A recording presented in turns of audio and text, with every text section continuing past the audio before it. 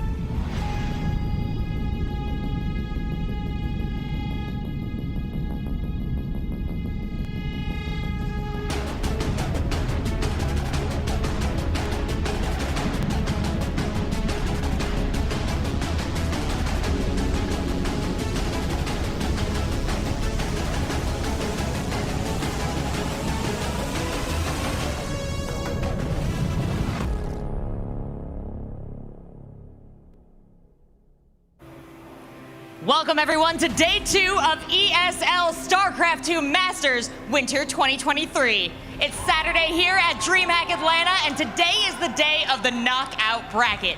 Every match you see on this stage, the loser is done for the tournament and the winner is heading on to Sunday. But we've got a lot to show you today, so I'm not going to spend too much time up here. I'm going to send it right on to get this show started. That's right, we have scythed through the competition yesterday, and now all of these players, it's do or die for them. 4 players already found themselves a position in that round of 8, as yesterday we had some phenomenal games back-to-back. Joining me to start things off, Fear Dragon as well as Behemoth to talk about everything that was going on. So far so good for the likes of the Liquid Boys, Clem and Cure. So far so good for Serral and Dark. Where's the Protoss, Fear Dragon? I mean, they're sitting in that knockout stage right now, In James. the bin. They're, you know, as you put it so eloquently yesterday, they're doing great so far. But none of them have made to the playoffs yet, but they're doing great. Look, Group B started with 1 Protoss, it ended with 2 Protoss. Clearly, they're doing okay, you know? Yeah, Rainer turning up with that. But you know what? I got some hope because we still got some great Protoss still left in that knockout bracket right now, James. No, definitely so. Definitely here. As you can see also the fun that was going on. Beyond giving a bow here to Serral. I mean, he really did compete with him by the end of that Behemoth, but it wasn't enough to kind of knock out Serral there as he plows on forwards in the competition. Yeah, the unfortunate fact about Serral is he wins every single... There are 8 total series loss. The series losses going into day 1 that Serral had suffered the entire year against the field. Yeah. At this point, it's 5. Clem has 2, Solar's got 2, Classic's got 1. That's it. The man doesn't lose. No, he doesn't, and a lot of people looking at him as one of the big favorites for the tournament, as is suspected here, because, you know, once all the American players are knocked out, then they'll adopt Serral once again. Wow! Texas. I'm just creating myself as the enemy, the ultimate villain of the desk. You're forgetting the most American thing that Americans do is that if all the Americans get knocked out, we just adopt a European Precisely. USA. Stefano. Who else was there? Serral. Polt, Captain America himself. Good times, good times. I think there was a short... I saw there was a short period of time during one of the BlizzCon games where people started a USA chants. They did. When Serral was winning. I remember this very vividly. Yes. I loved it. It was the most American thing. I've never been prouder. Okay. Anyway, beyond that, yes, we have lots to talk about in relation to that knockout bracket, of course, right? We're going to be covering 3 rounds of that here to start things off, and then we'll be moving on to those rounds of 8s as time goes on. The knockout bracket worked out interestingly, Behemoth, because we have some big fixtures in there. We're not going to talk about Hero and Maru in detail just yet, but the fact that that is a first-round knockout bracket because of everything how it worked is mind-boggling. It's really unfortunate for both of these players. Yeah, it's a rematch of the round of 4 of this tournament last year. The first time they played offline since last year. It's like, yeah, no, it's the round of 24. It's going to be okay. And that's not the only one, right? It's so many massive games here. Hero Marine Showtime, Oliveira trying to find his way to form again. It's a big day. Yeah. We'll talk about those in a few moments' time in a bit more depth. But for now, let's take a look back at how things went for the open bracket for some of these players to try and get through and scramble towards the knockout.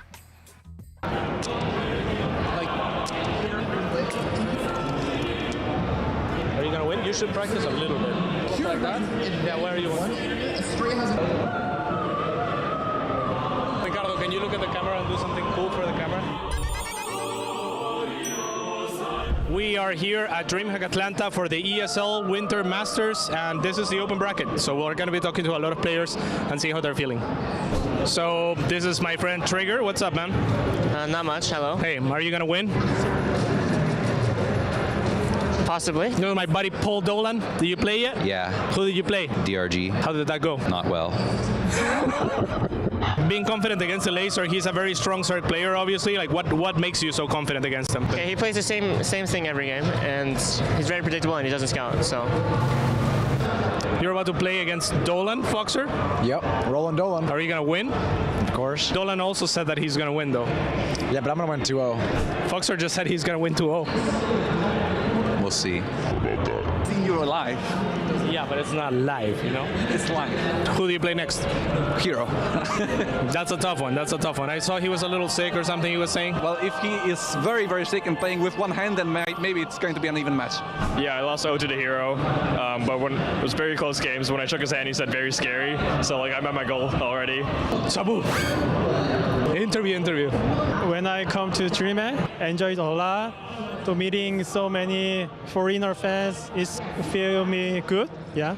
When was the last time you were in the U.S.? Last Atlanta. Yeah, last year. That would make sense. Excited to get knocked out, watch the games, and go from just enjoy the event all. That was the open bracket. That's the vibe around here. The players are feeling good. I'll catch you on the flip side for the playoff. Top shelf content there from Cats. I think he suits that role very well, Fear Dragon. No, he does a great job, but it's also, I'm trying to figure out, I'm like, did he ask them questions that kind of baited them to give like meme responses of like, yes, I'm not going to win? Or was it just that he went and found, he's like, I know who will give an answer that's just like, no, I'm going to lose. Like, maybe I'll win if his hand's tied behind his back and he's playing with one hand. It's just like Trigger showing absolutely zero confidence. I'm just like, man, Cats, he nailed it with that. Well, when hasn't Mana been a little bit of a trickster, right? That's true. Actually, you know what? As the captain for Team All Things Protoss, or I should say, not All Things Protoss, 5 Shades of Protoss in the many, many team leagues that we did in Master tournaments, Mana was always on my team, and Mana was always downplaying how good he was. He was just like, no, guys, I'm just going to lose. I'm just here to like soak up a loss for the team. And I'm just like, dude, you're like actually getting really close to beating some of the best players. This is kind of wild. Please stop underselling yourself. Such is the leadership of Fear Dragon with that ship, I think. But well done, well done. Let's talk about the knockout bracket here, guys, because we have got lots of games to cover here throughout all this. We will only be covering on this stream in particular 3 series from this, and as I said before, we will be moving on to that round of 8. But yes, we already highlighted the fact that Maru Hero is there. That is our opening bout. We're not going to be talking about that just yet. Beyond all of that, Behemoth, what are you looking at here for this first round? Because there's some really, really good matches there. You know, Kalaris, let me count the ways. We have Raynor Harstem, that rematch of what was a really good series in the online regionals. Oliveira, a Laser. Can he recapture that form? Is a Laser looking as good, or is he going to perform as good as he looked earlier on? The German Derby, Hero Marine Showtime. You ask me what series I'm looking for, and I just say there are 8 series right there, and I am very excited about all of them. Yeah, but I think looking at some fixtures like Bunny Gumiho, kind of unfortunate for these 2 fantastic Terrans to really go up against head-to-head in that scenario. But also, let's point out the fact that there are 4 players in that knockout bracket round 3 that earned their spot there by winning effectively the lower bracket of those winner stages from yesterday, right? So Bjorn, Classic, Solar, and Astrea, 1 series away from the round of 8 here against all of these players, whoever may come their way. I hope Astrea does well, Fear Dragon. I've taken you by surprise there. You did. You took the wind out of my sails because I was about to say, and you know what? One of them's American, James. Yes. Despite all of your wishes, one of them is American. What do you mean my wishes? And a Protoss player. I haven't said anything. Okay, you haven't said anything on camera, but I'm going to out you behind camera, man. I've been hearing you trash talking us Americans and how well we're going to do. Actually, you did that on camera, too. I'm trying to gaslight Fear Dragon so hard. It's brilliant. I love it. It's not okay, guys. This is just... James is a bully. That's true. Yes. No, I saw the schedule there as well. We've already kind of talked about how this is going to work out. Hero versus Maru is going to be that first match. And in fact, we actually had an opportunity to look at all the numbers from all of these players and kind of how they've been able to play offline and how many matches that they've actually had. And well, surprise, surprise, after Maru starting his career at the tender age of 4 years old, he's played a lot of matches, Behemoth. Yeah, it's almost like you start playing StarCraft when you are literally in diapers, and you do it the entire time, and you happen to win a ton of GSLs and other events and make deep in every single tournament. It's like you're going to win a lot of maps, Kolaris. Yeah. Kind of surprising. Well, he is, always in the running for the GOAT for a reason, I think. I think it is fair to say, though, that as of late, especially since kind of what was going on in Katowice and since then, there's been a little bit of a fall-off for Maru, but it is still Maru, right? And when we're talking about him coming into this first match against Hero, that is a huge clash, considering Hero is our reigning champion of Atlanta. I want to agree with you, James, but it's also like, I don't know, and I'm going to get all of the hate from the Maru fans. I'm not going to lie. I love the hate from the Maru fans. I love listening to the Maru stands out there getting upset with me when I say this kind of stuff. But you're right, Maru, he hasn't necessarily shown to be in the best of shape, and at all of these like non-Korean tournaments or tournaments outside of Korea, he does tend to struggle a little bit. We've already seen that in the fact that, guys, again, Maru isn't in the playoff bracket because he's been losing this event. He's not even in that further round seated in the knockout bracket. He's in like the lowest round in the knockout bracket for a reason. And I think that even though Hero has not necessarily been showing the absolute tip-top of Protoss play, and I know a lot of people are looking at Classic or like Max Facts and stuff, I think Hero still, he has a very solid shot of actually defeating Maru here. Potentially. Behemoth, your thoughts coming into it? Yeah, and it's one of these things as well. Yeah, is Hero on top? Is he winning every tournament this year? No, but he's been playing well online. He's been doing well in EPT Cups. He's been doing stuff in KSL. Like, he is actually still playing pretty well. And then we talk about this. You're right. Maru is, I'm not going to say back to Katowice. He hit top 2 at Katowice. Like, let's be real here. But GSL Season 3, you get knocked out. He hasn't had a gala. He was sick. Maybe he's feeling better now. But he lost to Classic. And I think Hero is on his best days. I think Hero's a better Protoss player than Classic is. Yeah, there was moments where Hero was innovating the matchup before the patch, obviously for quite a while there. That kind of culminated in that Atlanta win, I want to say, which is, again, we're kind of back. Hero's a kind of guy that does forward think. And as much as, this patch might be a little bit more unrefined for, Protoss's approach to the game and things like that, Hero's a guy that can kind of push it forwards a little bit. No, absolutely. And I think one thing it's always really tough to predict about Hero is sometimes you'll have a player and you're like, they came into this event and they didn't seem like they were in perfect form. They're doing okay, but I don't have super high expectations for the event. When Hero's coming to an event, even if it's not necessarily in the best of form, when he shows up for the event, I actually still leave it up to chance of whether or not Hero just shows up and is like, yeah, I know maybe like if you were watching me in online tournaments for the last couple of weeks, maybe it was a little bit shaky, but I showed up for the live event and I absolutely slayed everyone. So that's still a Hero that I think is very possible to see. All right, well, I'm going to do the dreaded desk host thing for the first time this tournament and say predictions. Because it's a big match. It is a big match. Best of 5 here. Behemoth, going to start with you. Maru fans, tweet at me, tell me I'm wrong, but this is Hero 3-1.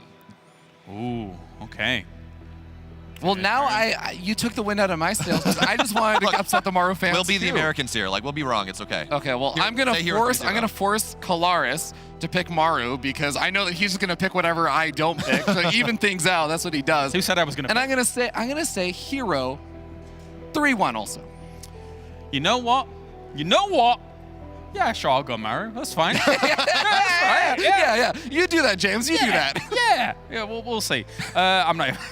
I guess 3-1, 3-2. I would like it to go all the way, to be perfectly honest, between these two because they're absolute titans of the game, and it would be lovely to see it really kind of go the distance. Although, as much as I wanted to balance things out, I do think Maru's in a bit of a rough state right now. Like, I don't know if it's mentally, I don't know if it's execution-wise or something like that, but we've been constantly talking, Behemoth, about the idea that Maru Magic isn't just there right now. It could quite easily come back at any given moment, at any given time, but it's not looking there right now. And the thing I talk about, even as I say Hero 3-1, he's looking good. Maru's not looking great. I think stylistically here, this is maybe a little bit better for Maru than it was Classic. Classic, he loves the Stargate play. He's doing all this crazy stuff. Hero, he'll get some Phoenix maybe, he'll go Blink, but he's going to go that mass gateway, that Firefly idea, charge all over the place, very much map control. And if there's one thing Maru's very good at, it's sure aggression, fine, but it's withstanding and getting himself to a late game situation. And we've been talking about this a little bit. Right. Late game Liberators, they're really good. All right, it's a big fight field. Thank you very much, gentlemen. Time now to head onto the stage. Maru and Hero go head-to-head here. One is eliminated. Thank you, Kyle Laris. There's a lot of history between these two players that can inform this matchup, but we made some history just yesterday with the two of them. Maru is playing 3 matches yesterday. He won against Kelazar, but then took a loss to Cure, a loss to Classic. Hero played nearly double the same number of matches, a win over Riser, a loss to Mana that he picked up later on with a win over Mana, beating Uko and Nightmare as well. So Hero, a lot more practice in this venue yesterday, but both of them equal contenders. Let's bring them on the stage, see who comes away victorious. We have Maru from Onside Gaming and Hero from DKZ Gaming.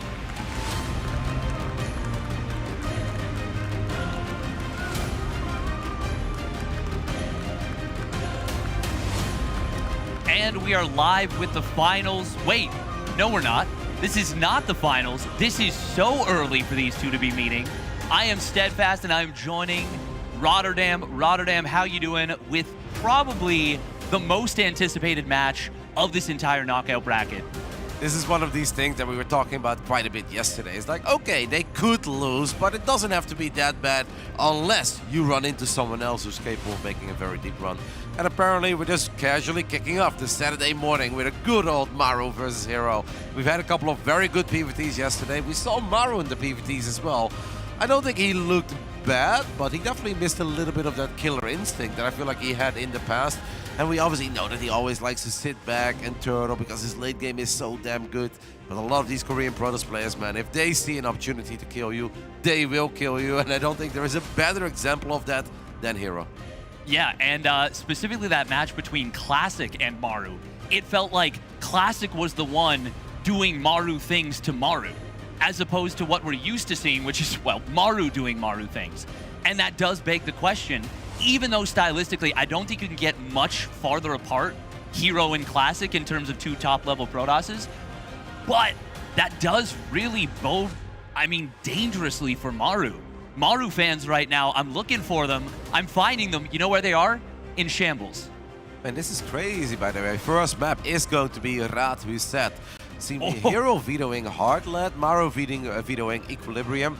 Honestly, I support that veto. There are some Protoss players out there who recently, I think even MaxPack said recently, yeah, but Equilibrium isn't all that good for Protoss. I'm like, oh, come on. You can't be saying that, because we see the Protoss players take that gold. Yeah. They show up with 20 more Zealots than they normally have. But that does mean that the first map is going to be that other odd map we currently have in our 9-map map pool. And that is Radhuset. I hope that Hero has a plan, because Hero is not normally the kind of guy that plays a Sky Toss late game. I don't even think he's the biggest Phoenix Colossus enjoyer. Kind of always thought of him as the gateway man, whether it's a couple Stalkers or we just warping Zealots everywhere. We know that he loves around walking with DTs, but I actually think stylistically, I don't even hate Maru's chances on the Radhuset against Hero. No, certainly not. And it makes me wonder, you talk about Hero having a plan. I wonder if Maru's going to have a plan for Radhuset, like if he let it through on purpose. Well, I mean, obviously he has to choose, right? Equilibrium or Radhuset. Yeah. And recently I did watch a game between the captain, Harston, who's still in the tournament as well. He's also starting his first round in the knockout bracket real soon. So, honestly, Red, I'm so excited for today, but I'm also sad because I look at that bracket. There are 8 amazing matches starting right now. Yeah. And I wish in a perfect world I could watch all 8 of them as the captain, Harston, is about to start his match against Raynor here in the first round. That's going to be awesome. But the game that I saw between Maru and Harston, Maru honestly didn't do a whole lot. Dropped a couple Wither Mines and said, you know, it's pretty good. Battle Cruises, baby. And he just made a bunch of them and won. I mean, battle cruisers are pretty good. They're the ultimate weapon for a reason. But we have spawning up in the top right for Dragon Kitesy Gaming. It is Hero. Look at these passionate nerds over here in Atlanta already showing up. The doors opened like 5 minutes ago and they're already here because they know, obviously, that this is going to be our first match here on the main stage. In the bottom left side, we are looking at the main base of one of the most successful StarCraft 2 players in the rich history of this video game. It's On-Site Gaming Maru.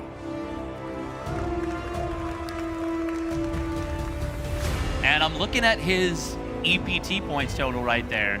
He's living in the future, 2025. Very neat.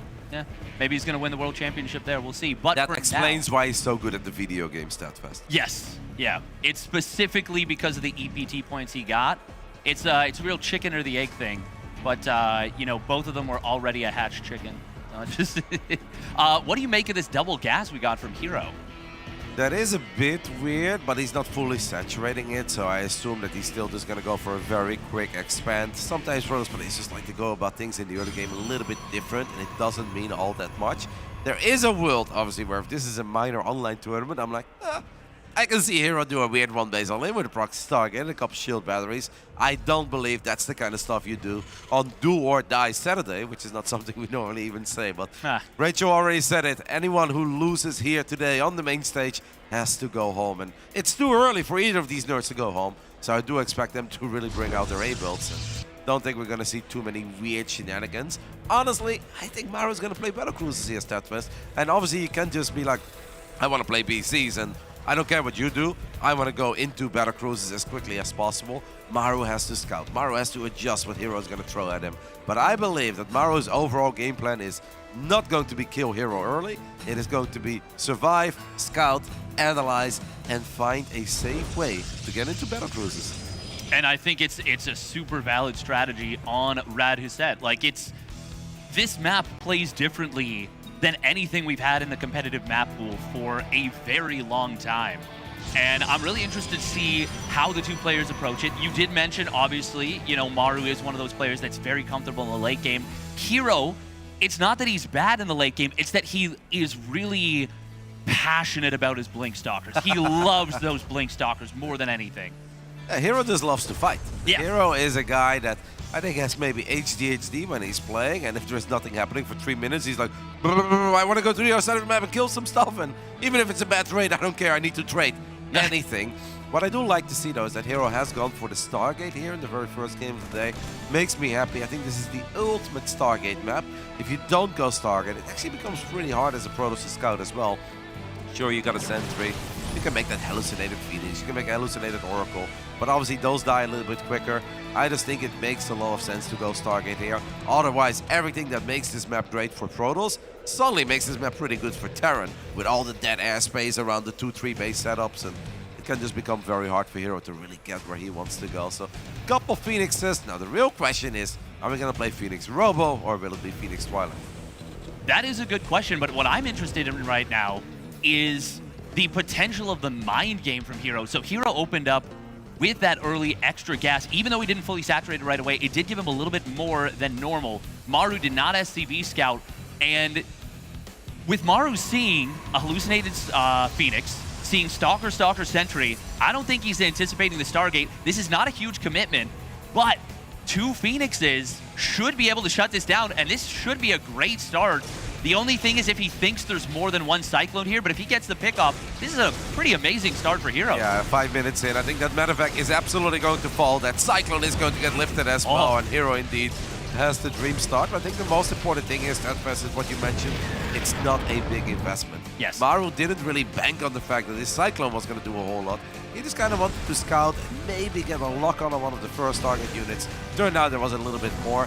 Maru is not super happy, but this is something I think he can recover from, and I can't imagine that he did not expect. At least there was a high likelihood that we were going to see a couple of Phoenixes. Now Maru is going to do Maru things. When he sees a bunch of Phoenix and he says, you know what I should really do here? Make a Raven. And some people might be confused about that.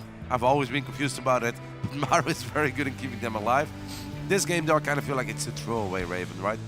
We're just waiting to see once these Phoenixes show up on Maru's side of the map, as we can take a little look at that first-person view. As StatFest, we are aiming so high right now. I don't think I've ever been this high. Never in my life have I been aiming as high as we have today. And yeah, we've got both players using those flying units right there, showing a real lot of love for the U.S. Air Force. And wow, this is something I didn't expect. Maru uses, that's That's black on his structures, yeah? That's interesting. Or is that dark gray? Dark gray. I think it's kind of dark gray. Okay, yeah. That's kind of neat. I don't think I've seen players use that before. This is kind of nice, though, from Hero. He does have Stalkers in position, but Maru is going to be able to target down 3 probes. Obviously, like you said, this is a throwaway Raven, but considering it's a throwaway, 3 probes, you could do a lot worse. You could do a lot worse, but you also think, like, isn't there something better that you can get out of that starport initially, right? Honestly, I think I would be happier with a Liberator that just sits at home and sieges up somewhere to make sure that Zealots are not going to run in later on. We did obviously see Hero go up to 4 gases very quickly, even before he dropped that Robo. But at that point, we already knew that he was going to play Phoenix Colossus. Maru obviously does not feel that this is the kind of map where, hey, maybe we can keep that Raven alive. Maybe I should research Interference Matrix and I can drop that Matrix on the other side of the map. Now, Maru just said, all right, I already made the investment. The starport was already busy building this Raven. I'm just going to make it. I'm going to fly in. I hope that your reaction time is slow. And then I get a few more kills than I'm supposed to get. But this setup to me already kind of tells me that Maru knows it's so hard to hit any sort of a timing on this map, and he's just going to turtle up. Got a whole bunch of tanks. A small chance that maybe we make a nice bio push, right? With like some 1-1 upgrades, a bunch of tanks, and if we can keep Hero contained on 3 bases, that's obviously a pretty good scenario for Maru. But I think it will always be so damn difficult for Maru to kill Hero on the 3-base setup that Hero is working with, and especially because we already see that Fleet Beacon go down, that second Stargate go down. So if Maru makes a very committed tank push, Hero can actually make Tempest, even if he didn't plan on building Tempest this early. Tempests are one of the best defensive units you can ever make in almost every scenario. And if you already have the access to it, yeah, why would you be worried about a tank push? Yeah, and Hero really prioritized his air upgrades here. He delayed that forge significantly in order to get really fast +1 air weapons and get straight into those carriers. And I mean, you talked about the battle cruisers of Maru, but Hero says, okay, I like fighting, but you know, I also like money. And I would like to win this map on Rad, who said it's honestly a great setup for Hero so far. The resources lost, it's not huge, but nothing has happened. Not a whole lot, but all the little trades have still gone in the favor, and that's discouraged Maru from, if he did want to push out on this super massive map, it's discouraged that down to about 0. Look at Maru, not 1 but 2 command centers going down. We've got the Ghost Academy going down as well. You already said it, we don't have another map like Ratu said. So the builds that we see here, the slow pace that we see between these two, that's all out of the window the moment we hop into game 2, 3, 4, 5. Yes. Hero does have another scout. He's going to see the reacted starport. We'll expect obviously a couple of Vikings to be produced. Wonder if Maru is still thinking about some sort of a move out. Like, this army right now does not do that bad. We throw down a scan on the side of Maru in the main base of Hero. He sees the carrier. He sees the mothership as well, because I think that's a pretty obvious animation. Yeah. But like, what do? Do you move out with a couple of Vikings? I don't think so. And Maru is absolutely not going to do that. He said, nope. You go up to 4 bases, I'll go up to 4 bases, and we'll just take it from there. The extra starport's already going down. Honestly, in a weird way, I am a tiny bit concerned for Hero, because you look at the work accounts, a 73 against 71. Like, it's not that Hero has really taken advantage of the fact that Terran cannot slow the Protoss down, right? Like, what has he really done with that kind of advantage? To me, it kind of feels that Hero has been a little bit nervous all game long, where he's like, oh, this is a really good Protoss map. Really good Protoss map. I just want to make sure that I don't die to something silly. But by playing it that cautious and somewhat slow, he's honestly not ahead entering the early mid-game of this TVP. Yeah, he's teched in a lot of different directions at once, and he's kept his gateway count relatively low, so he's gotten a lot of his bang for his buck in terms of really just spreading his tech around. But Maru's kind of done a similar thing. He's focused a little bit more on economy, but I mean, this is and obviously infrastructure with these additional starports. But this is pretty interesting. And ooh, you talked about the BCs. Those are not reactors. Those are tech labs, and we got a fusion core. Yep, we've got that fusion core, and of course we can get some Liberators later on as well with advanced ballistics. If Hero goes heavier into the ground, then he's going into Skytals, but Maru loves battle cruisers on this map. We've often said it in the past. Are BCs good against Protoss? Well, people are like, oh, they kind of suck, and then you have the people like, well, they're kind of invincible if you get a whole bunch of them. I think the truth is somewhere in the middle. I think battle cruisers have potential, especially with Yamato against some of these high HP Protoss units. It's just often if Terran player wants to go into BCs, they are just behind. They're going to get contained on whether it's 2 bases or 3 bases. And obviously BCs are very expensive units. It's disgusting an immense amount of resources to get all these upgrades, the fusion core, the extra star points, and the amount of time for normally a BC to show up as well is simply a little bit too long in high-level StarCraft. But on this map, we already said it, all your regular timings are out of the window. I don't know how you feel about it, Statfest, and I would love to hear your honest opinion. But 12 minutes into this game, I like it more for Maru than I like it for Hero. If nothing else happens, yes. But what I'm looking for, the play I'm looking for Hero to make, is a Mothership recall into that back pocket base. That's what I'm looking for. The only thing about that is that he won't have, like, Charge, for example. He is going to have Storm. He's got +2 air weapons. And this could be a very deadly push if he ends up going for this. Besides that, I think I do agree with you. We still have 5 tanks though, don't forget about that. We have 5 tanks, we have a couple of goals as well, as Maru's going to pick up a few units. This is going to be really annoying for Hero, who did not have control of the Zelnaga Watchtower, as Maru had control of it with the Cyclone. And 2 cannons and a battery is not enough, so Hero might actually be forced to use a defensive recall. I would not ignore this if I was Hero. I really think you have to recall, or at least warp in a whole bunch of units. Maru is going to go for that battery, warps in a Stalker. Hero is going to float over his carriers, I believe, right, based on the minimap movement. And we do have that Mothership thinking about it. And as much as I love this plan by Hero, there is a problem with this plan. And the problem is that if you recall in, you can't really recall out anymore because his army is too big to get completely recalled. Yeah, that is definitely a problem. He can split it in theory because obviously a little bit of his army is... Not a little bit. He's got 10 carriers. A lot of his army could theoretically just fly out, but it is one of those situations that gets very dangerous. Vikings were on the hunt for that Mothership, but Hero had pulled it back. He didn't want to just leave it there on its lonesome. And both players are going to kind of continue to power up for the time being. One problem for Maru, obviously, is that he still has a whole bunch of Marauders. And okay, Hero has a decent amount of units, but the 10 carriers are the only thing that's really scary for Maru. If all 10 carriers are able to deploy their interceptors, yeah, then I think Maru is still going to have a tough time, because at this point he doesn't have the Dream Army yet, and a lot of the supply is still being built. I love the addition of 8 missile turrets at once. I also think sometimes you can just let a command center die. This game will not be won or lost at a single command center, as we're gonna go for that pylon, and that both pylon is going to on power. Triple cannon and the batteries, the other cannons get on powered as well, and Hero is forced to recall at least a part of his army. Maru is doing a 10 out of 10 job right now in A, trading out some supply, and B, buying more time for those good old battle cruisers, baby. Yeah, that's twice now that Hero clearly wanted to make a move on the map, and Maru checked it. Speaking of those battle cruisers, I see a little blue blob on the bottom of the map.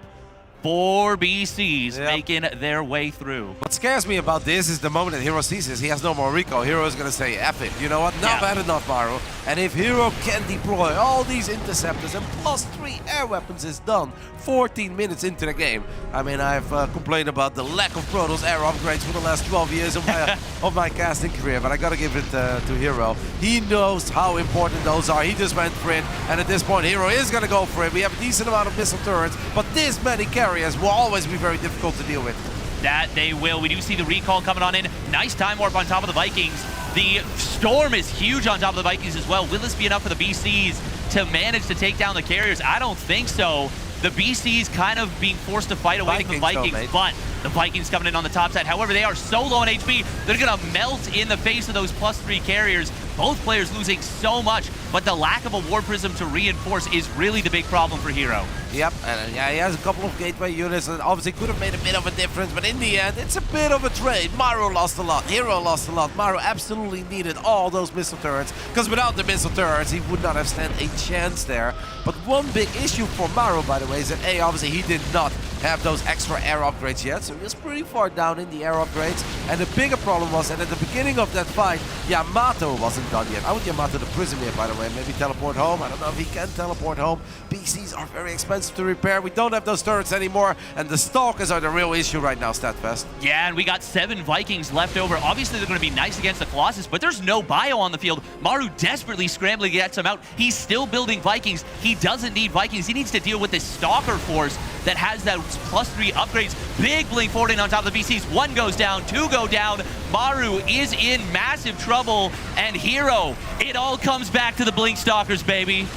Yep, even if the map is not perfect for them, you can always open up with a bunch of carriers and then go back into the Stalkers. But Hero's not there yet, StatFest. Hero has also spent his entire piggy bank, and he's very Stalker heavy now. And Stalkers are going to have a very hard time walking into a Terran main base on top of all those barracks that can still crank out bio. We've got +3 on the bio units. Maru obviously is in some economic issues right now, because going back to the initial 3 bases, 17 minutes into the game, that is the biggest problem. Hero's army, I don't think is invincible. Maru is just kind of broke at this point, and he's still building these very expensive units. The Vikings, though, are going to try to go for 2 carriers in the middle of the map. He kind of underestimated how long that 1 carrier would live. In the end, Maru does get both of them. I want to see what Hero's doing with his Gateway army. He's just getting every single orbital. Yeah, there is not a whole lot left for Maru. Even if he does manage to stabilize, he's lost so much at this point. Hero is super far ahead in both workers and supply. Army supply is obviously not amazing, but and actually, a big deal, it is 3-3 versus 3-0, soon to be 3-1.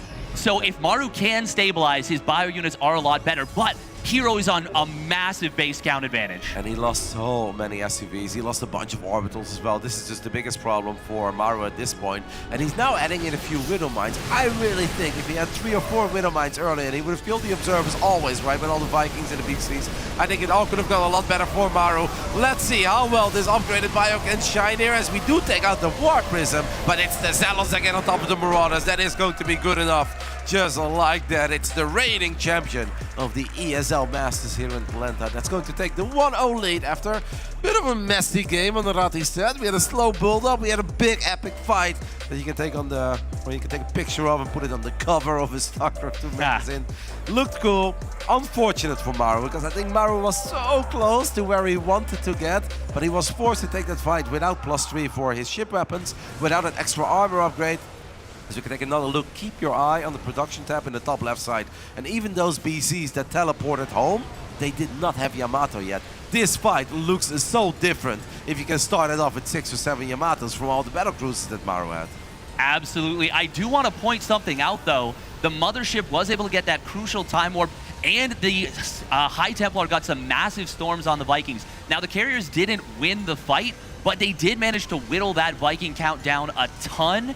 And those Vikings are so expensive to replace. Obviously, the carriers are as well, but I don't know. It always feels like when I watch the Viking versus carrier interaction, and the Vikings are, even for like 3 or 4 seconds, they're getting hit by those carriers. It feels like they just melt. And when the HP is that low, you know, we have those Autumn Vikings with the orange and the red HP. They just get absolutely melted. And Hero was able to rebuild hell of a lot faster, and he ends up taking game 1. What I would have loved to see, and obviously this is in hindsight, looking at how the game played out, looking where Hero first went, and then what the follow-up plan was for Hero, is that instead of having those 5 tanks on Maru's side, if he had 2 or 3 tanks, but then he had a bunch of Widow Mines scattered across those missile turrets. It is incredibly hard to keep detection there as a Protoss. He did not have an Oracle, obviously, so the only thing you really have are Observers. Well, Observers staying alive against that many BCs, Vikings, missile turrets is almost never going to happen. And if you can then survive with your Widow Mines until they can fire again, so they get 2 full volleys off, I really think Maru would not have lost those SCVs. He would have not lost those orbitals, and Hero was about as committed as a Protoss player could be. Yes, he has the gold, but he's now maxing out on Stalkers with 0 armor upgrades against 3-3 bio. Like, that looked one-sided, but I actually think it was very close. It was extremely close. No, I got to agree.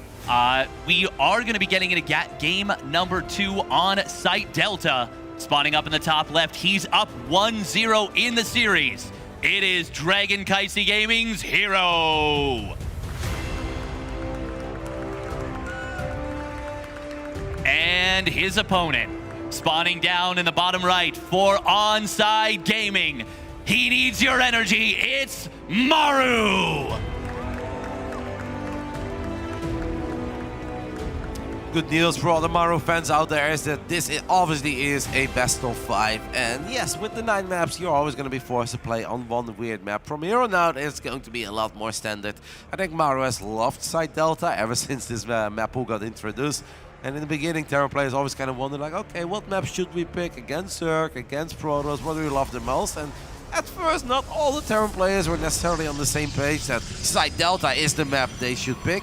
But Maru, from the very first day, made it pretty obvious that if he ever had map choice, this is the one map that he wants to play on, whether it's against Zerg or Protoss.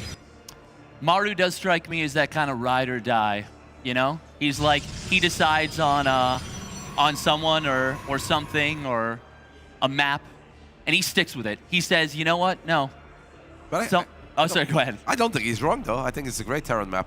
And I looked at it in the beginning as well, and I was like, if I was a Terran player, I think I love Side Delta. And then some of the Terrans were like, oh, it's a bit hard. There's too many run-by potential for the Zerglings, and it's hard to stabilize on 4 bases. And I was like, yeah, but it has all the characteristics of what makes a great Terran map. You can have a tank in your main that keeps your 3rd base and your natural safe. You have a lot of great tank spots throughout the center. You can take out some rocks, which makes it a little bit easier to go for some of these parade pushes.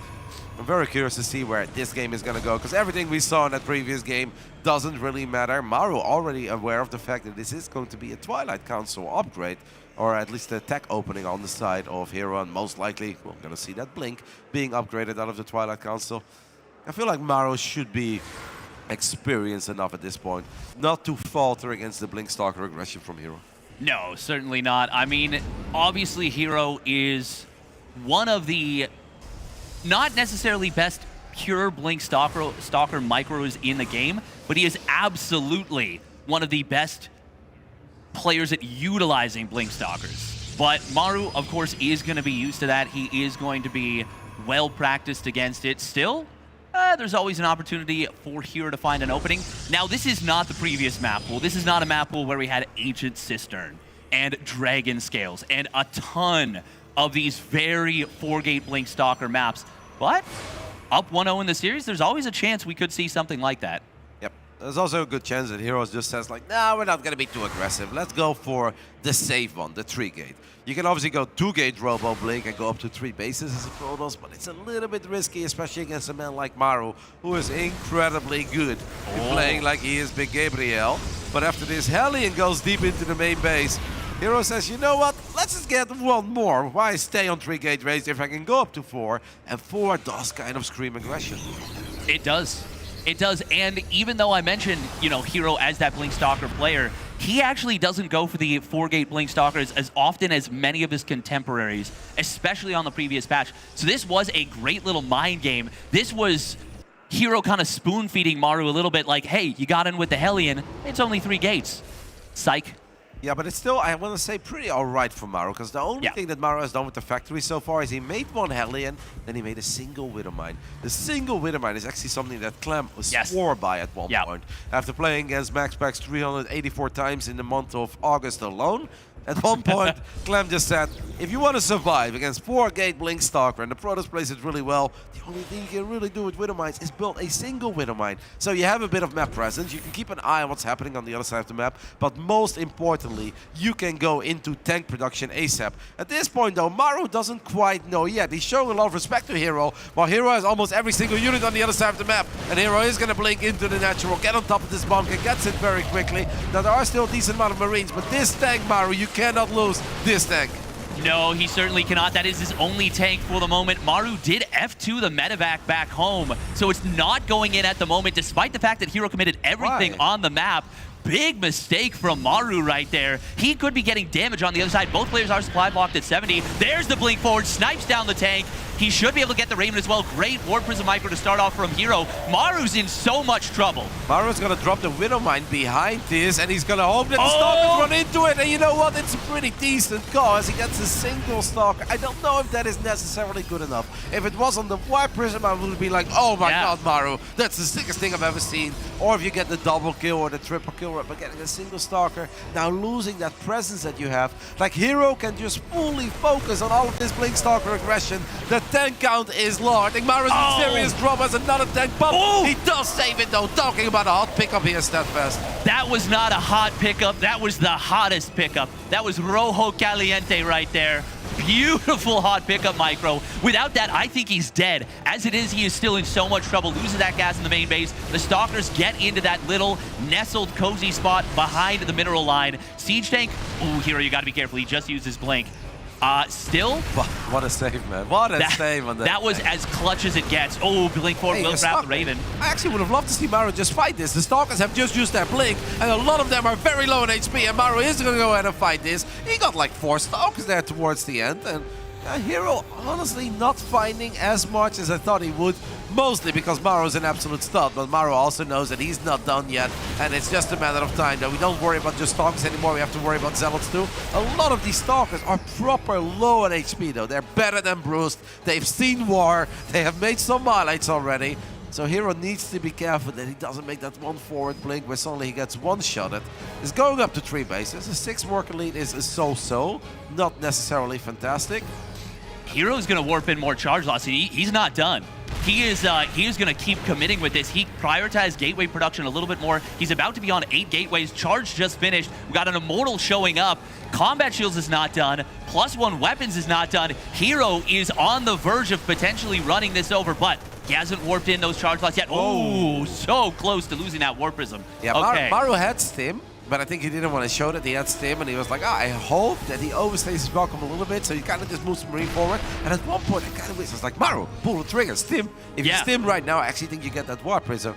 You know, honestly, I'm not loving Hero's spot. Now, that doesn't mean that Hero can do a whole lot more because he's about to able Maru, and that tank is actually on siege. Oh, and that's obviously going to make life a little bit harder. We do have a couple of Widowmines sieging up. There is still a safety tank in the back. This is where it gets a little bit scary, but don't forget, these gateway units are 0-0. Maru has +1 on bio. If Maru can just somehow survive and not lose too many SCVs here, he still has a chance, but those force fields are excellent on the side of Hero. Those were some beautiful force fields right there. Another one catching a few of these units. SCV's trying to be put on hold position. The siege tank in the back is the only thing keeping Maru alive right now, but it is going to work. 2 tanks on the high ground. Maru will ultimately stabilize, but the SCV count, 22 SCVs falling to their deaths. And a Dark Shrine behind it, you know Maru's going to be spamming those mules. Oh, one tank a little bit exposed. Hero wants that tank. He sees it. He gets it immediately. You got to give it to Hero, man. He's got some killer instinct. And Maru just picked up 4 Widowmines to go to the other side of the map. But he would need a couple of these Widowmines right now to deal with these extra Zealots. This is all still 0-0 on the side of the Protoss. Maru does not have an armory, so these Widowmine drops are going to be annoying, but not that annoying for Hero to deal with. And that means that Hero can just continue doing his thing. At least Maru spots the Dark Shrine, by the way, so that's a nice little something. As a couple of Stalkers did get warped in. It's 4 Widowmines. I think Hero didn't quite expect that many mines to be dropped. He's like, that's the last one, right? I was like, Maru's like, no, I've got one more. But Maru will leave after he feels he is just a bit too far behind. 18 workers behind, a base behind. I would have kind of maybe like to see him get one more bio army and go to the other side of the map, pull whatever remaining boys you may have, because there was no splash yet, right? There are no Colossus, there are no High Templars with Storm, there are no Disruptors. Then I always feel that if you have bio, you may as well give it a shot. But obviously Maru in serious trouble after that. He moved out the split second too early, right? Hero was ready to fully send it with those Immortals, with the Sentries, with the Stalkers, with the Zealots. And right on that moment, Maru thought Hero actually went home. And he lost that tank immediately, and he was just in a bit of trouble. And he was going to, well, somehow stabilize, but just lose way more SCVs than I think otherwise he ever would have, because his army started to look pretty damn good, Statfest. Yeah, no, it was starting to look not too bad at all, especially with, like you mentioned, the upgrade differential. And there's that hot pickup that kept Maru in the game for a little bit longer. But I feel like Maru might have looked at the Dark Shrine and realized it was checkmate. Because I think he knew, with the economy that his opponent had, he knew Hero saved enough probes to continue to spam out charge lots. And he knew that if he can't drop mules, he's not going to be able to keep up. That is a... Sure, but you can always build a single missile turret, right? Just true. Yeah. And if Hero is too afraid to transition because he knows that Maru is most likely going to attack him, you know, bio skills are very well against gateway units. And these gateway units won't have any great upgrades. They would maybe have +1 in the end, but it's really not that impactful. I mean, obviously Maru is in all sorts of trouble there, but I would still like to see him try, because this is the knockout bracket. We're not doing some round-robin best-of-3 over here. This is the knockout bracket. Maru. He's down 0-2, needs to win 3 games in a row against the reigning champ of the DreamHack Masters Atlanta. Hero just finds a way, Statfest. He sure does. He is... I wasn't too sure what his form was going to look like, because we didn't get to see any of his games over here on the A stream. And even though we know, obviously, that Mana, especially in PvP, and especially on a really good day, he can go toe-to-toe with the best of them. He goes to trade series with max packs pretty evenly. Still, being able to take down Hero, it did leave some question marks. Now I feel like those question marks have been put completely out of my mind. Hero's looking on fire. I'm a little bit sad that Maru brought that medevac back. I don't understand, because that's one of the most annoying things to deal with as a Protoss player. Whenever you want to be a bit aggressive with the Blink Stalkers, you want to be in the face of the Terran, the one thing you don't want to do is pull your probes away from your own two-base economy over and over again, because it's just a single Widow Mine. And you do absolutely need to pull the probes away against a single Widow Mine, because otherwise Maru is going to target the right probe, and you're going to lose 4 or 5 probes every single time that bad boy fires. And at the bare minimum, what Maru could have accomplished is that he forces Hero to warp in 2 Stalkers at home, maybe even 3 Stalkers at home, just to keep tabs on that medevac. So maybe if the idea was to snipe the Prism, sure, 200 IQ, big brain gaming, but I really think that medevac would have been a lot more useful on the other side of the map. Yeah, I have to agree. I am confused by the decision making, but I am just a mere mortal compared to these two. Spawning down in the bottom right for Dragon Kites Gaming. He's 1 map away from knocking out a big rival. It is Hero.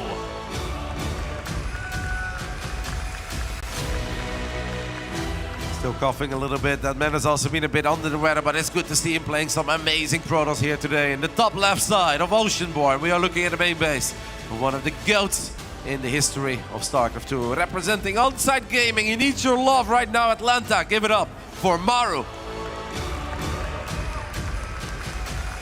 I love it. That is cute. Love to see that. Got a future superstar. You gotta start training young. That's how you end up like Clem. Just put a mouse and keyboard in their hands at the age of 6, and they can snipe banelings like nobody's business. We are gonna be seeing a little bit of hesitation from Maru. He started to build that second gas and then stopped. That is not a huge tell. But I will say Maru does feel like one of the more decisive players in general. And it feels like maybe he's second guessing himself a little bit in game number 3 here. We're going Marine instead of Reaper, so Marine expand. He's going to drop the CC on the high ground. That's an interesting one. Maybe it's going to lead into one of these Cyclone builds where you can just hit with a couple of Cyclones and a bunch of Marines very early on. Kind of cool here. It's obviously very difficult for Hero to scout because, like, all right, you have your probe on the other side of the map, but you don't just want to lose the probes. I believe that the factory is built right next to the barracks, and I guess we're going to do... No, it's actually a bit further in the back. Could still be Cyclones right out of the factory, but just one at a time. We'll go to reactor out submarines. Interesting opening here by Maru. Not opting to go for the Reaper. Has not scouted at all. No, and I don't think he's been scouting much this series. Obviously, he made that Reaper in game number 2, spotted the Twilight Council very early. But no scout on Radhuset, no scout here on Oceanborn. And, I mean, Hero is the kind of player that will not hesitate to drop a second gateway on the map and just go for a kill maneuver. So, I mean, down 2-0 in the series, things really haven't gone Maru's way. I don't mind that he doesn't scout, but I wonder if Hero's going to be paying attention for that and might think about something like that if this does go to a game 4. Yeah, but in Maru's defense, he is building the CC on the high ground, right? Yes. So even if there would be a second gateway on the other side of the map, I think if anything, that should be good news for Maru, because I don't think that Hero can walk up the ramp over one base Maru and kill him with a couple of Stalkers in the depths. I always think that, and then I see Maru, or I see Hero do some stuff versus like Beyond. I'm like, you shouldn't have been able to do that, and he does, but with the high ground CC, it would have been a lot more difficult to get anything done. We are going to be seeing that Twilight Council once again from Hero. And this Hellion is going to try and come in here for some scouting information. Probe, ooh, nice body block right there. Maru not going to necessarily know that it is Twilight Council. He might have to guess a little bit if it is going to be Phoenix's or Blink. Yeah, so it looks somewhat similar to the previous game, but there is one very important thing to keep in mind, is that Maru did not go Reaper here. He went Marine into Reactor. And it may not seem like that big of a difference, but it really makes a big difference in the Terran defense of things, because they just have that little bit of extra firepower. They have a few more Marines out, and that in general makes their life easier if Hero decides to be aggressive, which I don't know if he wants to be. He doesn't really have to be on Oceanborn, but could also be like, all right, let's go ahead and clean up these 2 mines if Maru is going to commit with this first Widow Mine drop, and then Hero can always send it, because that is what makes Hero, that makes him such a nightmare to play against the Terran players. You never know when that man is going to pull the trigger. He does pull the probes away. Overall, very good defense. Only lost a single probe.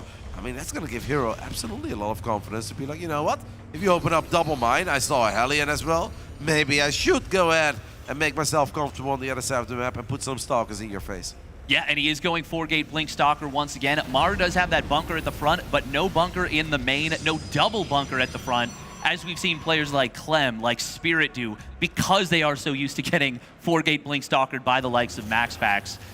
Hero, ooh, he will be able to figure out where that first tank is. And he sees that there's no bio covering it right now. War Prism is coming on in. Hero might decide to pull the trigger. I think he's going to shade forward once again, warp in a few more Stalkers, and if he doesn't see any Marines here, he might just pull the trigger and go. Yeah, I saw a lot of Marines at the top of the ramp, but it's always very cool is that you guys can keep an eye on the Adepts. Hero is going to walk with the Adepts forward, then the tank will shoot at the Adepts, and once the tank shoots at the Adept, that's when the Stalkers show up and they're going to get on top of it. Okay, apparently we're not going to do that this time, but he will still blink forward, grabs the first tank rather quickly.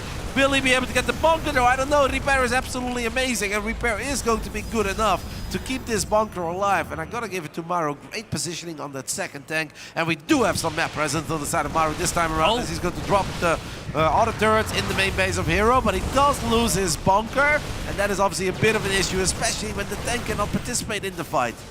Yeah, that is a pretty huge deal. Nice tank shot right there on the center of those Stalkers, able to get quite a bit of damage. Hero did make a mistake on the execution. He went in just before the Adept shaded, and he ends up taking a lot of damage. Stim in the main base will get sniped. It's not very far along, but that still will extend the amount of time where this is Hero's playground. Widow my shot in the natural picture-in-picture. That's a massive shot. Are you kidding me?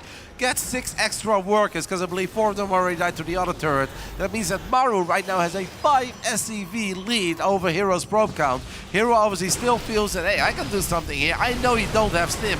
Maru's like, I know I don't have Stim, but what I do have is a bunch of Marines and Marauders that are going to protect these tanks. And Hero, once more, the Stalkers have taken a bit of a beating.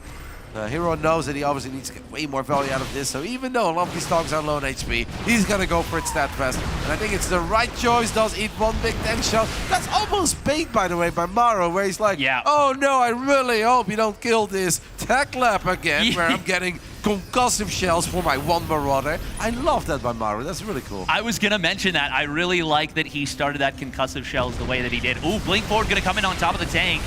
Hero will be able to grab it, and the Marines and Marauders, because they don't have that Stim, they're not able to get over there particularly quickly. The concave for Hero is pretty good, and he does have that second blink in the form of the War Prism. We need to kill that Observer, Maru. That Observer is giving Hero way too much information. I think that one high ground shot there of the tank should have kind of given it away. Maru is still doing fantastic economically. Hero has been warping in, or excuse me, building a couple of probes. I guess they warp in as well. But he's still mostly been focused on the aggression. But I think at this point, Hero knows that it's very unlikely he's going to kill Maru. So what he's going to do now is just try to get a few more SCVs. If it's not in the main base, we're going to try the natural. He is dropping the Robo Bay. Oh. Because we are going to get 4 Stalkers on top of one of the last 2 remaining tanks. It's honestly pretty good with just 4 Stalkers. A little mistake there by Maru, because Maru has more than enough bio to at least leave a few units there protecting the tank. That is the most Orbital Command energy I've ever seen on a Terran at this stage in the game. He's got a Raven. Yeah. He is either really scared of DTs. What? I don't think I've ever seen that. At first I was like, that's got to be for DTs, right? But no, he's still got the Raven. Okay, finally going to drop some mules. That will undercut the economic advantage that Maru had there. I mean, I don't know if it's going to make the difference in this game necessarily, but that's a big deal. I was wondering if Hero would have gone for a Stim is done, by the way. Hero, are we paying attention? There is a Viking in production as well. The Viking is out right now. I hope that he's got energy on one of these Nexus. That's going to be somewhat close. I wish that Maru would have moved the Viking. Oh my God, he still gets it. I was going to say, I wish that Maru moved it a bit closer, because then the projectile lands earlier, but Maru apparently didn't need it. From downtown, gets the War Prism with 4 Stalkers inside of it. Honestly, StatFest, I think that Hero should have maybe gone for a Disruptor here. As Hero is not paying attention, he's going to lose 2 more Stalkers in the center of the map. I mean, Maru has just played a beautiful Game 3 here on Oceanborn. Yeah, you talk about things not going Maru's way. That could not have gone any better. The SCVs are here. There's only one rangeless Colossus. This looks like we are going to be going to Game 4. Huge concave for Maru. He stims in. Battery overcharge is going to be pretty great. Great force fields on the top side, but that anti-armor missile is coating everything. Beautiful auto turret to body block the Colossus. Widowmine, boom! Boom, baby! Massive shot. It's not going to change who wins the game, but it will put an exclamation point on it as Maru fights back and forces game 4. Yep, a very solid game by Maru, getting a couple of great Widowmine shots, especially in that natural where Hero left one stalker behind. And that's everything we mentioned on side Delta, where as a Protoss player, you don't want to be dealing with a Widowmine drop. Even if it's a single Widowmine, you don't want to look over at your natural. You don't want to warp in stalkers, because some of these Blink Stalker fights against Bio without Stim or 2 tanks and a bunker, they often come down to 1 or 2 extra units. As Hero peeked over to the left there a little bit, looking at how Maru was doing, but I believe that Maru was laser focused on his own monitor. But yeah, just a great shot. You look at that picture-in-picture in the bottom right side, you get the stalker, you get like 10 probes. Fantastic stuff by Maru. Yeah, and it may not seem like that many workers getting 6 extra workers. It's huge. It's huge at this stage in the game because Hero is looking to potentially, if things go well enough, it's a pretty edge case, but if things go well enough with this 4-gate Blink Stalker, you could see a similar situation to what we saw in game number 2. Now, I don't think we're ever going to see that in this game because it was obviously already 2 back and forth, but the little bits of damage that come in can make a huge difference. I want to point out this auto turret right here in the back. It body blocked the Colossus just a teensy bit. I don't think that was going to make the difference. I don't think that Colossus was ever going to live, but just a really nice little move. And then that Widowmine shot really punctuating that game.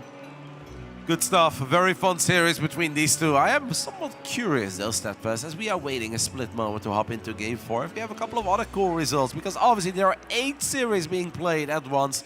8 absolutely amazing best of 5s, and it's do or die for all of them. So let's just go ahead and take a look and see if we've got a couple of fun results coming in, because I definitely haven't seen everything yet. Seems like Creator has taken the lead over Kalazur.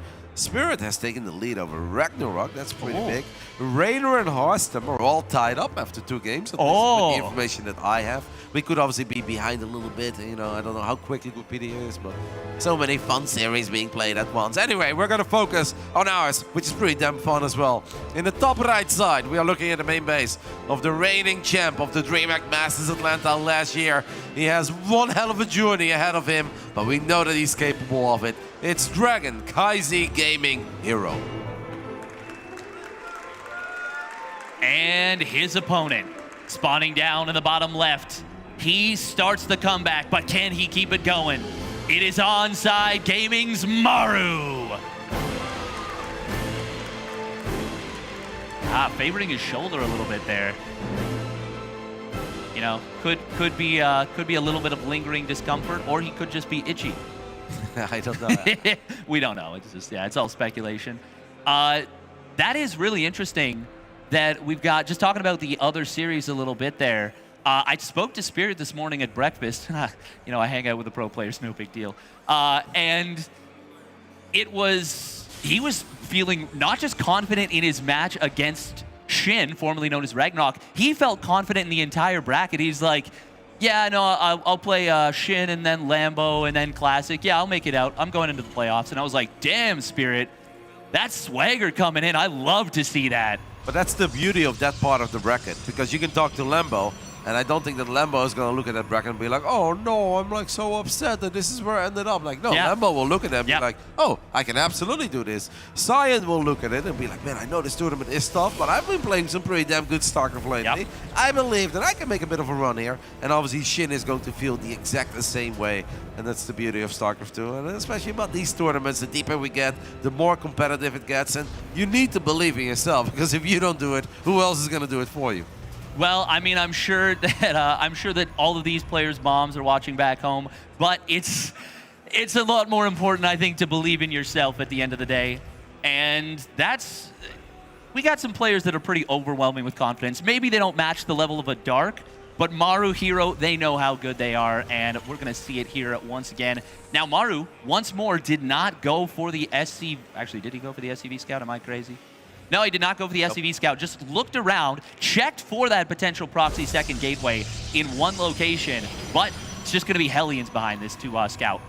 because this time we are building the CC on the low ground, right? Yes. So then you need to respect it a little bit more. I think high ground CC, you're honestly safe against pretty much everything. Maybe one base proxy Stargate can be annoying, but you know, Maru is going to be fine. And he's also going into Cyclones for the very first time relatively early, as Hero has gone for the 1 gate Twilight Council with 2 extra gateways. Has a couple of adepts here on patrol. It's going to make it hard for this Hellion to go in. Adepts are very good against light armored units, and this Hellion is still going to outmaneuver it. It's actually kind of nice because the Hellion is a bit quicker. Now you know that it's the opening is double adept sentry. We'll get a perfect scout off. Honestly, Maru's going to be pretty happy with this. Even if he can't kill any probes, he saw everything he was looking for. Yeah, and he was he did build that early Cyclone, but he's going to add on. Like, initially, he started up a Widowmine, instead adds on a couple more tech labs. I was wondering if maybe he was thinking about going for a tiny little push, maybe put a little bit of harassment in on that cybernetics core, that gateway on the low ground, but it looks like, no, he's going to start up tanks. He is saying, well, you've got 4-gate Blink Stalker twice now, but he's going to do the thing he did on Raduset, single Cyclone in a medevac. That's such an interesting drop to me. Yeah, it's very weird, because Blink is very close to finishing up. So Maru is hoping that Hero is going to send everything to the other side of the map, but Hero has not done that, and the Cyclone is not going to win this fight. Maru could be in trouble here. Will that medevac live or die? It barely lives, and that is honestly a massive relief for Maru, because if you would have lost that, you lose your presence, as Hero has gone up to 4 gases very quick, 4 minutes, 30 seconds into the game. The man's got 4 gases saturated, even before he's got 16 probes on the minerals, and he drops one of the quickest Templar archives I have seen in a little while, Statfest, in this matchup. Hero loves this play. He loves this 2-base Templar opening. It's oftentimes it can end up looking like madness, but sometimes it looks like absolute genius.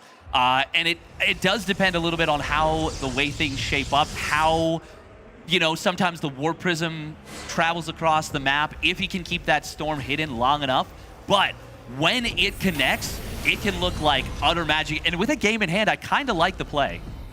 Well, I definitely expect Maru to throw down a scan. If Hero's not in his face with a couple of Blink Stalkers, if Hero doesn't show up with a Warp Prism, Maru's going to be like, huh, so I guess you're transitioning this time. And I assume it's Colossus. He will probably throw the scan down around the natural because he wants to see the amount of gas that will be taken. But if you take it a little bit, if you throw that scan down a little bit towards the right side of the natural nexus of Hero, I think you can see the gas, and he could potentially see the Templar Archives as well. And that'd obviously be massive for Maru, because then he won't be ambushed by Storm. Storm can be great. Storm is particularly great, and he did kind of throw down, but I wish he would have thrown down a bit more towards the right, because now you see a bunch of stuff on the left side that wasn't really needed. But I think that Observer and the Warp Prism sitting next to each other, while the gases are fully up and running, you'd be like, huh. I mean, if you would go Colossus, like, why would you have a Prism here? Yeah, it would certainly be a strange setup, and as more Widowmines are added in, I think Maru at least has an inkling about this. Ooh, triple drop heading out to the right side. And I will say that Storms do not necessarily deal amazing with this, but the feedback could be very useful. Look at the production there, by the way. Triple cannon and a battery. Oh, it's like, wow. Hero is playing this like he is 27 workers ahead, and as long as nothing bad happens, he's going to be fine. It's like, that's not quite the case, Hero. What you really have to worry about it's not a single Widowmine. It's just a straight-up army size. Maru has 69 army supply. Hero's currently working with 34. And I know he's got a couple of storms. As Maru faked that drop, is still potentially going to go for it. Honestly, in the straight-up fight, Hero's in so much trouble. And a cannon or two is not going to save him, Statfest. No, he needs to make sure that either A, he gets the biggest storms of his life, or B, he jumps on those medevacs while they're fully loaded. Probe does spot this army. There's the storms. That's not great. That's not great. Not great, and he loses one of the High Templar. And 2 storms.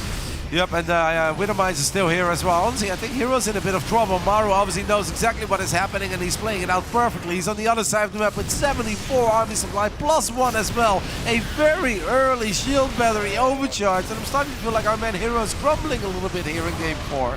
Yeah. I'm not happy that he finds himself in Game 4 at all, because this, I don't know if it's a doable fight. The storms will connect, and especially that one on the bottom left side is kind of good, but there is no reason for Maru to stop attacking. Maru's got a big army, throws down a scan, and he says, all right, if you are all out defending the third. I'm just going to go ahead and go for the main base. Hero does see an opportunity to at least get on top of the tanks, the Widow Mines, clean up a couple of the Marauders, but a lot of the gateways are going to be unpowered. Yeah, that Artosis pylon disabling 4 gateways right there. +1 attack did finish.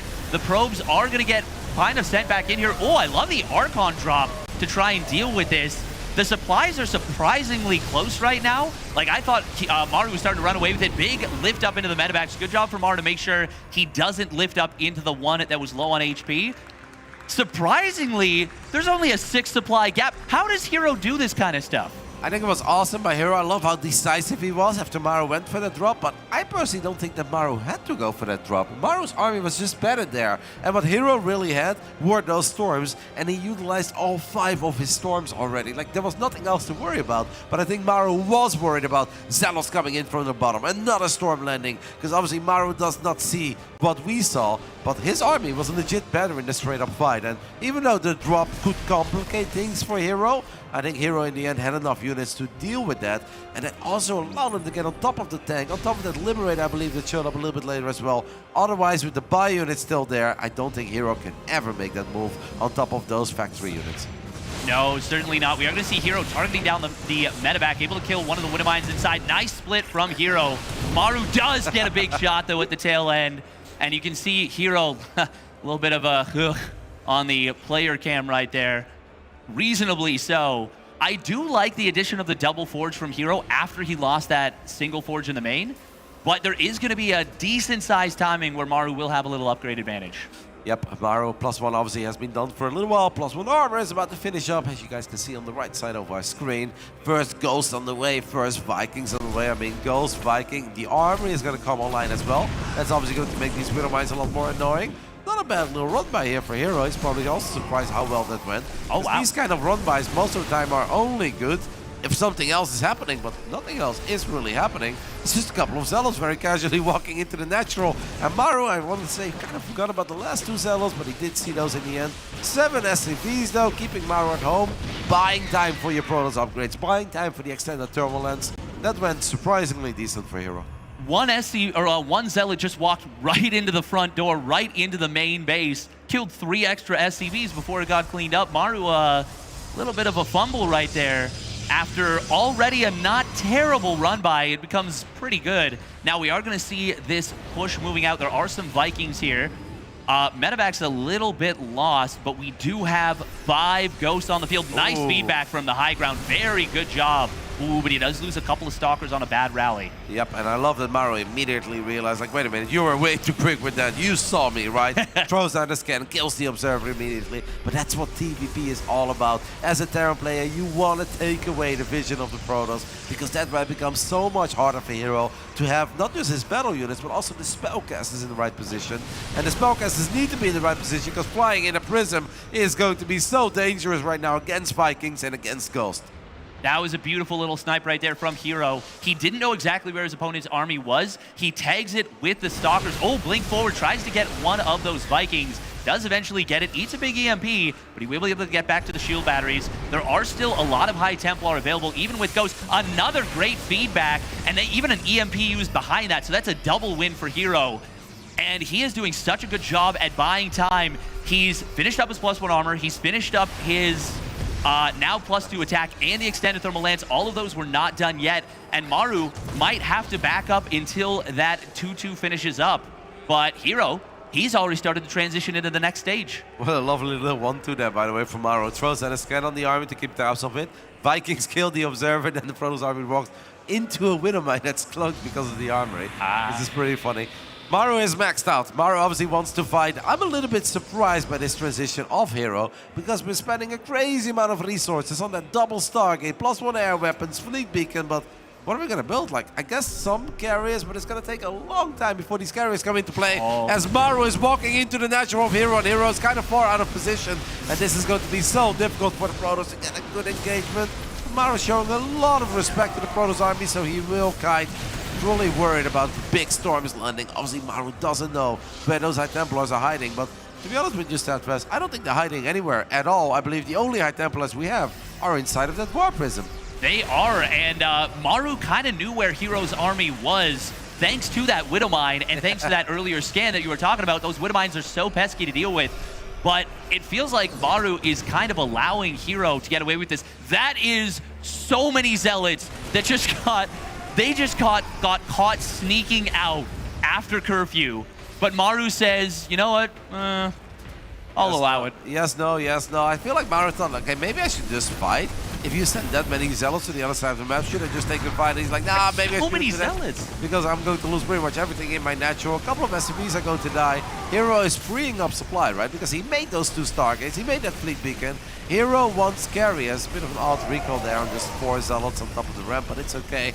Zealots doing their thing. Hero needs to be careful that he doesn't throw away too much at once. And I really don't like Hero's main army being here, by the way. Steadfast. If we are saving time, if we're buying time for these carriers, we should not send... careful with your War Prism. Okay. Maru is paying a little more attention there. There's one of the Colossus actually getting tagged there by the Marauders. These Widow Mines are just firing all over the shop. Hero's army is honestly a bit better than Bruce. It is not that fantastic at the moment, even with 1 or 2 carriers. I'm not loving this army, Steadfast. I want to see a few Disruptors or maybe some Immortals on the ground as well. Yeah, the carriers and Stalkers and the Colossus and the Archon are not going to beat this army of Maru. The lack of Disruptors is concerning. I got to agree. And there's so many Vikings already on the field for Maru, even though a few of them are bruised up. They're also getting very close to their +2. There's only the 2 carriers for the moment. 2 more just popped out. And we do have another 5 and 6 on the way. But this is a very exposed carrier army. One of them goes down very quickly. Hero struggling to keep tabs on this army. And Maru, he's been so afraid to commit all the way through on that ramp. But he keeps finding good fights around it. Yep, and the Widow Mines just keep on firing. Hero finally takes out one of them. Hero don't think he's going to be able to get this base up and running. That War Prism is in the front though. And we drop 1 Storm. That's not bad. Clips the part of the buyer. The second one is not all that great. We saw Classic have a couple of absolutely fantastic blinks in the late game against Maru. Where over and over again we kind of thought it's like, oh, are you in trouble now? But he never really was. And maybe Hero took a look at it. You know, the old school logic is that you never want to be this Stalker heavy in the late game because Stalkers don't have that much DPS as another Observer falls. Well, the Protoss nerds do seem to just kind of know where to be, right on the edge, what they can and cannot get away with. And just chip away, Sniper Medevac, blink back, Sniper Viking and blink back. As Maru is going to work on advanced ballistics. He's got 3-3 by the way on the bio, as Hero just now has +2 armor finishing up. Yeah, there was a solid 15-20 seconds right there where it was a 3 upgrade advantage for Maru, and he didn't take advantage. We're going to see a big EMP on the Stalkers. Maru, he's playing it safe. He's playing it so safe. Oh, and he's actually adding missile turrets on the front line. I love this. Especially now that he's finished up the 3-3, I would really like to see those late game upgrades for them. EMP not able to land. Now it gets one of those High Templar. There are still a lot of storms, and it's very clear that Maru is afraid of getting stormed on that ramp, but it's allowed Hero to now get up to 6 and soon to be 7 carriers. Yeah, but we have 17 Vikings, and we don't just have missile turrets here, we have a sensor tower as well, which is really cool because that allows Maru to permanently keep track of Hero's army movement, and Maru should be able to find a little opening. Shield Battery Overcharge is active though, and if there is one fight I think Maru shouldn't take, it's near Battery Overcharge because carriers have so many shields. But Maru is still just kind of doing his thing, getting some good value out of it. The War Prism trying to flank with some storms, flying into all the missile turrets. The carriers are turning around right now, Steadfast. Hero definitely finding a pretty decent fight. The one spot where Maru absolutely did not want to fight was near Battery Overcharge. A lot of interceptors are going to go down. And look at the Observers getting targeted as well there towards the end. Maru hates Observers with a passion. Yeah, there are still 2 with the army, fortunately for Hero. Ooh, Vikings do find one of the carriers and another. And the War Prism. This could be potential for big storms on these Vikings, but we're not going to see them yet. Good kiting from Maru, and he will be able to disengage successfully. Maru's only on 59 SCVs. That's actually not that high, and he has stimmed a lot. He is on 6 medevac, so it should be fine, but the Mass Liberator transition is going to do really well against the ground army. I don't think it's all right to be around like 59 or 64. I don't really want to see Maru get a whole lot more because what he needs is a massive army. He needs a lot of army supply. Yeah. At this point, You already have all your upgrades. You already have all your infrastructure. You're already maxed out. Like, we don't need 80 SCVs at this point. What we need is enough Vikings to one-shot some carriers, to one-shot a Colossus, to gun down those War Prisms. That is a lot more useful than 20 extra SCVs would ever be. Yeah, but it does mean losing all those missile turrets was a big deal. Huge storm on the backline. Maru having to run through the entire thing. Very nice leading storm from Hero. He knew Maru was going to have to disengage, and he got the full duration. A lot of damage on that army. Liberators, though, are going to push this army back. They do have their +2, and that will mean they one-shot the EMP'd Stalkers. Hero, though, finding a bit of a position. Oh, activates the Mothership's cloak. Maru, he's got the ability to drop some big EMPs potentially, but looks like they're just both going to disengage for the moment. A couple of Zealots will find that planetary fortress in the center, and the Zealots got some upgrades. There's another Widowmine shot. Actually does not go off as this time around Hero avoids it. I don't know if I love Hero's army being here, but hey, I love the bio. He's a bit low on HP, but there is a planetary here. That means that the Stalkers can't really stick around and fight. Hero's hoping that Maru will chase his army, because if Maru is going to chase, the units sometimes clump up a little bit and we can land some big storms, but in the end there was way too much firepower in this Terran army, and Hero dropped 60 supply real quick. And what did he really kill in return? Not a whole lot. He damaged a lot of bio units, but it wasn't enough. We are going to see battery overcharge popped at the top of the ramp, but it is not going to be enough. The Liberators are here, the carriers flanking, but Maru will send us to a Game 5. He gets the job done versus Hero, and the first series of the day is delivering. It is going to distance, and especially here in the late game, Maru just kind of looking superior to Hero, man. I felt that Maru maybe could have went pedal to the metal a little bit harder. He could have pushed the issue a tiny bit more, and I think this game could have been over a bit earlier. But he showed a lot of respect to Hero. He wanted to make sure he wouldn't do something silly against the potential of being stormed, being flanked. But yeah, Hero in the late game there with his carriers, I don't want to say looked clueless because he was obviously under a lot of pressure, but especially some of the move commands throughout the center where Maru just keeps track of the army and he's like, oh, free carrier, free carrier. Obviously, kudos to Hero, by the way, because here, 8 minutes into the game, I actually thought he was in all sorts of trouble. Look at the army supply over here to Steadfast. It looked so dire. Maru decided to go for the drop. Found some economic damage, found the forge, unpowered the gates. Actually was worried here for Hero, then he sent the probes back a tiny bit too early, but since the Archons were here to save the day, he only lost like 5 additional probes. It's cool that we got such an awesome long game after all of that happened, but it never really felt that Hero was close to winning it to me. Like, I felt like, where are we going with this? How do we beat this Terran army? And I felt with the composition that he had, wasn't it? That was probably his best shot. Fight near battery overcharge, but Maru obviously wasn't born last night. He knew that that was not the right place to stick around forever. And I think played it out in a very calm and collected manner. Yeah, there was obviously a few moments where Hero found some opportunities, especially, oh, that looks cool as hell. It's big. Damn. That is big. I've got a statue, but it's not that big. Yeah, that's, man, I want that.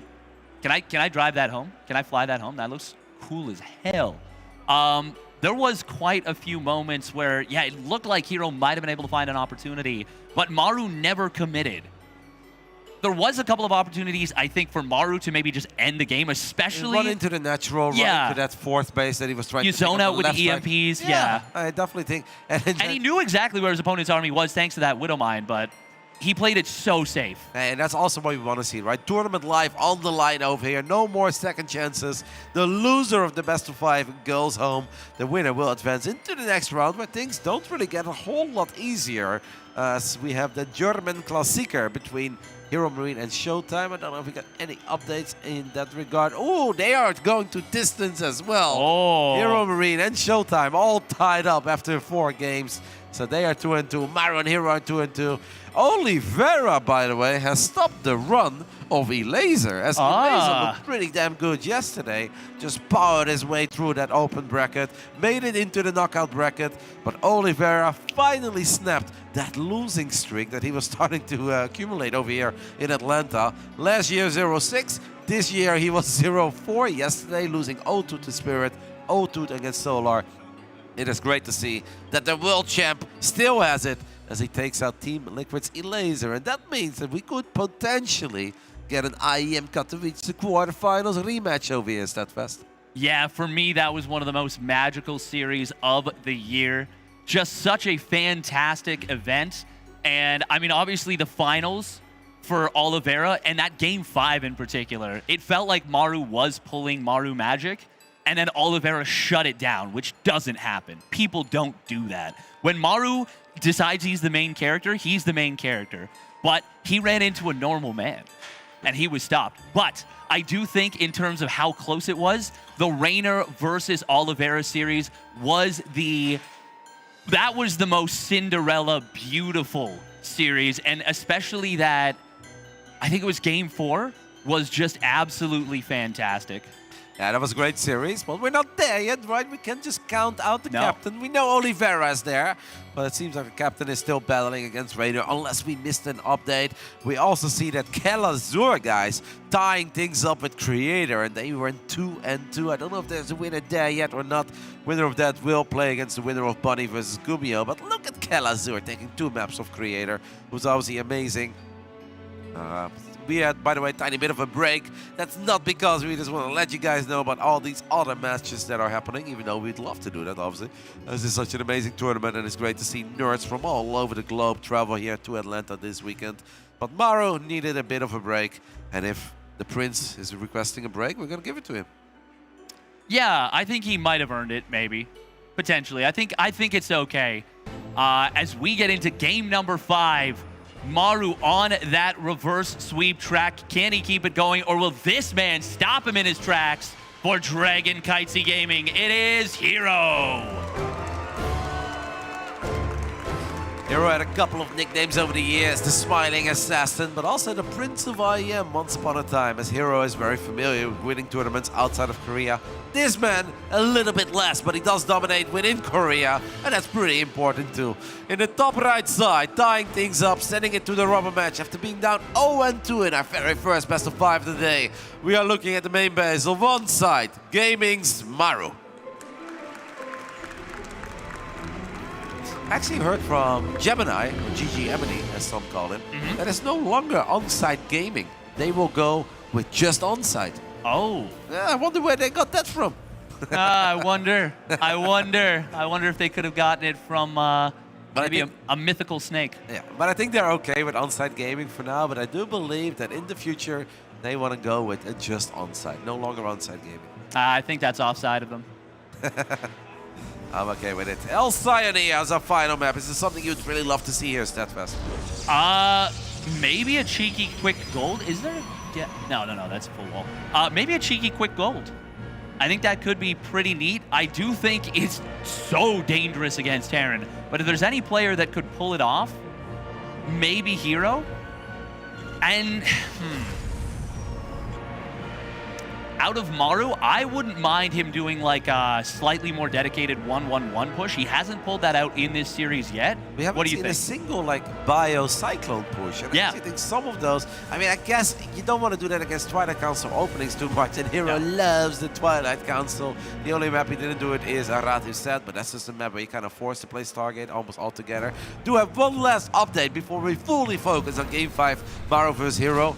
Big Gabriel took out the D Mauer, and so Hero Marine has advanced into the next round in that German Klassiker, and that is relevant because the winner of this series will run into Big Gabe in the second round of the knockout stage. That is very notable. We could have the caster nightmare of Hero versus Hero Marine, which, well, fortunately, we won't have to cover, but, I mean, I am still a little bit jealous. Ooh, there it is. We call him Big Gabe for a reason, so it's really not that much of a nightmare, right? We just go with Gabe. Yep. Yeah, here is the Stargate. We haven't seen the Stargate since game 1. Hero's gonna go back into it. If Maru scouts it with his Reaper, by the way, that'd be big, because what Maru obviously does not want is a similar scenario to Ratu said, where he picks up a Cyclone, flies to the other side of the map, loses the medevac, loses the Cyclone immediately, but the Reaper hopped into the main base. Maru knows what's up. He can now adjust. He can keep the Widowmines at home, or he can put them in a random spot, hoping that Stargate units fly into it.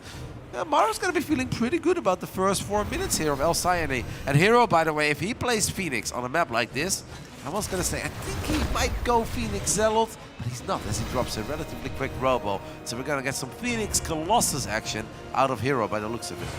Yeah, and Maru played against a ton of Phoenix Colossus in his days, but also he played against Classic, who is I think probably the best Phoenix Colossus player in Korea right now. I think he is just so solid and sharp with it. And, I mean, Hero, he is extremely good, but like you said, he does favor that Twilight Council, so it will be interesting if it does end up being a big push, which, as we can see, Maru is cutting a couple of SCVs here and there to keep factory and unit production. I think we're going to see a bit of a push. Yep, and these pushes are so hard to deal with. Now, I gotta say that Classic did an absolutely 10 out of 10 job against this stuff yesterday, where he was basically defending the third before he had a third. But because of that, he had high ground presence or high ground advantage. He was able to get a couple of shots off. I don't know if Hero is going to make a similar goal to what Classic did. And if you just sit in your natural, it actually becomes harder as a Protoss, because then it's even ground. Then Maru can see your unit. Maru's going to get the lock-ons. Maru's going to get the siege up with Widow Mines, with Liberators. This is where Maru, I think, yesterday lost it, because the Immortal was out and he couldn't get onto the high ground. This time, Steadfast, he does get onto the high ground. And if Hero loses his pilot, he's in trouble. He needs that pilot, otherwise he can't build anything anymore. He is not building another wing. We are going to see a lift on the Cyclone in the back. Phoenix, though, will get targeted down. Cyclone will not fall, but the Immortal will eventually kill it. Nice hot pickup from Maru.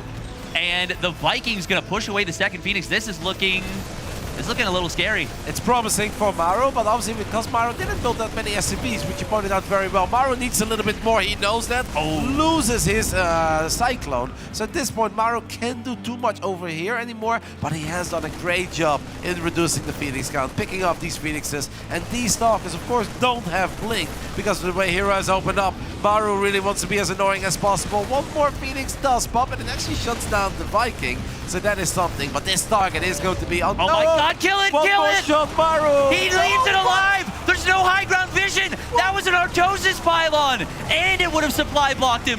Maru, no! 2 HP! What just happened? Maru was fine there. He could have gone down that pylon easily. Then he could have always picked up the units later and fly them home in a bit safer way. Maybe he was focused on his Liberator. That is doing some good damage, but that was crazy Steadfast. That could have been so much better for Maru than what it turned out to be.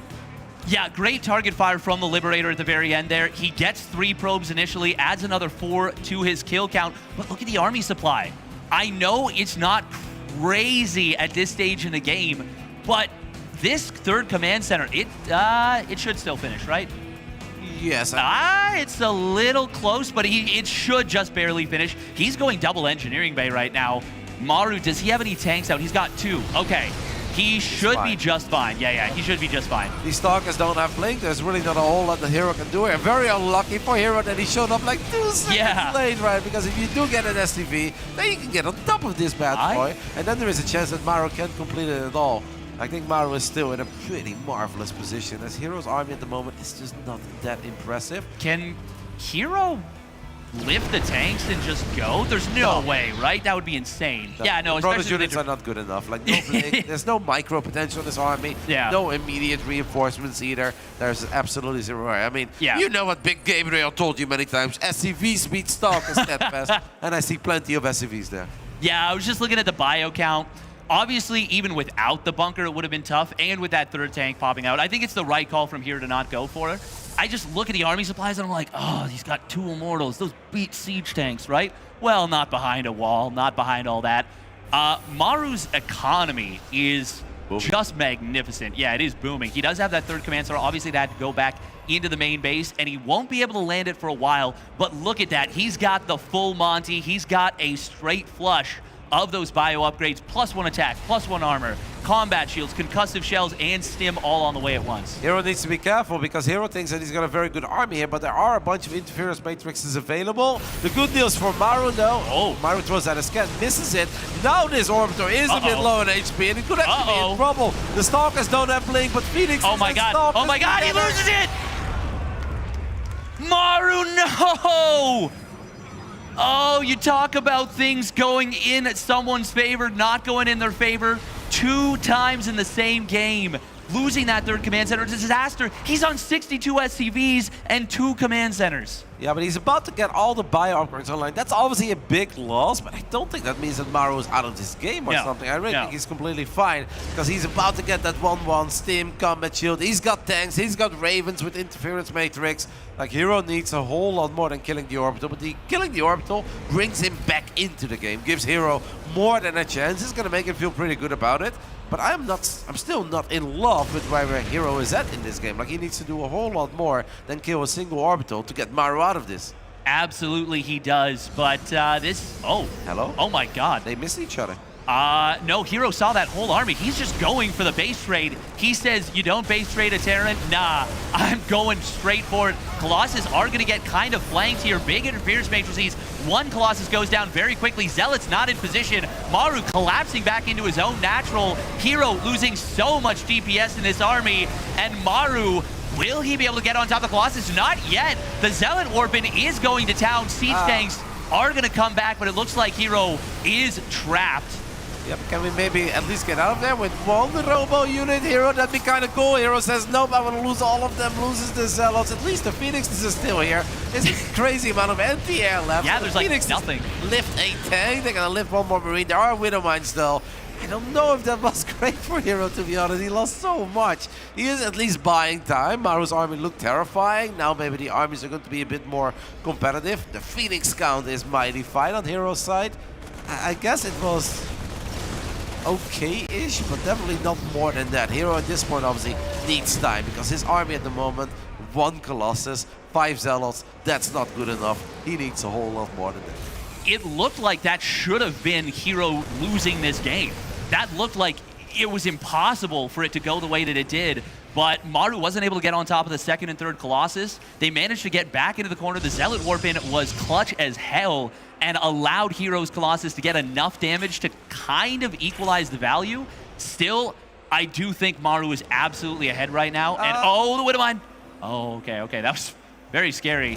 Oh, there's another Widowmine behind this, though. Could have been a lot worse. That is so many Marauders right now. He needs disruptors. Yep, I would love a second Robo on the side of Hero, and I know that Robos are expensive and he's not crazy rich, but with just a couple Gateway units, 1 Robo unit at a time, I'm afraid that that's not going to cut it. Hero needs something that's a bit more powerful, and it's not going to be easy to connect with your Purification Novas against a man like Maru, as Maru guns down another Phoenix, stims forward with a couple of Marines. I'm concerned. I mean, you said like you felt Hero was supposed to lose the game there. In the end, it kind of went okay, but it was Hero who made that choice. Yeah. He saw Maru leave. Maru didn't know where Hero's army was, and Hero's just like, hey, you know what I'm gonna do? I'm gonna walk into your natural. And I'm like, but why exactly? And Hero's like, well, we're about to find out. It's gonna be hell or glory, baby. I don't want anything in between. And in the end, he kind of gets something in between. Where it's like, yeah. Well, I don't know what just happened. Obviously, it's a crazy series. These two guys feeling the pressure as well. I mean, they traveled all the way from Korea to Atlanta. You're playing a Game 5. Hero doesn't want to have that feeling of, I was up 2-0 and I'm going to lose the series. And Maru doesn't want to have another early exit overseas. Overall, I agree with your sentiment that the game looks good for Maru. But if there is one man who can make Protoss units look better than they are, it's definitely Hero, as he just finds weird ways to win certain games. That he does. He's going to try it now. There are so many EMPs available, though. And with the Phoenixes being a pretty core component of this army, there's no way Hero in his right mind could go for that. But I have a new nickname for him. I've said it for a while, the Mad Scientist. Sometimes he just does things. And we saw it before. Oh, there are a lot of ghosts clumped up on that watchtower. The EMPs could be deadly. They do get a big connection. Guardian Shield's going to get popped.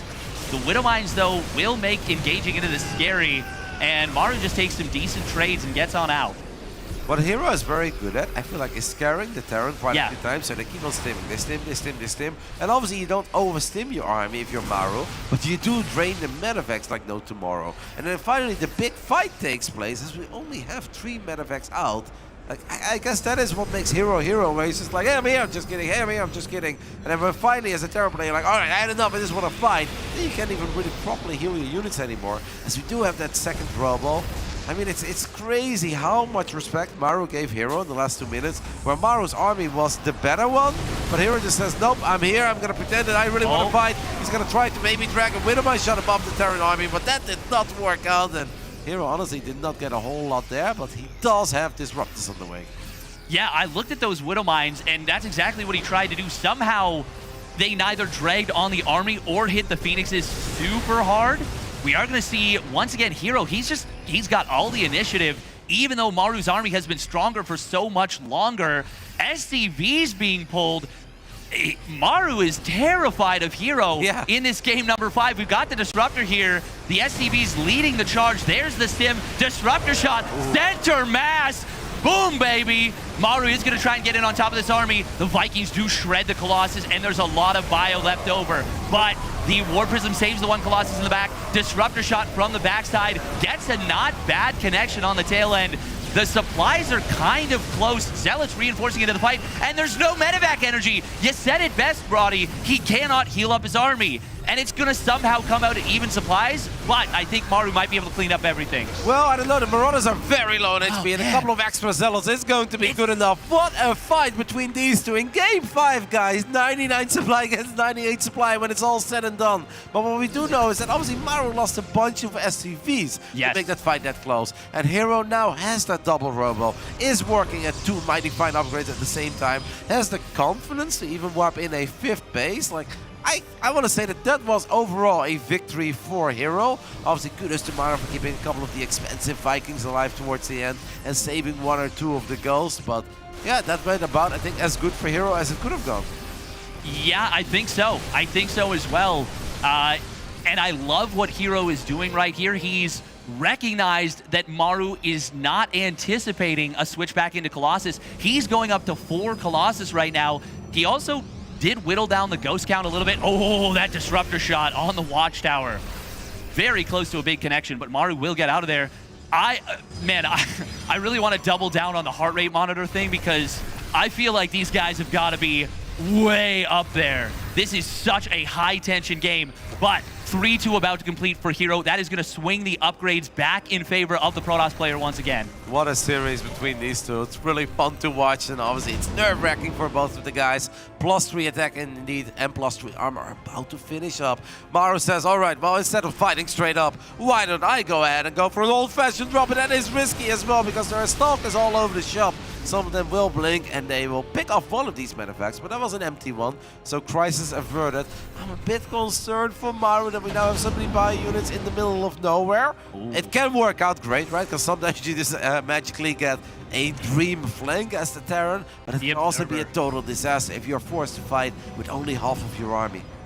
The Observer sees exactly where those medevacts are. Unfortunately for Hero, he's not able to punish, but it does let him know that Maru might take a little bit of time to readjust this army.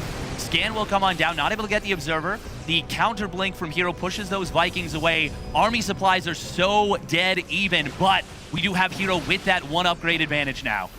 Yep. I love how Hero is this aggressive, even though he's got more bases. He's got some room to potentially still max out, but he just says, no, I believe in my army. I believe that this is the place where I need to be, as he gets the Widowmine, gets a couple of the STVs as well, and Maru once more. Like, it's going to be in so much trouble. It's going to be a very difficult fight for Maru. This could very well be the end for the man from Onsite Gaming, as I think Hero has Maru right where he wants, as long as he can keep a couple of these robo units alive and gun down these Vikings. Huge Disruptor shot there on the tail end of the fight. Another one coming on in, grabs a couple ghosts. The Vikings clean up the Colossus, and this will be a pushback coming in from Maru, but the SCV count, he's down so many workers right now. Maru must kill Hero right now, but Maru is already had the army supply caught back up to him. Hero is in such a good position to deny the reverse sweep, to advance on to the next round. Maru is on his last legs. How does Hero have no gas when he had the Rich Vespian guys? And by the way, that's a bit confusing, but we're gonna warp in a couple of Zealots, and that's obviously not a bad thing, because Maru doesn't have a lot of things that are great against Zealots anymore. Has a few Marines showing up, has 1 or 2 ghosts. He's gonna try to make a few more Widow Mines, but by pulling the SCVs over and over again, these fights that look even are not even. They are wins for Hero, because Hero's just like, oh, cool, you lost a bunch of SCVs again. He's now gonna potentially get on top of one of the last important mining bases, and like, how is Maru gonna get a 5th place under these current circumstances? It just seems impossible for Maru to get his hands on another mineral line. A, he doesn't even have the SCVs for it, and B, he can't possibly protect it. No, he cannot, and these disruptors, they don't have a great answer. Even just taking out Widow Mines at this point is great. Yeah, it opens up the opportunity to just continue to siege this base, force out stims. Now, the medevacs are not as big of an issue. Hero, that was a little bit of an optimistic disruptor, we can say that. But he is just in such a commanding position right now. Surprisingly, we don't have Hero committing hard, but it is hard to know exactly what the game state is right now. Resources lost is only about, what is that, 1,700 in favor of Maru here, but Hero, it's more of a whimper than a bang, but he will take the series. Maru was not in position. Hero advances on to the next round and knocks out one of the greatest GSL players of all time.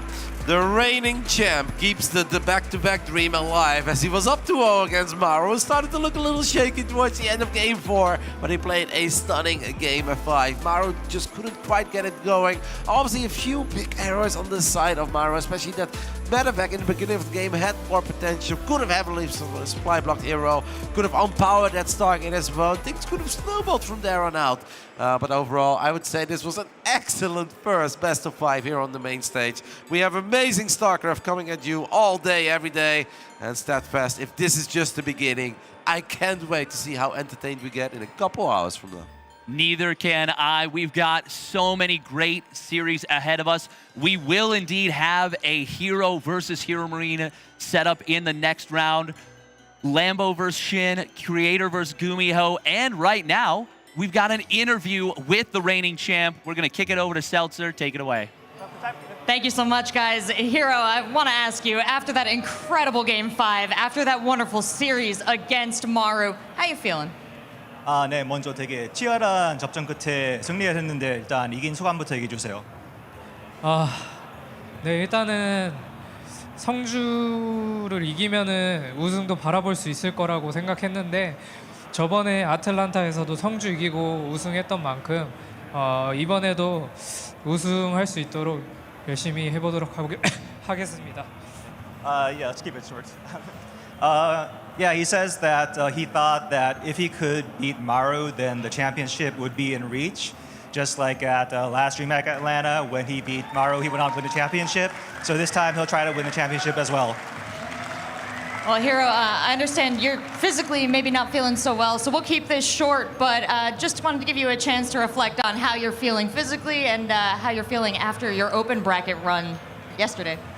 네, 어제 그 몸 상태가 안 좋아서 되게 오픈 브레이크에서 고생했다고 들었는데 오늘은 좀 컨디션 어떤가요? 사실 그 매니저분께서 감기약 구해주셔가지고 오늘은 약 먹고 해서 조금 나았고요. 일단은 내일 다음에 있을 경기까지 컨디션 관리 최대한 잘 하는 게 중요할 것 같습니다. Yeah, he says that his team manager got him some medication, so he's feeling a little bit better now. But yeah, he'll try to keep in his best shape until his next match. All right, well, maybe you all can lend Hero some energy as he heads on further into the tournament, feeling great.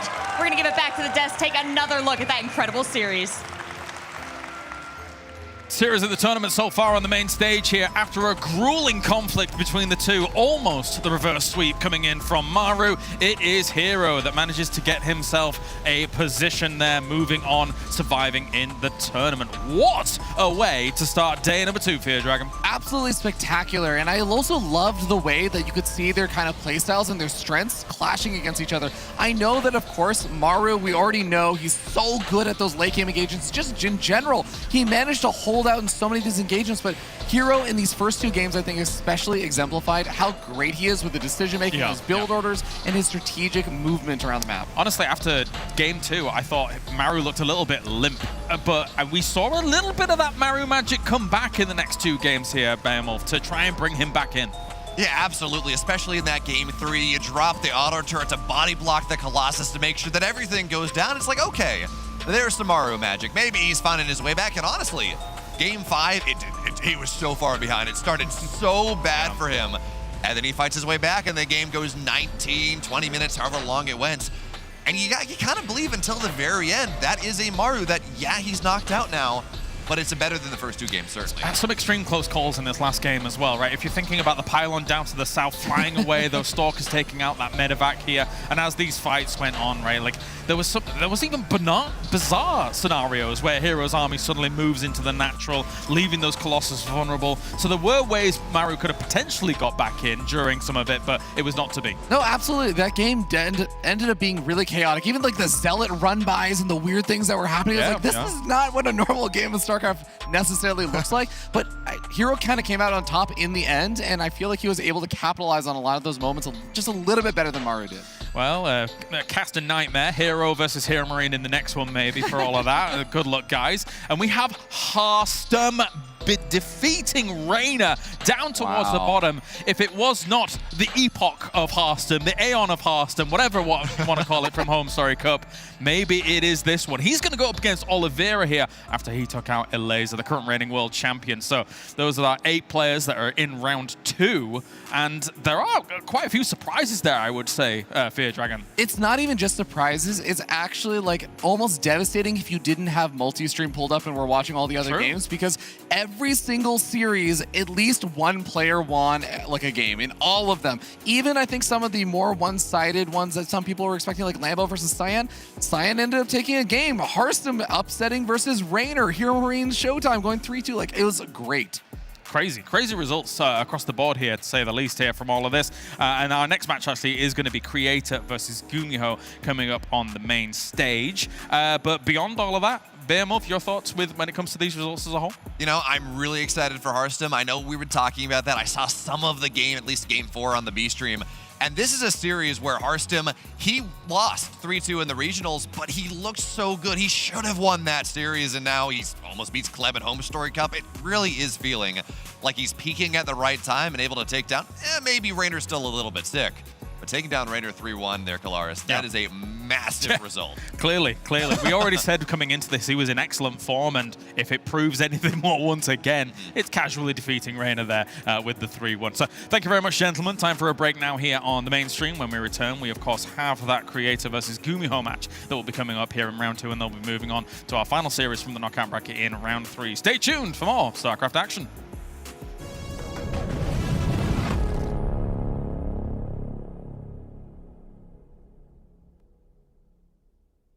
You wanna see it? This is what? Italian sniper precision move. You see that? Yeah, I've never seen that actually. Yeah, that was kind of it's already getting hard. Wait, what are you doing? What are you doing? Oh, you have to put it there? Yeah. Put it there. Stop. What are you doing? I think you put it there. Can you put it like however you want there? Yes, I think so. I mean, that... I will take the middle piece there. Point.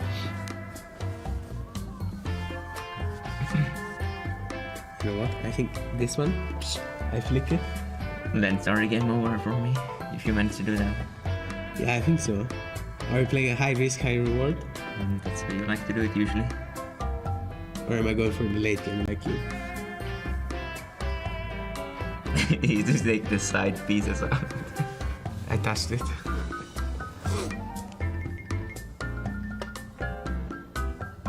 Hey, they're so... I feel like you're touching the table, so it's gonna collapse on its own soon. They're so bricked together. Is there a word? It's the last one I can touch in theory. Man, I'm so bad at this stuff. Shaky hands.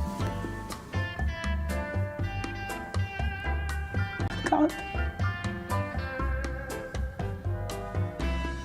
Why are you so quiet? You're pressuring me. Surprised how hard that was. I'm just taking these middle ones. Yeah, you're just gonna keep playing it safe? Yeah. How about to flick one?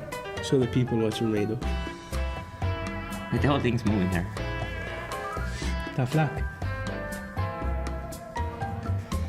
Wow. I never practiced the flicking techniques. So I'm not gonna use it. I see another flicking potential here. Do I go for it? Go for it. High risk, high reward. Actually, it's high risk, low reward, but I'm gonna do it anyways.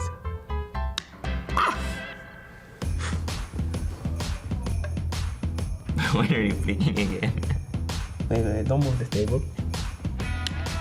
Perfect. I'm telling you, I'm very good at this game actually.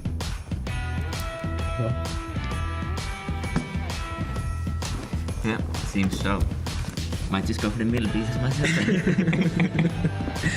Yeah, at some point they're gonna end. I wonder what you're gonna do then. Well, I'm just ready for middle pieces. Hey, only two. No, that's 3 touches. No, I didn't. No, Yeah, it was 2. yeah, no, hey, double check. That was 3 touches. I saw triple touch. You know as well. So which one was the last one I touched then? I don't know, somewhere around here. I can just choose. I'll choose for you. Oh, it was this one, right? It was this one. No, there's no way. This was the third one, right? Sure. I think I only touched 2 times to be honest. Sure. But I'm allowed to approach from this last time.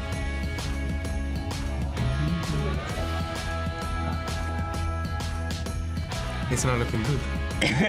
Are you sure I tripled that? Yes. I mean, now you'll be touched it 15 times, so you gotta yeah, but it doesn't work like that. You gotta do it. Flick it. So there's nothing you can do here. You think so? So it's GG. Yeah, I'll try on this side once more, then I have to comment. Can't go back, buddy. Your decision has been done. Yeah, it's over already. You gotta clutch it. Come on. Just hit it really hard. I mean, find a way. It's a middle piece. It's like...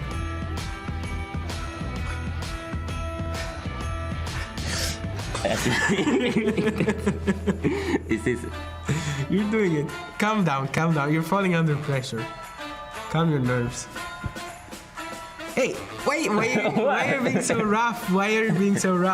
It's not moving, that's why. You fucking big ass hands over here just pulling the whole tower apart. What are you doing? There's nothing I can do here. Calm down. Hey, you got it.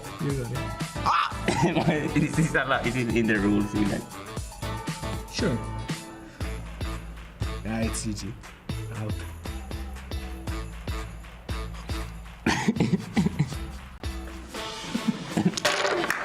That's that. Yeah, I was too much stuck there. Well, let's go for the meta build order. Meta build order? Yeah. Come on, is this like old school already again? I have no clue how to play this game. I don't know either. Alright, I think I'll do that. It's like diagonal or like this or this, right? I think it could be any way, Okay. like... I'm just gonna copycat. Just copy me.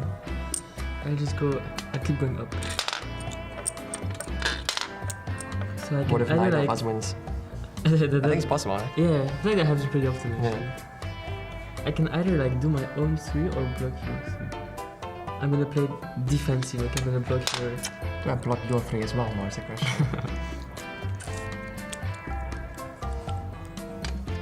I guess I didn't. Okay. I'll do this. Okay, I have to. Yeah, that's pretty obvious, but...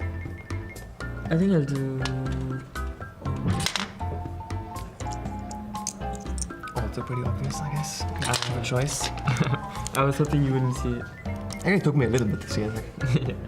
Well, I guess I'll just play it. I'm like in a pretty good spot now. Yeah, I think so too. I think so. I think you don't have much going for you there. Yeah, I have nothing. Like, you have a lot of options to potentially get it for, but I don't. It's just if you start, you know, it's a big advantage. It's like in chess, you know. Yeah, that's You're true. playing white, basically. Huh. Okay.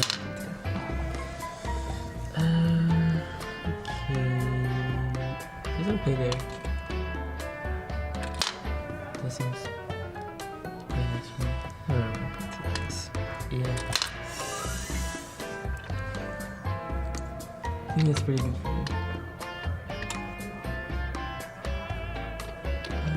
Okay, I have to put it here. Yeah. Okay, I guess I'll play like here. Let's do this.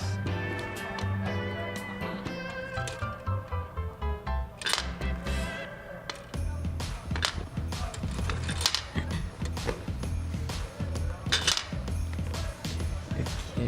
Well, now I'm just filling up the space waiting for you to make it back. Yeah, exactly. Like, Like, there's like 2 doors that I can't go. So if I run out of the other one, maybe if you're lucky, then I'm gonna have to like. Yeah. This would take a lot of planning now, actually. Yeah, I mean, I don't have any way to win. Like, I'm just playing here for a draw. Yeah.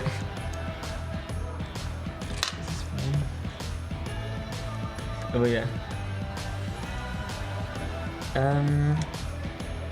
Well, I guess I'll just play somewhere random.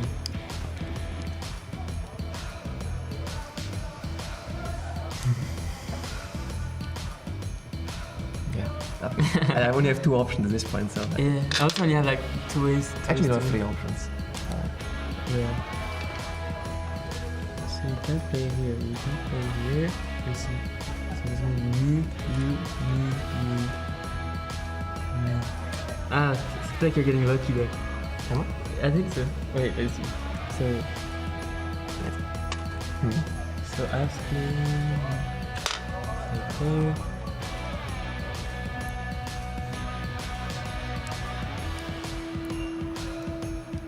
I mean, it doesn't matter at this point, does it? Where did you put it? In the middle. I have to get lucky now. You might actually win like this one. Oh yeah. If you're lucky. It might actually not be that bad for me anymore.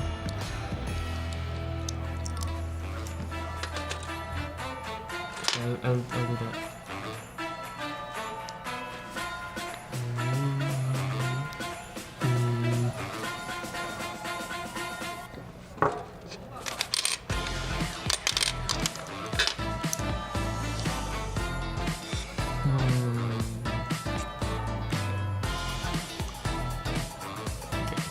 Well, I can only play there pretty much.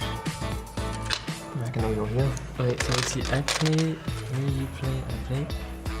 Wait, so I play here. You play, I play. Oh. I can't win. Yeah, I think I won. Wait, so I play here. I mean, I can't go here, so I have to go go here. They want to go here. Yeah, you win. win. Oh, Nice. That was a late game. GG. Do you think there's a professional connect for it? I mean, probably not. Yes.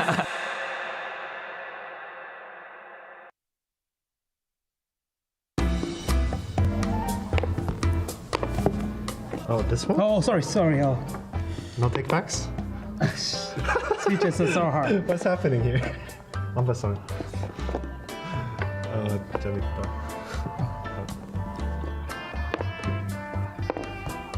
Speeches, it's easier to play on the computer. It makes more sense.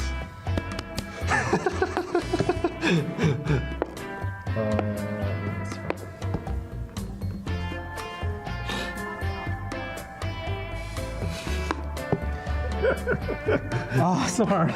It's so hard.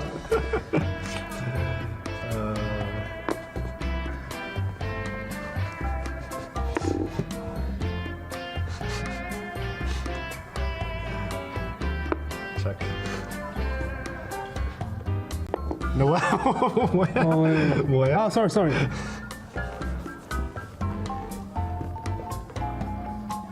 What do I do? I don't know, it's a tough choice. Wait, I can't like. That's a bishop, it moves. Yeah. Oh my god. Moves diagonal.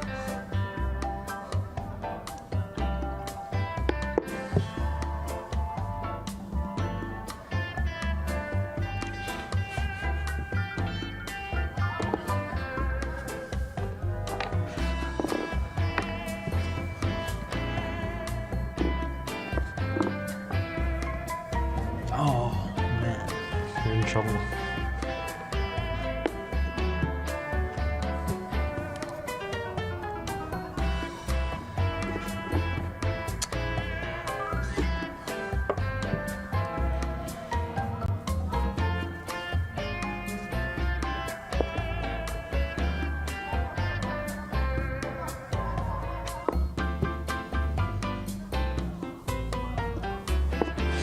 You know my trick. Check. I saw it. Check. Oh man, I'm in big trouble. You're in big trouble. Yeah.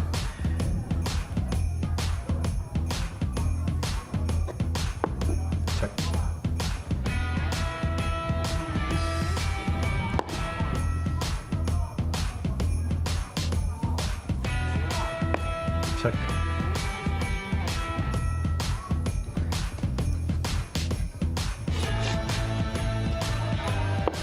Let's still check. Still check.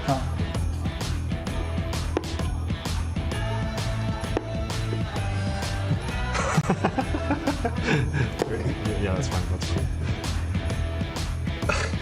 Yeah, my look is cold, guys.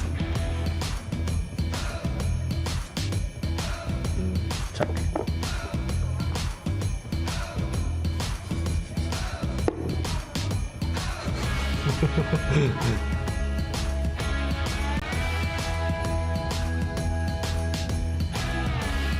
Okay, I'll just cast it inside.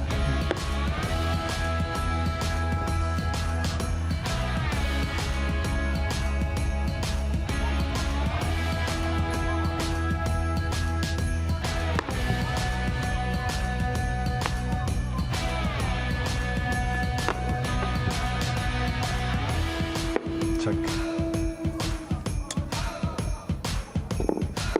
Still check, still check. Is it checkmate? No, it's not checkmate. Now it's checkmate.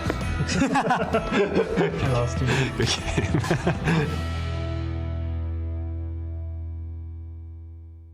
Go.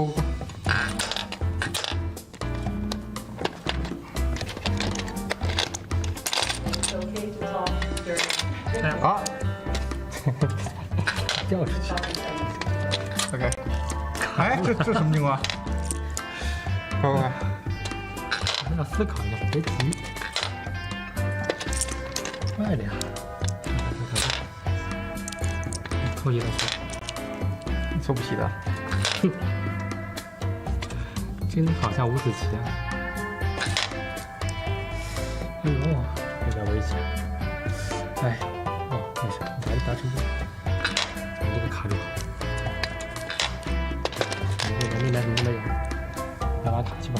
啊，你上不去。哇，你有这茬了？还堵住。要是可以不赢，但是一定要把你堵住再说。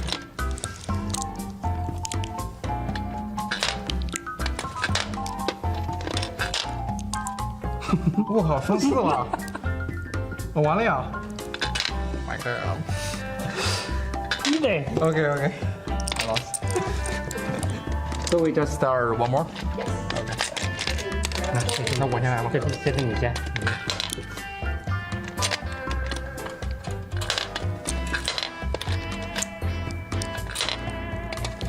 发现这游戏的精髓，我告诉你，很猛啊你！就是先把所有地下都占了再说。那可不一定。哎，别晃，他早着呢。不行啊，你这斜着哦，这还早。我放一个，我放。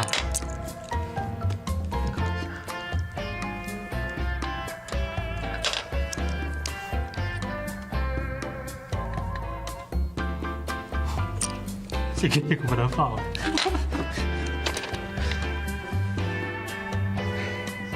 先拦住你，先拦住我。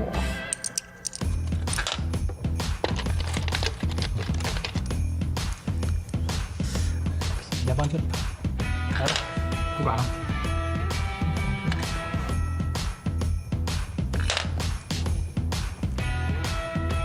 那我这个只能堵了呀。不好气。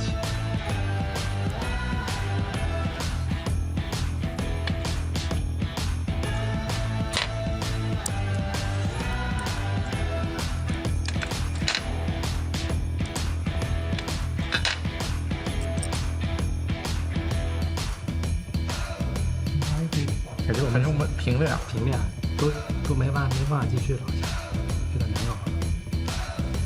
哎，行了，我他妈看不着。哎，看往上连再说。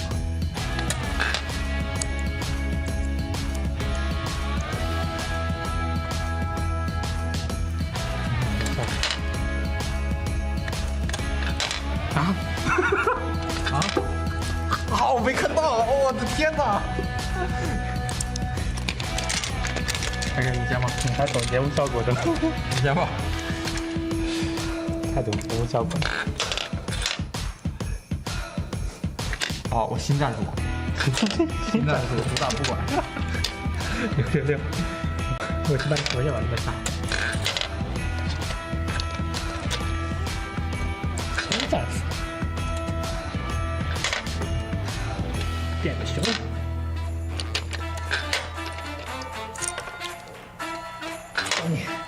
先把你全部封死，没棋的话已经把你吃了。我懂了，就是你不想赢，对方也赢不了。对，这个其实看起来还不错。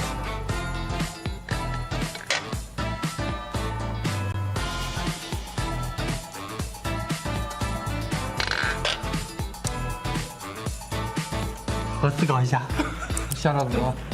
等一下。不对啊，我下这儿和这儿你才会那什么啊？哎，不对，对吗？对不对？可惜你还已经输了，当然输不了。哎呀，我都服了这游戏。OK， 대충만 해도 될 것 같은데? 먼저 하시죠.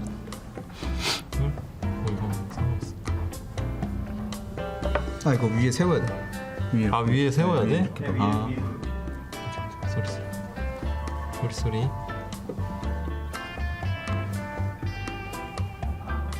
아 잘못 집었다. 벌써 끝난다고? 왜 내가 무게 지탱을 다 하고 있는데 위에 거?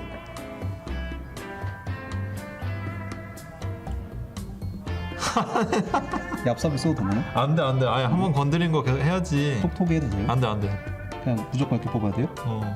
뽑을 수 있을 것 같은데? 아유 너 지금 부러질 것 같은데? 아니 얘가 무게지탱 다 하고 있다고 이거를? 혼자 통나무를 다 짊어지고 있는데? 생각 못할 것 같긴 했어. 됐다.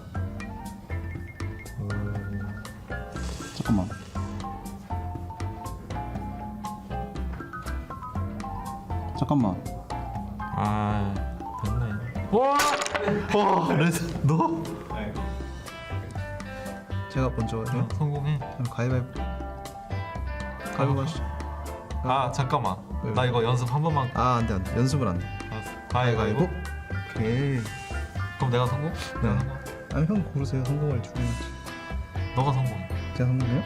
사이즈. 너무 힘든데 이거? 이럴 것 같더라. 아 이게 일자가 아니에요 지금. 판이. 와 근데 이것도 핑계를 댄다고? 아니 진짜로 한번 해보세요.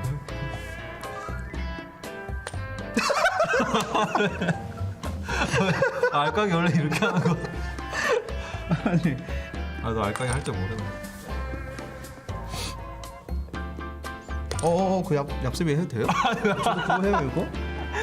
해봐. 아유, 잘안 되네.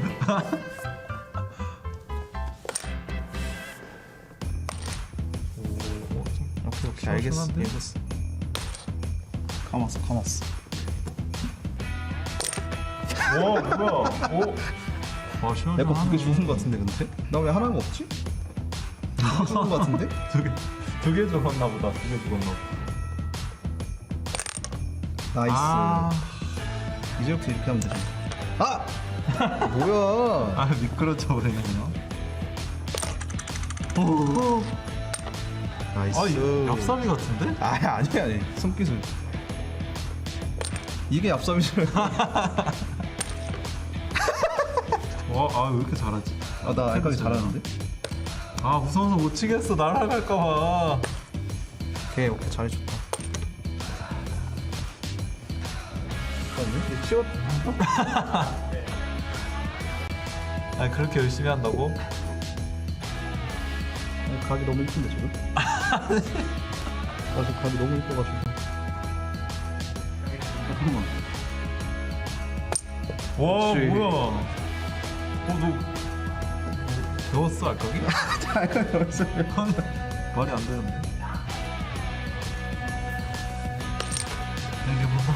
이게 뭔가 역전. 와! 끝낼게. 형 방송. 이렇게 써도 되지? 안 돼요. 금지. 왜? 1대1 때 금지. 아니 뭐 이렇게 딱 하면 되잖아. 아 금지. 그런 거 아니야. 이미 했어. 너무 야비해. 아니야 이미 했어. 아 불안한데.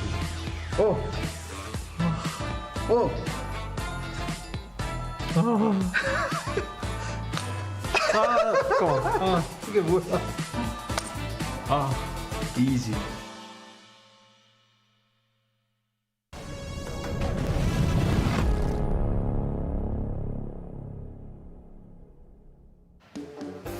All right, welcome back, ladies and gentlemen, to the ESL StarCraft 2 Masters Winter 2023. We have already concluded our first round of the knockout bracket here. We move on into the second round, which has some surprising matchups to hit us with. This one maybe not as surprising here, as we're going to have Creator going up against Gumiho. Joining me is EG as well as Rotterdam. I think the one that does really stand out, of course, is the fantastic run so far that Harstem has really been having in this tournament, taking out Reina. Yep, first yesterday, obviously, making his way through that open bracket. That wasn't easy, taking out his teammate Scarlet twice. So the signs were already there that the captain is having some pretty good PvZ. And don't forget, we just had Home Story Cup, where Harstem blew us out of the water with a loss. And I know that sounds silly, but he played so good against Clem. We're all just like, holy smokes, the captain is really showing up. And this is a very big win. I did not expect it, did not see it coming. And that Harstem against Oliveira fixture in that second round of the knockout bracket is just one of the many fun matchups we have. I think Oliveira is a doable matchup for him as well, potentially, in that. Well, we'll see how that goes down the line. That is not going to be covered on this, of course, as we do have Creator going up against Gumiho here for this one. So let's start talking about it, because this is two big, high-profile Koreans coming into a matchup here. Obviously, Creator, sometimes he's up, sometimes he's down. We've always talked about that, how that goes, ZG. But Gumiho on the opposite side of things, he's in great form himself at the moment. Yeah, he's been pretty consistent, and then he's even, had, further bumps up in his Liglac score, right? Yep. So he's better consistently as well. But I actually have a really conflicted feeling about Gumiho in this matchup, where I acknowledge that he has really good victories in the matchup, really important victories, like making it to the finals off of it in GSL. Yes. But then when I actually watch his games, like maybe more than half the time, I feel like he's not very confident when I watch his maneuvers, in the same way that I would look at a Maru maneuvering on his best days anyway, or a Clem maneuvering and be like, wow, that guy really knows what he wants to do, really knows how to tackle the Protoss. Gumiho sometimes has days where it looks like he's just lacking confidence, and he has also always, I think, been the player who more than anyone else has days where his mechanics don't seem, I suppose, as perfect as we expect pro gamers. You notice the 1,000 minerals being banked up. So, I don't want to say all of his TVP is bad, because it certainly isn't.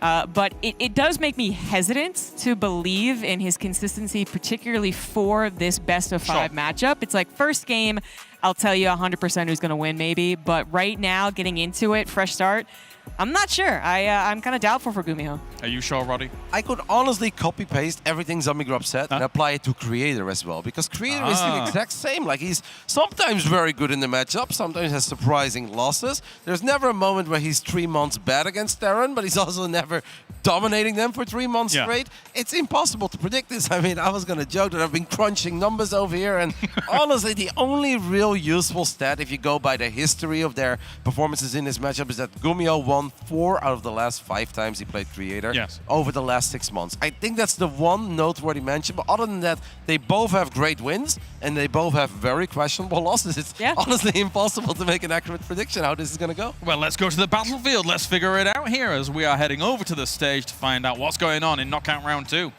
Thank you so much, Kyle Laris. It's time for our next match on the stage, and this one will be between Creator of Club Envy, coming in undefeated, not only from the open bracket, from his match today over Kelizer.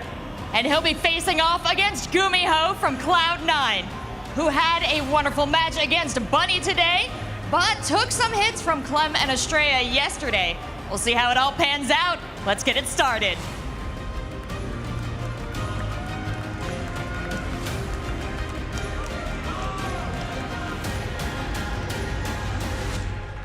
And we are here. I am Katz, joined by Fear Dragon, to bring you this matchup between Gumiho and Creator. Like ZombieGrub and Roddy were both pointing out, these guys are evenly matched. It's as even as it gets. Aligula thinks it's a 49.5 against 50.5. So it really couldn't be more split. Yeah, I think this is going to be a very fun match. Both of them also coming in hot off of their victories against their last opponents, which were both hard-fought battles as well. And I'm super amped for this one, man. I'm actually really looking forward to this. I believe also Creator coming in specifically off of another PVT versus Kelazur, which Kelazur, I think, another player that maybe people didn't expect him to be able to put up that big of a fight, but Creator, he should be warmed up for the matchup right now. Yeah, for sure. And Kelazur, I mean, it's difficult to downplay like his ability right now because yeah, he's not the type of player that has shown us like super high levels of performance consistently, but he did take a map off of Maru and whatnot. Like he was feeling very confident for this tournament, so I'm not sure that, you know, having a close matchup against him means too much. But I completely agree with everything that the desk was saying as well. These two, they have some of the highest peaks and some of, you know, not the lowest lows, because they're obviously incredible on any day, but for pro standards and for the opponents that they go up against, they certainly do fluctuate quite a bit. Oh, absolutely. And I know that I was talking to even some folks in the audience and everything, big Creator fans out there, not only just showing the highs and lows and stuff when it comes to actual gameplay performance, but even emotively, he is very, very much so the player that feels those highs, feels those lows. And I think even Gumiho himself has been through some of those kind of stages of life himself. Yeah, for sure. I mean, Creator, definitely one of the players that could ride on momentum more so than just about anyone else, right? Like if he loses, you guys will see him really die inside. In the best and worst ways possible. Well, we are going to be starting down here in the bottom left-hand side of the map. We are on top of the red Protoss player. Put your hands together for Team NV's Creator. And his opponent in the top right-hand side for Cloud9. Yell as loud as you can for Gumiho! I like that. I feel both of these players are also, in their own kind of respective ways, fan favorites. I feel like Gumiho won a lot of people over specifically with his gameplay and his style. I feel like Creator won a lot of people over, not just with his gameplay, but also just the way he emotes when he's winning or losing. It's mostly when he's losing, though, right? I feel like he probably wins you over. You're like, oh, Creator. No, you know what? He pops off too as well. You got the strong fist pumps when he wins. Yeah, that's true. He's a very friendly guy. We just saw him walking around backstage. Actually, we were like fighting. He was like fighting. You know, both fists up. He's a really cheery lad until he starts losing, and then then he just unlocks the inner artosis in us all. I was like, ah! Yeah. But Creator, of course, also going to be one of those sort of Protoss hosts that we're keeping an eye on as we head into the second round of the knockout stage, because I think it's Creator, Classic, Hero, Astrea, and Hearthstone. Those are the Protoss players still in this. And, you know, this is still in the knockout stage, so they're all fighting for that spot to get into the playoffs, where I think no Protosses have quite secured the spot just yet. But Creator, I think, is actually someone that I think gets overlooked a lot in that regard in terms of a really great Protoss player that could make a deep run. Yeah, for sure. I mean, it's kind of strange, right? Like, I mean, Hearthstone, you were just talking about, had an incredible series against Raynor just now. I mean, we were watching backstage as well. Raynor hang on, like being 50, 70 supply down for the longest time, but eventually Hearthstone got him. And Serral, I was talking to him at breakfast time earlier, and he was saying like he's most worried if at anyone at all, it's the Protosses that worry him, right? So for the Protosses, a lot of the problem is going to be overcoming this sort of matchup against the very strong Terran opponents that they have to go up against, I feel like. Yeah, now to quickly talk about these openings, as we are starting to see some shapings of them, is we did have Gumiho go for the factory before the command center, so he's going to be able to get out that really fast Cyclone, put on a little bit of poking pressure, and also just kind of cover his bases with things. But we also have Creator going for the Blink Stalker, or I assume it's going to go into Blink Stalker opening with the Twilight Council coming on out. And that's just kind of interesting because we have seen a lot of the Korean players start to go more toward the Phoenix play, I would say right before Atlanta started. And then I think during the last, 24 hours, we've seen more and more of the Blink plays kind of coming out. Yeah, Blink is a lot of the time just kind of like safe and solid type style. Right? Oh, I was wrong entirely though, Cats. Yeah, but you love to see it. I mean, this is pretty sneaky already. It's a good start to the game. I was going to say Blink is a good way to kind of just set the pace, right? Because it's safe and solid and you kind of get a feel for what your opponent is doing. But this is a completely different approach where you're just going to go all out and try to make something happen early on and set a completely different kind of pace where your opponent's going to be on defense. He's going to have to be aware in the next game even as the Ursadon. Was that an Ursadon? Yeah, you know, it's some poor animal that really didn't deserve it, man. I mean, when will the Cyclone hate stop?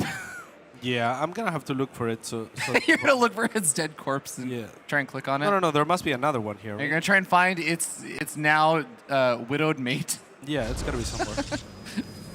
All right. Well, while Katz is looking that up, I just want to quickly note that these two adepts have stayed at home for most of this time. I think the Cyclones have been doing a great job of preventing Creator from really getting as much scouting information as you oftentimes would get with this kind of opening that Creator went for, because the Cyclones just say, like, no, you can't safely just shade out into the map and get to my side of the map. My Cyclones will track your adepts down, they'll kill them off. So Creator is operating a bit in the dark right now until he goes for his Dark Templar. Yep, and there they are. They have already worked in on the other side of the map, so he will have to deal with a little bit of aggression here at the front, but he does have that shield battery. The Marines in the main obviously are not going to have stim or anything like that, so they are a threat and they're going to be annoying, but there is Dark Templar tech, so eventually he could potentially still warp in some Dark Templars. This is awkward though. I mean, that's half of the gateways are depowered right now.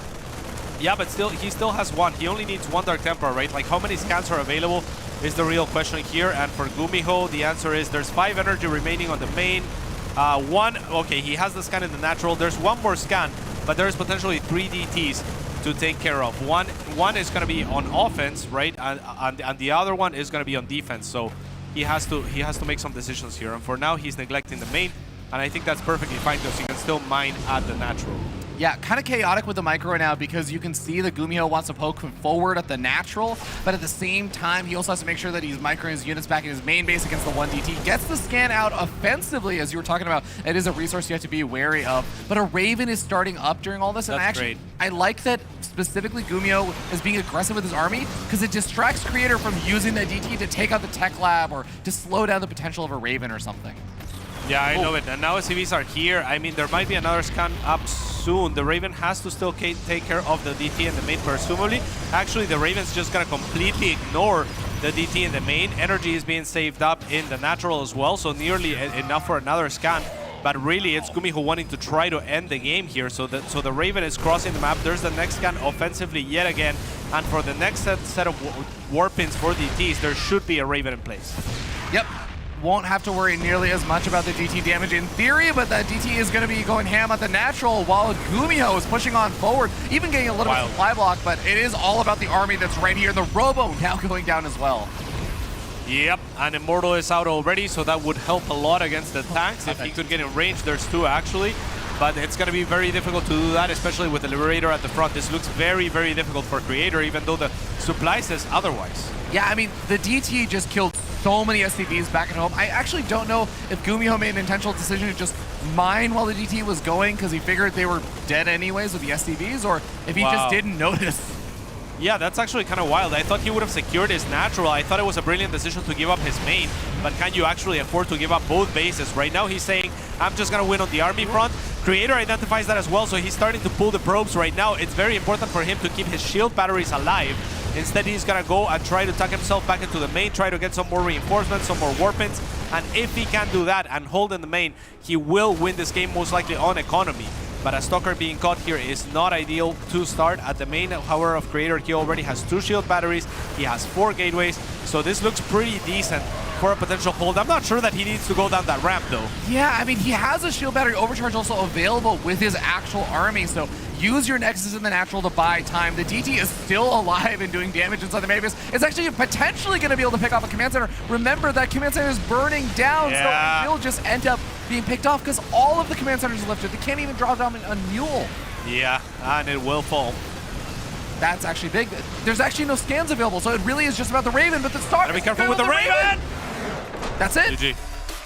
Creator taking the first game in a really hectic and combative series. I mean, that was a little bit too wild. There was only 1 DT on the other side of the map, right? So there was initially 2. He dealt with one of them with a scan, which was brilliant. You get rid of the one in the natural, you're still mining fully in the natural, and you neglect the main. That's all good. You still have offensive potential. But then later to neglect it for as long as he did, even to not stop with the Raven to try to deal with it, cost him the game basically, right? Because that 1 DT not only finished cleaning up the main, eventually was brave enough to go to the natural and basically force Gumiho into a checkmate or a checkmate position where he had to win with his all-in because all of his SCVs were already not mining. So Yeah, I 100% agree. I think in my mind, a lot of it probably came down to the fact that Gumiho knew that there was a full wall there at that between the main and the natural back at his own home base. So he was probably thinking, okay, well, even if the DT goes there, I probably have time. So it probably goes in the back of his mind. He's focused on microing, his Sea Shanks, his Marines, building missile turrets offensively on the other side of the map. And you kind of just forget that DT can just kill the supply depot and go to your natural. Yeah, I mean, that's exactly what seemed to have happened. It's really unfortunate for him. I'm sure he's going to be regretting that decision. But yeah, what can you do? I mean, the Raven even, I mean, there was extra scans too. There was so many ways, I feel like, to deal with that one DT. And it ended up costing him the game. But great job from Creator. I really love the way that he recognized what his win condition was. That the DT was doing mad damage on the other side and decided to forfeit his natural very promptly, build all of his gateways and shield batteries on the high ground. And you know, like, I thought that was all great and very well handled from his end. No, absolutely. And it was such a strange game, and that's always very fun to have as a game number one, because you know that game number two, theoretically, it should never play out that way again. Yeah. So you kind of get a fresh game. It's not one of those situations where you're going into the next game and you're like, all right, are we going to get the same kind of openings and just see, like, does someone handle it better this time or mechanically? Actually, it was like, we really just get to see brand new openings probably.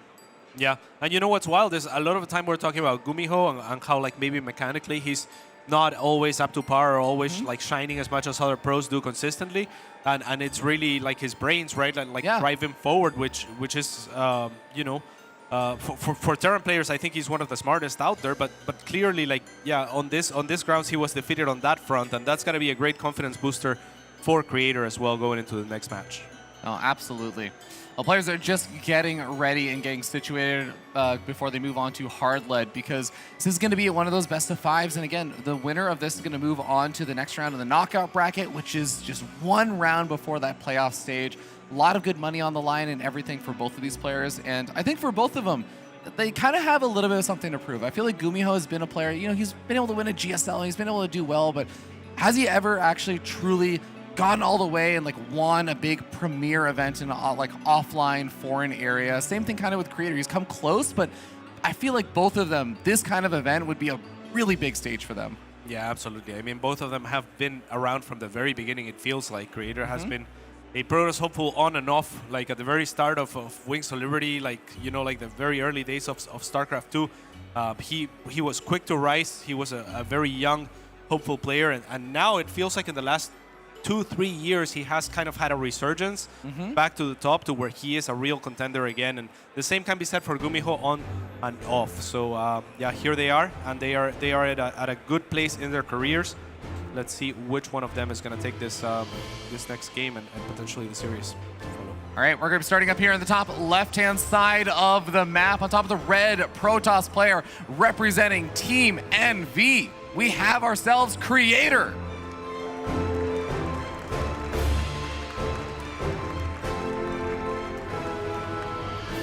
Bottom right-hand side, his opponent for Cloud9, it is Gumiho.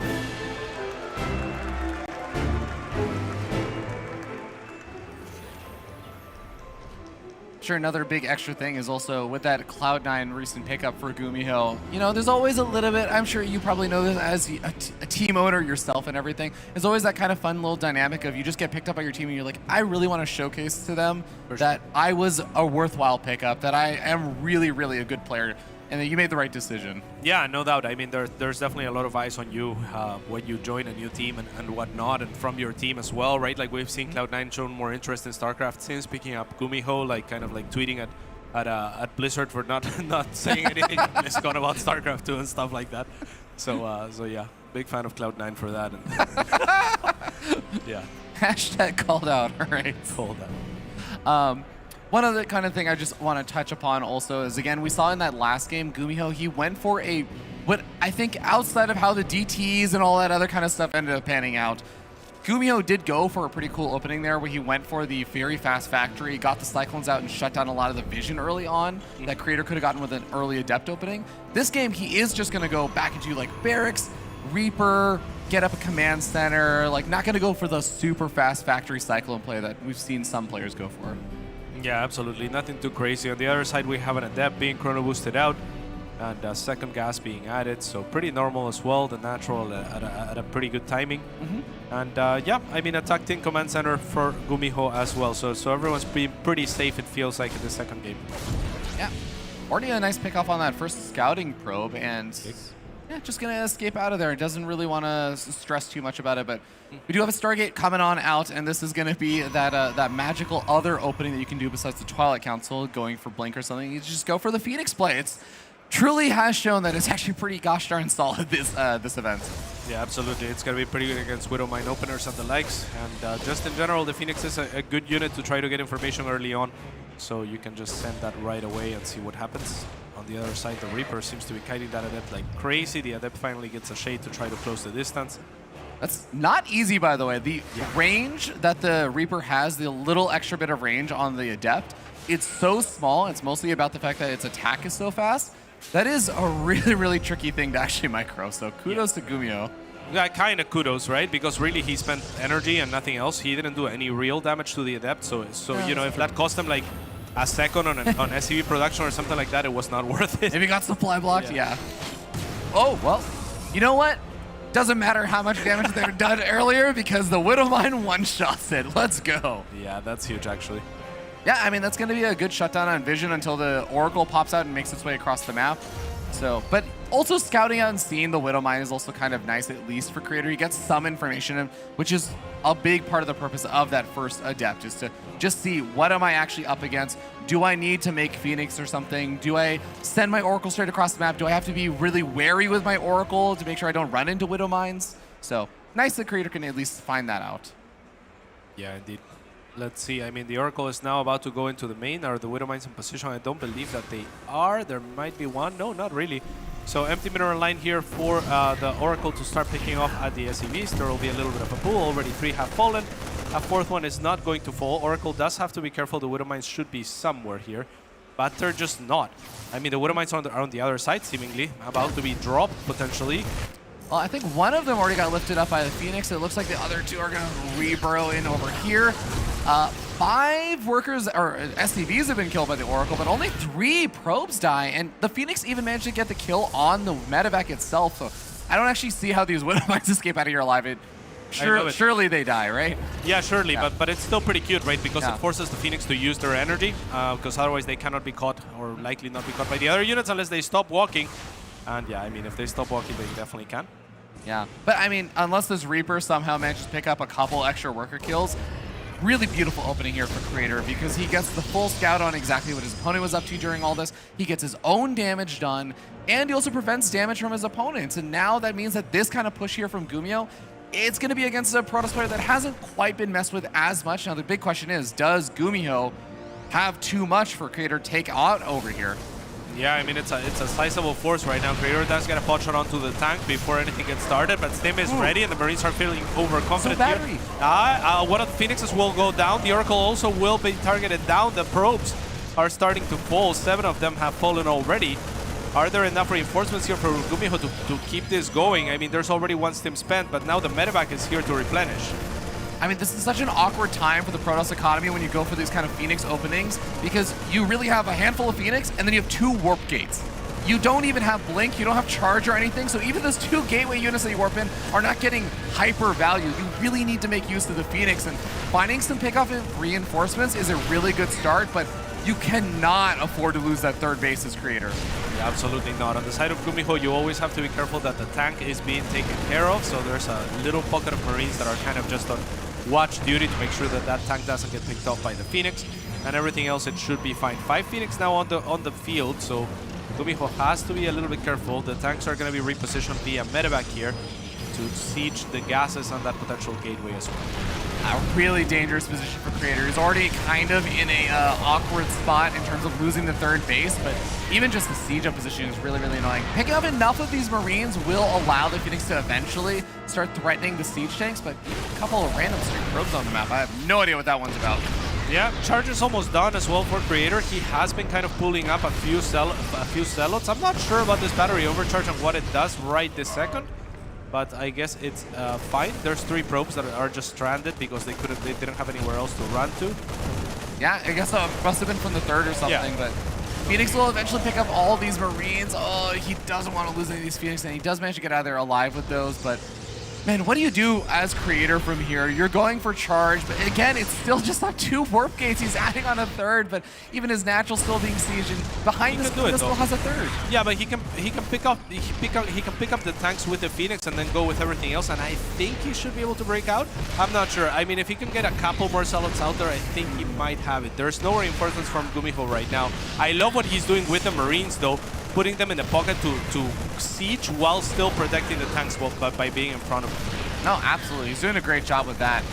I feel like there we go. Yeah, Creator needs a really big one-sided cleanup. And those Phoenix are going to be able to lift up some of the siege tanks. Last siege tank is going to get taken care of. The medevac will also get taken care of, and these charge lots are in high enough numbers to easily squash that little setup. But again, it's all coming back to at what cost at the end of the day. Creator is still going to be down so many workers. Yeah, so yeah, at the end of the day, Creator has to wait until he has enough to dislodge that position, but now Gumiho is happily sitting on a 3rd as well, fully saturated, and that is really the problem for Creator. I mean, the Phoenix can still output a lot of value on the other side, as long as they have liftoffs available. Marauders are great targets, as they're considerably more expensive than SCVs or Marines.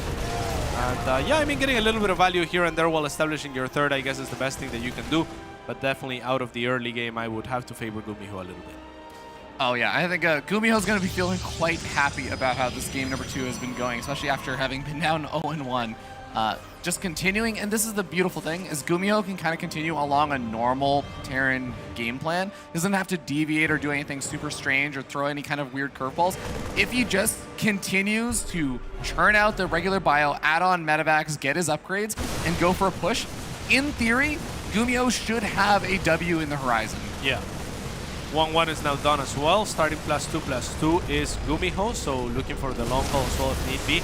The rocks have been broken down, so the zealots are going to come charging in. The Phoenixes are still in plenty of numbers, so they're going to be able to pick up some Marauders, but it's not nearly enough. The Marine buffer at the bottom is a little bit too much, and now with the shield battery overcharge, Creator is trying to make a last stand, but Gumiho has so much, he's still kind of confident fighting around the shield. Beautiful split as well to avoid his own fire from the friendly fire from the Widowmates. Yeah, extra medevacs are going to show up over here, but remember those Phoenix are still doing damage in the air. One of the medevacs gets taken out, but it doesn't matter. Gumiho has a bit too much and overwhelms Creator in game number 2. Got a little, not too worried, but a little bit worried for Gumiho and his units there at the end. But I mean, he just had so big of an advantage by the end of the game. Yeah, I mean, the first charge when the rocks are broken looked a little bit promising for a second there, but yeah, so, as soon as the Phoenix start running out of steam and whatnot, it gets really difficult.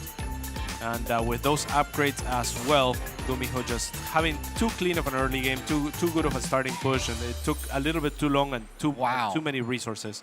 Their best honeymoon night. These wonderful people came here for their honeymoon.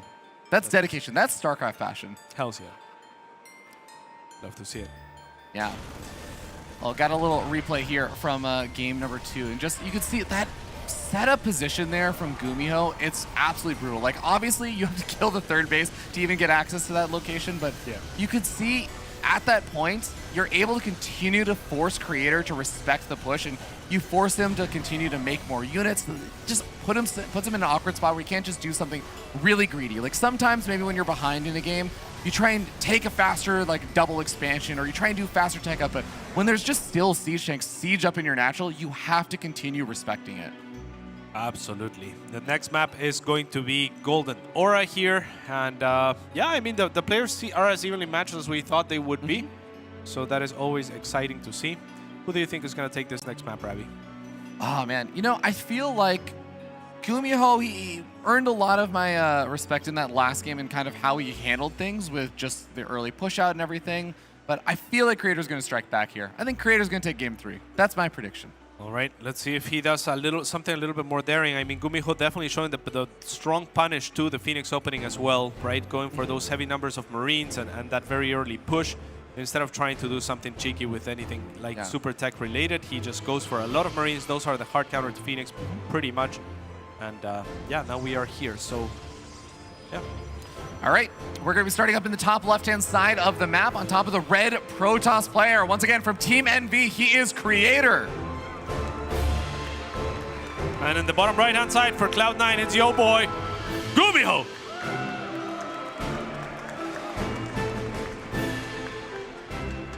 Now, one thing in that last game that I am really curious about, especially if we end up having another Phoenix opening, is in my mind, it seemed like Creator was kind of blindsided by that attack. I know it came across the map, he was busy dealing with like the Widow Mine drops and stuff, so Phoenix are at home, but the Oracle had moved across the map. In theory, it should have been able to, if you're like really on point and you're not getting out multitask, you can pick up on all the little signs there and see like, okay, well the army's maybe not at home or like what the army composition is. But he didn't have a shield battery or anything for that attack. He didn't have an extra like set of units that were positioned over the third base. He didn't add on any extra gateways. It really did seem like he was caught off guard by it. Yeah. And I wonder if that's just that Creator was really busy dealing with the Widow Mine drops or if something else was going on. Yeah, I mean, the Widow Mine drops didn't do even all that well, right? Yeah. Like, it was just 3 probes that they killed. The medevac was taken care of. The Widow Mines were taken care of very promptly as well. So that was well handled. But yeah, I agree. I mean, that was kind of a diversion from Gumiho's side to kind of like, you know, get the real attack going behind it. So that was well done by him. And it's been one tricky game in favor of Creator and one kind of tricky game in favor of Gumiho as well. I think that's actually a good way to put it, and it still gives me some hope that we'll get to see a maybe less tricky game somewhere in a best of 5. I feel like it's hard to be tricky every single game of a best of 5. Yeah, but I kind of hope that they have stuff up their sleeve all the time because, well, yeah, you gotta have deep pockets here. And this is a good map for some deep pockets because Golden Aura, it's got some tricky things to the map. Not only the gold base here, but even just this little probe down to the bottom left-hand side, maybe thinking about throwing up a proxy pylon for something. Yeah, maybe so. The Reaper is going to go inside the main and just kind of hide for now. I kind of love that, actually. He's not going to reveal itself. Ooh. Twilight Council coming on up. Okay, well, now the Twilight Council alongside that probe down in the bottom left-hand side does make me wonder, are we going to see another DT opening? That was cool. Ooh. So the Reaper pretty much, like, it waits for a timing window where he knows the Adept would have, you know, gone out, but the second Adept wouldn't be out yet to try to make something happen. But there is a shield battery already on position, so unable to do much. This Adept should be able to get the SCV, and he does right before shading out. So that is wonderful for Creator. Yeah, not quite able to find that other Reaper that was out on the map, but I want to note 2 additional Reapers also being added on. The Hellions are also there, so this is kind of one of those fearsome forces that can cause all sorts of havoc and mayhem inside the Protoss space, especially if you just manage to get the big run by, because Protoss armies, they can kill that army of Reapers and Hellions in a straight up fight, but the Reapers and Hellions just take a little bit too long to die, and they can just kill workers instead of fighting the army, and that's where it becomes a problem. But Probe Scout actually on this little composition is going to give Creator the heads up he needs to make sure he's in position and ready to defend against it. Very much so. I would be surprised if we saw, yeah, we're already adding some buildings there at the front as well to make it a little bit more difficult for the Hellions to path forward. So that's going to help out as well. And here we go. It's going to be that attack that you were talking about. It's going to be potentially the Hellions at the front, maybe the Reapers through the back. Or they could also try to aid the Hellions since they already know that there is a shield battery in the main as well. Mm-hmm. Yeah, no wall-ins or anything over here for Creator from the natural, so the Hellions should have a lot of easy access into the natural. Stalker's inside the main base in kind of low numbers, so they need the shield battery to actually deal with 5 Reapers. A lot. 5 Reapers is enough to actually go through the shield battery DPS if you just target firing down probes, and the Hellions certainly do not care about those Stalkers that are in the main base. It's just the 2 Adepts, but they just don't kill them fast enough. Yeah, especially not with the right target fire. There was Creator, right? Like focuses the first Hellion to go in, but then doesn't really click it through. So the Hellions do get a little bit of value, but luckily for Creator, or maybe plan for Creator not to have too many probes there at the natural. So the Hellions really struggle to get those really juicy shots. 7 probes fall all day, but that was kind of a committed attack from Gumiho as well. So at the end of the day, nothing too worrisome on either side, I think. I think it does hurt for Creator a little bit, but you're definitely right. It is a committed attack, and it's not even necessarily just like economy or something. It's just the fact that your barracks that aren't making any Marines are making all these Reapers. You're also using your factory to make the Hellions. You're not getting up Cyclones. You're not getting up the tech lab for the siege tanks and all these other kinds of form of tech. So it definitely does delay things a little bit, but I feel like Gumiho still is probably going to be pretty happy with how things have turned out. Yeah, I mean, 7 probes is not nothing, especially early on. Third base will go down now on the side of Creator as he gets his first observer out as well. He has added a few extra gateways and is going for a robotics bay, likely to go next into Colossus. Yeah. Oh, the Colossus on the horizon. How have you been feeling about how like the Colossus and stuff openings have been going this event?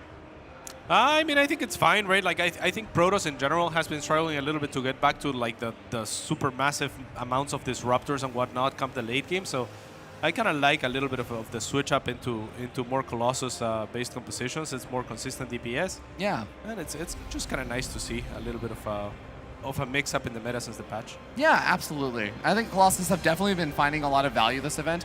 I think one of my fears is that for this particular way that Creator's getting there is he's going to go in the kind of more roundabout way where he didn't really get up a Stargate. He didn't really get up a lot of Phoenix or anything.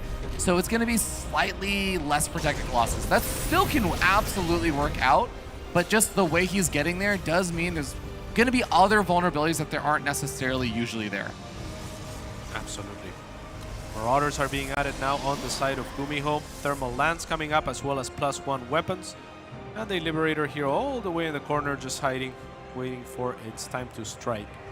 So yeah, what do you think is going to happen next year, Ravi? I mean, the CC is on the way for Gumiho. There's a little bit of a move out here. How much damage are we looking for with this? I think with Gumiho, because he has that CC already, you know, finishing on up, he's looking to at least put a little bit of pressure on. He wants to forces out some units, make sure that Creator is not just purely teching up on, you know, 2 gateways or something right now, that he's adding on everything else, that he's making sure that he's warping in more units as well. I think if he's able to pick off some key units, like if he's able to pick off a Colossus, really reduce maybe like the Stalker count or something, I think that Gumiho can probably be happy about it, but if you can keep some of these siege tanks and stuff alive, I think that's also great. Oh, a great start for Gumiho already. Yeah, that was some beautiful shots there for him. On the other side, the Liberator was sieged to avoid F2ing it. Love to see that as well. And the upgrades for Creator, they're about to kick in. A beautiful position yet again for the tanks right behind those rocks as well. And Immortals being produced right now, so Creator is kind of in a position to potentially hold this. He has shield batteries all over the place. His upgrades are just about to kick in, so you would think this is doable. Yeah, remember that Raven, by the way, does not have Interference Matrix. That's a researched upgrade now, so it is going to be able to throw down an anti-armor missile or auto turrets, and it's going to be auto turrets in this situation as he gets pounced on. The siege tanks are sieged up. Marines and Marauders are trying to churn through these Zealots, but it does seem like Creator is kind of overpowering a lot of the bio at first while the Zealot buffer goes taken out, but the Colossus, all the key units for Protoss kind of stay alive there, and he kills off all the key units for Gumiho. Yeah, I mean, the Immortals were very quick to be focus fired and fall there, so that was a lot of the meat and a lot of the ability for Creator to continue to punch on through the tanks and Marauders. So both players kind of choosing to disengage. I thought that Creator would be looking to take advantage of shield battery positioning, but I don't mind him leaping in on a different opportunity here, as now Gumiho is trying to do the same by going into the main with 4 medevacs full of units, or at least a couple of medevacs full. Oh, very vulnerable +1 armor upgrade, gonna get picked on off. I believe that's the same forge that also researched weapons, so I don't think this is a backup right now. And now the medevacs can just chill in the corner because there was no Phoenix with this opening. There's no pressure play that you can put on the medevacs. Yeah, absolutely not. The Liberators are sieged in the other corner as Creator gets ready to take a 4th base. And now transitioning into Disruptors as well. So he has the base number of Colossus that he wants. It's going to be a couple for the time being. And now he wants the explosiveness of Disruptors to aid his army. On the other side, Gumiho is now starting to add Ghosts 3 at a time, as well as Vikings to deal with the Colossus. Yeah, I think we already have, what, 6 Vikings out, which is more than enough, I think, in most situations to deal with both the Colossus and even just put a little bit of pressure on, say, the War Prism or something. He's going to be continue adding on a few more, which I don't need too much. Looks like Stalkers, Blink, a little bit too slow and not going to be able to catch any of those medevacs. So a nice, safe escape out there for Gumiho for now. Yep, and now he's going to be able to consolidate on the right flank here to try to make something happen with his entire army as he pushes on through with a couple of Widow Mines at the front. They are together, however, so a single Disruptor shot will deal with both of them at the same time. A single shield battery here unable to save the Colossus, so the Vikings will get their first blood there. Yeah, that's a battery overcharge also popped very early on. It's basically before the engagement the battery overcharge is popped, and shield battery doesn't have any energy anyways at this point. Stalkers all getting choked up behind the mineral line. Kind of awkward. Yeah, very awkward indeed. I mean, a lot of those Stalkers not able to output their DPS. The Disruptor here will get a decent shot actually towards the tail end, as now the Stalkers are trying to make something happen. but there's not very much surface area here. It's instead Gumiho that is going to be pushing in with a beautiful concave, and now with the Vikings landed and mostly just Stalkers to deal with, they're going to be able to output a great deal of damage themselves. So this fourth has to be forfeit. Creator is going to lose this fourth and now be a lot of supply behind. Game is looking beautiful for Gumiho. Yeah, and remember, there's only really 2 disruptors out on the map right now. All the Colossus getting sniped off means that that's all of the core key units that Creator has left. Everything else is just Stalkers and a Zealot and a Sentry. So Gumiho, he can just back off from here. He still, like you said, has those transitionary points where he has that third base that's been mining healthily this whole time. The fourth base is now established, and he did the damage he needed to. He doesn't have to outstay his welcome. Yeah, and so he very wisely will pull back. Take your advice there. And yeah, I mean, the Stalkers are trying to give chase and get whatever they can, but even the amount of Marauders that is left on the field and on retreat is plenty enough to shoot those away. And now, I mean, Creator, his only out is basically to get massive disruptor shots. Everything else is going to be very, very difficult on the comeback here. Gumiho knows that, so he starts securing himself with sensor towers. Yep, Gumiho just getting set up, and Sensor Tower is going to be great. There's our Dark Shrine on the way, so got to make sure that you don't have a repeat of the DT damage from game number 1 in a very different situation. But Gumiho is getting into that very, very solid late game setup. A Liberator is being added on, with the Liberator range upgrade even being put on. I mean, actually, the fact that we already have, what, 5 Liberators and 2 more being added on, Gumiho is getting into a very scary late game army. Yeah. He has Ghosts, Liberators in extremely high numbers, and a solid Bio Ball with a very good economy. I mean, Creator, what do you build against this besides, I guess, Disruptors and Praying? Yeah, Disruptors and Prey is kind of his best option right now. I don't know if there's anything else that he can do, to be honest. Yeah. Right, you just have to get massive shots. You gotta blink on top of those Liberators while the Bio is getting zoned out or is already killed, hopefully. Maybe catching medevacs like this. I don't know that Gumiho needs to be doing anything too fancy here. I think a consolidated army or 2 very strong flanks would be plenty to try to close out this game. And I think we're gonna see an attempt at that pretty soon here. Yeah, well, Hussein Phoenix moves in and sees the Liberator count. So if Creator was going to have any reaction to it, it would have to be now. And besides Stalker Warpins, I don't really see a whole lot else. It's just going to be additional Disruptor production. I think he realizes, you know, there are answers that you can get to that kind of Liberator count with the Ghost and everything, but it requires a stronger economy than I think Creator feels like he has right now. So he's going to try and make do with what he has, and I love the idea of these flanking Disruptors. I love the attempts at this. But so far, he hasn't quite been able to find the angle, and these scans make it so difficult. But can he find it? Oh, actually, decent shot there. So a good start for Creator now. Let's see if that is going to be enough as the Bio tries to charge into the rest of the army of Creator to try to capitalize on that, but is unable to. However, a lot of shots have been spent, so there is a little bit of a cooldown here before Creator gets too many more of those. Stalkers looking for an angle to try to flank the Liberators, and they might just find it with a safe haven of those Disruptors from behind. The Bio might be trapped here. This is beautifully done by Creator. The setup of the flank from behind to take off all of these Liberators while the Disruptors cover. The rest of the army comes on forward, and Gumiho, where's the rest of his army? He still has another 60 army supply, but it's not here. Where is it? Yal, where is it? Is it just in production? Is it 4 Liberators, 4 Marauders, 7 Marines, all just being made right now? I mean, that was actually absolutely wild, right? Like, Gumiho was being so careful to advance on forward as well with those scans and whatnot. I was about to give him praise, but instead it's now Creator who is looking for a game closer right now out of nowhere with just beautiful Disruptor shots to start the last fight, and everything in production for Gumiho is not gonna cut it. Creator is looking to steal this game away from Gumiho.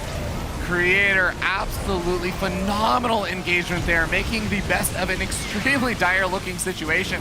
Now pushing into the natural, and seems like he is not going to be stopped as he sets up almost 60, 70 supply. He's got to be feeling good after that one, Cats, because that was a game that seemed like it was slipping through his fingertips. Oh yeah, Gumi Bros in shambles right now, Ravi. This is not looking bueno. Yeah. Mouth wide open and agape in disbelief of this game. Yeah, absolutely. I mean, this was completely wild. Man, you can see it in the camera there. Creator breathing a sigh of relief there, taking his headphones off and feeling really good about that. Yeah, taking his headphones, his glasses, say a few words to himself, high five to himself. Yeah. No one there to find it. It's okay.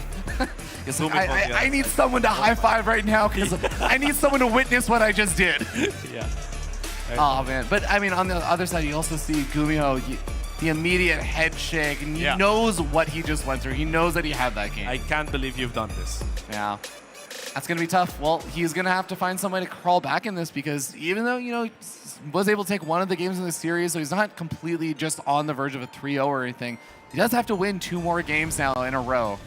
And this should have been his. I mean, what a good start. Like you were saying, 7 probes, nothing for sure. It was a little bit of an investment, but whatever.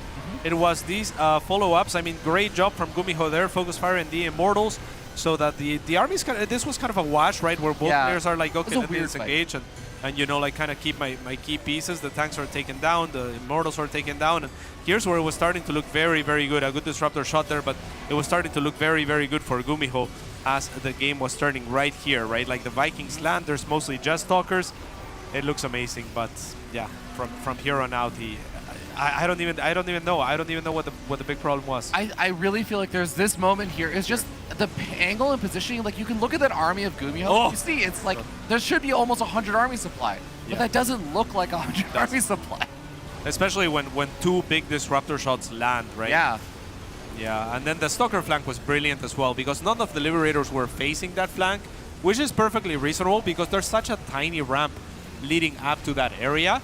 And Creator found it, right? Yeah. Creator found a very strong, very cool opening there. No, I mean, incredibly well done. I really think that a lot of Pros players would have struggled against that kind of Liberator count. And I think it gets especially scary when the Liberators are able to siege up in a position where it basically denies the Disruptor actual plays there. That's where Disruptors really seem to falter against Liberators, is because normally you're attacking in from 1, maybe 2 angles. But Creator just found the opposite again. Look. Beautiful, beautiful posters. I love those. Same mustache. Oh, wow. Captains. Oh, they're driving the battlecruiser. That's incredible. Did they make the battlecruiser? Or are they just piloting it? Battlecruiser. I'm not sure. That's absolutely fantastic. And who is the driver? Surely it must be both of them, right? It's like a pilot and co-pilot? I guess you need a bunch of people driving a battlecruiser, actually. I'm not sure. I think we did just have one of the players step away for a quick bathroom break. So we will be getting into game number 4 as soon as the players are ready. But hope you guys are having a wonderful time here in Atlanta. Oh, did you see? You just saw him walk past. Yeah, we just saw him walk past, so we should be ready really soon. I guess we are on the way to the restroom for the players. Yeah, we are. Well, players are getting ready, but yeah. It's been great to see a ton of you guys out there, to see you guys here live at the event. I know these NA LAN events, really get to enjoy them when we can, because, you know, in North America, we don't get the Katowices and a lot of these home story cups and stuff, but Atlanta, people really showed up for.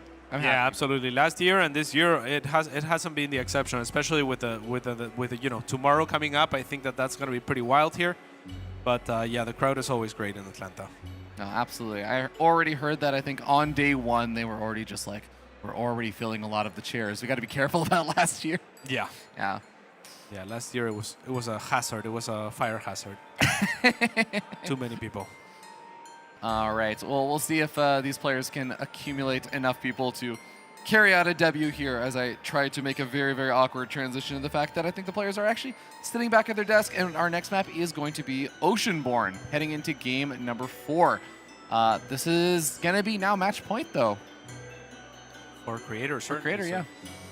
Yeah, that should be pretty scary for Gumiho. Creator also got to take the bathroom break, if anyone was wondering who is it that took the bathroom break. And you would argue Gumiho could have used, you know, a little bit of water in his face. Yeah, a little splash, you know? Oh, you think that's what the... when I think of the bathroom break, I always think of it as like, you know, you empty out your worries and stresses, basically. Yeah, sure, yeah. But I also feel like a little bit of a splash of water always helps, like just kind of wake you up if you're not feeling it, or kind of change things up a little bit, you know? Like, yeah, refresh yourself. Yeah. I'm feeling it. All right, guys. We're going to be jumping into game number 4 here, as this player down in the bottom right-hand side of the map is currently sitting at match point representing Team Envy. He is the Protoss player Creator.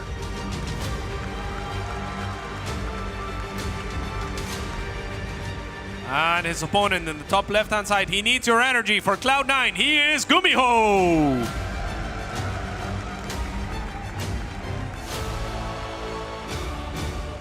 do or die here for Gumiho, as all of these matches in the knockout bracket, and from here on out, it's all basically just a big single elimination bracket in a lot of ways. Wow. So every one of these matches is do or die for these players, and Gumiho is up against that back wall right now. Yes, indeed.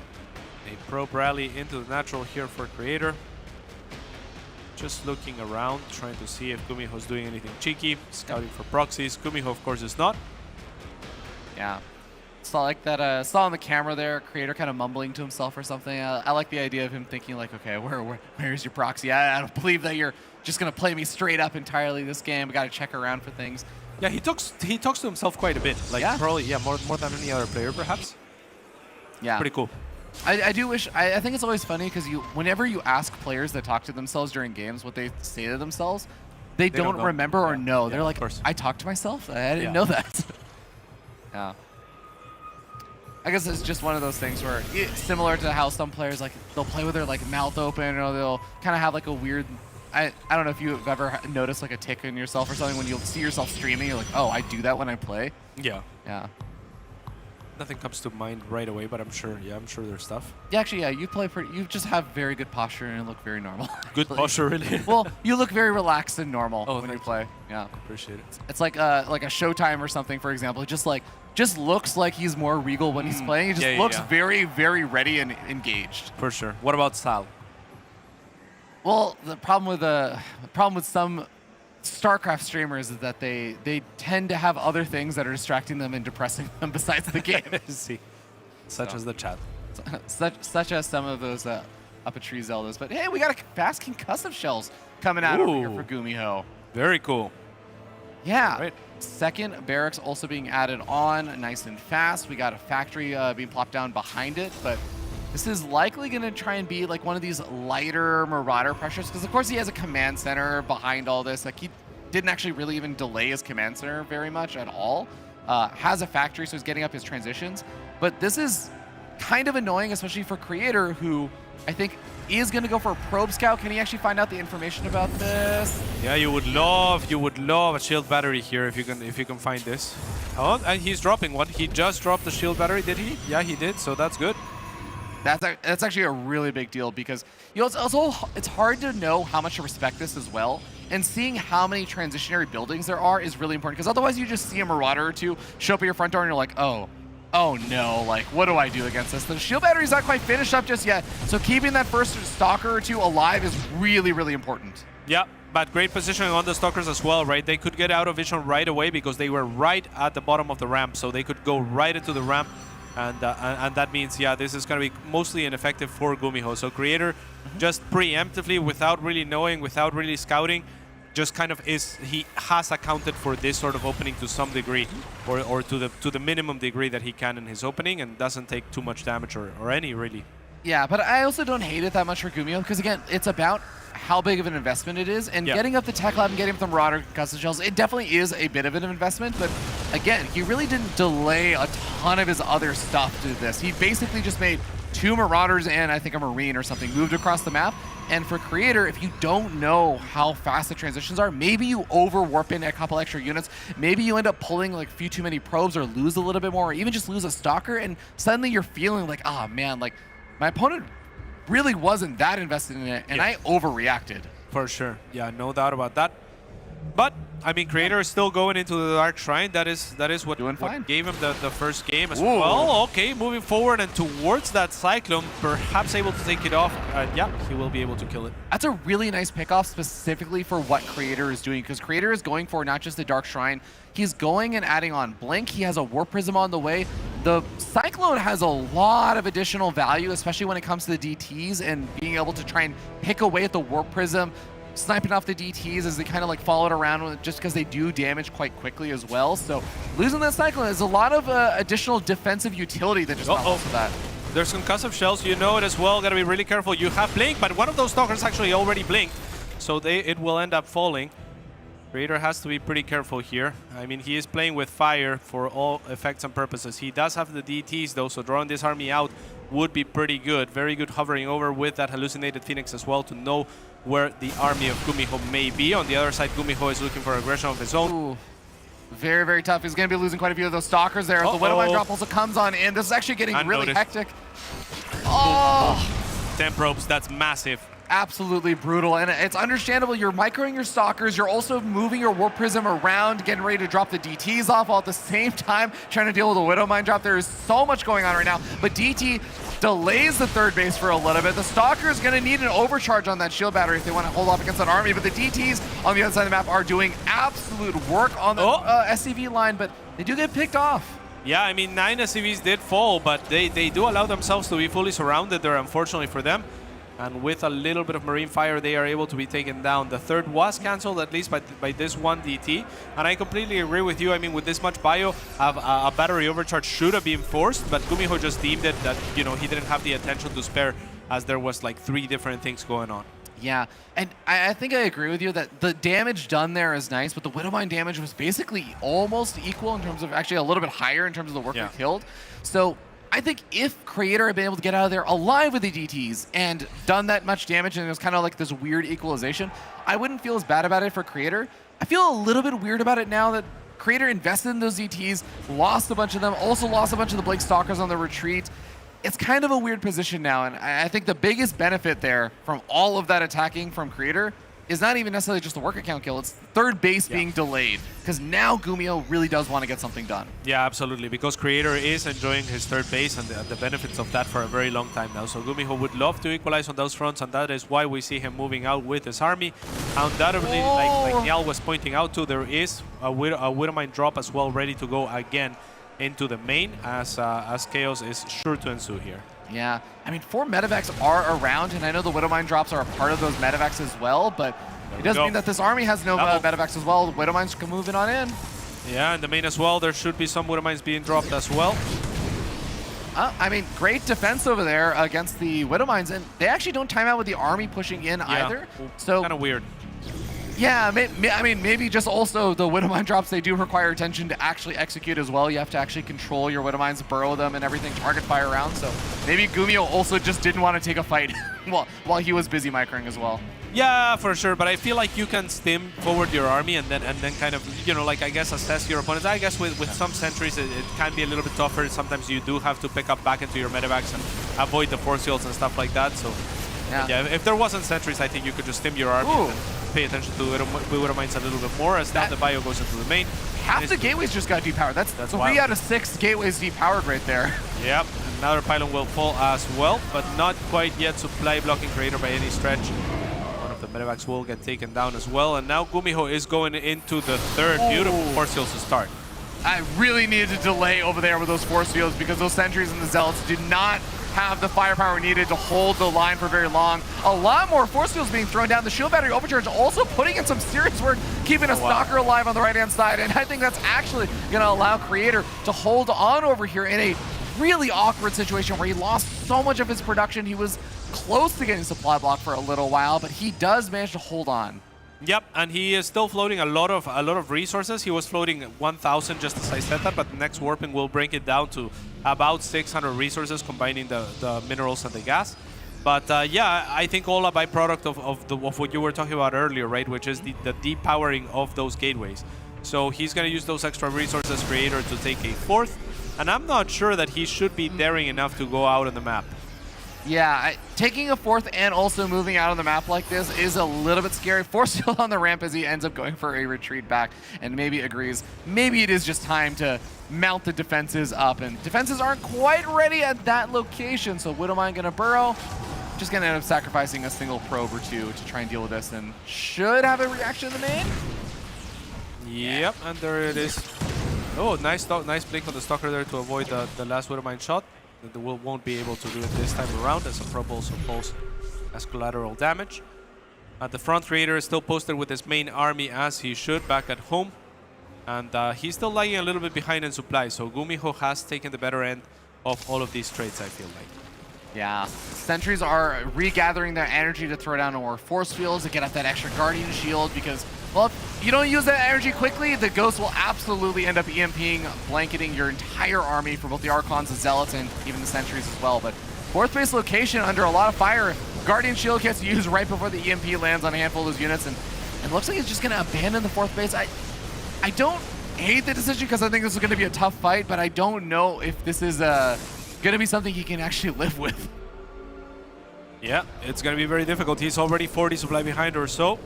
So Gumiho really can do whatever he wants from here on out. But we saw this kind of unfold in one of the other games where, you know, you waited too long, you got to your ultimate composition, and that didn't work out. So this time around, he is adding more barracks instead. He doesn't care about Liberators. He doesn't care about the ultimate army transition.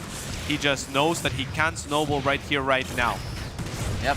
Photon Cannon will eventually deal with the Widow Mines. It means that he doesn't have to send a ton of army supply over, but he does anyways, and he may end up regretting that because as the shield battery overcharge tries to keep his army alive, Disruptors are going to have to be the unit that holds the line and make sure that this Bio army cannot just pounce on that third. And Disruptors were the bane of Gumiho before. I mean, you got to be really, really careful. These are game breakers. These are the units that could bring the game back for Creator. Yep. I do want to mention, like, the way that Creator used the Disruptors also in the previous game, and he mounted that comeback, was he was using the Disruptors from odd angles. You know, coming in from different sides. It was forcing Gumiho to kind of very much so in the moment react to the Disruptors, rather than there's one angle that you know the army is at and you're reacting to the Disruptors. It's a very different feel for the Terran. Yeah, absolutely agreed. This time around, he's going to go straight forward into the ramp, but the scan for Gumiho is going to reveal both the Observer and the Disruptor in advance, so he has no problem dealing with that. As, yeah, he kind of sits back at home and secures his end of things. He is getting a bunker. He is getting +3, but this is kind of what killed him, I feel like, last time around, right? It's like just not the unwillingness to finish his opponent when he had an advantage. So I'm a little bit scared for Gumiho, as he did have a very strong position in this game. And if it goes later, Creator has shown that he can definitely bring it back. I'm kind of with you to a degree, and I really do just feel like that Disruptor count sitting at 8 now, like that is sort of just this magical number where you can continuously throw out Disruptor shots like this, and not all of them have to hit. As long as you're kind of using them semi-sparingly and you can't just be jumped on, it becomes really scary. But now, the multi-pronged aggression, this is going to be something that Disruptors do not deal as well with, as we have the drop of the natural getting quite a bit done. Disruptors getting focused right down one by one. One does manage to land, but a lot of the medevacs just pick up the rest of those units. And this is where Gumiho is finally finding his mark. Yeah, this is one of the better ways to deal with Disruptors as well, is just to split your army in multiple sizes, because if you do that, if you do sectioned off armies, then the Disruptors are really going to struggle to find those critical masses to land onto. And yeah, Gumiho, I mean, finding victories all over the place. The supplies are actually closer than they used to be, but economically speaking, this is fantastic news for Gumiho. I mean, in theory, you're right. I'm looking at the supplies as well, Cats. It's so strange. I mean, he definitely lost a lot of supply in the main base of Creator. Gumiho did, I should say, just because of the fact that he went for the focus fire on the forges. He wasn't actually trading out versus a lot of the army units after he killed off all those early Disruptors. And I think that is maybe the deceptive part of this, is that a lot of the army now for Creator, it's not Disruptors and Colossus and everything else. It's a lot of Stalkers and a handful of Zealots, and then a smattering of Immortals, one Colossus, one Archon. So it's not necessarily as powerful of an army supply as there was before. Well, Gumiho is maxed out now, so I mean, if you're gonna have a powerful army, it better be now, but he's gonna run into a couple of Stalkers. He does unload in time, and Creator wasn't really paying enough attention to continue to focus fire the medevacs. So that is good news for a Gumiho that is 50 supply ahead and looking to end the game right now. It is difficult to attack into these ramps, so maybe he should consolidate towards the lower ground fourth. But yeah, he definitely wants to be making something happen. 4 Liberators as well in production soon to try to aid him in closing out this game, as well as the what is this called?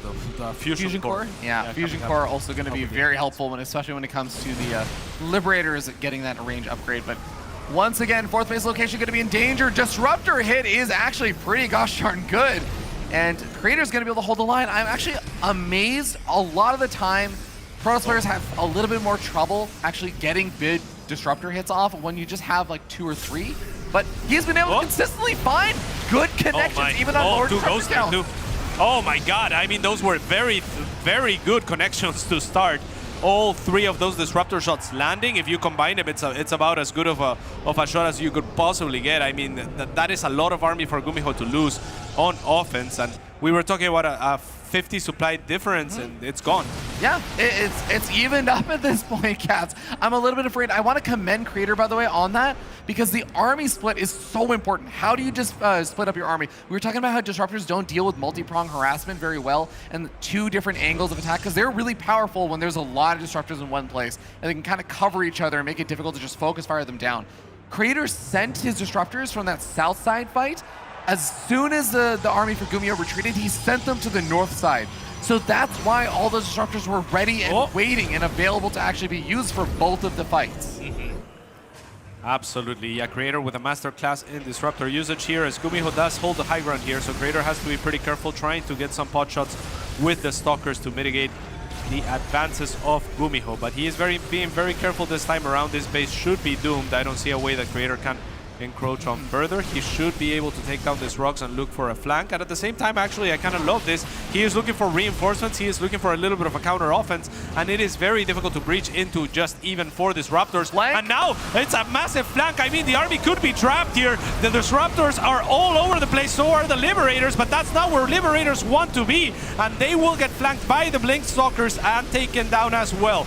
Great moves here from Creator in the middle of the map. Yeah, even the Guardian Shield staying alive for so long and helping protect this army with effectively another +2 armor upgrade that makes up for the Forges being sniped earlier on. Stalkers blinking on forward. I think Creator senses a bit of blood in the water. Do not let the supplies deceive you, because Gumiho's supply is in production. Creator's army is here. Again, I mean, this feels like a repeat of the previous game as well. I didn't think it was going to happen twice, but this is Gumiho potentially throwing away 2 massive leads in 2 different games in the same series. That's got to be soul-crushing for him, as now Creator continues to push on forward with an army of disruptors that he has shown he can really, really control. And wow, I mean, this is looking now decent for him, good for him even, perhaps. I think favorable for him right now. I think that Gumiho has one big army he can make, and he just is not going to have an economy to recover from. He's going to try and use these Marauders. I love this small squadrons of units and try and get quick damage done across multiple locations and shutting down a base or 2, but he also needs to be able to hold the line with all these Liberators. He cannot let that natural expansion fall. Yeah, these Liberators really haven't done too much for Gumiho. As now Creator is looking to pick one of those off, though maybe overextending with those Stalkers. He doesn't have very many Stalkers, mind you, so he still has to be pretty careful here on offense. I don't think you even fight into that. I don't know if he knows about the top center base. I think if he did, he would be probably at least sending some units over there. Yeah. But go toward the bottom left base that he does know about. I think you shut down all the mining. Like, what does Gumiho have behind him anymore? Yeah, I mean, these 5 Marauders are keeping Gumiho alive as well. They are the real heroes. They have taken down, it feels like, yeah, all of it pretty much. I mean, Creator is down to 3 bases himself. That's true. Command Center is going to try and floating away. DT is actually being annoying, but the War Prism does get sniped off, as do the DTs. The final handful of SCVs, wow. I don't even know how many SCVs are left after these SCVs die. Not very many at all, but I mean, you're Terran, so at least you have some orbital commands to try to aid you, and it's not like Creator is particularly rich either. I would be very curious to see the income graphs right now and how that has been developing. Yeah. They're pretty much back to even at nothing. Oh, disruptor shots. I mean, a handful of them are actually hitting the mark, and now we're starting to see a few more, but there's just not enough gateway units here anymore. Wow. Gumiho takes the fight in the middle. Oh, wow. And ties up the series 2-2. I have to say, unbelievable game there, but that last little bit of movement there from Creator, I think, was the big moment. Everything suddenly backfired. His army was so spread out. That was the ideal engagement for Gumiho. Yeah, absolutely. Bleeding a few Stalkers as well to Liberator fire, getting a little bit too greedy here and there. And Gumiho, I mean, really trying to come back with 5 Marauders, it felt like, and they did really amazing at bringing him back into the game and at controlling what Creator could have on his side of the map. So props to those 5 dudes. No, absolutely. What a wild, wild game that we end up having over there. I mean, it's hard to even remember that it started off with the pylon that was powering half the gateways being sniped off, the disruptors all being picked off, Gumiho just seeming to be in this unbelievable position, and Creator somehow gradually mounting that comeback you were talking about. I mean, this fight, I think, yeah, that was wild for Creator too. That was an incredible fight. I really think you hit the money on what you said earlier, Cats. If Gumiho just gives Creator a little bit too long to get up to that disruptor count, I think, to me, it's the disruptor count. There is suddenly just this issue that Gumiho really struggles in taking good fights against him. It really seems like it. I mean, maybe it is to the credit of Creator as well, too, right? Like, because he does find those Liberators with the flanks and the Stalkers, and he has been really good at taking those fights kind of out in the open or flanking from behind from very narrow chokes and whatnot. I mean, he has been a little bit of a magician to counter the Liberators, which is not easy to do at all, with very small numbers of Stalkers, mind you, too. It's not like he's overcommitting to the Stalkers or anything like that, right? So, yeah, Creator is really working magic because, I mean, since the patch, right? Like, when you have like 12 Disruptors, that does start cutting into your supply a little bit, right? Like, that is an extra 6 Stalkers that you would have otherwise been able to have in prior times. You're absolutely right. And there's a balancing act you have to strike. And I think also different angles of how you engage can affect that a lot as well, right? Because sometimes there's an angle where maybe you want those 12 Disruptors. There's a different angle, like that last one, I think, where maybe you want a few more Gateway units instead. Absolutely. Creator finding that right balance. And yeah, now we are in the final game. And in the bottom left-hand side, it is for Team NV, Creator!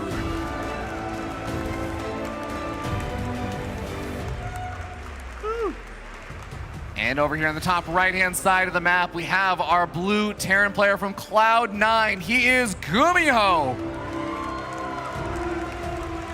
Woo. Who are you rooting for? Me personally? Yeah, you personally. The fans, because the fans have been truly living up to all my expectations. I have been saying for so many years, guys, NA fans are actually the best fans out there. I'm sorry, live stream viewers listening from Europe, but North America, the fans in North America are the ones that truly show up and bring the hype. This is very true. The USA chance. It's just a fact. Yeah, it is a fact. Yeah. Do we have any US players still left? We still got Astrea there, and then round 3 of the knockout bracket. Cats, I'm not gonna lie, but I made a very strong petition like 4 times of like, all right, but we're gonna cover Astrea. We're gonna cover our American boy, right? That would be great. That would be kind of needed, necessary at Atlanta. It almost feels like. I think so.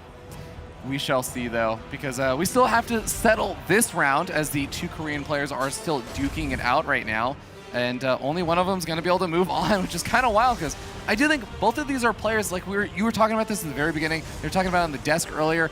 They're players who have spiky performances. Sometimes they dip, sometimes they rise really high. And this could absolutely be the kind of event that either one of them could make a deep run in. And it's kind of crazy to think about that. One of them is just simply not going to at all because they're going to be eliminated here. Yeah, I mean, yeah, to add to the craziness, I mean, Raynor out, Maru out, right? Like this tournament is already giga crazy. So, yeah, Creator, Gumiho absolutely could be real-world contenders as well. Yeah, we actually even, while we see this game start to pick up, we do have a Cyclone opening and some Adepts and stuff coming out. Twilight Council on the way as well. I do want to give some quick updates on some of the maps that are happening or the series that are happening off of the main stage. We do actually have right now, I believe, Lambo having taken a 3-1 over Shin, aka formerly known as Ragnarok. We have Hero Marine taking a 3-1 over Hero. Beast! Big Gabe showing up, taking out one of the big Protoss hopes. And, of course, Oliveira taking out Hearthstone 3-0. Whoa! After Hearthstone defeated Raynor earlier on. Absolutely wild. Yeah, absolutely crazy results. I mean, yeah, Hero Marine taking down Hero, that is pretty. The real hero has been determined. Yeah, absolutely, yeah.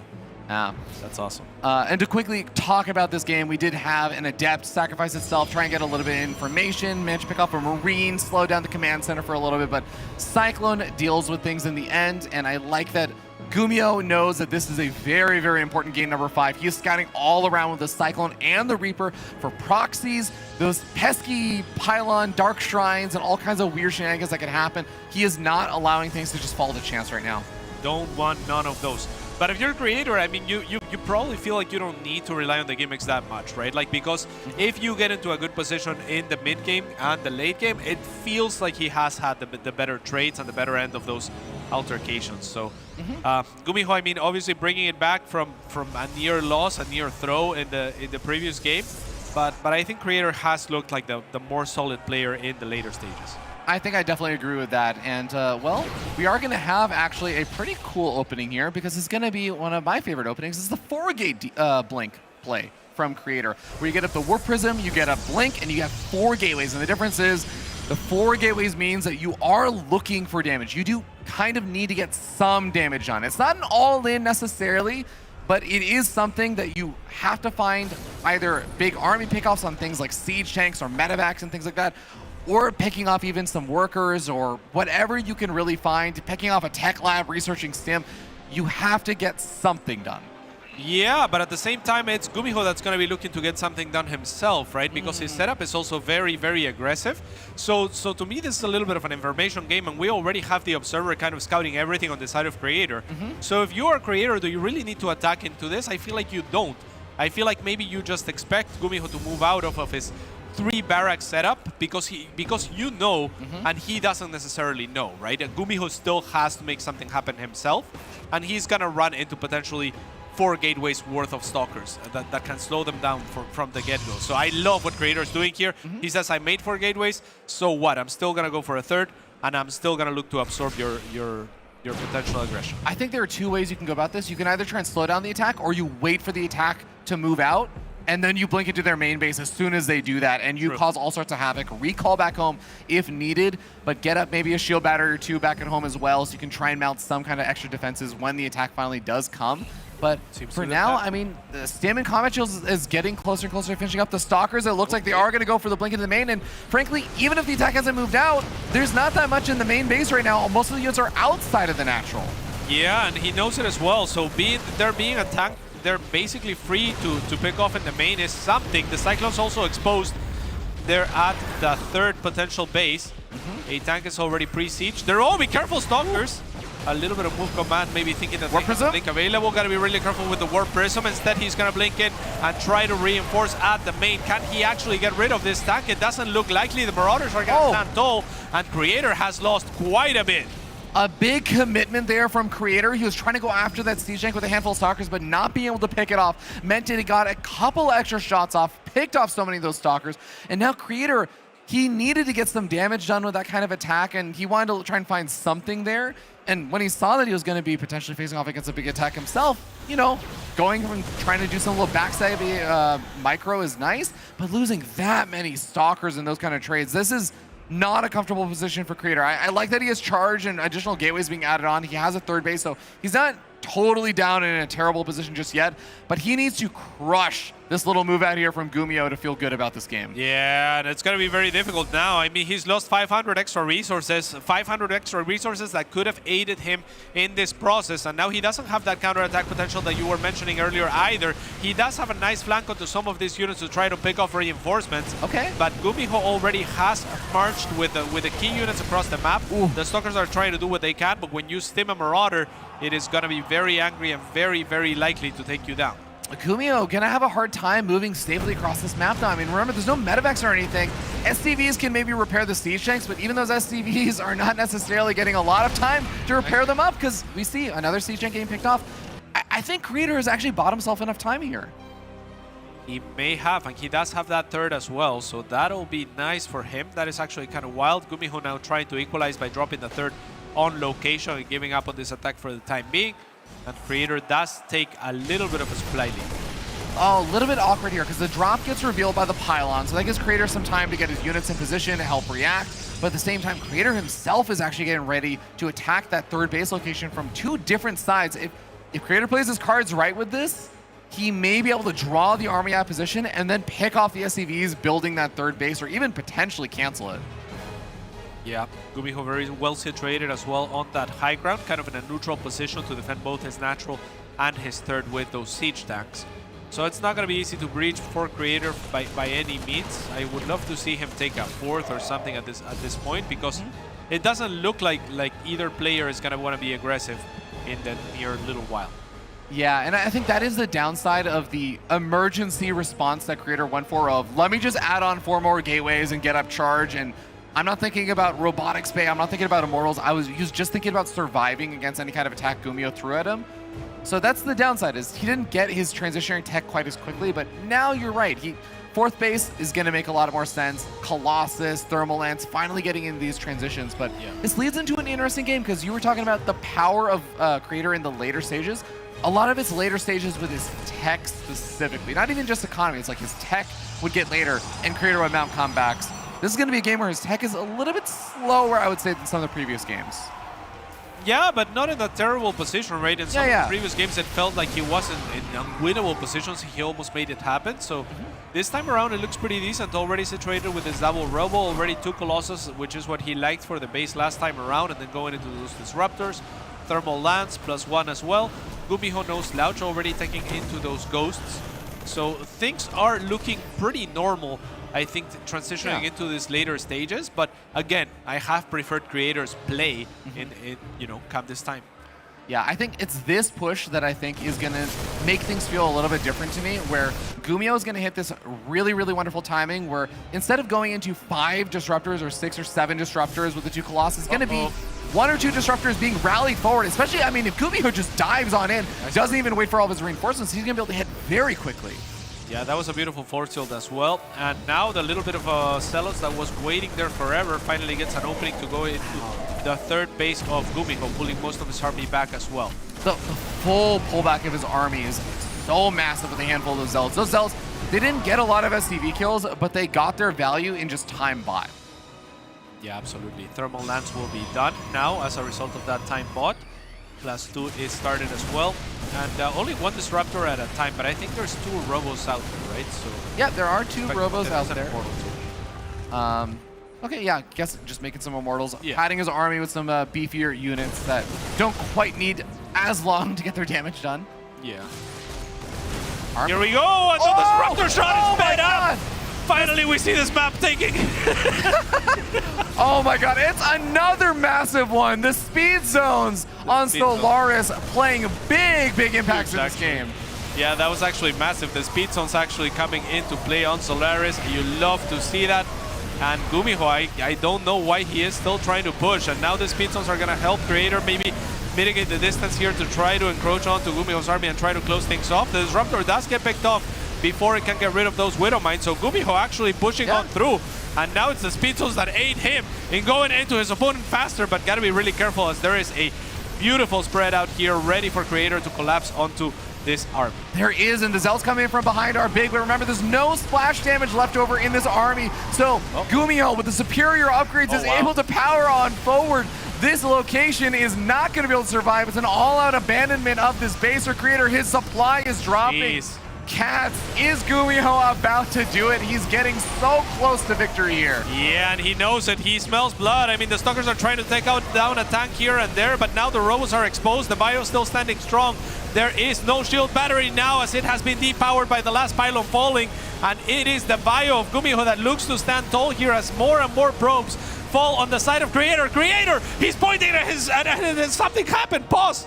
What happened? Something, lag.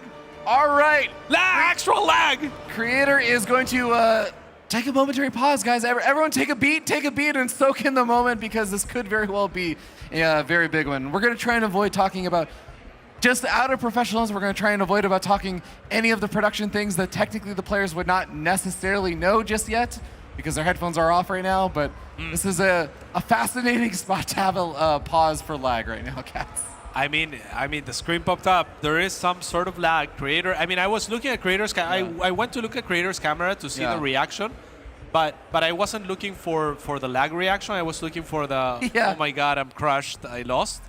And instead, I saw him like, what the hell's going on, pointing at the monitor and whatnot. Hand raised up, Yeah, hand raised up. So some dramas here in the final game of the most evenly matched matchup of all time. Look at him. He's sweating. I mean, I think I would be sweating in this situation too, and we'll figure out what the ruling is if there's some kind of issue.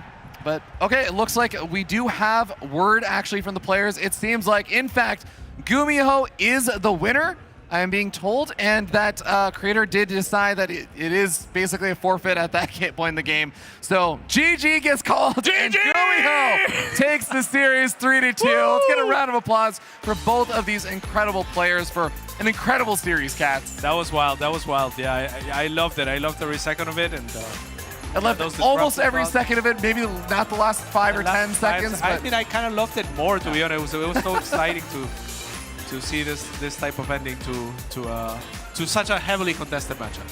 No, absolutely. And I do think that both of these players really showcase that they are very, very capable players. You can see the love being shown from both of those players to each other. But we're going to hear from the folks over at the desk to break down a little bit more of this very chaotic series. Hells yeah.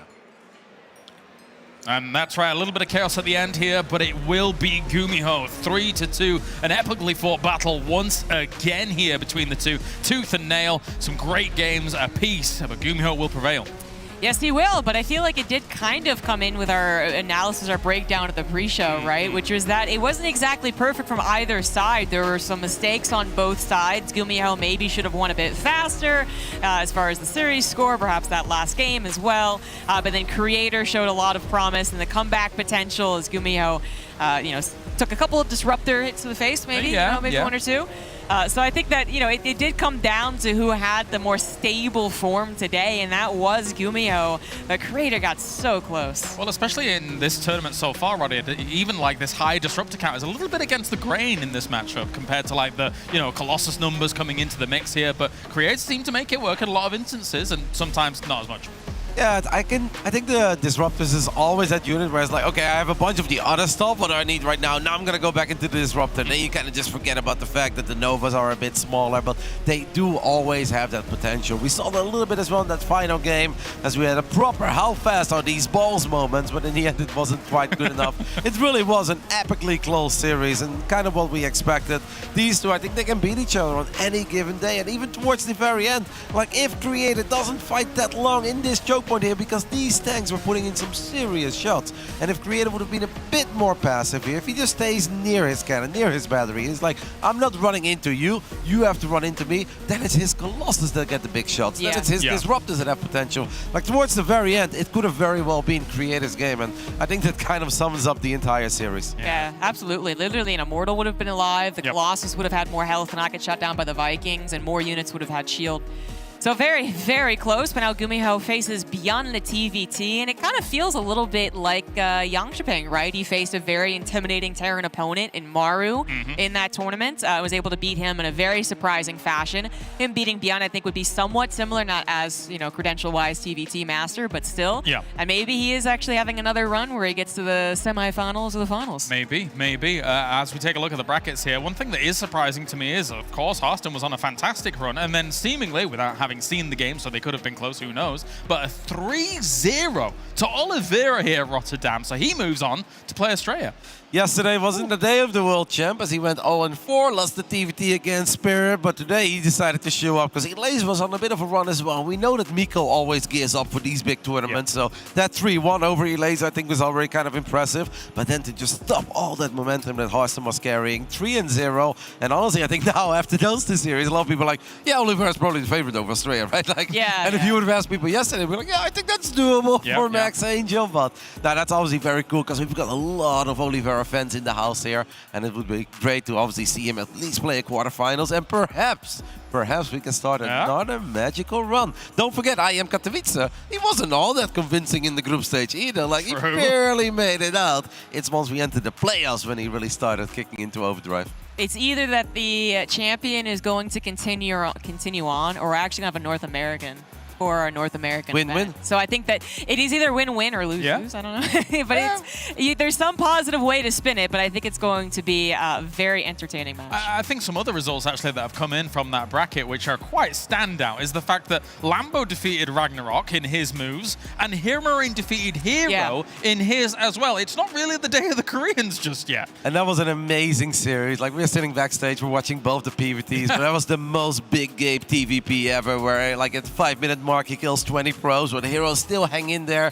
The final game, or at least that game 4, it really came down to like 9 probes against 2 SCVs, and then in the end Gabe somehow won with 1 final marauder, a couple of medevacs, a couple of marines. It's been a great run by Gabe, and it's been an absolutely fantastic run by Lambo once more. Over the last 2 months I felt like Lambo got a bit unlucky. Obviously the ESL Masters, he was up 2-0, lost 3-2 against Elaze, then lost 3-0 in the lower bracket. Immediately we're like, okay, but he's still gonna make it to I am Katowice, right? Did not make it into I am Katowice either, but I think this tournament Lambo is once more showing us that he's still one of the very best Zergs around, because it's a very impressive run. He started in open bracket round 1, James, and back then in Yon Jumping, he actually did something somewhat similar. He also had a proper run back then, so really cool to see that Lambo still got it. All right, well, we've got one more series here on the mainstream for our knockout bracket, and it will be our last remaining American casually going up against the current world champion. It is going to be Astrea going up against Oliveira. Join us after the break for more StarCraft.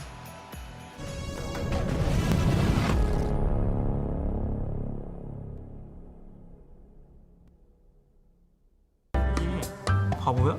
해봐요. 너무 왜 이렇게? 아니 그냥 빼면 되잖아. 아니 나도 뺄게. 아 잠깐 아니. 아닌 것 같다 혼자라. 아 오케이. 아니 그렇게 하면 안 되지. 왜? 내가 힘들잖아. 아 그렇게?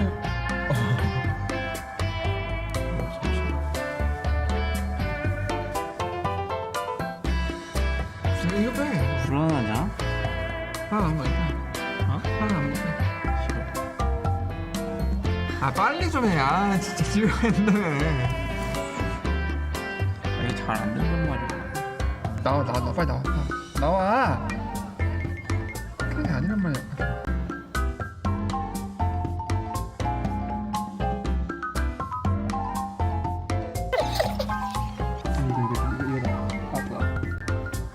아! 뭐 하는 거야? 재미없게. 따라하지 말아 좀. 따라하지 말래. 아 저 아래. 아 진짜 왜 그래 재미없게. 아래 좀 해. 떨리냐? 해봐 빨리. 안 되겠는데? 아니 안 돼.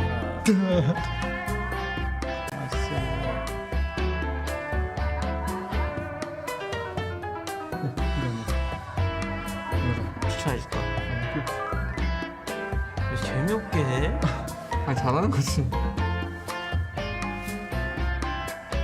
아 떠나는 거 알아 진짜. 아 빨리 쪽팔려. 해줘. 아 빨리. 아니 확빼 안 떨어져 이런 거는. 왜 돌리는데? 돌아가잖아 지금. 떨어질 것. 가만히 있어. 아니 가만히 있으라고.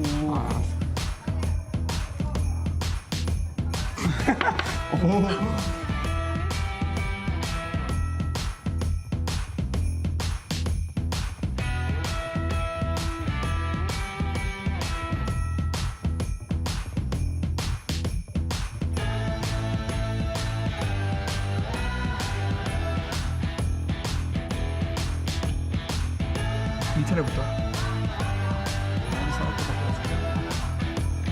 내가 뺐던 거면. 이거 절대 안 될 것 같은데? 그러니까 안 돼. 이제 되는 거 없어.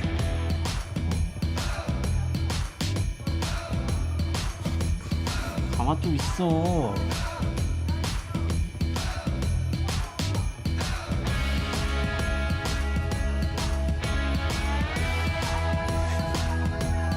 심하게 안 되겠는데? 저리 가. 아니 심하게 안 되겠는데?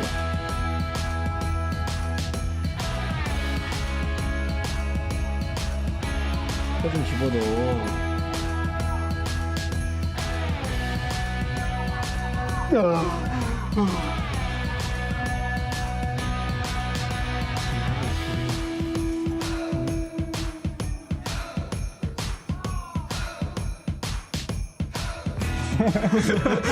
아 느꼈어.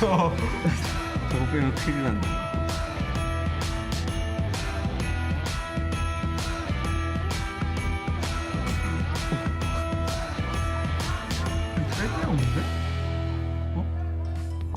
나이스.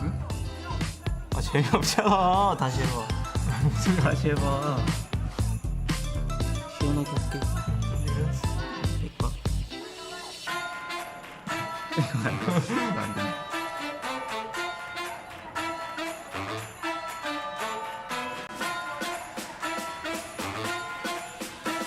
내거 빼. 왜 내 거 빼? 안 되겠는데? 내 거 빼라 그냥. 내 거 빼.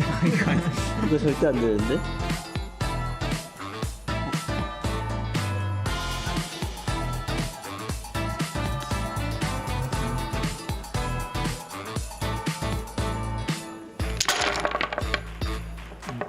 벌칙 없나요?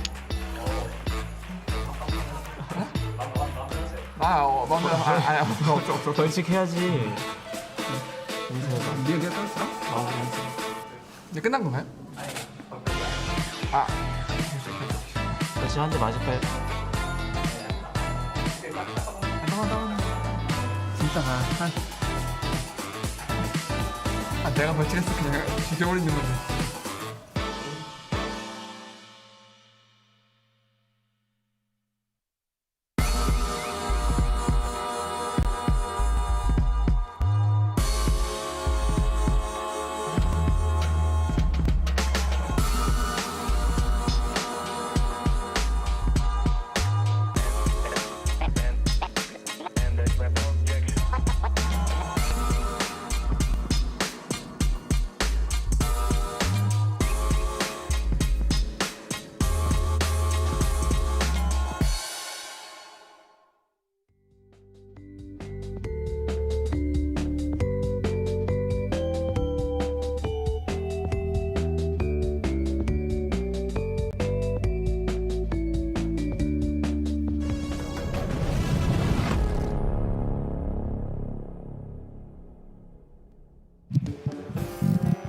Welcome back, ladies and gentlemen, here to the ESL StarCraft 2 Masters Winter 2023. We're getting geared up. We're getting good to go. It is going to be our next TVP because we can't get enough of it, apparently. We have ourselves good old Astrea going up against Oliveira. Joining me to my left-hand side, of course, I have Behemoth and Steadfast. We have ourselves another one. We've had some great ones, to be fair, here when it comes to TVP. I feel like we're spoiled, Behemoth.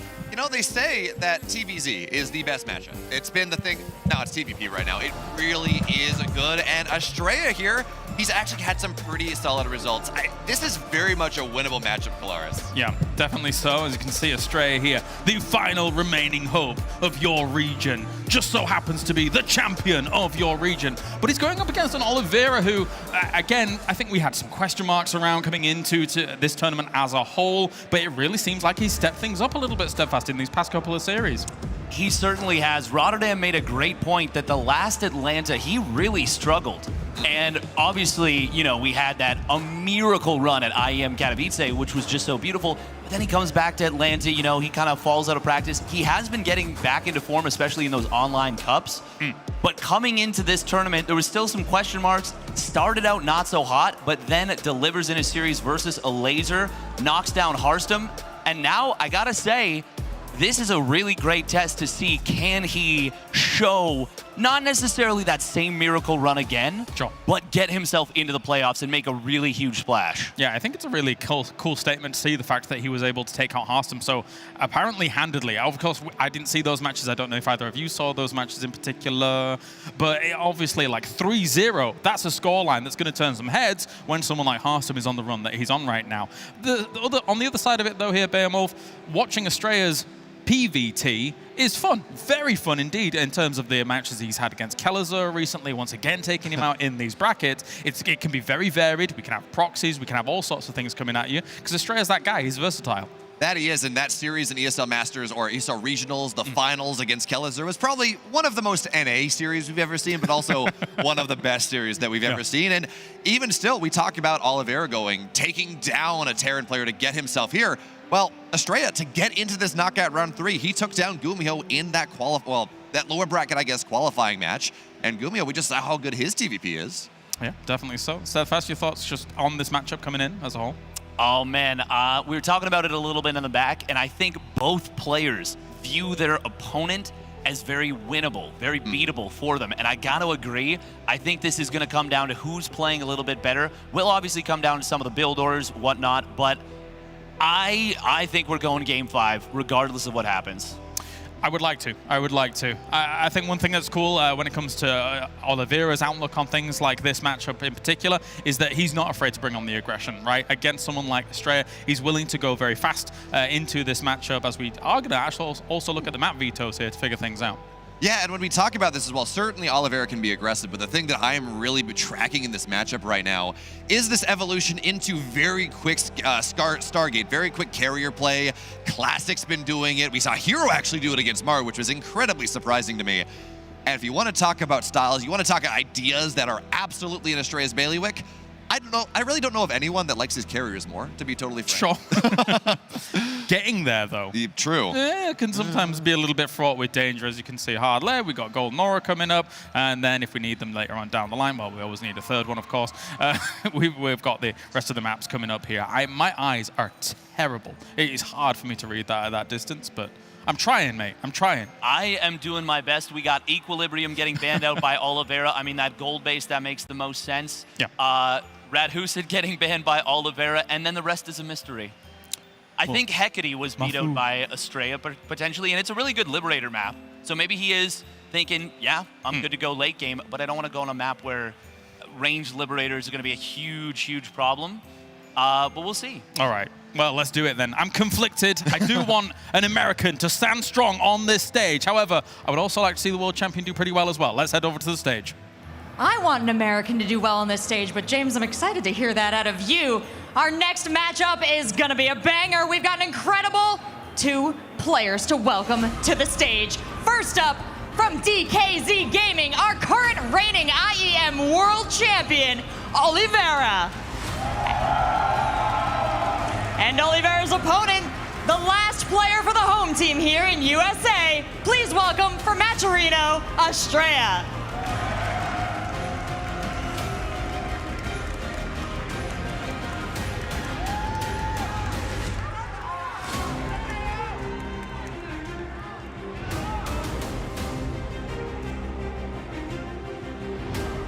Two incredibly lovely humans enter.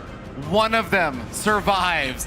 I'm Fear Dragon, joined here by Zombie Grub as we head into yet another Protoss versus Terran. They have been delivering those Zombie Grubs, so I am not complaining. You're going to give the crowd another reason to be torn between cheering for the two, because they're also 2 very good human beings, very nice people, and we love both of them. That is actually so true. You know, even as someone who has an unbelievable amount of NA bias, it's hard not to also root for Oliveira. If anyone did not shed a tear during his IEM Katowice run, I feel like you're just not fully human. There's a little bit of robot inside of you or something. Roddy did say he didn't on the desk yesterday, so I guess he's a little bit of a robot. But yeah, no, for everyone else, we all shed some tears. We all really felt the passion shine through and the just incredible human story that is trying your absolute best, being supported by your family and loved ones, and then finally delivering. You don't really get any better, especially combined with the huge underdog story. Now eyes are on him in a very different way. Now it's time to prove himself at another offline event and get that championship once again as we head into also Katowice in a couple of months. And I think that's the big story there for Oliveira, who went into IEM Katowice as a normal man, but ascended out, and now he has to win as no longer just a normal man. And I think he's going to be going up against Astrea, who also has, in my mind, a lot to prove, because with Neeb's retirement and stuff, as he has gone on to school, Scarlet is still there as a force, and there are some of those other NA players like Trigger and everything, but Astrea, in my mind, is still one of those players that is leading at the forefront of North America, but he is still looking for that really, really powerful offline result. Yeah. Can he find it here in his home turf at Atlanta? He's absolutely the tip of the spear there for the Americas, because he has won the regionals, right? Yeah. We are looking at him to lead the charge and have others follow suit in a way that Neeb did actually for the entire international scene. For a while there, he was the most competitive foreigner outside of Korea. But now we are getting into this best of 5 guys. Again, knockouts. Whoever loses here is out of the tournament. We're moving on to hard lead. In the top left for Maturino and North America, he is Astrea.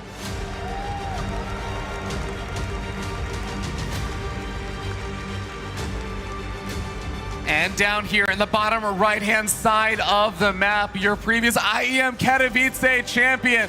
Put it up for Oliveira.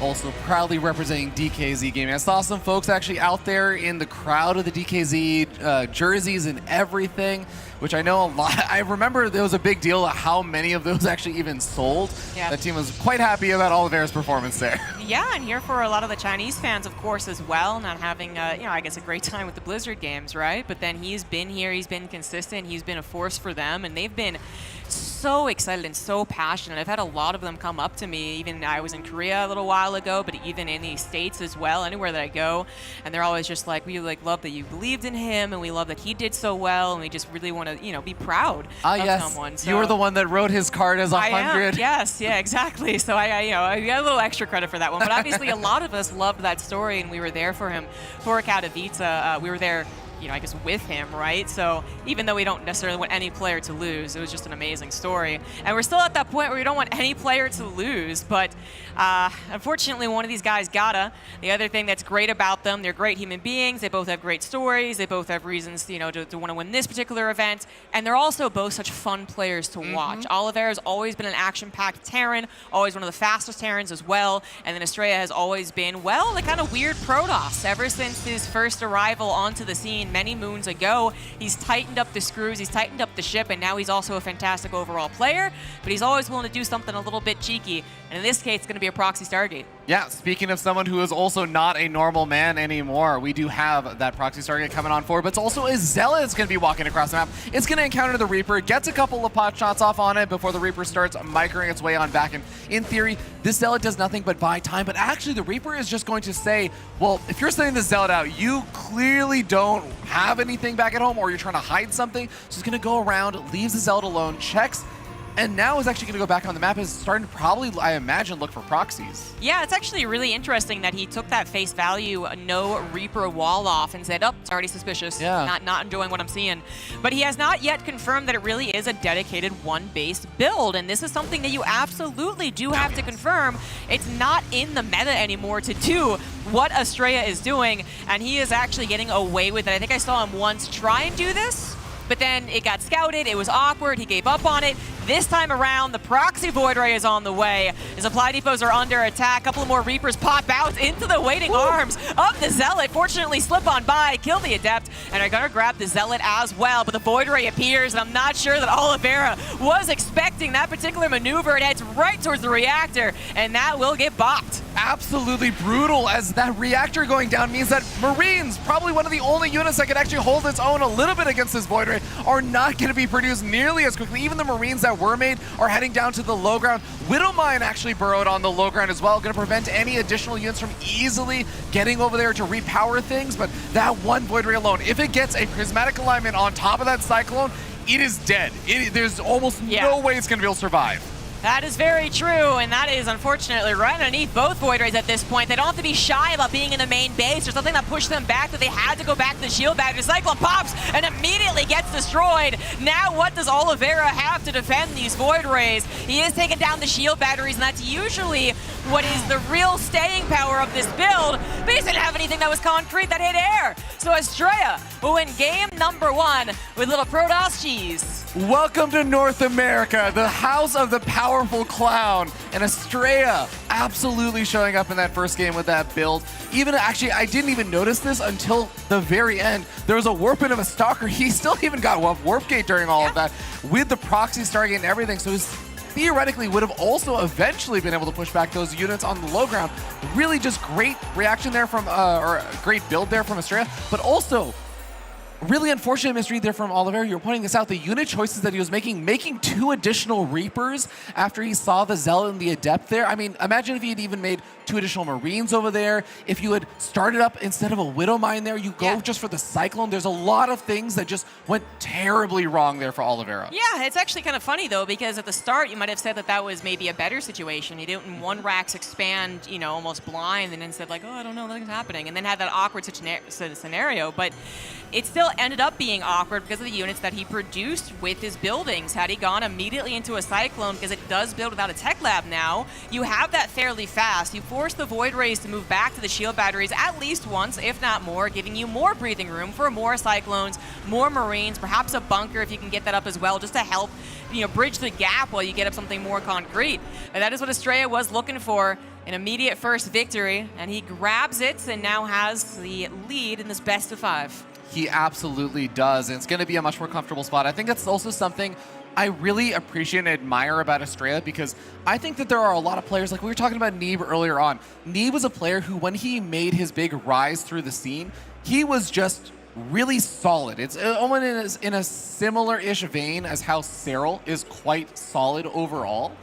But what's kind of interesting is that we have Astrea, a player who rose through the scene, and it wasn't necessarily that he was just mechanically outplaying everyone else, but instead it's his strategic build order placement and choices was really, really cool to see. And I think that's actually a very difficult way to rise up because it's hard to be consistent while also having your big power play being innovation, because sometimes that just backfires. Sometimes you misread a situation.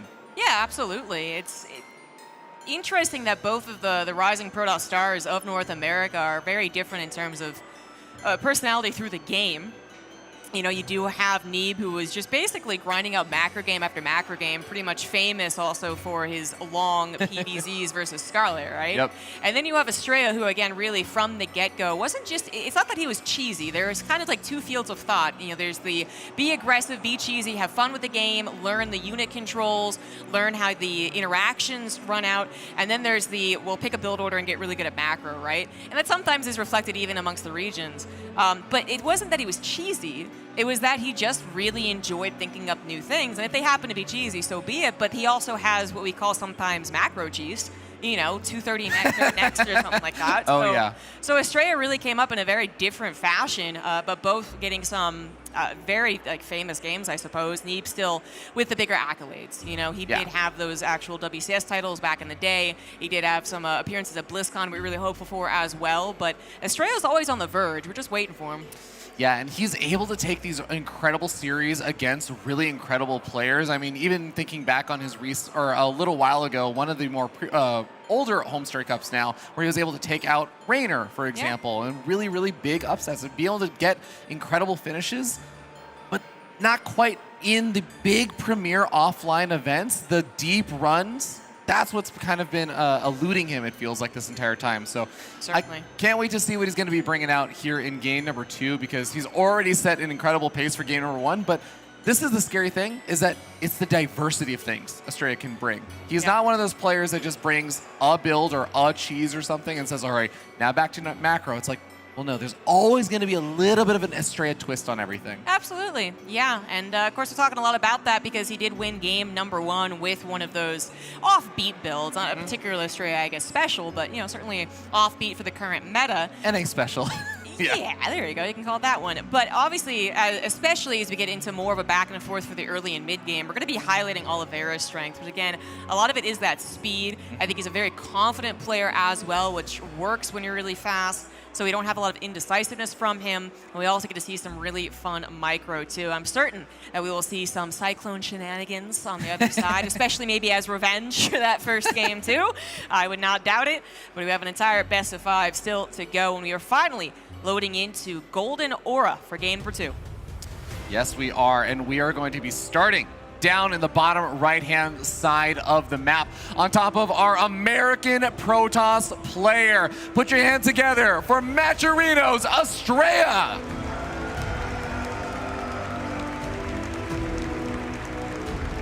In the top left for DKZ Gaming, he is Oliveira.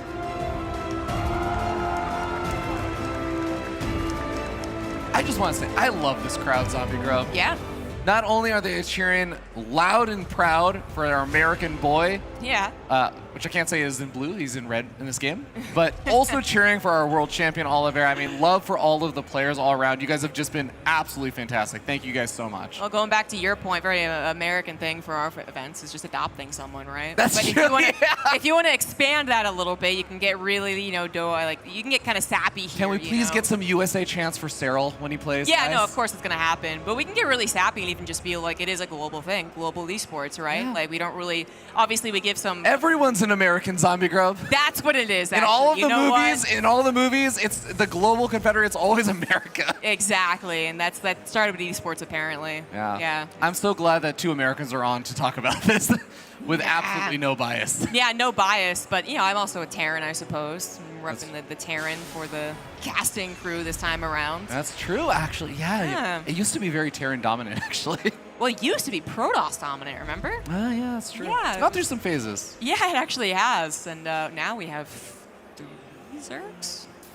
Wow, we're in the Zerg era. It didn't even strike me. Well, I'm so glad none of those filthy Zergs are here with us right now, Zombie Guard, because we got a great PvT on our hands. Yeah. And, well, I think we already have some kind of, not super out of the blue, like wild stuff just yet, but Oliveira is going to be going for a in-base factory before the command center on the low ground. He's getting up the reactor, which does allow him to put on some kind of early aggression. I mean, he certainly should not be deterred from going for a factory expand just because this first game didn't go so well.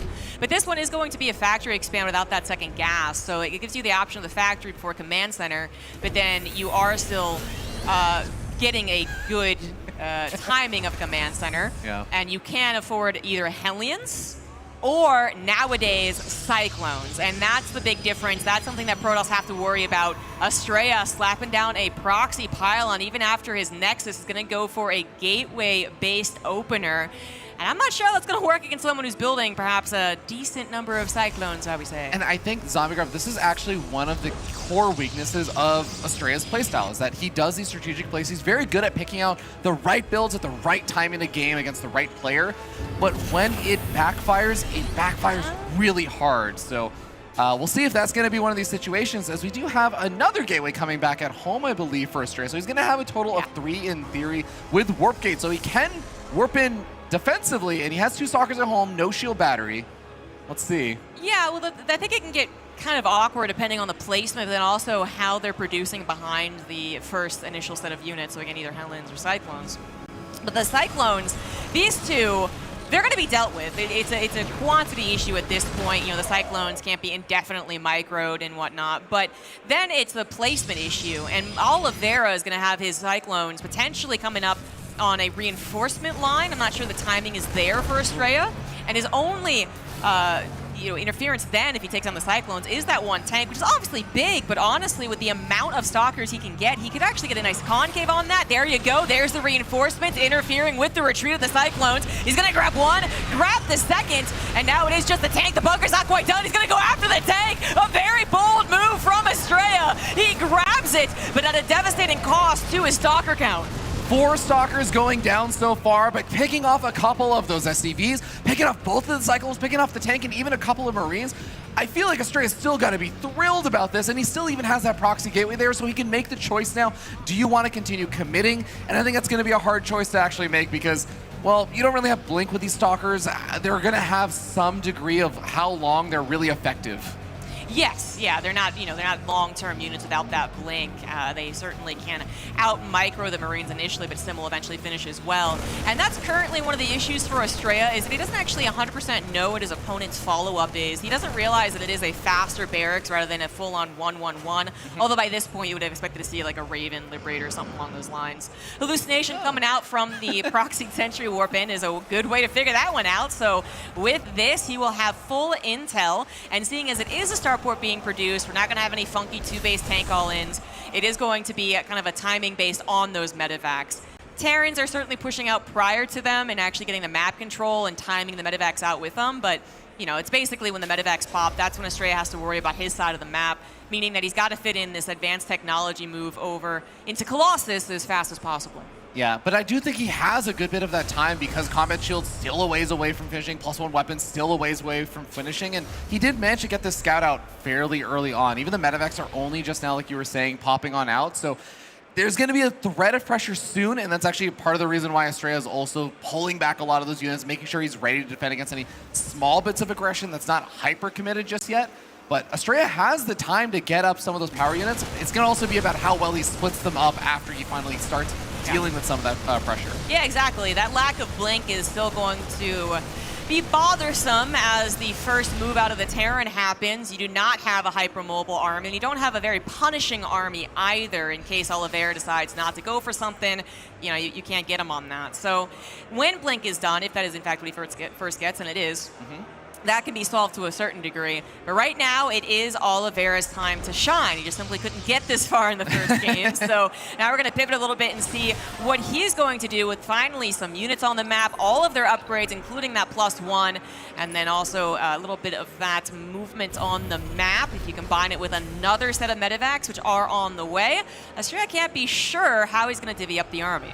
Interesting movement path there from Oliveira. He does end up going underneath the Observer, but also another probe scouting out the army positioning here for Oliveira. He has medevacs to load up a handful of these units, but can't actually load up everything here. So if he does decide to just go after some of the outskirts vision here, shut things down and set up for later, I actually really, really like that move, especially since 2 more medevacs loaded up with units. This is all going to pair really well together if he keeps Astrea in the dark. Exactly. Now, Astrea is not unfamiliar with the process of Terran right now. It's a very, this is what you should be doing as a Terran player. Main attack and a drop off to the side.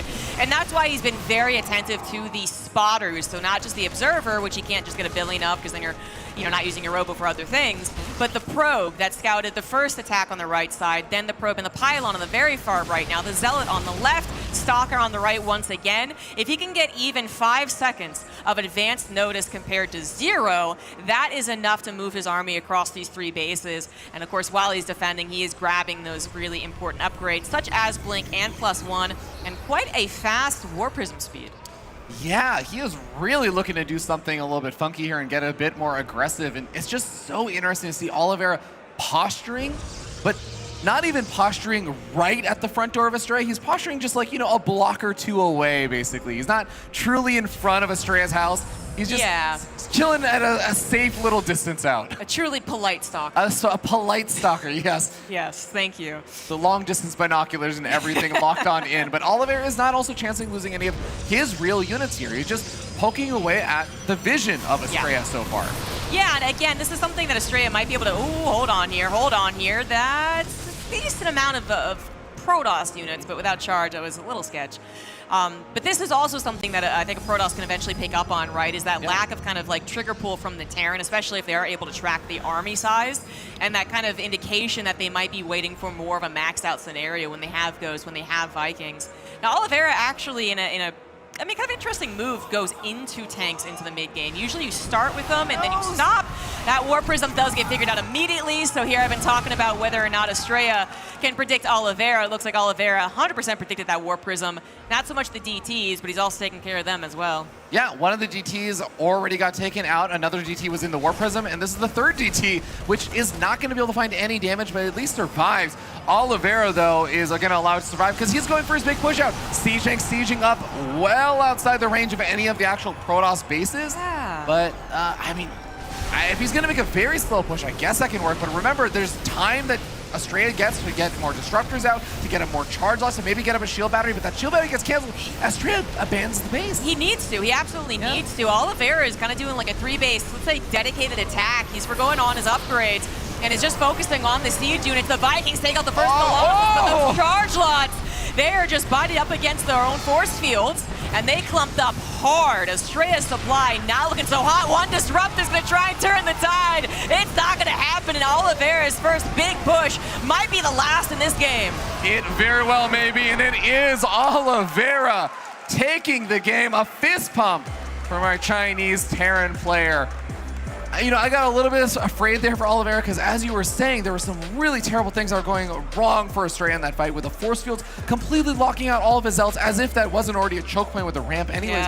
But there was one big Disruptor hit also that happened in the middle of that fight on the other side of the force fields, but it just simply was not anything close to enough for how bad of a fight that ended up being for Astrea. Yeah, Oliveira did end up, kind of primarily targeting that particular push. It wasn't about the drops finding a tremendous amount of damage, but then when that happens, as I was saying, I would say a lot of the time it is indicative of the Terran. Yeah, this is the fight that is so important. But it's really usually indicative of a Terran who's going to play even a bit later. Again, waiting for Ghosts, for instance, is already a little bit more time they have to spend waiting for them to pop out, 3 of them usually.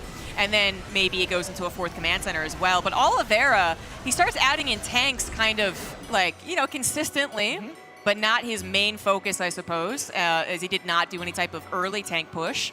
And then when he was ready to go, he did go with the tanks, with enough fight to take out the Colossus, and again, stalled out his upgrade, stalled out his 4th CC, stalled out any potential 4 Ghosts, which we know are good in the matchup.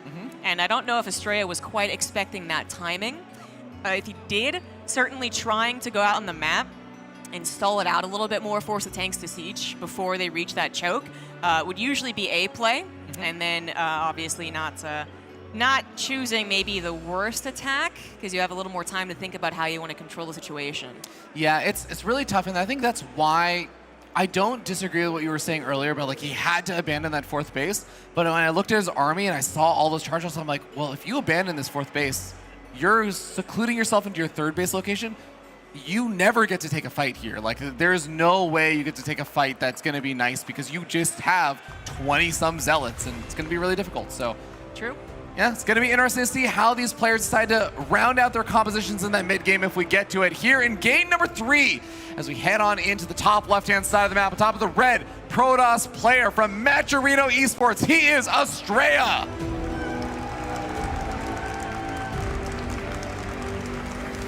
And in the bottom right, our reigning world champion for DKZ, he is Oliveira.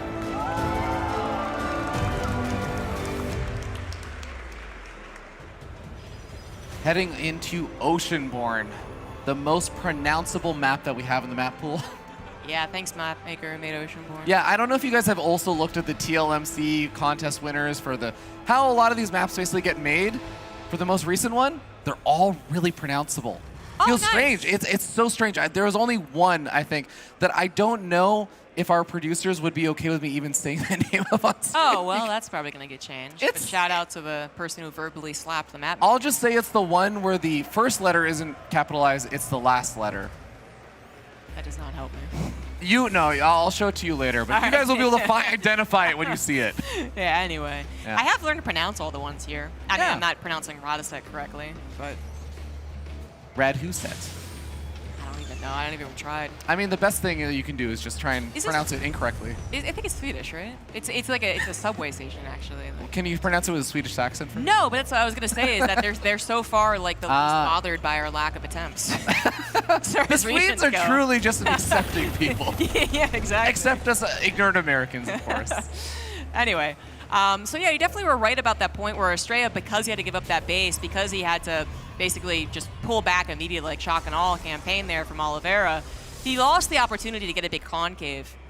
But I do think that, given a little bit more time, which he might have been able to grab just playing defensively with the ranged Colossus on a shield battery, he could have still tried to set up the Zealots coming from a different angle. That's actually a very good point. It takes time to set up 100%, but, I think that's something that would have 100% happened if, again, Oliveira had been stalled a little bit. If those tanks weren't suddenly already sieged up, from their first siege on top of something important like a 4th base. Yeah, no, absolutely. And I mean, even to back up your point more, there were 2 additional disruptors that were popping on out. Remember, we saw that one disruptor that got sniped off at the last second before it got a big final Hail Mary connection off. If there's 2 more disruptors that are also paired in with that, it becomes a lot harder to justify being able to snipe that off and say, okay, I can kill this versus I need to leave and back off, gives Astrea even more time, so all kinds of things can happen. But all of that is less relevant for the beginning of this game, where we do have a proxy pylon from Astrea. Yeah, Astrea is all about the proxy pylons today, and this time it's going to be for a good old Dark Shrine. I'm definitely going to call this another cheese coming out from Astrea,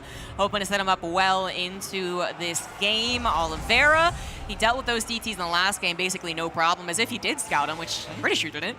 But now it is a problem, as if he doesn't scout this, even if he retains 2 scans, which professional Terrans are very good about holding on to it around 4:30 to 5 minutes, you still have the problem of it usually being 3 DTs, so 1 more than you have a scan for, and then you still have the problem of actually tackling the DTs, which are decent damage dealers. Yeah. A little dance there from the Cyclone around the Adept was cute.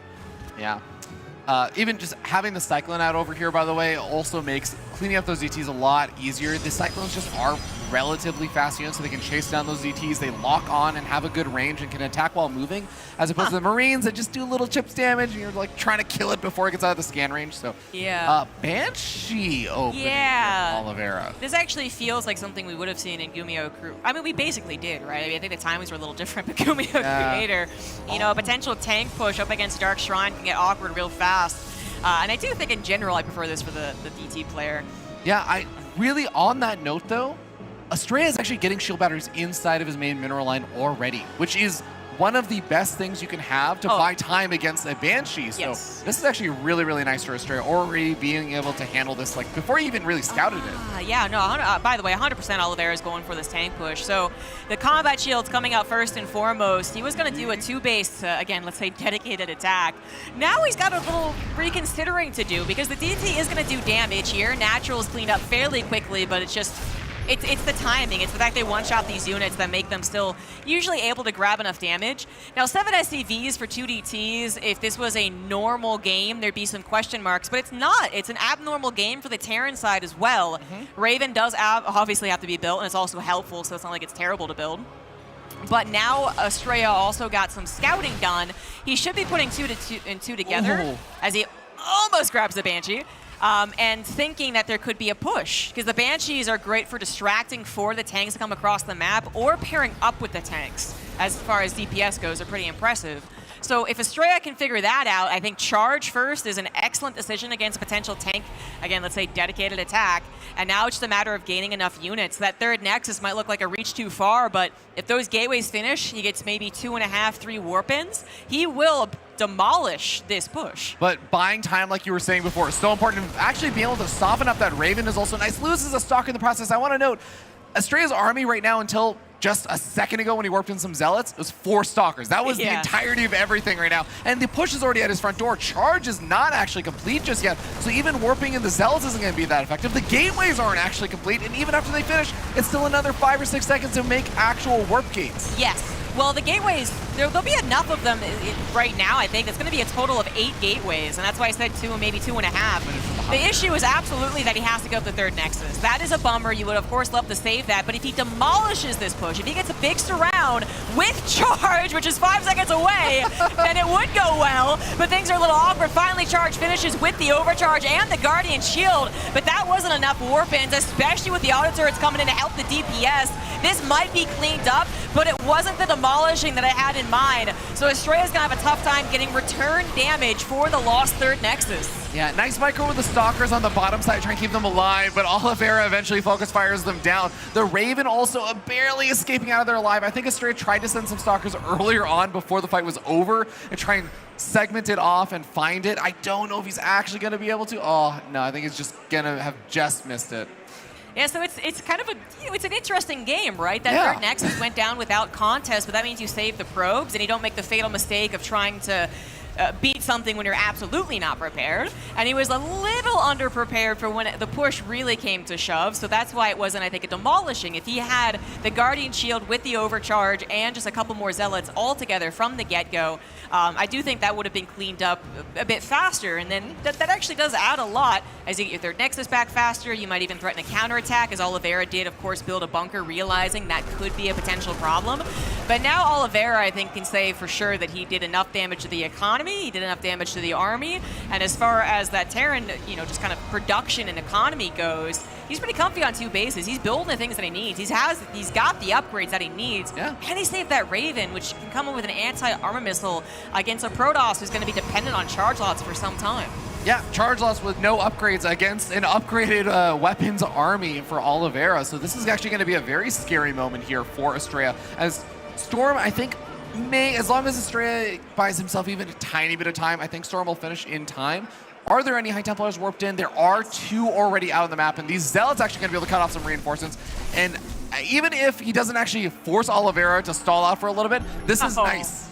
I actually love Oliveira right there. He just runs with his army because he's like, I'm not going to pull back. I know you're weak. Anti-armor missile hits the heart of the Zealots. The storm is not yet done, and Oliveira knows that he had the potential to win right here, and he might be hitting the perfect timing. The literal perfect timing as Storm completes, but how much Protoss army is there really to support the Storms? The pre-spread is already pretty great here for Oliveira as well. Immortals trying to focus fire down the Sea Shank, not able to get it just yet. Charge loss coming in from behind though. The reinforcements are able to clean things up, and the Nexus gets down with all of its shields, but Oliveira is mostly cleaned up. He is able to depower a lot of warp gates, and there are the reinforcements. Yeah, but it's a little awkward. Oliveira not paying attention. They don't have medevacs either. The Zealots get some decent first shots, but more and more reinforcements are coming through. Oliveira, I think he knew exactly how Astrea was going to try and play the situation out, which was correct, by the way. It's just that Oliveira figuring it out and not being distracted is still going to grab yet another third Nexus, and he's still going to have a dominant position in this game. Oh man, Astrea was also seconds away from getting another shield battery overcharge that could have maybe kept that base alive a little bit longer, but Oliveira, he is truly making the most of every single second, and he says this last second of your game here is over. Astrea, get out. You're done. 2-1 for Oliveira. He takes the lead. Yeah, very nicely done. I really got to applaud that. Both players, I think, played the post-third Nexus kill scenario pretty perfectly. Astrea went into Storm, which complements nicely with Charge, but also is a decent comeback and stalling mechanic, right? We have definitely seen some outstanding Storm games in the last couple of months in which I had my doubts if they would even work just because pros are so good against them nowadays, but they did. And then that combined with the run buys extra 5 seconds, buys the better Storm on the ramp, buys extra 5 seconds. Seen that so many times. Oliveira figured that was going to happen, almost gets distracted by the charge lots and goes, you know what? That's not going to do enough. I know that you're weak. You're probably still getting Storm, and as he scanned and he saw the High Templar still pretty fresh, he was like, gonna go for it. At the end of the day, he also had tanks and a potential concave that at least would have mitigated the Storm, so it still would have been an effective attack, even if he was a little more surprised by it. Absolutely. I mean, Oliveira just having such a good read on the situation, whether it be the build order and the kind of style that Astrea is playing, or even just the fact that Astrea is saying, no, look over here, look at me, the Zealots are here, make sure you pay attention to these are going to be really annoying for you to deal with. And Oliveira saying, no, if you want me to look there that badly, then clearly it's bad for me to look there. Yeah, it was actually a pretty baller move, because I think we've seen a lot of Terrans not acknowledge that this is the situation, you know? There's plenty of other smart Terrans who'd be like, well, I think I know what you're doing. It's that the decision to not deal with it can sometimes lead to catastrophe. I mean, you know, Clem max packs, because it's played a bajillion times, is an easy thing to reference. A while there, max packs was winning more, not lately, but still. And I think a lot of it was basically Clem's like confusion as to what exactly he was supposed to do. Pull back to deal with the harassment or continue moving forward, and he'd choose the wrong time so consistently. And then eventually he got good at it. But just to really highlight that, again, both players, I think, played that out as well as they could post third Nexus kill. But of course for Astrea, it started off more awkwardly for him. Oliveira was delivering the final blow. Absolutely. Well, ladies and gentlemen, we are going to be starting game number 4 here. On top of the red Protoss player, the last American player in this event. He needs your energy to stay alive in this tournament. Give it up for Metro and Esports' Astrea.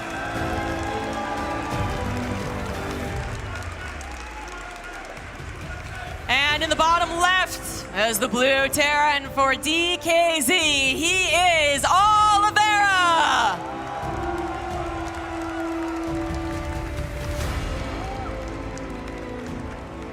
Alliances have been drawn in the crowd.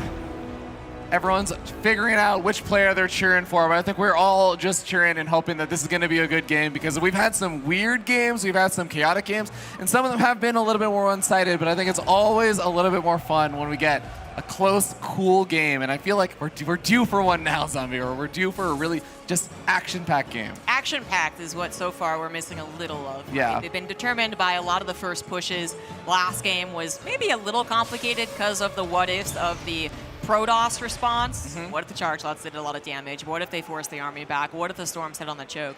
But then it didn't happen, so it was again, you know, a little just based around that third Nexus snipe. But now we need that back and forth. We need the billion zealots from Astrea so Roddy's laughing in the green room, right? We need Oliveira to micro like a freaking god and barely not kill those last High Templars on the ramp or something. We need that, and then we can feel quite satisfied regardless of who advances. Absolutely.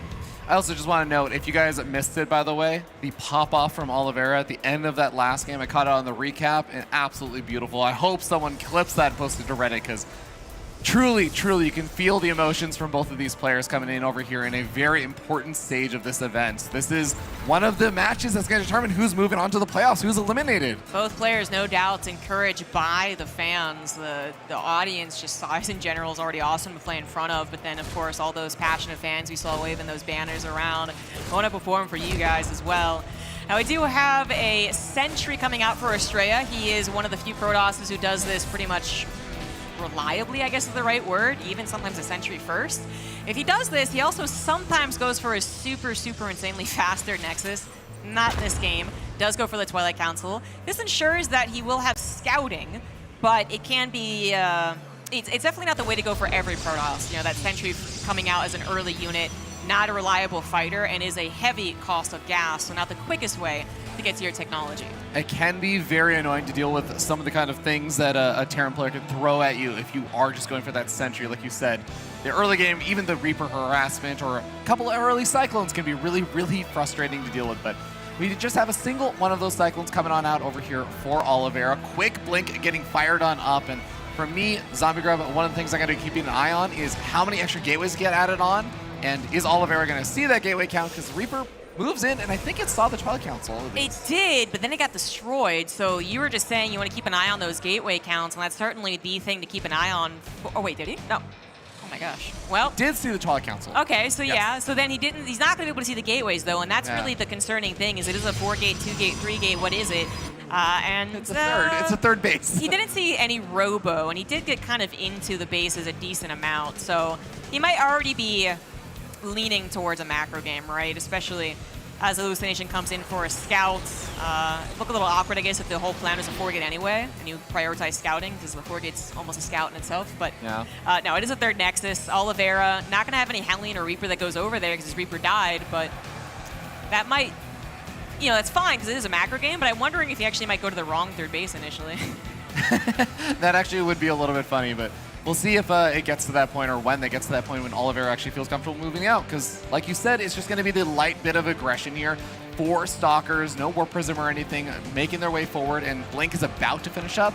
But there is a Siege Tank sieged up over here. Astrea is not supposed to get very much done. Maybe you get lucky and pick off a couple, like 2 or 3 Marines, but that's really the expectation. And, all right, if you didn't know, a Sentry kills a Marine without losing any shields. Nice. So as I was pointing out, there's no Robo. And obviously if it was going to be a 4-gate, a Robo has to come down for a Warp Prism. There still is no Robo. Astrea is playing Roboless and relatively gasless here. He's going to be a lot of charge lots, the priority on the gateway count, and that +1 armor. Now, charge is not going to be done for this little move out, but with good stalker control, you can usually deal with something like this. It's kind of about offsetting, I feel like, the Protoss and maybe finding an opportunity if they really are being greedy. In this case, it's not really greed, it's not ready quite yet. So the Stalkers do have to be warped in. Unfortunately, warped in without that shield battery to already protect them, and that pylon is awfully vulnerable. Oliveira's first push might lead into something really scary. Scans ahead and sees no opposition, or not a strong opposition. Charge still not done. Yeah, Siege Tank's now in range of the shield battery as well, so even if it gets repowered, it doesn't matter. It gets taken out. The Nexus now under fire as well. A bunch more Zealots get warped in, but Charge is still not done. It's still 13 seconds away, but Astrea just has to go for it. The Nexus goes down, and now Oliveira is just going to micro back. Even just trading out versus units here is fine for Oliveira. Yeah, that's actually quite disappointing yet again here for Astrea. Kind of a similar scenario to last game, just different timings on it. The Stalkers will eventually take care of this, but the lost third Nexus and the less than ideal cleanup on the actual push means there's no counterattack opportunity. And in this particular game, there's not even a chance for a Warp Prism. But Oliveira, you know, he pushes out kind of at a lot of timing. He doesn't have the fastest +1 attack, and he kind of commits when maybe Astrea didn't expect him to. Because I do wonder if Astrea could have warped in more Stalkers continuously if he really thought that was going to be committed to. I really think that Oliveira has just realized this thing, maybe specifically about Astrea, but even just about a lot of Protoss players in general, that they just have such fine timings on their build orders and their choices. When do I get the battery up? At the absolute last possible time. When do I do my warp-ins and have all my warp gates finished up? At the absolute last possible second. When does charge finish up? At the absolute last possible second. You have to buy time. We always talk about how the Stalkers have to buy time as that attack is coming across the map. Oliveira has just unlocked this secret cheat code and said, what if I don't wait? Yeah, I mean, that's kind of been certainly the last game, not waiting for those charge harassment to do anything. But then this game, not being overly cautious. A couple extra seconds is the biggest difference. With the shield battery already done, that's the pylon backup actually realized and finished. That's the Stalker warping that eventually happened, actually being able to do a little bit more than just go up against siege tanks. It's a big deal, but Oliveira is catching Astrea at all the right beats. and then he is delivering that killing blow thus far. We'll see if it happens again in this game. Astrea is trying to make the comeback happen, and he's not doing it on DTs. He's not doing it on disruptors, which are usually seen as the comeback unit. But honestly, mass charge lot can sometimes be the comeback. We do have to talk about that in a second, though, because Widow Mines are popping off and attacks are happening on Astrea's base long before he is ready.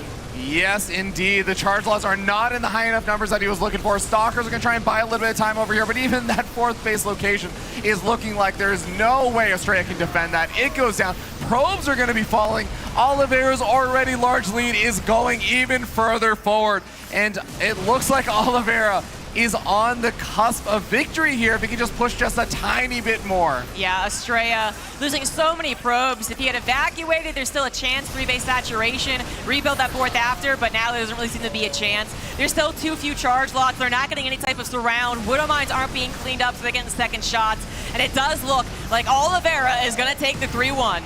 He is getting so close to it. He can feel it. He can taste it. This is going to be another one of his big events, and he's going to set it up by taking out the last American player at the American event.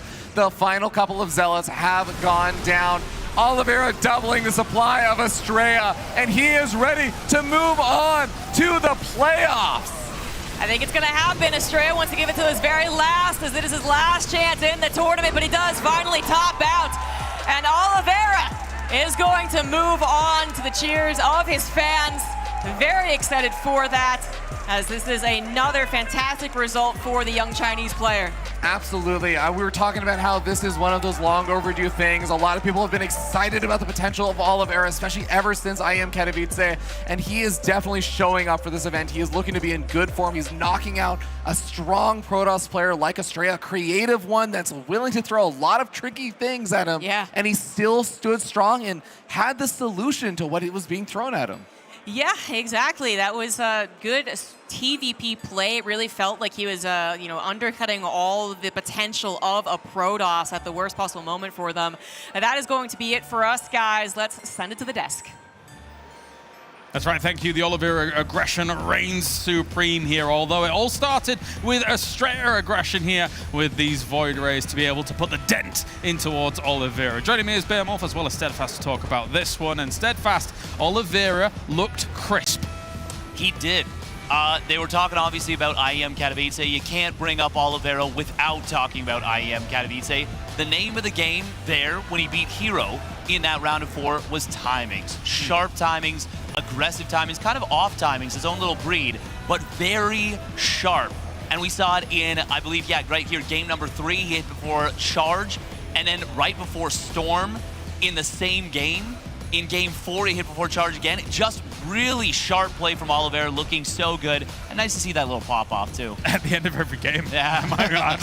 Which is always great to see, considering it really means a lot to the guy here. In this last game as well, another hit just before Charge, causing Astrea to have some serious questions about how he's going to try and approach Oliveira. Yeah, and the unfortunate fact about that game as well is, even though he lost the Nexus, even that hit right before Charge, Astrea, it was still somewhat playable. He's still finding his way back in, but Oliveira, once the knee's on the neck there, he's going to win a mine drop. He's going to find the value. And as Astrea was starting to get Charge done, to get his upgrades ready, Widow Mines hit everything. You don't have an economy anymore. And Oliveira, he gets that pop-off. We get to see him in the round of 8. There it is. A little bit of shame, of course, that we say goodbye to our final American player here throughout this. But, we get to have the world champion moving through into a very important stage of the tournament here. Now, the fact that we have every single match from the rest of the tournament broadcast here on the mainstream. We'll have that round of 8, round of 4, and grand final a little on down the line now.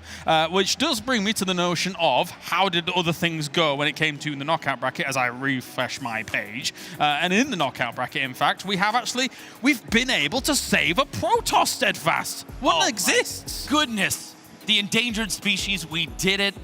It's amazing. Classic, able to take down Lambo right there, avoiding getting run over by the errant car. Able to, the classic car, I guess, I don't know. That went off the rails quickly, but that is a big deal, and he was the top performer at Gamers 8. He played really well there, ran into a bit of a monster in Cure, and Cure was able to take him down.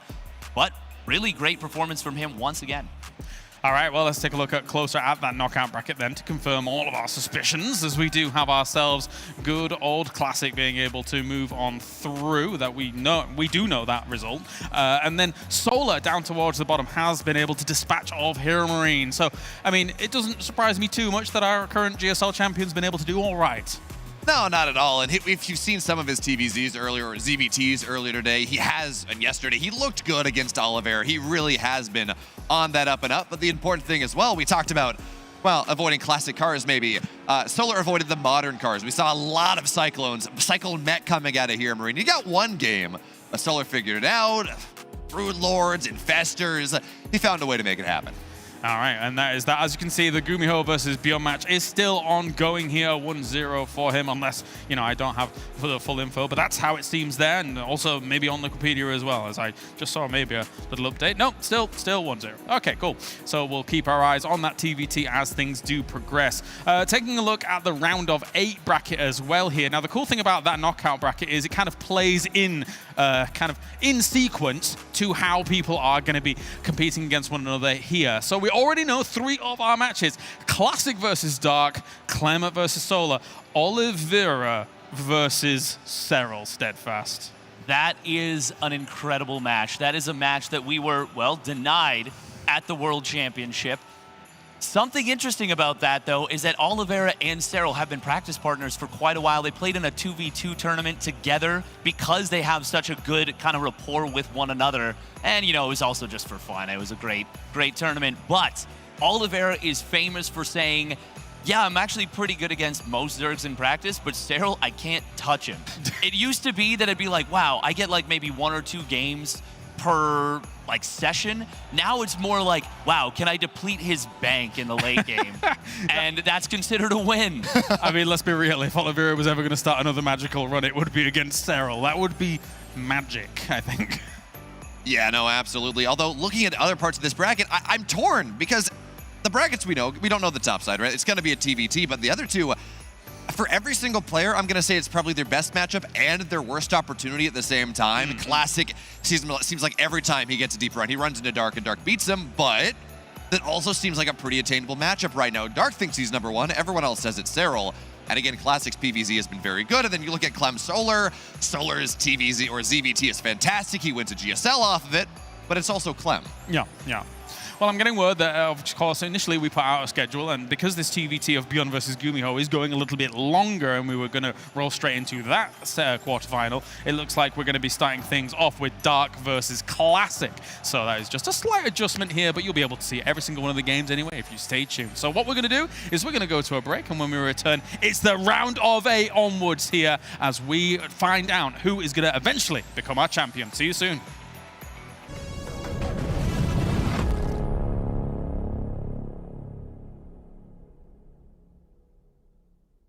아 근데 어떻게 하는지 대충은 알겠다. 오목이랑 비슷하지가 않네.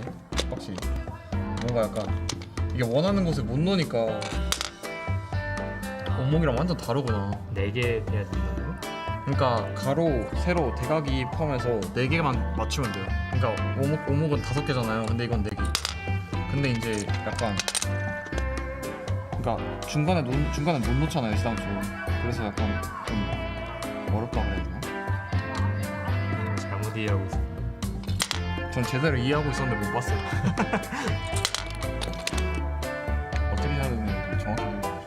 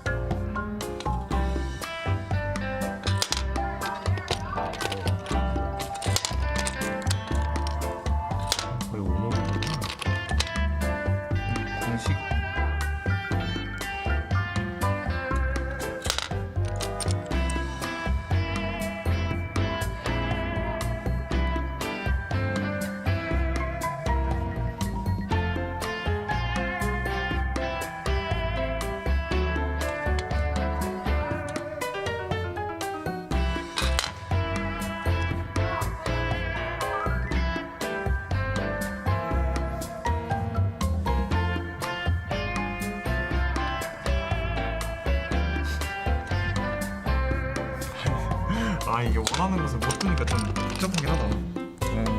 어떻게 설계를 해야 되는지.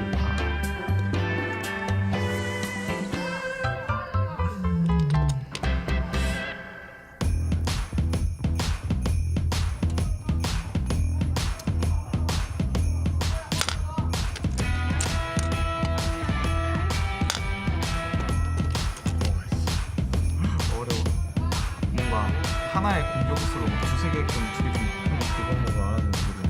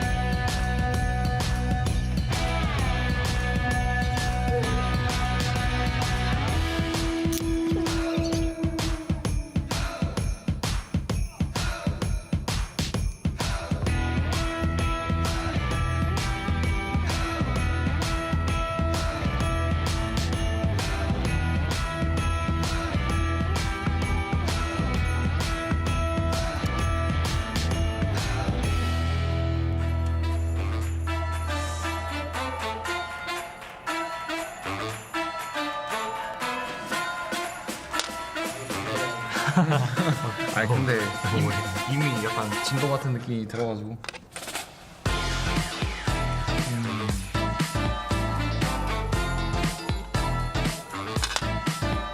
그럴 수도 있어. 아니 진거 같은데 제가 하게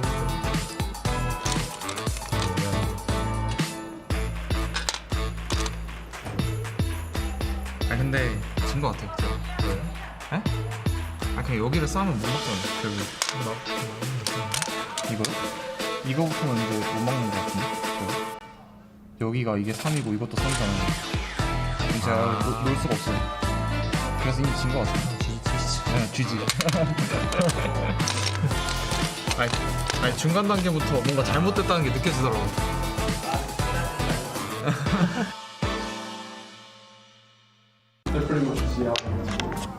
Yeah. 1, 2, 3.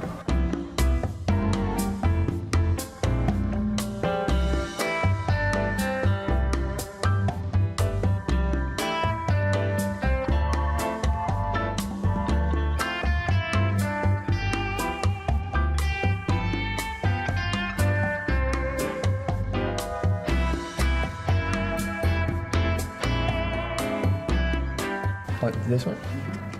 Do we need this one? Oh, I guess so I can adjust it. Ah, I see.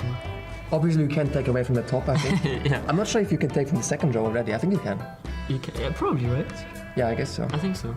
To be honest, usually you just check which one is loose. Just pull that one out. Okay, it's already looking pretty, pretty shaky. It's not the best top, I have to say. I guess I'll go with this one. The middle ones are always the safe bet. Yeah, yeah.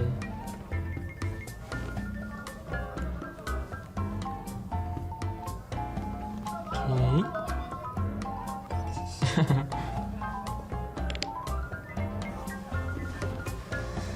Okay, I'll go with... I guess I'll say the middle one. I can't, this one doesn't move. It just doesn't move. Probably have to get another one.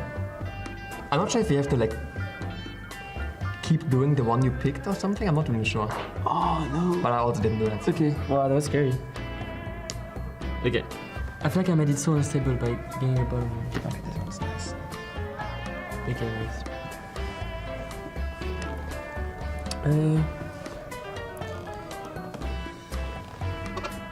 Okay, I guess I'll do this one. Well, after all the middle ones are gone, it's going to be really Yeah. some rocks. We could also like put them all like this way, I guess, but I'm not sure what's the best. This one actually does not move. It's moving like all of the towers. Okay, this one is too bad. Maybe I'll do like this one. But this one is easy. Some of them are so much easier than others. Yeah. Like some hold all the weight, some have like none of them. Yeah. I think now it's getting hard. Can we like take from the top rows? I guess we can. Right? Yeah, I think so. Just not the very top. Yeah, not like this one, but. Oh. Okay. Oh my god, now I have a tough choice to make. Yeah.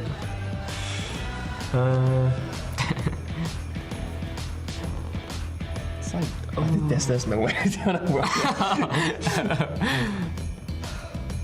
Although it's surprisingly loose. Oh my god, that's actually... It's surprisingly loose. Oh, but all the way to here. Oh yeah. It's gonna fall. Oh, it's gonna fall on me. Peace. Oh my god, how? Wait, what can I do now? I'm not gonna adjust it. Uh-oh. I probably should do like it's so on the unstable other now. side, right? To like keep it balanced. Like, wait, which one did you? Like this one? What if I like? Oh my god, no.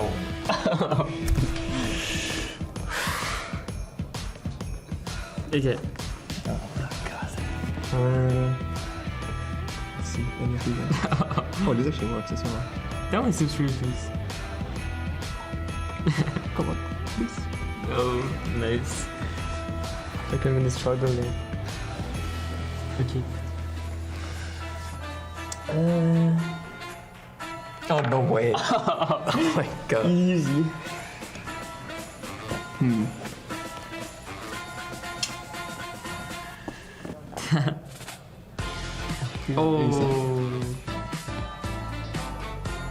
Oh no, you made it so shaky.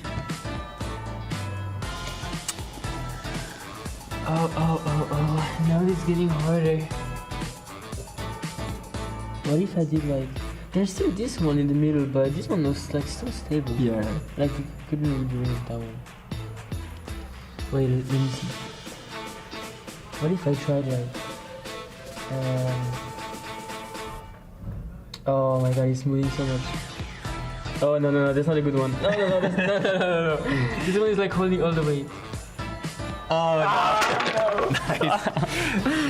That was a bad one. Yeah. You wanna see it? This is what? Italian sniper precision move. Do you see that? Yeah, I've never seen that actually. Yeah, that was kind of cool. It's already getting hard. Wait, what are you doing? What are you doing? Oh, you have to put it there? Yeah. Put it there. Nah, stop. What are you doing? I think you put it there. Can you put it like however you want there? Yes, I think so. I mean, that I just take the up middle to a piece there. certain point.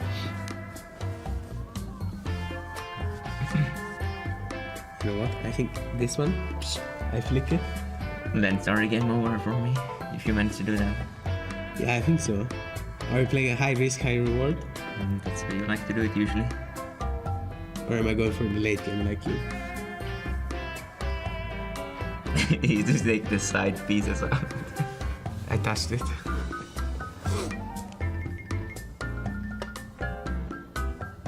Hey, they're so... I feel like you're touching the table, so it's gonna collapse on its own soon. They're so bricked together. Is there a word? It's the last one I can touch in theory. And I'm so bad at this stuff. Shaky hands. God. You're so quiet. You're pressuring me. Press it hard that was. I'm just taking these middle ones. Yeah, you're just gonna keep playing it safe? Yeah. How about to flick one? Show the people what you're made of. The whole thing's moving there. Tough luck.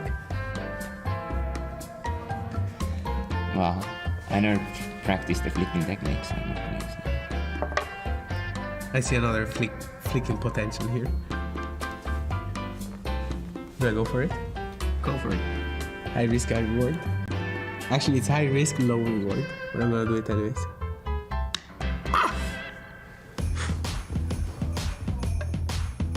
Why are you flicking again? Wait, don't move the table. Perfect. I'm telling you, I'm very good at this game actually.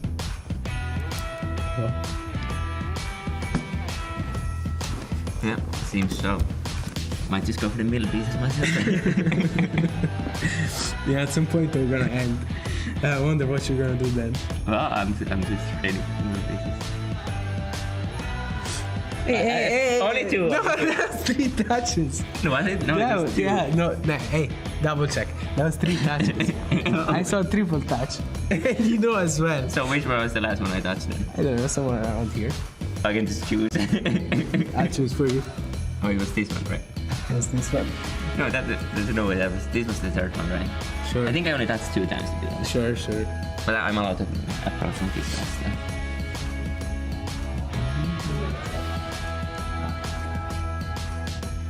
It's not looking good. Are you sure I tripled that? Yes.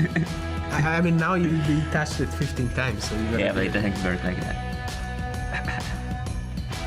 You gotta do it. Flick it. So there's nothing you can do here.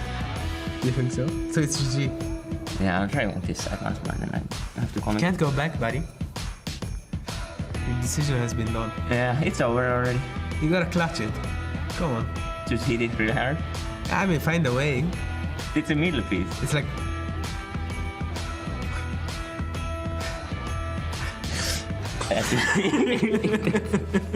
This is. You're doing it. Calm down.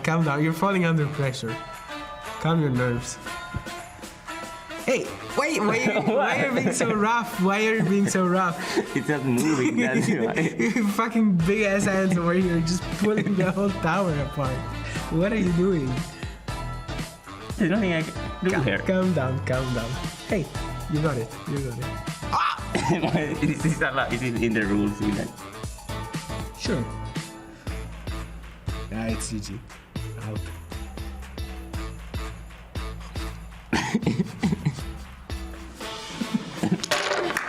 That's that.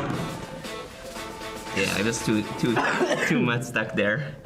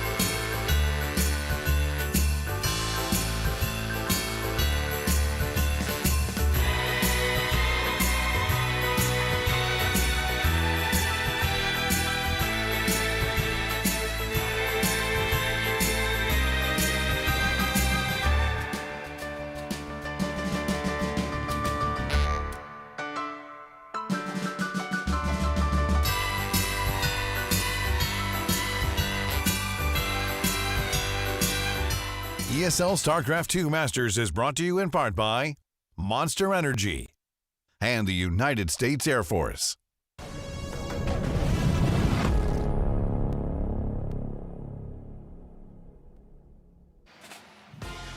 From here on out, it's an all-out feeding frenzy for our top 8 for the ESL StarCraft 2 Masters Winter 2023. Welcome back to the desk here, guys, as we have got ourselves almost 8 players in order to be able to figure things out. We still have our TVT going a little bit longer here between Bjorn and Gumiho. I do believe it's 1-1 at the moment, so wait for that, because then the opponent will be going up against Cure, so there's more TVT on the cards to come. But for now, we're going to be going to Classic versus Dart. Before we really get all to that, though, we need to talk about our sponsors, and a huge thank you, of course, to Blizzard first and foremost for creating the game, for being here, for creating magic along the way. We also have Monster Energy. A huge thank you you to them for keeping us fueled, good to go, energized, and great. I did have that strawberry lemonade one that doesn't exist in Europe. How was it? It was very tasty. I like strawberry lemonade. I'm glad. I wouldn't have expected you to say anything else besides that on a sponsored segment, but I was telling the truth. I believe you. There you go. And also thank you to the US Air Force here for joining us as well. You can go to www.airforce.com and aim high and find your path if you are so inclined to do so.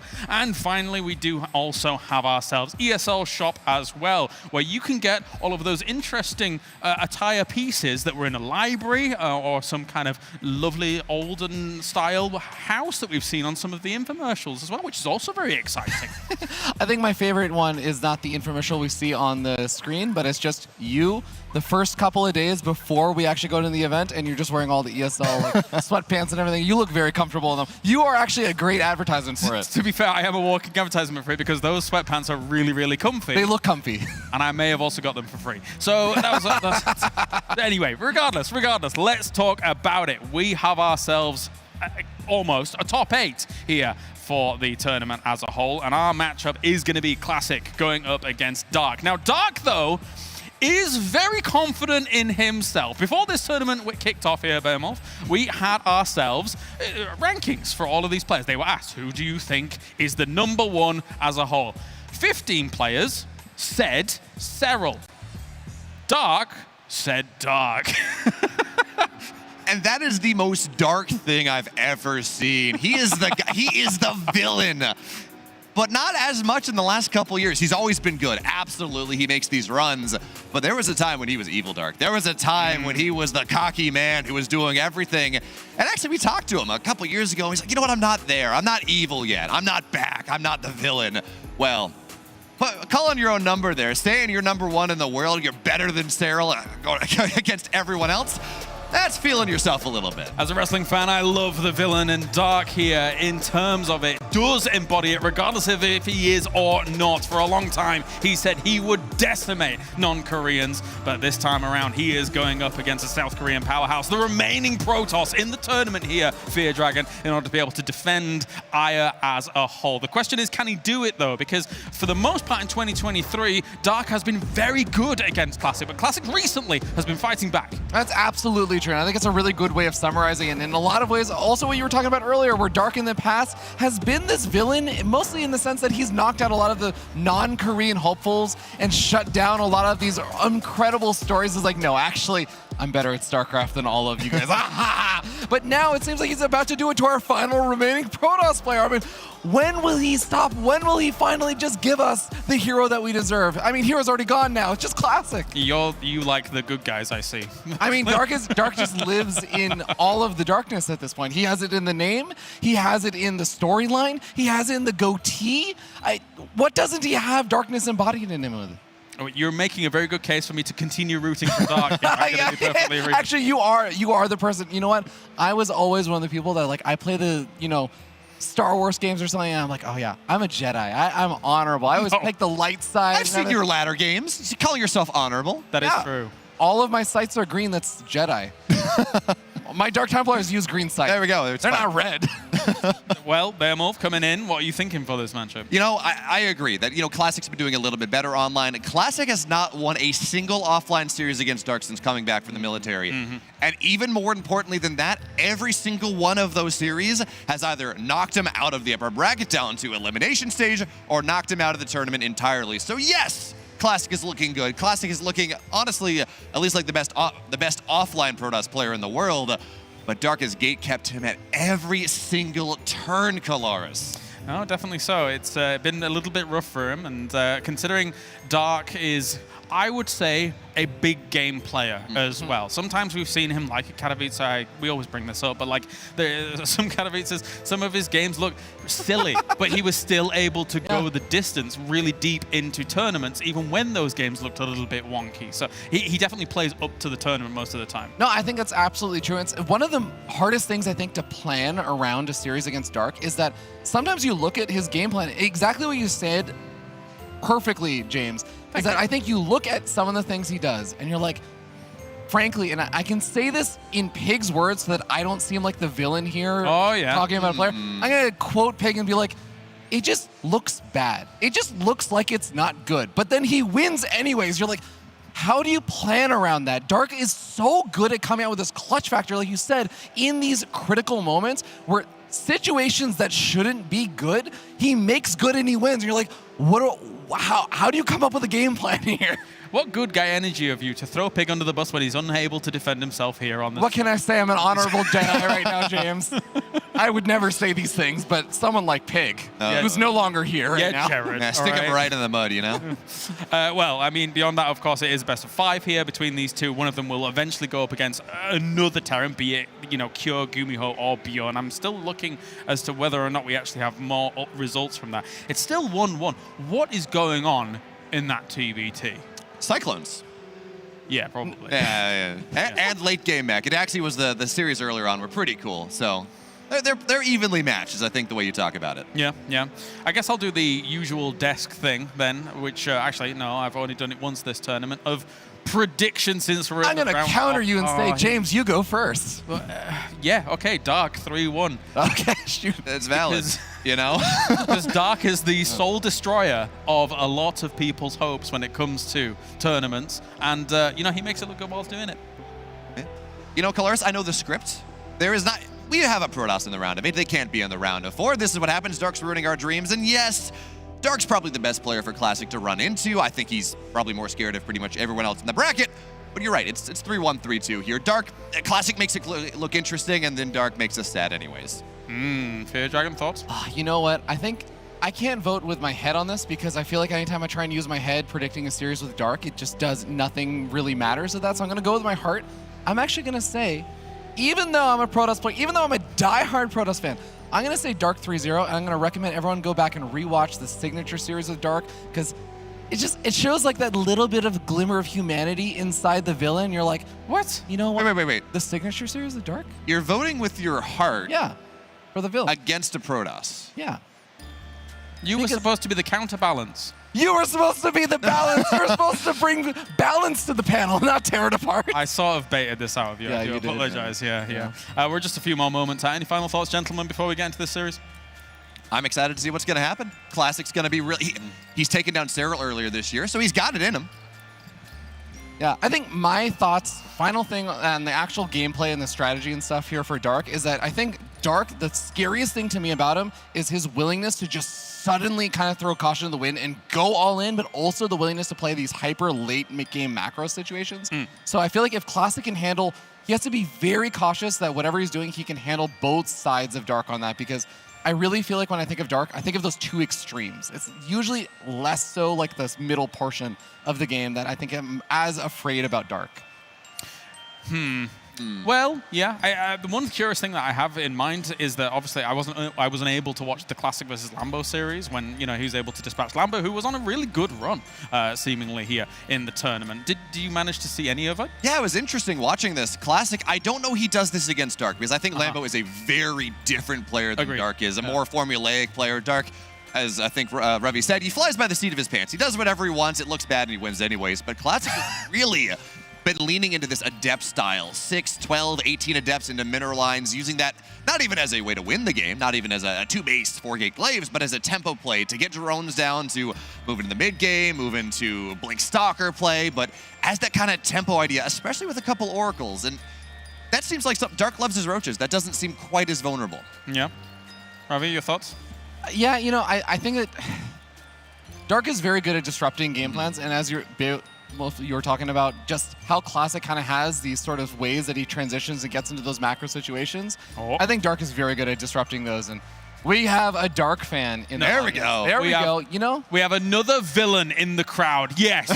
Show me the villains. Who wants Dark? They see the humanity in the villain, all right? He plays Zerg. There's no humanity there. The fact that we don't show humanity back to Dark, does that make us the real villains? Me, yes. Me, absolutely. Absolutely. I always am, of course. Hey, there's the Classic fan. We got at least one, There's the sign. One Classic fan for one Protoss. Exactly. There you go. Protoss are extinct, not only soon to be in the tournament, but also in the audience. I mean, realistically speaking, it is a bit of a rough time for Protoss, right? I mean, I think when I was watching ZG's podcast alongside you were doing, it does feel like Protoss has a bit of a rough time in terms of those small mistakes That's pretty good. That's fantastic. I must admit, that's pretty good. Small mistakes become effectively big mistakes for Protoss, right? At this level, at the very, very top. Yeah, and if you want to take some solace, and we've been talking down about Classic a little bit, we do favor Dark. If you want to take some solace in the matchup, recently it has become a bit better for Protoss players, and more importantly, ground-based Protoss in the mid-game into the late game is becoming a thing now. Broodlords have been nerfed a little bit. The Broodlings don't live as long. Banelings no longer one-shot probes at +2. There are a couple nice things, quality of life changes that actually not only make it more possible for Protoss players to win, but for them to play more varied styles in the late game. Is not, oh, well, I'm not winning. I'm going to build 20 carriers. This game is going to go for 40 minutes, and maybe that happens. There's more variation. Well, will the one remaining Protoss be able to defend Dire for the good, for the people, or will the dastardly Dark be able to move on to the round of 4? Let's tear it. I want to be excited as that kid right there. Oh my God. Let's go to the stage. Thank you so much. It is time to begin our quarterfinals here at the ESL StarCraft 2 Masters Winter 2023 event. This match will feature our last remaining Protoss Classic from Twisted Minds and his opponent, the fearsome, the devious late game Zerg. It's Dark from DKZ Gaming.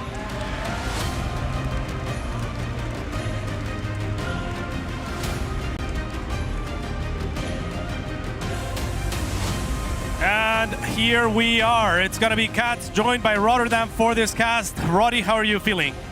I'm feeling good, Cats. It's only 4 months ago that a lot of us were over in Saudi Arabia. We were at Game S8 and there was one Protoss into the top 8. That Protoss was Classic. Back then the story was, oh no, Classic got so unlucky. He got Cure. Cure's the best TVP player in the world. And honestly, he got so close, Cats. He should have had it. Multiple games were honestly Classics to lose. And he did unfortunately end up losing them. And he was the final Protoss to eventually fall in the quarterfinals. The only Protoss that made it that far. That's where his journey ended. Can we go a little bit further, 4 months into the future, as we are here live over at the DreamHack Masters Atlanta in beautiful Georgia, your home state? Well, Yeah, kind of. I have like 5 home states, including Peru and whatnot. But get a few more, mate. Why not? You gotta collect them all. Yeah, all I'm a citizen of the world at this point. But I mean, I gotta say, yeah, Classic, consistent at that, right? But he has a tall order in front of him. Dark 3-0'd him last time they faced each other. But before that, actually, Classic took 3 wins in a row against Dark. So it's definitely not impossible, right? All in the year as well. It's doable. The head-to-head between these two is very interesting, because Dark used to bop him, but obviously we had a big balance patch, and that balance patch honestly changed a lot in this matchup. Especially the Baneling, the +2 Banelings, no longer one-shotting probes, is one of the biggest changes we've had in this particular matchup. So no surprise that recently Classic started to do a little bit better. And honestly, there are so many reasons to be hopeful of Classic. He just defeated Lambo. He's been looking damn good in his PVZs. I saw him playing the IEM Katowice qualifiers that we had online against Rain on the European server. The man took the 1-0 lead. The man was awfully close to taking a 2-0 lead, playing from Korea on Europe. So many things to be hopeful of, but then I think of the main reason why he's not qualified for IEM Katowice, and that's a 0-3 against Dongregu. And that one scares me, Cats, because Dongregu is still great and an absolute legend of the game, but Dark is no Dongregu. He's better, and I'm sure Classic knows that. There's no doubt about that. I mean, what gives me hope is that, like the panel was saying, Classic is the type of person that does grow with the stage to some degree. I mean, we've seen incredible moments from him when he has a little bit of time to think about things, and when he's in front of a crowd, I mean, he can really bring his A game because, like his team suggests, he is a little bit of a twisted mind. He's a beautiful Protoss, a very experienced one, obviously. 2016, 2015, these were 2 of the best players in the world. 8 years into the future, they still are. There's no surprise that they've made it into the top 8. I think a lot of people filled in these names, but this is where things get very serious. One more win for either of these 2 guys, and they are done. And they'll be back on Championship Sunday. Breaking into the top 4 is obviously a massive accomplishment. Just yesterday morning, Cats, we had 48 eager, hungry nerds ready to battle it out. And here we are, the final 9. If that TVT will ever end, it will be the final 8.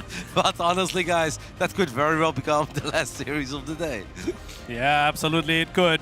And on the other side, of course, his opponent, we haven't gotten to talk too much about it, but Dark, he is a little bit of a villain by many people's standards. But I think, Roddy, he's just honest. Like, he is a man who just believes in his prowess, and he says it out loud, whereas most people are like, yeah, I don't know, you know, but Dark is like, you know what? I am the best. I like that. Yeah, that stat was very funny. Asking 16 players who they think is the best player in the tournament. 15 saying like, yeah, it's probably Serral. Dark's like, what are you asking? It's me. But you know, like a lot of people say, you have to believe in yourself. Exactly. And I do really think that he does that. We know that he respects some of these other nerds, but he believes in himself, and perhaps that is why he is one of the most successful StarCraft 2 players of all time. Over here, guys, welcome to the quarterfinals of the ESL Winter Championships. We are looking at the main base of the men representing Dragon Kaizi Gaming. Give it up for Dark.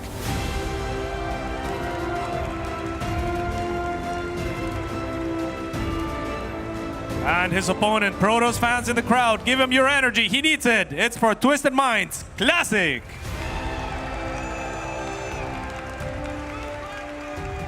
When I think of Classics PvZ, I don't necessarily think of like the crazy aggression that a hero can bring or the beautiful multi-prong harassment that we see from Max Packs in all the online tournaments. Classic is more just like, all right, gonna open up, one gate expand, float around my oracles. Ah, a drone, cool. 1 drone, 2 drones, 3 drones. Take it from there. And then the follow-ups, I kind of feel like that's where Classic shines. He is incredibly good in getting max value out of those Archon, Immortal, Zealot armies, where a lot of pros players will just see their Zealots storm into Roaches and Queens, and then you lose a couple, and then suddenly the Zerg has barely enough to get on top of those power robo units. Classic is incredibly good in keeping that army compact, letting the Immortals shoot at the right targets, making sure there is not too much surface area on an Archon. I don't know what he does that's so magical about it. You look at it and you're like, yeah, that makes sense, but it's really hard to get that much value out of all the units because it's moving too quick. But it almost seems like some of these fights, they go in slow motion for Classic. He's incredibly smart in positioning his units. Yeah, he's incredibly smart at choosing his battles and his build orders as well. Like, for example, here we saw him just poke to scout barely into the gold base of Dark. So that makes me wonder, if you do see that there is a gold base there, maybe you don't go for the Nexus after the gateway, maybe you drop the Cyber Core, get Adepts a little bit quicker and try to harass and mitigate the taking of that gold base. And it's those small adjustments that take him an extra 5 seconds, but could make a massive difference, right? And then all of a sudden, those Adepts could have done massive damage. Obviously, Dark not taking that risk, not going for the gold, but I still love seeing those little details from Classic. And yeah, once again, he's going to check what's going on. 2 Lynx have snuck out on the side of Dark, as the other 2 are trailing behind, trying to find the probe. They will find it as the probe rests at the 3rd base of Classic for the time being. And I think, yeah, are we okay? Yeah, no? Mate, I had to sneeze and it was there, it just never came. So I was like, yes, help me out there, mate, you gotta go. I didn't know what you were looking at. I were looking at the outer monitor. It was there, mate, it was very high up, but it just never came out. All right, we're all good. Yes, we are more than okay, as Dark is gonna go up to 3 bases, not taking the triangle here. He's actually expanding in a vertical manner. And Classic opening up with a Phoenix. Honestly, that surprises me. We know that the Oracle is the standard. Quite a few Protoss players sometimes like to go Void Ray, where it's like, maybe just to be safe, and don't be too bothered by Zerglings trying to pick up your probe early on. But it can also be like, all right, that Void Ray is excellent in picking up the Overlord, and then you hit him with a surprise. Classic going for the Phoenix first here surprises me a little. Maybe inspired by some of that Raynor Phoenix Oracle play, where you can lift one of the Queens, and then obviously the Oracles can just fly in. Perhaps he has picked up on something on how Dark likes to defend against Oracles. And maybe he knows that there is one middle line where there is no Spore Crawler, only 2 Queens. Well, if the Phoenix flies in there first, absorbs the damage, lifts the Queen, the Oracles can deal a lot of damage. Yeah, absolutely. And from that perspective, it of course makes sense to make the Phoenix first, as it's going to gain more energy. But these Adepts are going a little bit too far, as they are going to lose their lives in the process by the looks of it. Our screen just went black, but that's okay. We have another one. So the Adept will also fall, and both of them were taken down very promptly. These Queens are now trying to defend the Overlord here from the Phoenix, but will not be able to do that by the looks of it. Well, I mean, Queens are very far off grip. I don't think they had enough energy anyway to transfuse. So, hey, that Phoenix getting 2 Overlords, by the way. A single Phoenix getting 2 Overlord kills. I'd be more than happy with that, cats. I built 17 Phoenix, and I'm happy if I get 2 Overlords. So, yeah. Overall, I don't think it's too shabby for Classic, even though Dark is going to request a pause, as we have. Well, you know what? We'll wait, just in case the players take off their headsets. We obviously don't want to mention anything that's on our production tab, or something that we've seen that the players haven't seen yet. So, cats, we are quite a few hours into our second day, even though it's still relatively early over here in Atlanta. How have you been enjoying our second day?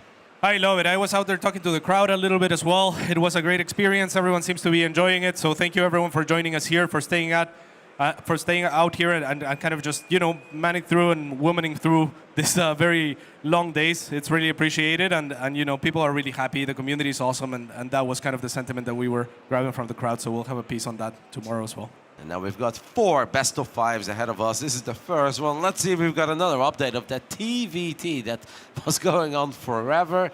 Yes, apparently one more map has been won, according to Liquipedia.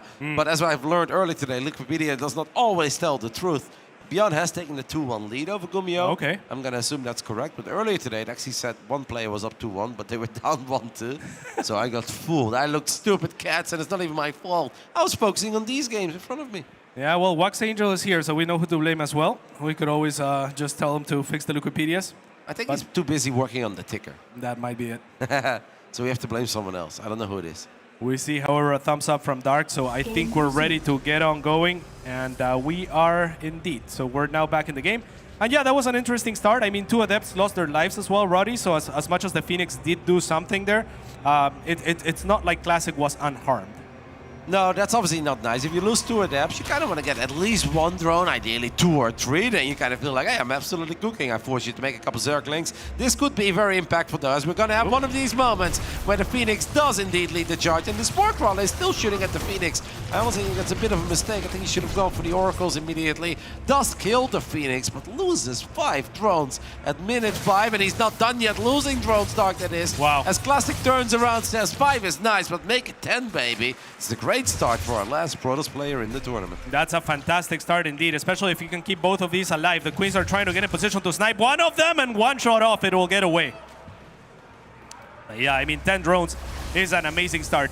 The Phoenix, of course, it's interesting, right? Like, do you focus fire the Phoenix with the Spore or the Oracles? If you go for the Phoenix, you lose more drones, but you also more likely get the Phoenix because it can't move while it continues to lift so it's a more sure kill at the same time. So it is a guaranteed kill, but I also think it's a kill that Classic doesn't really mind, right? That Phoenix has already done what he wanted it to do. He wanted to kill those Overlords first on his side of the map. He can get a bonus Overlord, that's awesome. And then it was supposed to lift a Queen so the Oracles could find damage. Maybe Classic didn't feel that if he would go Oracle right off the get-go, that he's guaranteed to find that kind of damage or even something that's remotely close to it. So I really don't think he's too upset over losing the Phoenix, unless eventually he's gonna have to worry about a bunch of mutalisks that are going to be annoying. But I feel like with these 2 Oracles, you can just drop a Revelation, and on top of that, you gotta use your head.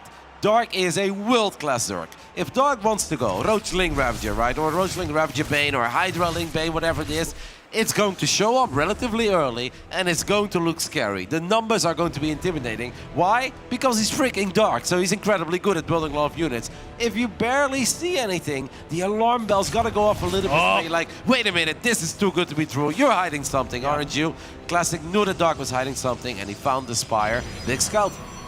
Yep, and I love what you were talking about too, because the Spire is a good response to the Phoenix having been lost. It's probably one of the better scouting units that you can get. It slightly faster even than the Oracles, but now it's been scouted, right? So 2 sentries, very diligent from Classic, sending 2 hallucinations and finding that Spire in time. Wait, Dark has like almost nothing, no? He's got 19 Lings and 4 Roaches. I don't think that's quite enough against double Oracle 12 Stalkers. Of course, the War Prism is on the map as well. The War Prism should probably just siege up here safely in the back. I would love an Observer. Okay, we don't have an Observer yet, but we can obviously drop a Revelation or 2, as Classic is going to stand on the edge of the 3rd base of Dark. Dark is going to try to buy some time with the Queens, with the Spore Crawlers, as the Mutalisks are looking for an option, but the Mutas ain't finding anything yet. We need more time on the side of Dark. Yeah, but now the War Prism's gonna get focus fire. The Blink was already spent, and now once again the Blink defensively. Not the best start to the fight actually for Classic, who look to have so much here. Half the Oracles even turned on. Now they do, but it's a little bit late, and it's Classic on the retreat.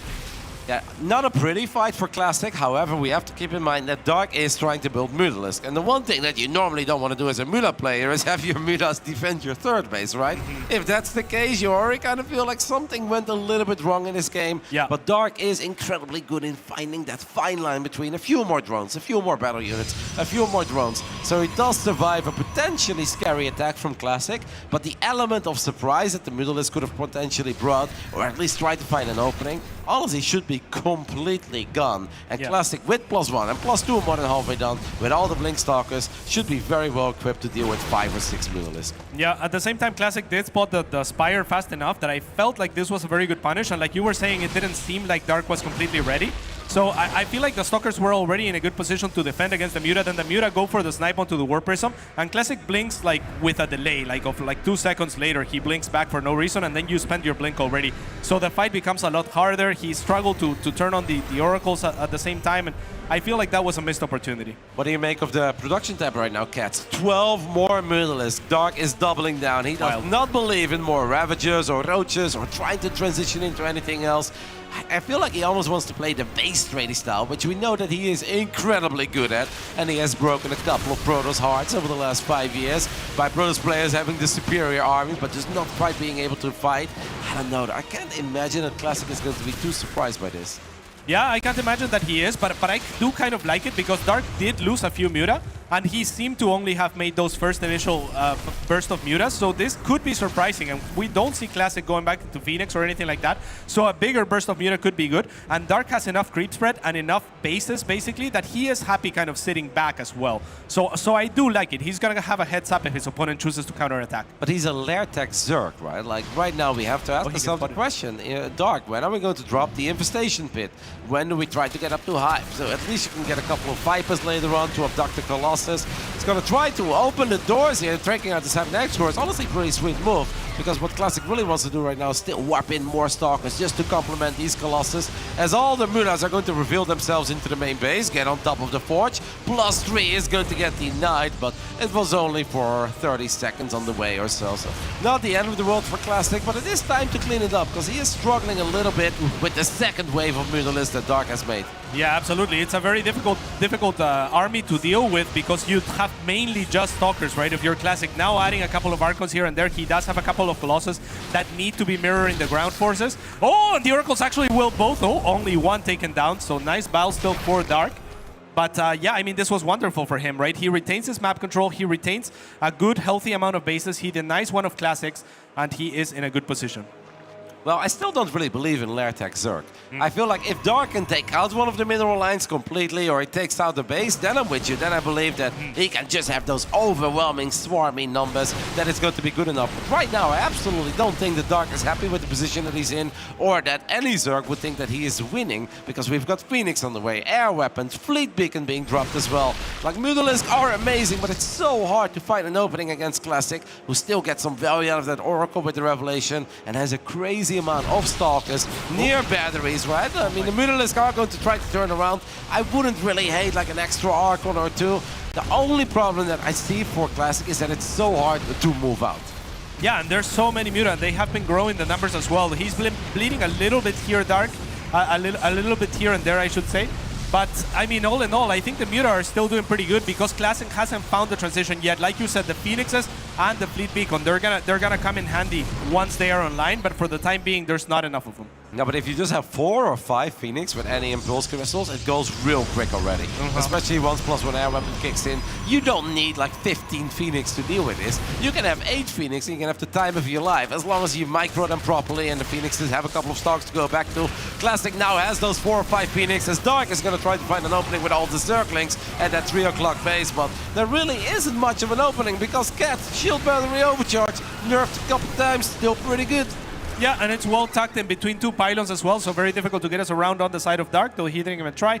Still on the map, I like Dark's position. Like, I'm with you. Tech-wise, I'm with you, like, as far as the game scaling. And now the Phoenix are actually doing a fantastic job, but Classic still has a lot to do out on the map.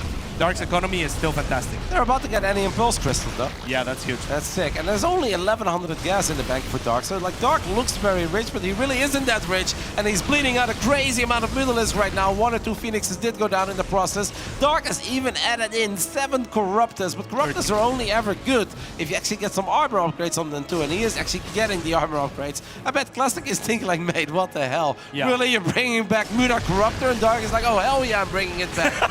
I mean, in a straight-up fight, Classic's army should just be so much better than Dark's army. But Dark does have all those bases, and he's going to try to continue to be annoying with Zerglings. You know what Classic should really get, by the way, and Protoss don't think about this very often in the face of the game like this, is a Dark Shrine, mate. A Dark Shrine would be fantastic to deal with these Zergling run-bys. Yeah, absolutely. Defensively, Dark Templars would be amazing. But yeah, these Muta numbers, I mean, they have continued to grow. The Corruptors are now aiding the Muta to shield them against the Phoenix, so Stalkers have to be utilized. It's not just Phoenix that can show up to these fights and leave the Muta unopposed. So Classic still bleeding a little bit here and there, but so is Dark. A great deal, actually. Great control from Classic. Losing one of these Colossus really isn't that bad, because that frees up more arm supply to get a few more Phoenix, to get a few more Stalkers out as well. I mean, both players taking some heavy losses in this fight. A lot of the Phoenixes did go down, but Classic still has an alrighty economy, so you can absolutely replace a couple of these Phoenixes. Losing all of them is painful. Dark still has 28 Mutalisks out on the map, but he has also lost already, believe it or not, 65 Mutalisks in a 14-minute game. Dark has lost 65 Mutalisks. That has to be close to record-breaking, actually. That is a great number of Muta to lose, and he will lose a lot more if he is to lose this game at all. As the Blink Stalkers are now posturing forward, they will take down a few more Muta, but there's no Phoenix here, which means the Muta can turn around. They pick up another Colossus, and the Ling run by Dark just doing magic with the mobility here. Yep, a Classic should have really left just one Colossus, one Archon behind. Those two units near a battery, Zerglings alone with only +2, no Adrenal Glands, would have never been able to do it. And this is where it actually starts getting scary for Classic, who's just had the better army for so long. But I don't know, why wouldn't you leave a couple of units behind? What are the Colossus doing there, cats, with the main army? They're doing absolutely nothing. Absolutely nothing indeed. And the sad part for Classic as well is that you start killing bases, but look at the map. It's all purple right now. Red or purple, take your pick. I mean, it's all over the place for Dark. He has only 71 workers, I will say, but he has kept Classic even lower. Now at 20, before at 50, just before all of these pickoffs. So it's looking very, very grim for the last Protoss standing. Yeah, I do think Classic is in all sorts of trouble, and I really don't think it had to happen. A couple of cannons, a couple of batteries, you leave an Archon and a Colossus behind. We didn't even have any Banelings, cats. It was pure Zerglings. You're never supposed to lose your entire fourth base against a man with pure Lings and a couple of Mutalisks and Corruptors that's flying around. I mean, Classic is still picking up a lot of Mutas, but it does not matter. Dark, in the most swarmy Wings of Liberty or Heart of the Swarm possible style, is actually going to take the 1-0 lead here after completely, obviously, out-expanding his opponent, out-mining his opponent, but somehow getting the job done with the Lair Tech Zerg army. His entire Arbalist force is going to get cleaned up one more time. But what can Classic really do with 16 probes? Is there a little bit of hope left after losing 101 Mutalisk? Well, I think Dark is going to be fine. All he needs to do is clean up this army one time and one time only. And yes, we've lost 101 Mutas, but he still has 18 more. Yeah, and he can basically just evacuate a base if he needed to. I don't think that he will need to, but he can buy himself as much time as he wants, right? So he can take whatever engagement he wants, and he thinks that now is the time. He thinks it's already good enough, and he is right. Yeah, Classic knows it as well, taking his hands off the keyboard there for a split second, probably wondering what actually just happened here as GG gets called. And the man from Dragon Kaizi Gaming takes the 1-0 lead. Crucial moment there is that fourth base, cats. Dark tried it like 2 times, 3 times, and it's a pure Ling attack. Classic grabbed every single unit he had to walk towards the top left side to attack one of the 27 bases that Dark had. And it's like the one job that Classic had is don't lose your fourth base. Yeah. You can patrol units between the third and the fourth, that's completely fine. He didn't have to worry about Banelings. It's just that Zergling run by that finally broke through because there were just no units left behind. I think was the tipping point of making this a successful game for Dark. Yeah, I mean, cannons, batteries, they would have helped a great deal as well. Like you said, the Colossus, the Archon, they didn't need to be with the main army. If you're Classic, you probably just want to get maxed out, defend your bases as best as you can. The Dark Shrine that you mentioned as well would have been a great tool as well, would have at least forced Dark to carry Overseers around. And you have Phoenix, right? So it's not that big of an issue to pick those off. But yeah, at the end, it's just Lynx that end up doing it. The battery overcharge was used here on screen.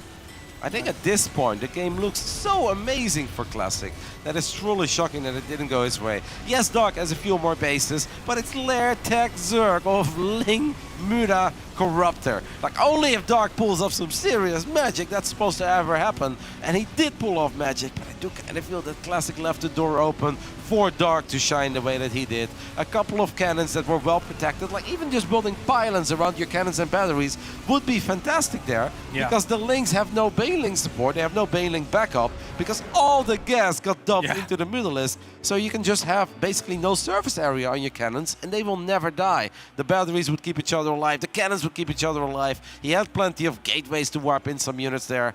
I honestly think that's a bit of a throw even on the side of Classic. I mean, that was an absurd number of muta. What I would have liked to see is actually a move out while he has the fourth secured. But even then, that is when Dark's plan would have come into play, because he had so many more bases than he was actually mining even, right? He was at 71 drones. He was truly playing like a swarmy style, and he was ready to lose half of the map and counterattack and all in. And we never even saw the plan unfold for Dark, because Classic just lost his fourth, and he shouldn't have, like you said. Yeah, but I still think a couple cannons, batteries, 2 Oracles near a fourth base. And don't forget about the Phoenix, right? Like the Phoenixes are faster than the Mutas and Corruptors. They outrange them as well with the Anti-Impulse Crystals. They are supposed to be that extra bit of backup for the units that you can leave behind at the fourth base, while the rest of your army is still big and powerful enough. Either way, a very fun first game on El Sayoni. Let's see what game 2 has in store for us as we have loaded in to beautiful golden aura. In the bottom right side, we are looking at the main base of our Korean Zerg, taking the 1-0 lead after making over 120 Mutalisk in game 1. It's Dark. And in the top left, he is the last Protoss remaining. Give him your energy. He's Classic.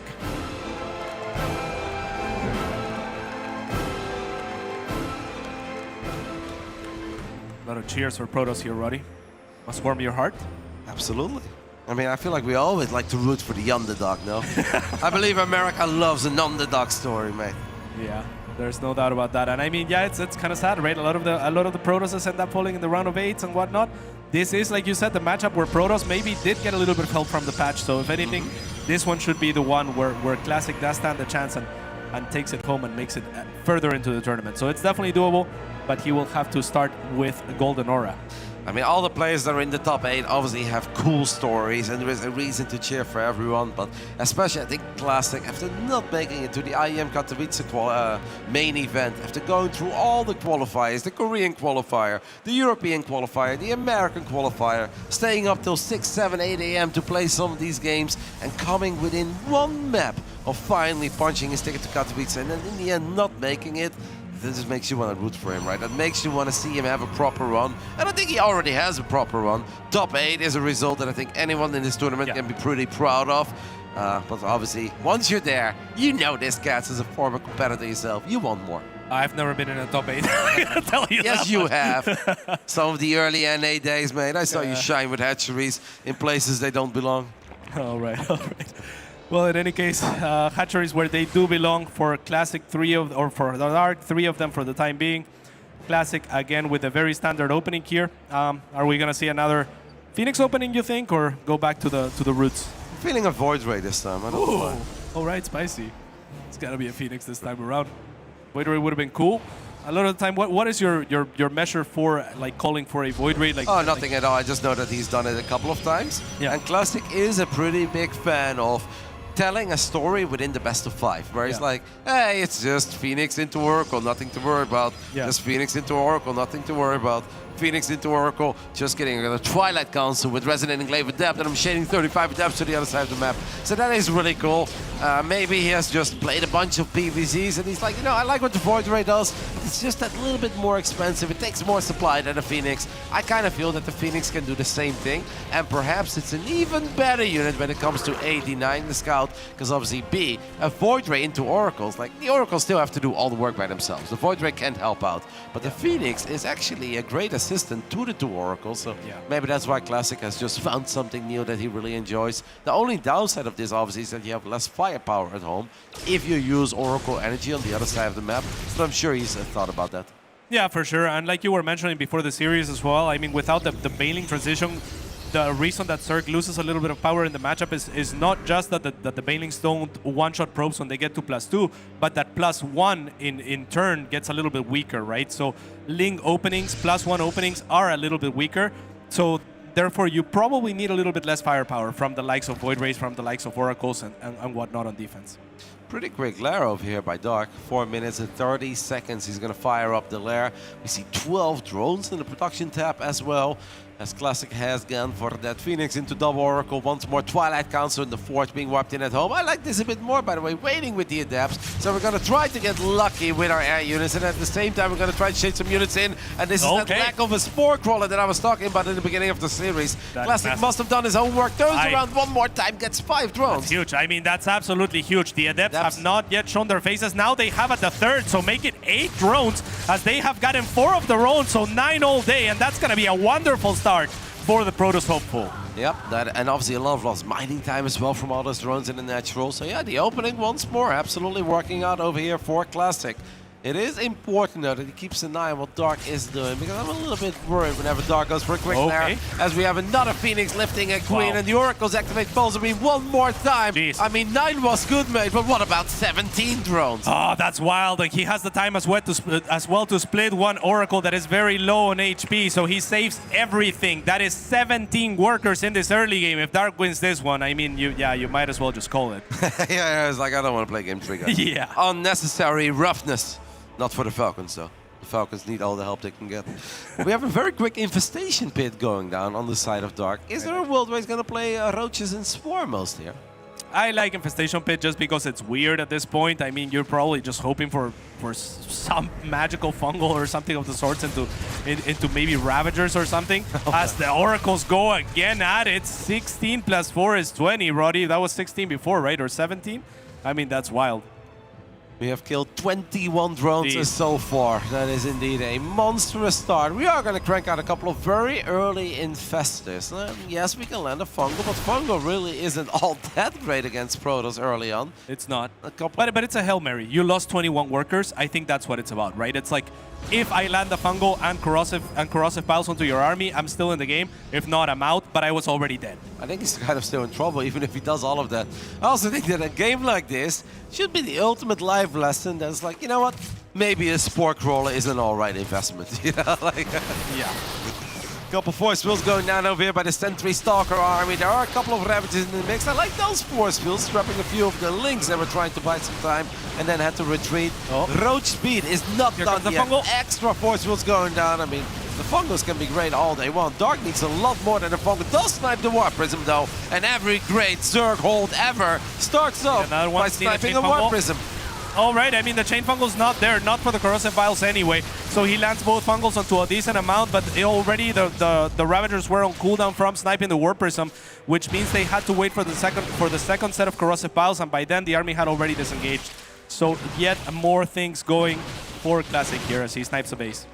Dark is just going to fire up the Hive Valve here, drops the Hydra then as well, so maybe he feels that the ultimate Hail Mary for him is just try to get a couple Lurkers out. Work on those seismic spines once the Hive finishes up. I think that's the dream here, right? You're laughing about it. Yeah, no, I'm laughing about how many Hail Marys this guy has to throw around. I mean, the referees are on his side, cats. He plays Zerg, okay? Gets a cancel there, Classic. Very, very nice as he gets his own fourth. I mean, he is in a fantastic position, yeah. And I think Dark is just kind of praying that Classic gives him enough time to get those Lurkers out and turtle until he's maxed or something of the sorts.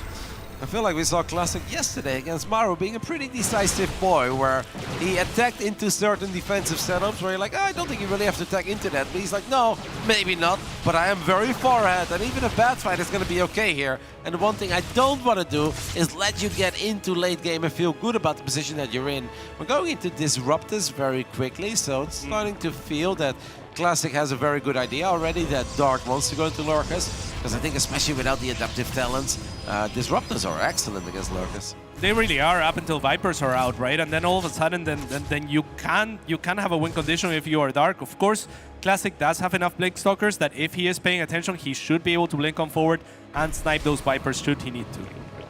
The Revelation is going to land on a couple of these Zerg units. I mean, Classic's got to see how tiny this army is, and I understand not wanting to put all your Stalkers on creep, but I do really want to see Classic continue to be in the face of Dark, right? Scare him as much as possible, get some freebies. That's what the Blink Stalkers are good at, being at the edge of your opponent's army, firing a couple shots and blinking back. You don't want to let him expand, you don't want him to get creep towards the center of the map, because Classic, you had him right where you wanted him to have a dream start, an excellent excellent follow-up push, but now it is important to stay, in his face and pedal to the metal. Let's go, full send it. Yeah, absolutely. At the same time, it's exactly what Dark has been banking on, is that his opponent doesn't press on the advantages, that he gives him a little bit of time, and that is kind of what is happening here. So it's getting a little bit scary for Classic. Still in a very good position in this game, but he needs to try to capitalize on his army, because now he has 2 Robos producing at a time, but there is already 2 Vipers, so potentially 4 of those units could get taken out. And if that happens, it's going to be disaster, because everything that he did, all of the work that he put into that early game is going to be reset to nothing. And Dark is an excellent late game player. Now I gotta give it to Classic. He has pretty damn good late game PvZ as well. We think back of Gamers 8, where he got the best of a late game scenario versus Serral. He got the best versus Rainer as well in the group stage back then. So it's not that Classic doesn't know what to do or what to build in the late game. It just always kind of feels bad when you feel like your opponent has no business even dreaming of a late game, that now you have to play a good late game yourself. And once more, don't think that we were really supposed to be here. We weren't, but that's just an issue of like when Classic gets all of his advantages, he drops a 4th, he drops double Robo, and that's, you know, Dark is happy. He's like, I hope you drop a 4th and a double Robo right now, and that's just kind of what happened. So Classic didn't have a good way to capitalize, but now might be a different story, as there is a few lurkers that are being morphed, and Classic's gonna try to jump on that. Only 1 lurker in range, otherwise burrowed already, to try to deter Classic's army moving forward. Whoa. As it now has to reposition. Good blinding clouds here, but that means no abducts. At the same time, the completely exposed are the disruptors, and that means Classic is on retreat. Not a very pretty fight here by Classic, who lost his Observer in the beginning of all of that, so he wasn't really able to clean up the creep either. That Spore Crawler that was moved to the front was painful. Now Dark maybe still in a bit of an uncomfortable spot where he doesn't really love his army. Like, you look at this hit squad, and that's not really the ultimate late game Zerg army. But the fact that Dark is in here, now has Vipers, or at least has access to Vipers. He lost a couple of them when the Stalkers made that crazy blink forward. He's rebuilding them though. He's got 7 lurkers. Maybe soon feels that it's the right time to even drop a Spire and start thinking about a couple of Corruptors to deal with the carrier transition. I mean, Classic is still, I would say, in the lead, but that lead is slowing down, or at least is being reduced at a real rapid pace. Yeah, absolutely. I mean, on the ground, it's very, very unlikely that Classic will be able to win this game. But what he does have is a decent carrier transition, right? 2 at a time already, and he hasn't shown them just yet. There's the Spire that you were talking about for Dark, but it is not an ideal time. I mean, Dark has been making a lot of lurkers. He has been investing into just surviving, into just making it to this late game. But now will he have the economy to actually sustain him, to make enough Corruptors to deal with the carrier and the Mothership transition that is definitely coming? We've got the accidental Swarmers though. Yeah. Not 1, but 2 Spires. So wow. Dark is starting to feel pretty confident here. Says, I have a 193 supply. I have a couple of Spore Crawlers, plenty of Lurkers. I've got a bit of vision. I know what I'm going up against. I believe that it is time for me to get ready for the next thing that I know you're going to throw at me. And this is where keeping an eye on air upgrades is going to be very interesting, because we know how much these carriers benefit from the air upgrades. +1 is done, cats, but I don't see +2 on the way. Yeah, absolutely. I mean, I am a little bit surprised by the double Spire. It's not like Dark is rich by any means in terms of gas. He also drops a Nidus at the same time. That's an extra, you know, couple hundred gas that he's going to have to spend. But I do love the Nidus because he can use some of his lurkers and some of his Grand Army in transition. He can pull Classic back. He can potentially slow down the carriers if he can get the Nidus off in the main. So I do like the Nidus a lot because it can buy him time to get ready. Yeah, I recently saw a game between Hero and Solar where Hero went double Robo in the Robo Bay, but when Hero felt there was an opportunity to kill Solar with just Blink Stalkers, he never used it. He just kept being there on the edge of creep with a Warp Prism, warped in Stalker after Stalker, made a couple of crazy forward blinks, a couple of Ravages and Roaches, but it was good enough, and Hero got Solar out of this game. I am sitting here looking at this 14-minute PvZ, and I'm wondering how on earth did we get here? Why did Classic let Dark stabilize, get up to 4 bases? Like that he didn't want to kill him on 3, it's fine, but at least be super in his face, right on the edge of creep. Why did we go all the way home? There was 0 threat of Dark going to Classic's side of the map. Yeah, I guess in his mind, either Dark was gonna all in and make a ton of units, and then maybe you regret being out on the map, or, you know, I guess this is the other option that he just chose not to account for, and it's definitely biting him in the face right now, as Dark is the one that, for the first time in the game, he feels confident enough to be on offense, even as he continues to get every upgrade in the book.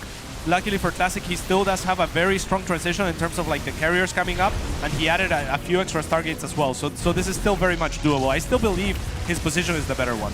No cancel on that Nexus in the top right side, so that is also going to lose him 400 minerals. And these are things right now that are not ultra impactful, but they will start adding up, especially if you lose an already McToasted Violent over here. As 5 cannons get unpowered, and it's Lurker galore all of a sudden. We've got Lurkers in multiple mineral lines. There are those Nidus networks that you were talking about earlier. And Classic, mate, where are those carriers? I know we're trying to do something cool maybe with the mothership. I don't know if we're planning on recalling into the main base, but can we please use something that is powerful? He's got 4 carriers on the production tab. He's got 2 carriers out. Mothership is being incredibly useful on the top right side of the map. I don't know what's happening over here, guys. Classic needs to get it together because honestly, Dark is finding a lot of success. Yeah, I mean, 5 pylons in one of the French bases, but only 1 in the one that was protecting multiple cannons and shield batteries is a little bit not too great. The Stormhost actually couldn't get the Nexus, probably. It's close. No way, the accidental Stormhost! Oh, no way! Accidental Stormhost ever! No! That would have been so great. That would have been, maybe it wasn't accidental all along, we just didn't know how to use it. Oh wait, oh my god! Yes! There is a world! Just a couple seconds! Dark, we know you want it. Okay, that's a pretty big fight, but we want to see what's happening with Tribals too. The mothership gets abducted, the mothership dies. A couple of Novas flying all over the shop. We have 2 carriers here. Where are those other 4 carriers? That's what I want to know. Yeah, the Swarmhost, by the way, got F2'd back to this fight as well. So a lot of panic is happening here on the side of Dark, but he does get the cleanup. And now, I mean, he is in a dominant position, which is a little bit depressing. Wait, this Swarmhost got a story to tell. Sorry, I spawned into this base where this game was very well. The carriers will get on top of it, but we'll never forget the efforts. Here are the Lurkers, though. Lurkers and Zerglings, and Hydra's gonna get on top of that Nexus. And Classic very casually lost a lot of supply on that right side of the map, Cats. He lost 2 of his carriers, he lost that mothership. Oh my god, this Nexus. 4 more carriers, as that Nexus indeed barely survives. But it feels that Dark right now is the one who's dictating the pace of this game, and he's in all the right places. Classic needs to start finding a couple of victories again himself. We got 5 Ultras on the way. I mean, Dark with that double Spire, living his best life. Now also building 5 Ultras, plus 3 melee, plus 3 carapace, and kindness plating. Creating so much chaos across the map as well with the Nidus Worms and whatnot. Classic, for the first time, I feel like getting a small victory with the Zealot Ram by killing a base. But this Nidus will go on a post. Storm on the way as well, and could be sniped if Dark pays attention to the Nidus, but for the time being it's just a scare, just to buy him time, just to settle. I mean, he is now on 6 base to the 4, really realistically. Wait now 3 of Classic, and if that was bait, it was awesome, right? It was like, hey, Nidus, pay attention. And Classic is like, oh no, not my main base. And Dark is like, all right, thank you very much. Let me go ahead and take out that base at 9 o'clock. Starting to get very, very concerned here for Classic, who just doesn't really seem to have a great idea on how to end the game. And the game looked so much better for him 10 minutes ago than it currently does. And we know that Dark has always been an excellent late game player. Classic does land a couple of feedbacks though, and those were the moments that Classic really needed, Cats. He's got a big army right now. We're looking at 132 army supply of the Protoss, as Banelings with plus 2 melee will roll into the mineral line. And this many Banelings will absolutely still kill a couple of probes. Classic now down to 39 workers, more static defense being empowered. I really think we just have to send it. How many of those Lurkers are left from the early game? Because that's kind of important when it comes to the ability to survive. Only 6 Lurkers, 5 Ultras, but 17 Corruptors coming in from the bottom left. Yeah, very good Storm to start the fight here, as another Nidus is trying to distract Classic and to deter him from moving on forward. Of course, less workers as well means bigger army, and yeah, well, Classic has been taking punches to the face. He has the strongest army that he has been able to put together all game, with a lot of Storm to speak of. The Ultra are now fighting against Immortals, which is kind of comical. Immortals, of course, will have the better end of those traits. But on the other side, the Ultras are finding some economic damage also. Yep, and Classic already used Recall not too long ago, so he's not able to reuse Recall. He's apparently just got off cooldown. Man, Recall has a short cooldown. Not Battery Overcharge was bad, Cats, but Recall seems to be pretty much always available, as well as a couple of these Ultras are going to get picked up. The Interceptors are out. Carriers have +2.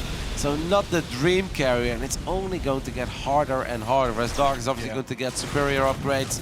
As one of the Oracles, I believe, there got picked off. I mean, Dark is just kind of cooking. Classic is down to his last 16 workers. Don't forget that Interceptors come money. Those are some massive storms that start off the fight. And we have a lot of Archons as well on the ground. I would say it's now or never for I agree. Classic. I'm with you 100%. I think you gotta go for it. I mean, this Nidus has been so annoying. You gotta get rid of that Overseer at some point if you're Classic. But you have so little real estate to defend at this point. You just gotta go for it.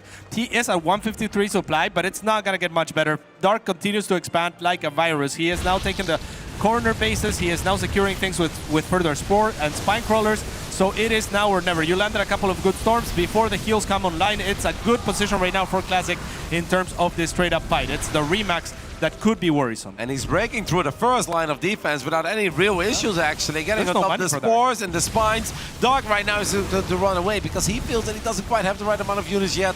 Corruptors are going to try to swing in from the top left. High Templars perhaps not quite in range. The Viper is in range though to land not one but two of Ducks. So Classic is going to lose 2 carriers before a whole lot has happened. But he is getting on top of the production. He still has the bigger army. Dark is maybe trying to eliminate Classic slowly but steady, but that's going to take a little while because Dark can't even build any circlings at the moment. Yeah, but that was 2 out of only 8 carriers, and there was a lot more Corruptors in production as well. Another one gets sniped, and now they're getting one-shot as well. A good storm is not going to have too much to say. It's really the Archons that are going to hold the ground here for Classic and give him any hope at all. I'm worried that he's going to lose the carriers, and then Dark is going to find those final pennies to morph a couple of the Corruptors into Brute Lords, as the Archons are just going to go for it. On top of all the Lurkers, do we still have detection? Because I actually don't think I see any detection here, but all the Lurkers just got moved. There is one Observer. There it is. Oh, it's still here.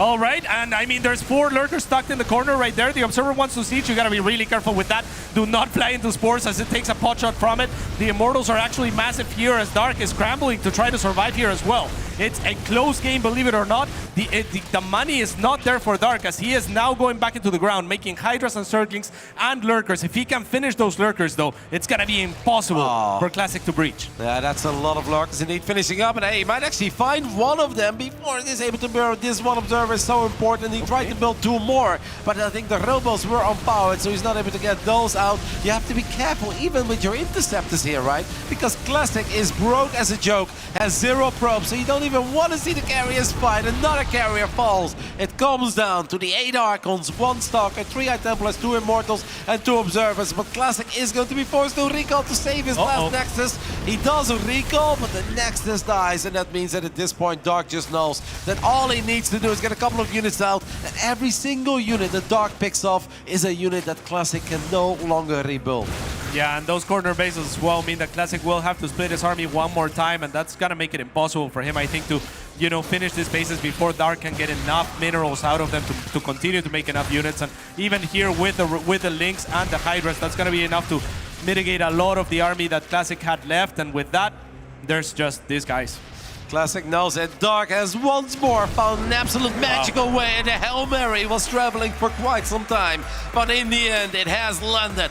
And the man from Dragon Kaisi Gaming takes the 2-0 lead in our first quarterfinals of the day.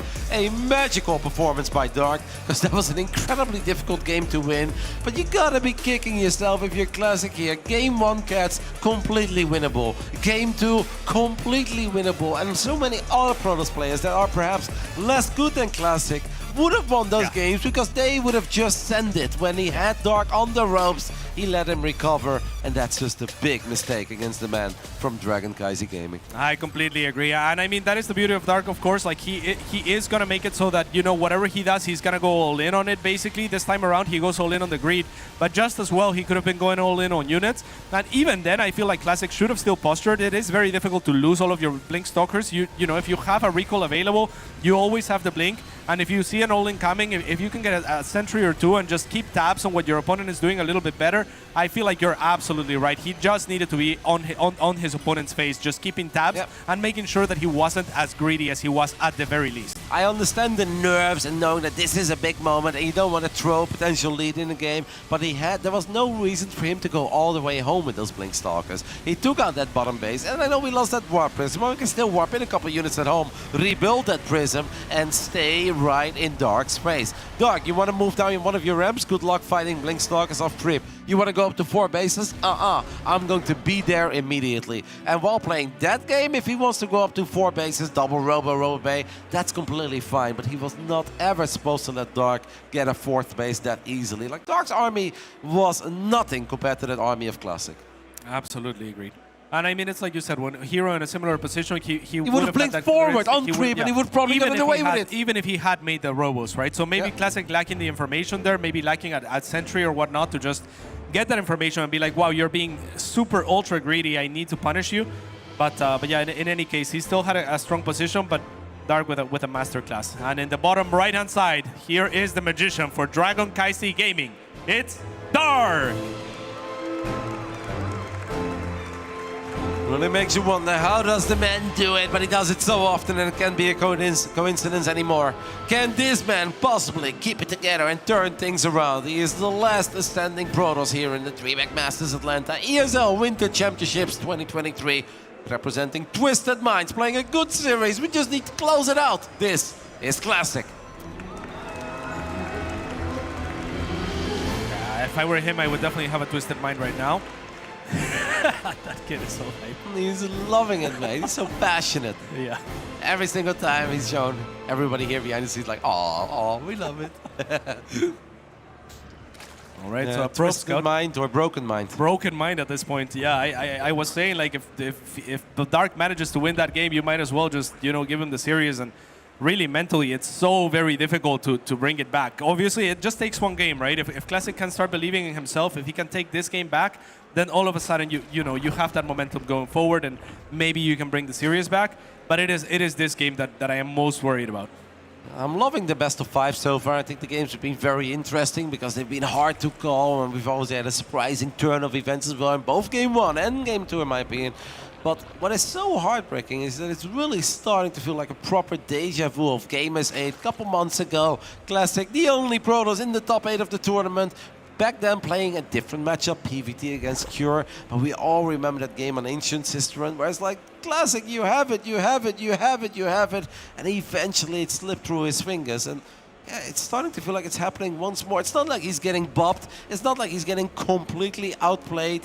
He is just missing those few minor opportunities to close out games. And once we are this deep into the tournament, you need to capitalize on the very few opportunities you'll get to close out a game against a man like Dark, or honestly anybody else in this top 8, right? Because we have 8 absolute animals left. Absolutely, yeah. You gotta give each one of these players so much respect in their ability to come back into games, right? If you can do it, if they're staying in the game, then you gotta believe that they can still win, and Dark certainly does believe that. So if you're Classic, you gotta be a little bit more diligent. You gotta believe in yourself through and through. You can't really take your foot off the gas pedal. Nope, unfortunately he has done that not once but twice now. Or maybe in the first game he did try to be a bit aggressive, but we just didn't make the correct calls. We didn't properly split up our army, which, you know, Protoss players historically have found some issues with. We like to keep our forces together, cats. The motto of my football team is hunt and hunt, and that's kind of like what Protoss players are all about. All of our units at once, baby. Together we shine. Absolutely. I mean, it's kind of true, but you know, like at this point, there's a type of unit that doesn't split or stick together all that much, and it's the Adepts. There's 2 of them here. I was talking to Serral at breakfast. He was saying that this unit is pretty cool because it can be in 2 places at once. And here we see it on display. But on the side did of he mean it? I think he meant it. But on the side of Classic, we have the same opening again. Like, how do you actually feel about 3 times in a row Phoenix into Oracle? Are we gonna see some sort of deviation? It's been working out for him, to be fair. Yeah, you know, he's not losing because of the openings. Yeah. I don't think there is a single man or woman watching the stream right now. It's like, yeah, you know, Classic, an opening of yours, it's just not quite cutting it. He killed 21 drones at, what was it, minute 5 or minute 6? Had full information on what was happening, had a perfect read on all of it, made a couple stalkers. I'm also wondering what would have happened if he did not lose that War Prism. Do you think that that's what scared him? That he lost the Prism, he's like, oh no, let me just go ahead and kill the hatch and then I'll just go back forever? Because Dark obviously sniped that Prism, but that was honestly not enough. The army that was left over of Dark was at least as powerful as the army of Classic. And, you know, off creep, I think we all favor the Blink Stalker, especially if it can stay near the edge of a ramp. It can blink up a ramp, can keep the surface area limited for the Zerglings. So much potential there, but hey, kudos to Dark for at least scaring Classic by sniping that Prism and eventually dragging it out, finding a way to victory. Let's see if Classic can still find some success here, as we have +1 melee on the way for Dark. Very interesting, but I love what Classic did there. He does 2 shades, and he takes the one that is more likely to work, and it definitely does. He tucks himself in as well, so they will survive for a little bit longer. The Adepts does get 2 probes for 2 drones for his troubles, but on the other side, not much found from the Oracles or Adepts. Yeah, much better defense, I think, by Dark this time around. Oracles try to go into the center to see if they can catch any of the drones that were being transferred from the natural to the third base, or just drones that were evacuated a little bit too far away. But Dark clearly on top of it. And this is often the most difficult things for Protoss players in this matchup, where, you know, sometimes you find a bit of damage like you do in game 1, and then once in a while you find an amazing amount of damage like you did in game 2. It's very unlikely that you can find a similar amount of damage here in game 3, as Classic has made a few more Adepts and says, you know what, it doesn't always have to come from the Oracles. He's getting 5 drones so far, does obviously lose 4 Adepts in total. I don't think he's going to get that final shot off. So it's -4 Adepts for 6 drones, which is like not great, not terrible. 3 morphs as well, and now trying to go in, but the Phoenix lifts off a queen. Unfortunately for Classic, there is still 2 more queens and a spore to account for, and one of the Oracles gets super low, so he's gonna have to disengage. Still, I would say a successful early game for Classic, just not nearly as successful as the previous 2. Yeah, keeping the Oracles alive always makes it okay, right? As long as we keep our Oracles alive, even if we don't find a whole lot of damage, we're just happy as long as we scout a little bit. Dark, though, did go for that very quick +1 melee. And we see a Baneling Nest on the production tab as well. We see a couple of Roaches being produced at this point. And Dark does have that quick lair. What are we going to do with it? Are we just going to spam some Roachling, Ravager, Bane, or Flare Tech? It is kind of a weird one, right? Like, yeah, I mean, I guess you could, what? All right, well, that is just outright confusing to me. I guess we'll have to wait and see what's going on here. How many queens are on the field right now? There is 6, actually. It's not a crazy amount of queens either. Yeah, it's really not. So Dark kind of spreading himself thin all over the place here. I'm not sure what this is gonna amount to. He is also taking a 4th at the same time and a macro hatch in very and he's got 74 rounds. I believe this is where the kids say, let him cook. Yeah, I guess so. Storm on the way for Classic. I like that. Yeah. All right, Dark, what are we going to do with all of this? How serious are we going to be about it? First Nidus is going to go up around the 4th base of Classic.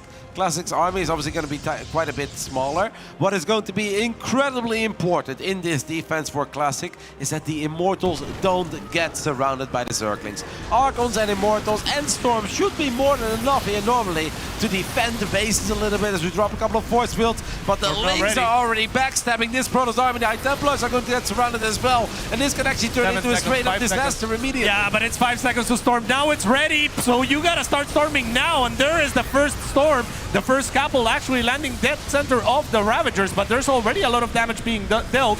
And yeah, I mean, this seems to have not just been Dark trying to punish Classic going into the fast storm. So this wasn't an attack that was meant to be an all-in from the get-go, but it is very much acting like somewhat of a pseudo, you know, very strong timing just because of how late the storm was, and it worked out beautifully. The storm was late to arrive, but Classic will end up cleaning up by the looks of it. Well, we have 17 Roaches on the production tab, and if all 17 Roaches show up, and then Dark is going to reinforce with Zerglings that already have +1 melee, this can still get a little bit scary, as we do see a couple of the Lings activate one of the stasis traps. The final few Ravagers are going to get zapped down, though, by these Oracles, but it's very important for Classic that he doesn't think he's completely out of the woods now. Get a cannon, keep scouting, keep tabs of what Dark is doing, because just because you defended the first wave, that doesn't mean that you will be no longer in danger, because the next time Dark shows up, he's going to have even more Roaches, Lings, Ravagers, Banes, Baneling speed, and +2 melee. So Classic, that was fantastic. Not sure how he did it, but it was fantastic. Just don't think you're there yet.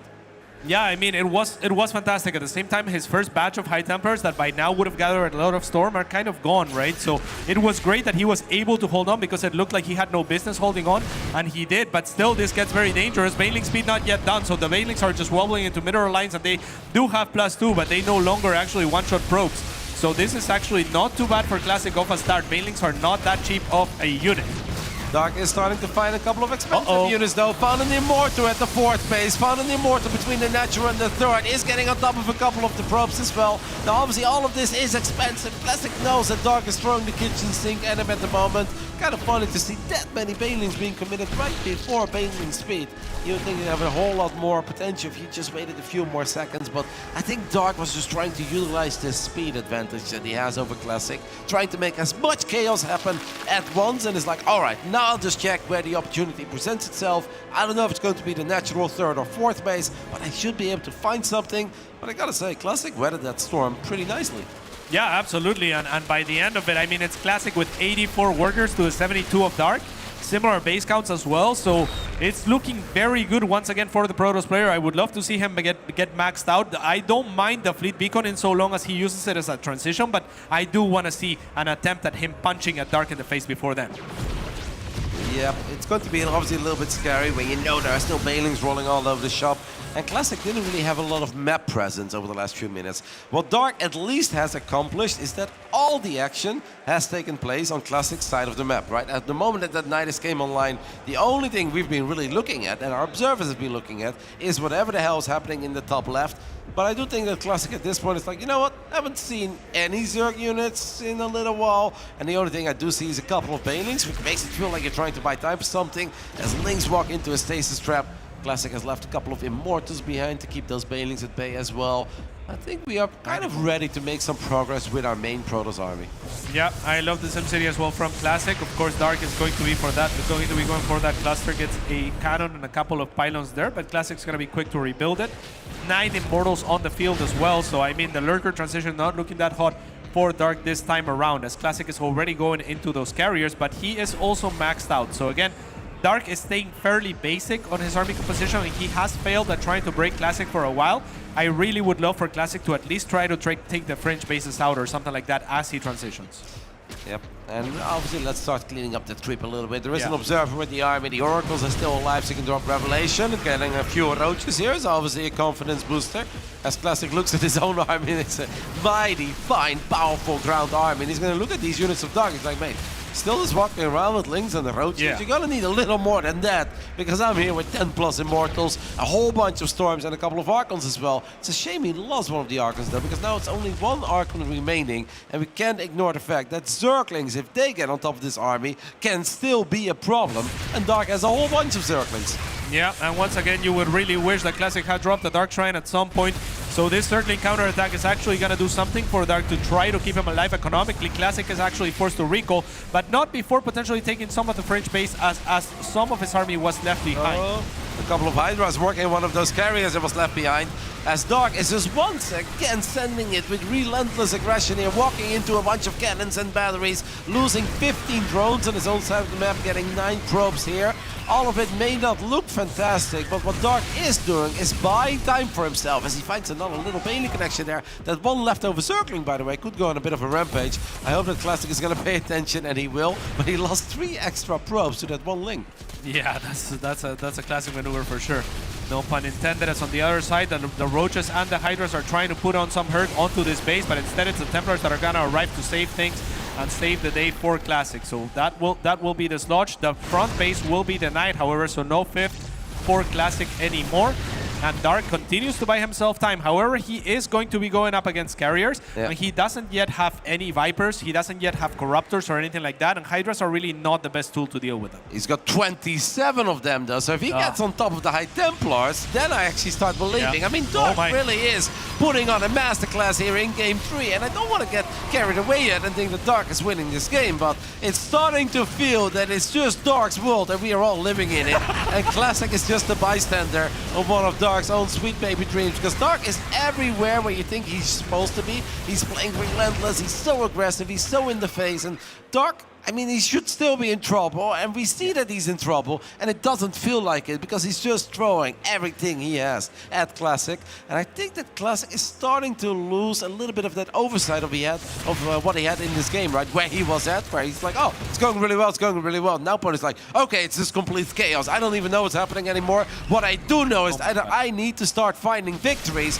otherwise history is repeating itself. Yeah, that would be terrible indeed, as all of the Hydras are going to collapse onto 2 carriers here trying to defend this base. And Classic at this point has to be realizing that there's no transition for Dark on the way. There is indeed no Vipers. There is indeed no Corruptors. He just has to thwart this Hydra attack. But as it stands, the Hydras have managed to mitigate everything that Classic has thrown at it. and now he is down to 3 bases. I love that Classic this time around just says, all right, mate, I'm not doing it anymore. I'm not just going to sit back forever. Well, right when I say that, he is going to recall one more time, but he has taken out at least another base, left a couple of Immortals behind, and it's safe to say that Classic did more damage there to Dark than Dark was able to do the other way around. Even if Dark found a couple of carriers, and Dark is always so quick to jump on whatever unit was left behind. We saw that at the end of Golden Aura. We are going to see that over here on Ocean Board as well. Classic is Protoss army is trying to show up in time. It's not there in time to save those few Immortals, but good news for Classic and all the Classic fans is that he still has 6 Immortals. He has a whole bunch of carriers, and most importantly, still has a few Storms available as well. I feel not even Dark is going to find a way here, but we know that he's going to try, Cats, and that's why we love him. Yeah, absolutely he is. If you were Classic right now, I would love to see him take a Ninja base or something like that, because Dark's best action here is to maybe base trade. There's no chance that he could fight that army, and Classic will finally take a game. Couple of great holds by Classic. First against the Nidus, then against the next wave of Roaches and Lings and Banelings and random Lings, Roaches, Hydras showing up in different bases. And it's starting to look a little bit scary. It really started to feel that Dark made him wobble a little bit, but he never fell over. Classic kept it together and realized when it was his time to shine. When he just looked at his own army, he's like, all right, this army is way too big, way too powerful to just sit at home. It is time for me to run to the other side of the map. I think Dark made a little mistake here, by the way, as there was a lot of surface area on that battery for the Lings. I think the Ling backstab was brilliant, but then trying to surround the Protoss army while battery overcharge is active for the entire fight, I think was a massive missed opportunity. Those Lings with the upgrade would have taken care of that battery in no time.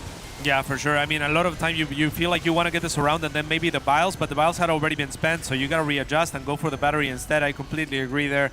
And I mean, it was a good game from Classic, but somehow I'm still more impressed with what Dark did with the position that he was in, right? Because it felt like the first attack was pretty random. I mean, you're attacking while investing into so many other areas. Like, you're dropping a Baneling Nest that you're going to start Baneling speed with. That's not going to come into play. You're starting +2 melee, which is not going to come into play. You're adding Niduses just to transport a few units that you hadn't really planned for. And it felt like kind of like what you were talking about when Hero makes 2 robos, but he smells blood in the water and still goes for it. I feel like that's what it was for Dark. And it almost did work out. He did hit a timing right before Storm, and it was barely not enough. Nope, and if he would have maybe gone for that battery immediately, then it barely would have been enough, because then those High Templars do die, or at least he's forced to morph them into Archons immediately, but then you have those awkward 6 to 10 seconds where the Archons can't do anything, and they just stand there, they get surrounded, so it was a bit random, but I completely agree with you. Dark is so cool that even in the games that he ended up losing, you look at some of the stuff that he pulled off, it's like, man, he's just turning water into wine over here. Like, he's playing it like he's mega rich and he's been dominating this game. Well, actually, he's supposed to be losing, but he's still the one who's so in the face of his opponent. It was an impressive loss, and those absolutely do exist in StarCraft 2. As we go ahead and load into Heartland in the top left side of this beautiful map, we are looking at the main base of our Zerg player. He's still in the lead here in the quarterfinals of the ESL 2023 Winter Championships. This is Dragon Geisy Gaming Dark. And in the bottom right-hand side, he is going to need all of your energy. He is going to need Kid on the Terran shirt type energy. It is Classic! Atlanta ain't done yet with Protoss, Cats. You hear that? They want more. Yeah, absolutely. And they might as well get it. I mean, that has to be a refreshing victory for Classic as well, off of a difficult early game, or at least not as a successful early game as the previous 2, and holding off what seemed to be very, very scary on the side of Dark. That has to be a confidence booster. That's exactly what you need morale-wise. Yep, goes to show that apparently he does not need to kill 21 drones to win the game. We can actually do it while having a relatively normal start. I often say I think the most important thing for Protoss players is not even how many drones you kill, it's keeping those oracles alive. Once we start losing oracles, even if we get 2 or 3 drones in return, that is just not worth it. The oracles are so incredibly useful in defending against Lings, in defending against Ravagers, Banelings, but also just keeping tabs of what the Zerg is up to in that early mid game or in that mid-late game where they're trying to transition into high-tech stuff. Keep those alive. Lose the depths all day, every day. Get a couple drones. You know, who cares? That's bonus. As long as we don't lose the oracles. That is the important bit. We'll see if he's able to do that this time. Assuming that he goes for the oracle once again. This time around, Classic went for the probe scout fast enough to block the first hatchery of Dark. but otherwise nothing too out of the ordinary. Could maybe be a Twilight opening. I don't know Okay. how we're doing in the main base of Classic. If we take a look at the gas, that could give us an idea. Nah, seems like we're just gonna take as much gas as possible. We don't see the 2 probes on the gas, but you know, I feel like this is an all-right map to go Twilight first. Make some magic happen with Resonating Glaives. I feel like don't always have to go Stargate, even if the best and most reliable. I also think it's cool in general to switch it up, keep the Zergs guessing at least a tiny bit.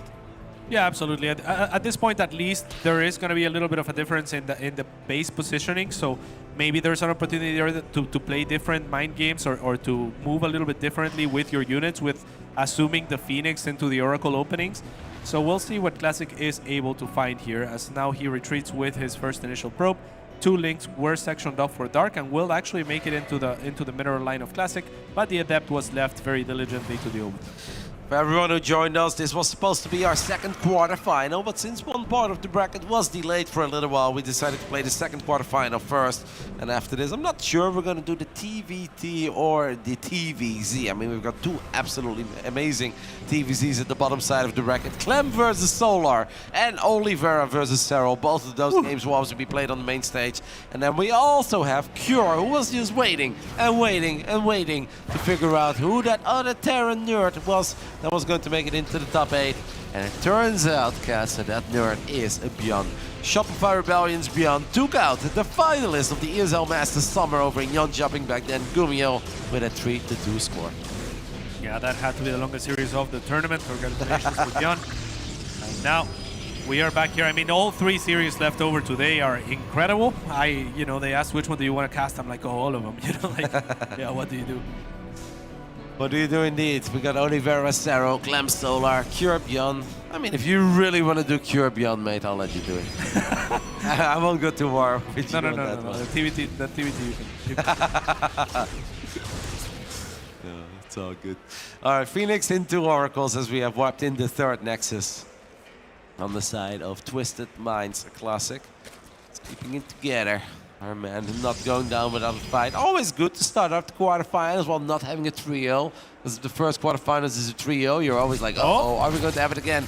As the Phoenix and the Oracle show up, Phoenix decided not to use some of his energy to take that Queen out of the battle. Somewhat surprisingly, no? Like, it felt like at least one more drone could have fallen, maybe 2. And now he's trapped, not really controlling in time. Good move there with the Phoenix to save the Oracle, and it is barely enough. That is very cool. I mean, that's still a crap ton of damage on your Oracle, which you're not very happy with. As Oracle number 2 is going to fly into the natural, but that one is going to take a lot of damage as well. I mean, he's sticking to the wise words of not losing your Oracle, but geez Louise, Cats, it's going to be very hard to find any damage with these Oracles, because they are better than bruised at this point. It should honestly probably stay at home. Yeah, absolutely. I mean, that was very scary, right? Like, both of the Oracles, it felt like they weren't controlled the entire time. Maybe idling even for a couple of seconds, but great move, great adjustment there from Classic. That's what you gotta be able to do at this level, is if you make a tiny mistake, you gotta be able to correct it. Of course, it's gonna cost you a little bit of energy, but much better than it costing you an Oracle. And now the Oracles are gonna be used to mitigate for the creep spread here on the side of Dark, which is really nice for Classic. But yeah, the least successful early game so far for him. Yep, at least we kept them alive. You know, always look at the bright side of life. Clara said yesterday that it's a day half full kind of guy, you know, cup half full. Well, we didn't lose the Oracles, and that is the most important thing. We got some hallucinated Phoenixes we can scout with as well. We still have that real Phoenix. It's not all that important. So Dark is building a lot of roaches of 66 drones. I don't know if he's worried or concerned about some sort of a follow-up, as this Phoenix is now also taking a serious amount of shots from the Spore Crawler and the Queen. Yes, indeed. +1 attack as well on the side of Dark, and extra Overlords coming online. I mean, he is a little bit supply blocked, and for a little while now too. So not looking too pretty there, as he now adds an Infestation Pit. On the other side, Classic is happy to add his Robo Bay and go into his own transition. So I kind of feel like this game is going well for Classic. It doesn't feel like he's going to die anytime soon. It feels like Dark, or unless, I mean, there's 28 links on the way now, as well as a Hydra Den and an Infestation Pit. You never know with Dark. It looks like maybe he's going to try to make something happen with some links on Ravagers. Exactly, I have the feeling he is pretty serious because this is a lot of units that we are making of 66 drones, and it's super important for Classic to realize that you don't actually need to defend on 4 bases here. Against this many units of 66 drones, it is okay to temporarily sacrifice your 4th base and just stabilize on 3. You're investing in Blink Stalkers, you're waiting for your Robo, you're waiting for that 2nd forge, you've got that Robo Bay. There's a couple of Adepts are going to shade into this 3rd base, well, the natural Classic. Call it however you want it at this point, there's plenty of bases are online, only getting 3 drones. So yeah, but the big thing for me is that it pulled the entire army back, and I feel like if the entire army moved forward, like you were saying, Classic should have probably just forfeited the 4th base, and that would have been a massive win for Dark because he is teching up at the same time, right? So he did make a lot of these units defensively, but they would have actually served him well on offense, and instead those 2 Adepts pulled the entire army back, and now Classic gets to establish his 4th. Look at this production tab of Classic. I mean, a couple of things finishing up right now, but went halfway across the screen. That's not something you see very often as a Protoss, or for a Protoss player rather. As Dark does already have an 8-minute hive, close to finishing up. He's got a lurker then at 65% or 70% done, and it's going to allow him to fire up Seismic Spines immediately, maybe the Adaptive Talents as well right after that. It's kind of interesting how Dark went up to 4 bases, had 66 drones, fired up a bunch of roaches, and you're like, oh, that's too many roaches to feel like safety roaches, right? Well, apparently it wasn't.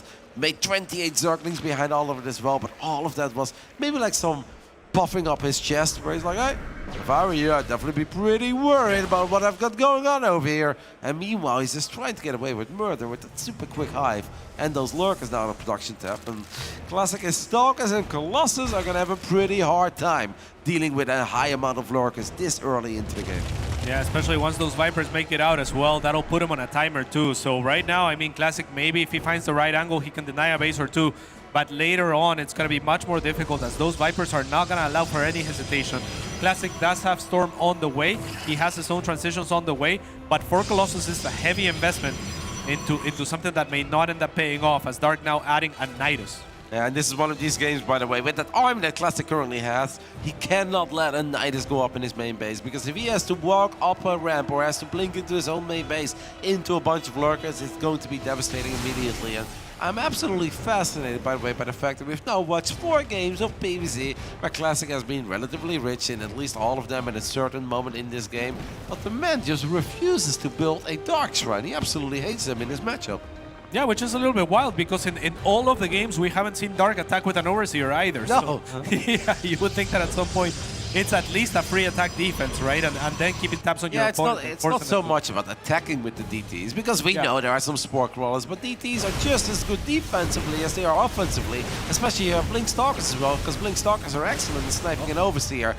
The Classic is about to get surrounded, and I don't think he really knows about it, but in the end he does catch up into that army. The Corrosive Balls, though, are reigning supreme and landing on a couple of these Colossus. The Force Fields at least allowed him to get a couple of them, but that is the Nidus that I was worried about, but the Zealot Warp in is going to be good enough. That's going to be good enough indeed. There's another, oh no, this is the Nidus that's about to finish. There's 5 lurkers now on the way, one being annoying behind this mineral line. It is so difficult for Protoss players to deal with those pings on the minimap, right? Like, we don't really see it, but it's very annoying to be a player that your adjutant or whatever have you is telling you, hey, here, look here, while there's more stuff to take care of. It's overwhelming when all you hear is that your base is under attack, your base is under attack, and then you see Colossus flying through the air as well as one of the abducts has landed. Classic needs to get a better answer for these lurkers. We know that he's been investing in that 2nd Stargate and the Fleet Beacon once more as a single High Templar that went on a journey all by itself. Seems like a couple of the Niduses did get picked up. There is an Overseer as we have a flanking Storm or 2. Is that enough to get on top of these lurkers? Classic seems to think that it is, but I gotta say the Lings are doing an absolutely fantastic job in keeping that Protoss army at bay. The Lings will not kill the Protoss units there, but they will make it so hard to get on top of the lurkers, and that is something they absolutely shine in. As we do have a couple of lurkers getting out right now, and this is going to be difficult to run into. Yeah, I mean, this is very difficult indeed, but at least Classic does have a lot of units already found out. The Nidus is not done, however, so it's still reinforcing. The Immortals not finding the position that they need, and Dark at the front with an extra siege of lurkers, 5 of them at the front as well, so 5 in the back or so. Queens 5 in the... Oh my god, the Queens to transfuse the Nidus as well and keep it alive. The Zealots are running through lurker fire too. and this is looking terrible for the Protoss Hope. Yep, I think Dark is absolutely doing it here as he's completely destroying the natural of Classic. He's trying to take out this center base as well. It seems like we are lacking some detection there. Queens and Lurkers are still in the naturals. A couple of Lurkers are going to make their way into the bottom left side as well. And Classic has dropped 60 supply, and Tempest are really good in surviving. But at this point, Classic doesn't just need to survive. Classic needed to crush at least one of these attacks, right? He needed to find a victory. And if the best thing he can do is clean up a couple of Queens, he knows that it is never going to be good enough. He still has money in the bank, but for Dark at this point, it's just a matter of time. A few more Abducts, a few Corruptors perhaps down the line, and it's going to be good enough. Cats, I think we can all say that Dark is going to go into the semifinals of the ESL Masters Winter Championships. And what a beautiful performance it was for him, really just playing with different compositions, like a lot of the time using Lurkers to perfection as well, just all over the place being annoying. Classic did his best, but this time around it was not enough, and that's going to mean that Protoss is going to be eliminated out of this tournament, sadly. The Stargate's dying. Look at the Lurker movement, by the way, by Dark. An absolute move of art, running them away from the Zealots, getting them on top of their rev, and that's where he burrows them immediately, which will allow the Hydras to get on top of the Tempest one more time. The Tempest were just out a little bit too late. That one Nidus in the back of the natural was simply too much to overcome. Classic is still going to battle for a little while longer. Dark dancing his units there looked a little bit funny. I don't know. Maybe he's just that fast. Maybe he was trying to kill 3 units or buildings at the same time. I don't know what's happening. What I do know is that Classic deep down inside knows it's all over. Once more, the quarterfinals is going to be his final destination in a big international offline StarCraft 2 event. Yeah, this Templar is playing at Neo from the Matrix, trying to evade every one of those Lurker shots, but it's just gonna be impossible as they're gonna raid Chaos onto a couple of Hydras, but there's a lot more where those came from. This is the final engagement of the game. Surely Classic has to know and give up after this one, but there's one more Storm remaining, and he's gonna throw it out. Yep, he lands it. Like Dark just kind of positioned his Hydras there in his Storm. He's like, cool, I can do this all day. It's not like Dark is mega rich, but he has obviously already done the damage he is looking for. Your first semi-finalist is going to be Dragon KZ Gaming's Dark. As he does it again, Claris called him the big game player, and I think we can only echo those sentiments. This man just shows up at the big international offline events. Yeah, absolutely. 2 beautiful comebacks as well. Let's not forget. I mean, that was a beautiful performance for a Classic that seemed to be running out of steam towards the tail end, but really beautiful start to the series. Good on him to bring it back on Game 3, but Dark was just magical. I mean, outright, those comebacks in games number 1 and 2 were insane, and just he was the better player today, and he deserves to move forward. And we know that he's going to play a Terran. We just don't know which one that is going to be yet. Anyway, we love the best of 5. Hopefully you guys did too. Congrats to Dark. Let's hear what Claris and our family at the desk has to say about our last Protoss falling. That's right, the hope ender of Protoss rends Classic in 2, and now he is gone. That's it for Protoss, and Dark will move on to the round of 4, where he is very familiar with. It was 2019 even, actually, now that I think about it, when Classic fell to Dark in a round of 4 of a BlizzCon, and Dark continues to do something just as evil in all of this. It's going to be him moving through, and Behemoth, Fear Dragon joining me for this one. Classic had some moments in this, but Dark, oppressive in his style, Behemoth. No, absolutely. And what we saw as well was not even necessarily an oppressive Dark, but a Dark that found ways to win when he really shouldn't have. So early game, Classic was the oppressive one. Classic was killing 10, 15 drones off of depths and oracles. It's great. And then Dark says, this is fine. I'm the best Protoss I'm the best Zerg in the world when behind, and I'm gonna make the map impossible for you to play. And then Classic loses a couple games. No, I think that was absolutely the case. And you could see this time and time again where, I know, Behemoth, you're talking about the drone kills. I was even thinking about game number 1 with like that Muta lane composition, how that just seemed like it wasn't supposed to work. But Dark continuously just seems to defy logic. This is going back to what we were talking about before as well, where it just feels like Dark has this weird Dark factor. And you know what, James, I'm going to say it. The Grinch stole Christmas, man. He made it happen. He stole our last Protoss. I'm okay with it. I mean, Dark here at the end as well. For Classic, the realization of the loss really setting in. I mean, he had this in the bag for quite a while towards the end here, but Classic trying to scramble for any little moment that could have potentially occurred. But yeah, Dark's not going to let go of this one, Behemoth. No, he's really not. And we talked, or the desk talked, or the cast, excuse me, talked about how, well, you know, Dark's finding his way into the round of 4 again, and he hits those a lot. But the next thing we got to talk about is the fact that Dark, he actually hasn't won a tournament since Valencia 18 months ago. So he's looking good. He thinks he's the best player in the world. And, you know, a little bit of a Christmas present here for the Zerg players, certainly. But can he go all the way? It's a question. It is a good question. I mean, considering the competition that does exist here between them, I mean, you've got some strong competition. He's going to be going up against Terran next, to whoever it may be here. And I think actually that's a really good point too. And specifically the next opponent, I think Cure or Beyond, it's going to be one of those two Terrans. I actually don't hate Dark's odds against either one of those two. It's obviously still going to be very tough, especially, I mean, if you talk about Beyond, it's literally just the Beyond factor of he can just pop off, especially in TVZ at any moment. Cure is just overall extremely solid, but Dark still, I feel like, has a pretty solid shot at that. Make it to the finals after that, like, anything can happen there. All right, well, let's accelerate. We have got ourselves a break coming up here, but when we return, we're going to have that TVT, which was previously scheduled to be our first match, but we took a little bit of time in getting there, as another TVT was taking quite a while. So, Cure versus Beyond is next here, and that will determine who is going to go up against Dark in the round of 4.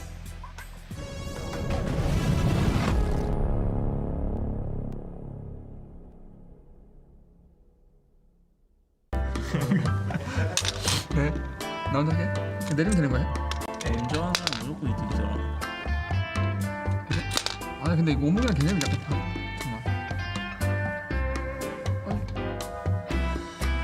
아 4개, 이래서 4개구나. 빨리 해, 생각하지 말고 생각 없이 해야 돼 이거. 참 나미야 생각하던. 아니 빨리 해. 아 좀 조용히 좀 해봐.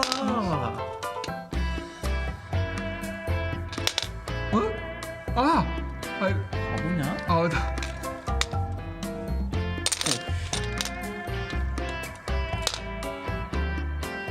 이게 생각을 하면서 해야 되는구나. 큰일 났다.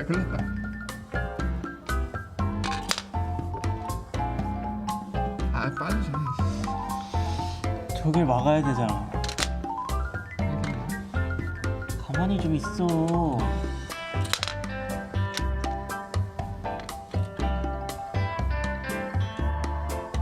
큰일 났다. 잠깐만. 오케이. 아니야.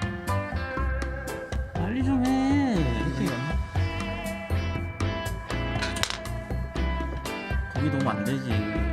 바보야? 그래? 어? 그래? 나 왜 안 나가니? 나도 기억이 안 나. 둘 다 너무 바보 같다. 빨리 해. 아주 생각하고 있잖아.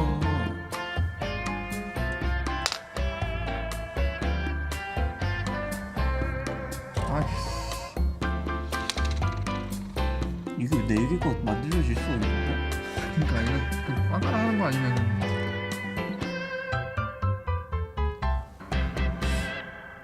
여기가 아니야.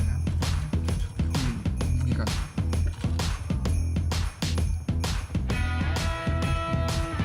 여기 너무 상상이잖아. 어?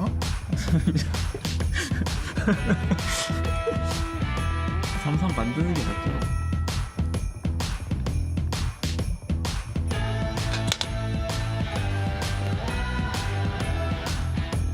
생각하지 말라고 빨리 해.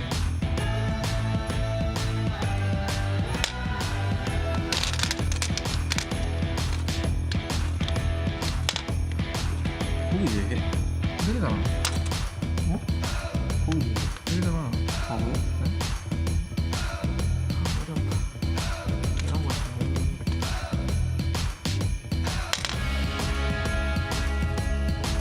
생각 갈리긴 하나?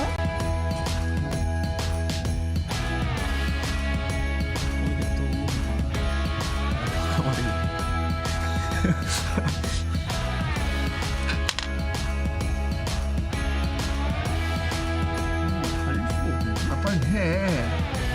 이거라고. 그냥 생각 없이 해야 돼, 그냥. 그래, 안 돼. 생각 없이 해.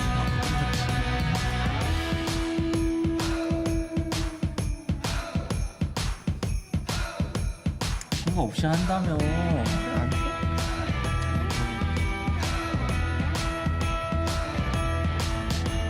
빨리 좀 해봐.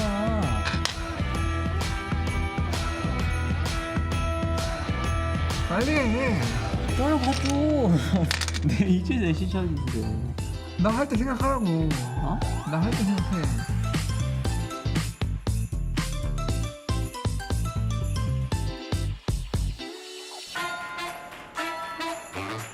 아, 그러네.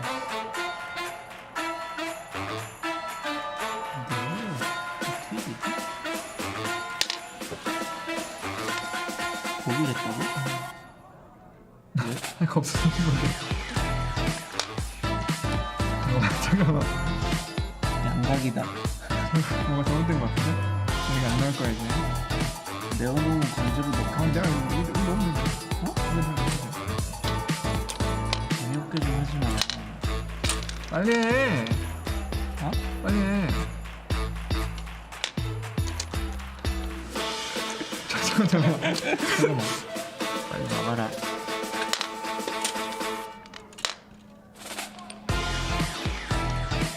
끝났는데? 끝났지.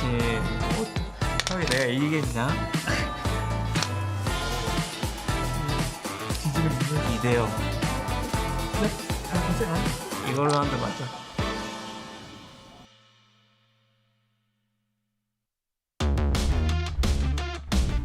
So you need to guess this one. No, not that one. I need to guess this one. The power. The power.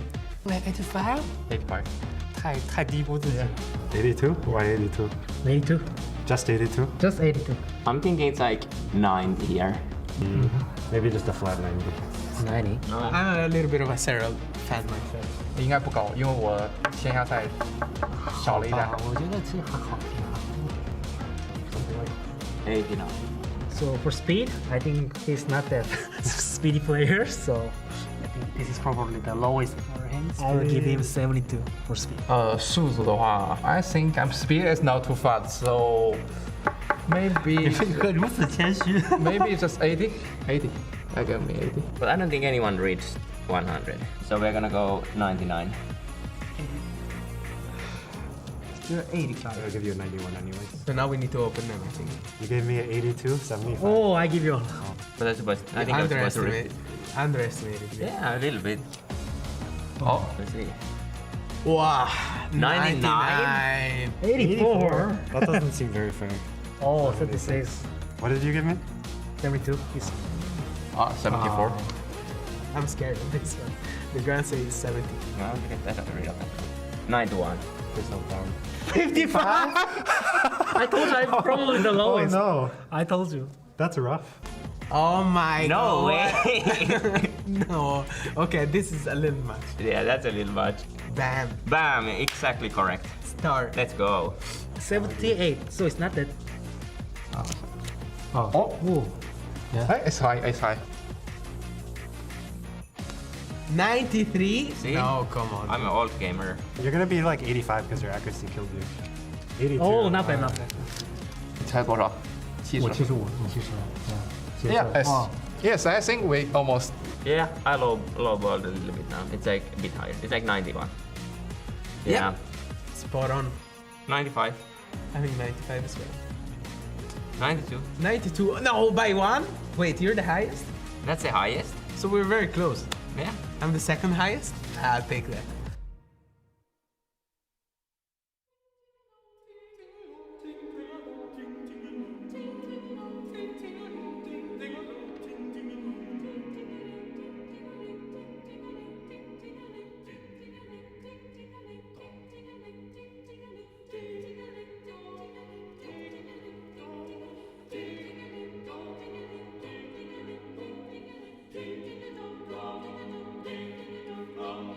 Thank you.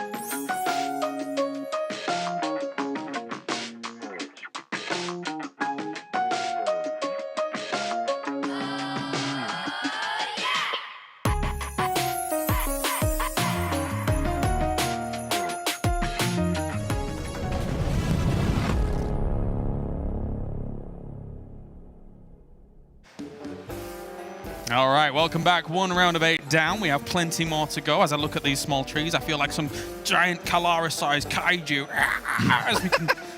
that was an odd thought. The only time James has felt tall. Yeah, it's a tough life being about 4'2". But anyway, we've got ourselves another great series on the way. TVT, we had a mixed bag when it came to TVT in the previous day. We had one that was kind of, and then another one that actually really went the distance. So hopefully it's going to be that one. Thankfully, that one involved Cure. He was against Maru, and now we're going to have good old Cure going up against Beyond. This is quite the matchup here, Fear Dragon. Yeah, you know, I mean, some people would say that they thoroughly enjoyed the Cyclone Meme Fest instead, but I think you're absolutely right. Kira showed some really, really fun late game, long-term TVT and everything that was quite a delight to see. And I think something I'm really looking forward to in this match, and I was talking to Dave about this just a second ago, is that I feel like both of these players are really, really prominent, strong Terran players, but in very different respects. I feel like their strengths are not necessarily in the same areas, and that always makes for fun StarCraft. Yeah, Dave.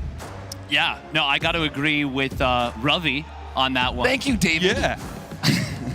Rutherford. Okay, shut up. Talk about the game. We do have a very different stylistic approach where Beyond is he's Micro Jackson, you know? He loves that, like, ooh, with the Reapers, and he loves dancing back and forth. That was a bad one. We'll skate right past. But he has always been a player who makes magic happen with small numbers of units, whereas Cure is a much more by-the-book player. He's always loved, obviously this is going back a long time, but like that 7-8 minute 2-3 Raven tank push, very much a stock standard but brilliant edit Terran. Now though, we've got a little bit of a difference coming in where he has been, at least the first player I've seen, trying out the old special, which is to say the Terran player special, and that is the Speed Banshees into Battle Mech. Now, obviously, this is the first time we're seeing it with this version of Mech. I'm really curious to see how that might match up against Beyond's bio. Yeah, it was cool, and also kind of like this weird oddity when it was going up against Maru was Cure in the fact that it felt like neither player really wanted to have an initial engagement, and then the Banshees really were kind of that catch-all that kind of caught Maru a little bit off guard when that was going on. So, I mean, if he does bring that to the table, cool, but Beyond surely, with the form that he's got right now, is able to kind of do the mental gymnastics and actually be sort of prepared for that. Yeah, it's not even just being prepared and stuff, but actually having the attention span to split up and make sure, like, okay, my army's not going to start into an engagement that I'm not ready for, but also is dealing with the Banshees. That requires a lot of just APM and a lot of speed, and I think that's something that Beyond has in plethora of. I think the mid game for me is going to determine a lot in terms of, well, unless these guys just die straight away. I mean we see those big mech plays, but I mean, Cure's no kind of stranger to going for still Marine Tank and trying to make that work. But anyway, let's get to it. It's our next round of 8 as we head to the stage. We gotta go, colors. We got a TVT coming up on the stage, and we got some time to make up. We want these boys to have all the time necessary. So, as we get into our second quarterfinal match of the day, please help me welcome to the stage our 2 competitors, Beyond of Shopify Rebellion and Cure of Team Liquid.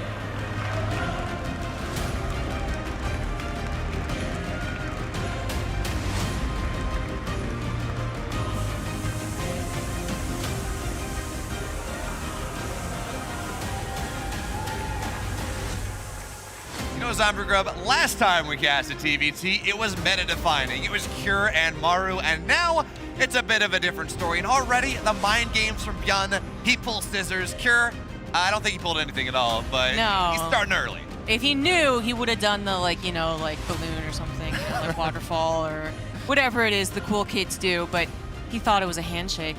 How rude of Beyond. In all seriousness, they are friends, and it's not rude at all. Beyond loves to do something for the crowd, not just on stage with the walkouts, but also with his excellent play in the game. He is the Micro Jackson. He is the fancy footwork guy.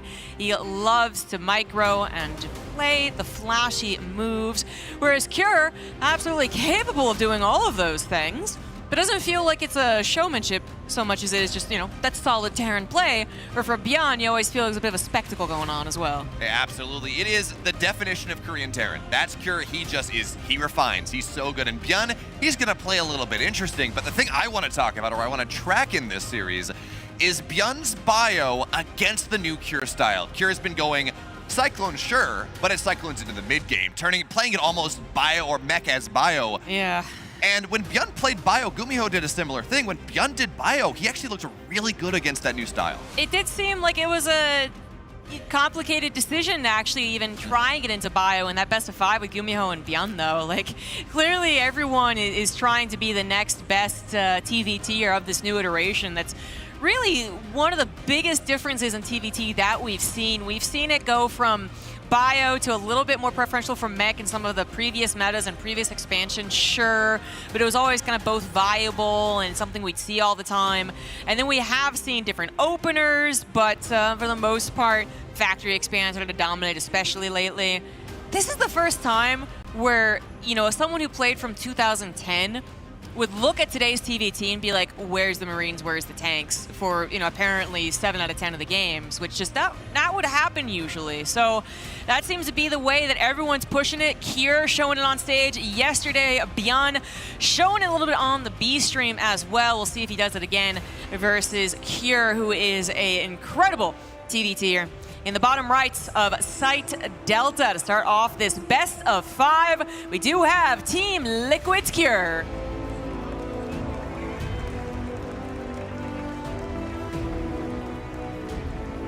And in the upper left, in the blue for the Shopify Rebellion, he's Micro Jackson. It's Bjorn.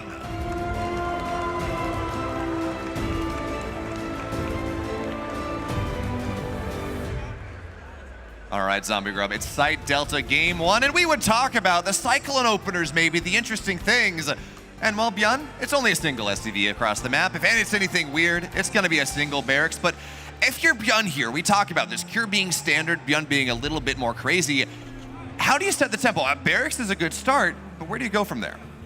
I mean, a barracks is an excellent start. I don't think that there is a guideline to exactly how you want to play out Cyclones past a certain point. I think that's what's been fascinating about watching this develop and watching that Bjorn versus Gumiho series, is that it didn't seem necessarily, it could have been map dependent, I suppose, to have Cyclone versus Cyclone wars or mech versus mech, or one person playing more so than the other.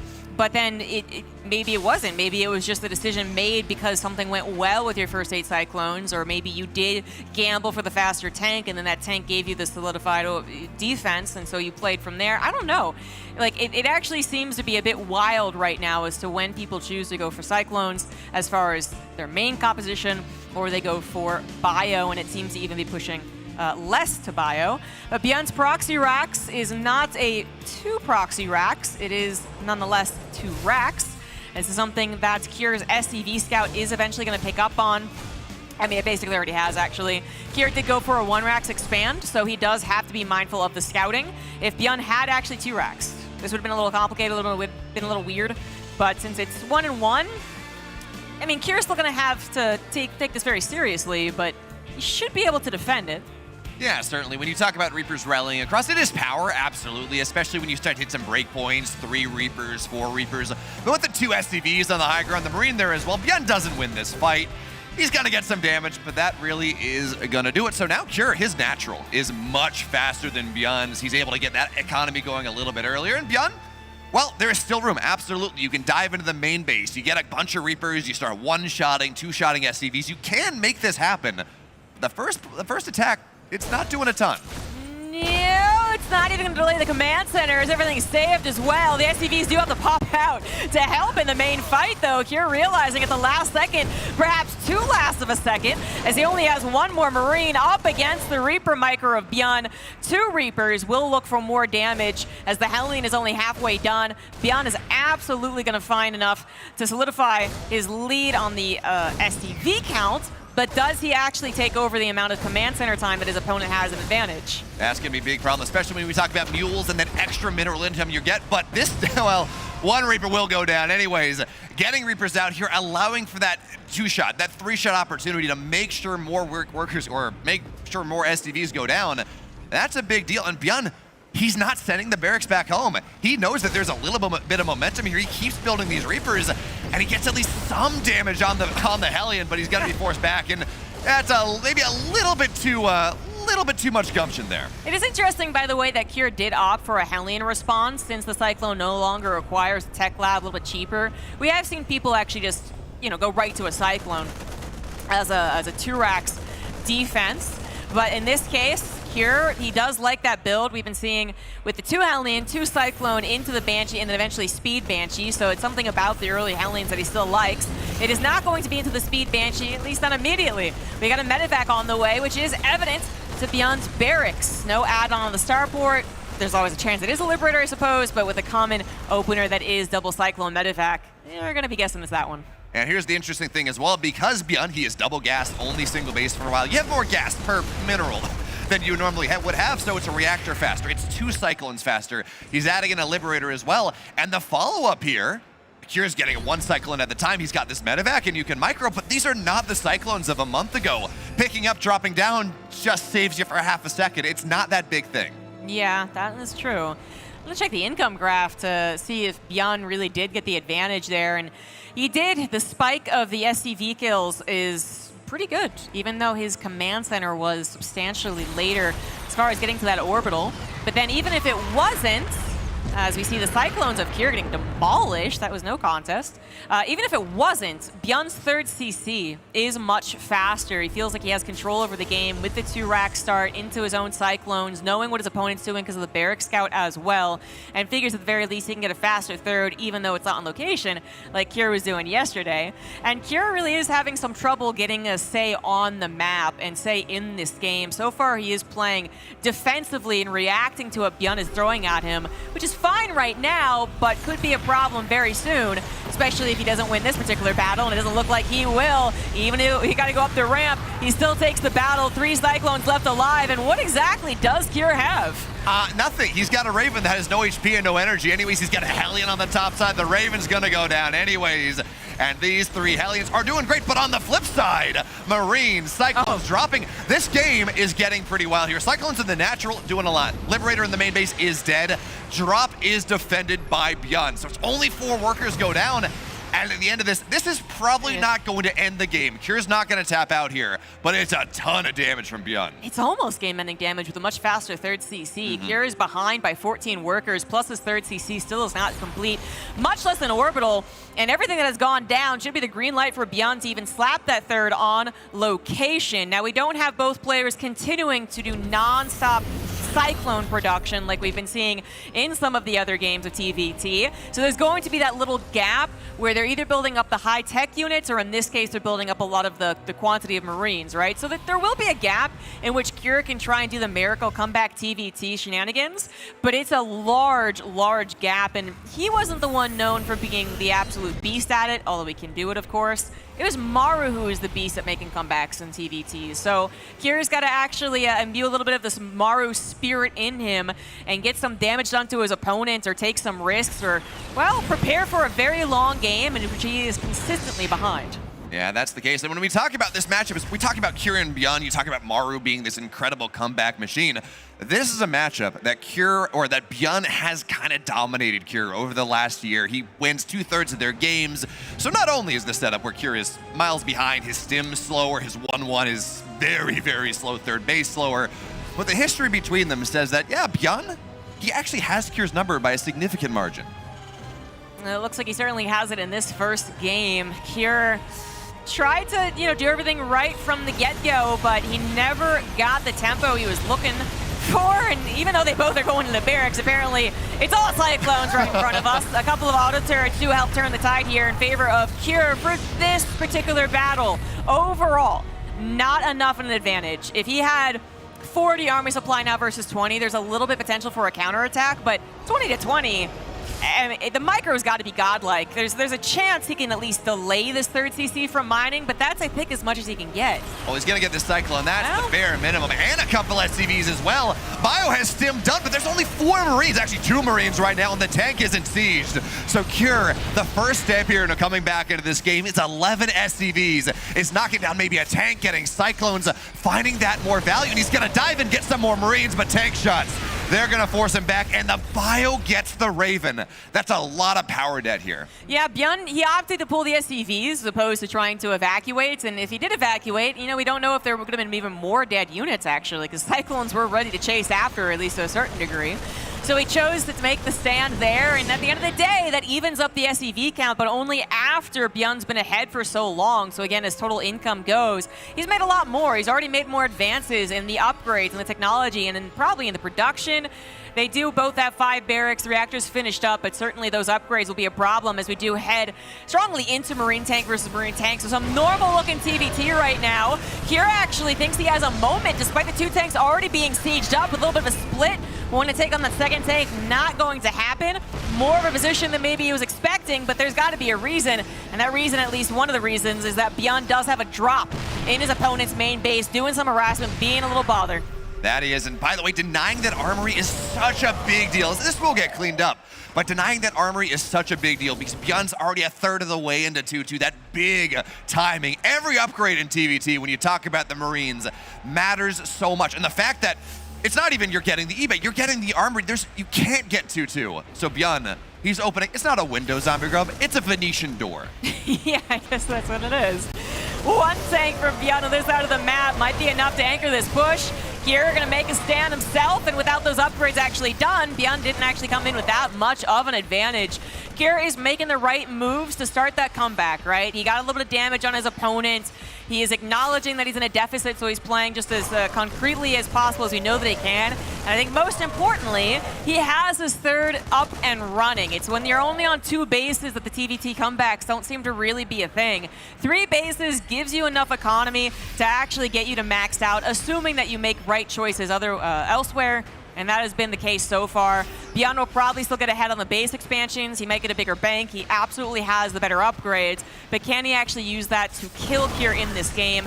That's the struggle with TVT. And honestly, with all the control Bjorn's had in this game, the fact that he's starting his 4th, it's on location, absolutely, as these Marines fall. But the fact that he's starting his 4th base at 10, 11 minutes into this game, when he has, for most of this game, significant map control, it feels like Bjorn maybe thought he could actually end the game and is now, like, yeah, I'm not behind, but I'm slowing down. We got to find something else. Yeah, he's taken worse trades over the past couple of minutes, so it's a good thing that he did have the economy advantage for when he did. The biggest thing for Bjorn, 100%, is the upgrades. Those are going to be so influential, but if he's up against a tank count of, let's say, 5 or more, that is still difficult to break, even if you have a 1-1 upgrade lead, which currently Bjorn does, but where is Marines? Yeah, he feeds the SCVs. He thinks, I guess he has to do that, but instead, it's 20 workers going down. Here comes Cure. Tanks will fall, and Zombie Grub, you talk about finding a comeback. Well, this is pretty solid here. The base, I don't know that necessarily Orbital will go down, but there's no mine in there. 21 workers dead, and this run by from Bjorn, this counterattack by Bjorn, it doesn't seem nearly as effective. Bjorn's lost control over this game. Yeah. You know, for the first portion of it, the third of it, it was definitely Bjorn with the control. He opted for a control opener. Then he got the scouting, and then it was a matter of just, not screwing up with some of the micro. But then almost every subsequent battle did go poorly for him, from the Cyclone, from the defense of his third. We do have ourselves in a little bit of a base trade, where Bjorn's double upgrade lead could be very influential, but only if he gets a direct fight. And again, it's not happening, and it's only happening when the tanks of Cures are sieged, which really does mitigate that upgrade advantage. And the wild thing is, even though Bjorn lost like 40 SCVs and Cure did not lose that much, the economic lead that Bjorn had meant that they're equal on workers right now. Cure's up a little bit in army supply, but at least one of the tanks gets knocked down even still. This is withering tank fire from Cure into the main base, and Bjorn cannot take this fight. 2-2, you're right, absolutely, Zombie Grub. But not anymore. Yeah. The upgrades are done. Cure is okay. Yeah, there's +3 armor on the way. It's not done yet, and you need both, really, to be very happy. Yeah, unfortunately, Bjorn did the Bjorn thing, got the armor instead of the attack, which, I mean, yeah, you prefer, but you obviously want both, because you probably could have afforded it, actually. But it's long past the time where he's going to be able to just find an easy amount of money in his pockets. He's going to be spending every last dime trying to get the same amount of army supply as his opponent, down by 30 right now. An upgrade lead still matters a lot in the direct Marine fire, but Cure has control over the map. He's sieging his tanks offensively, and Bjorn only has Marines that would have to go through a little bit of a choke to take this battle. And tanks were in siege for a moment, but now Bjorn, a nice concave, but he has no tanks. And the SCVs, they're just getting pulled to their doom. Maybe Bjorn's gonna be able to make the break happen here, but the tank fire again is so good. And with +1, it's just even more damage. So Bjorn, 21 more dead SCVs. He can't hold on to what was once his third, now his fourth.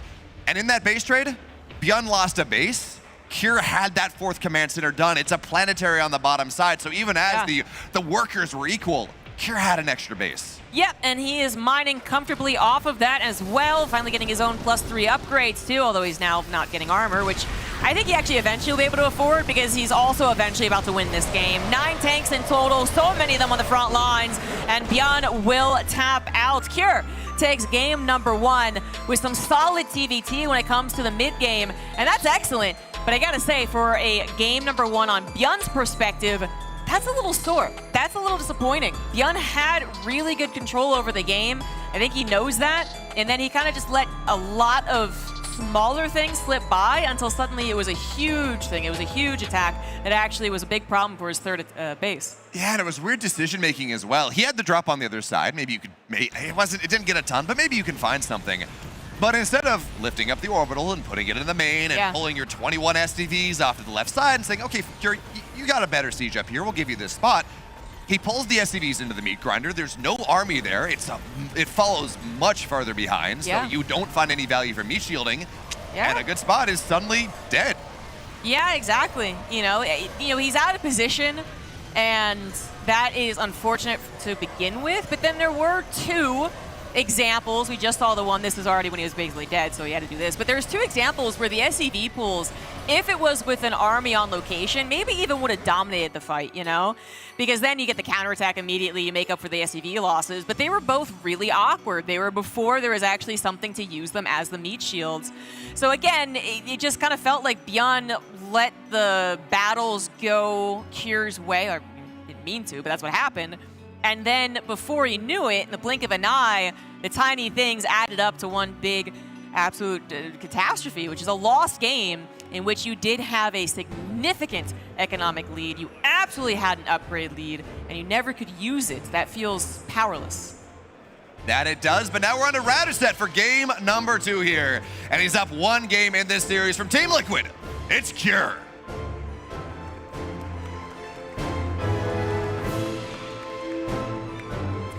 In the bottom left, that was the blue Terran for Shopify Rebellion. He is Bjorn.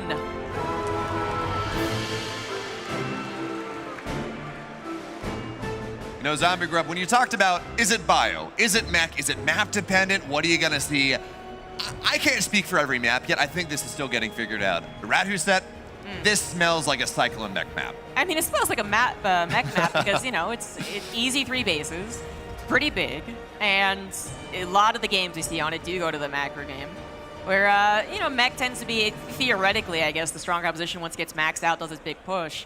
But, you know, we lost a lot of Cyclone and mech on Site Delta, actually, which is the map we just saw, and that didn't happen there either. So, I don't know. I really cannot say for sure that it is the map that makes them determine whether or not they continue building Cyclones and thus also continue building factories.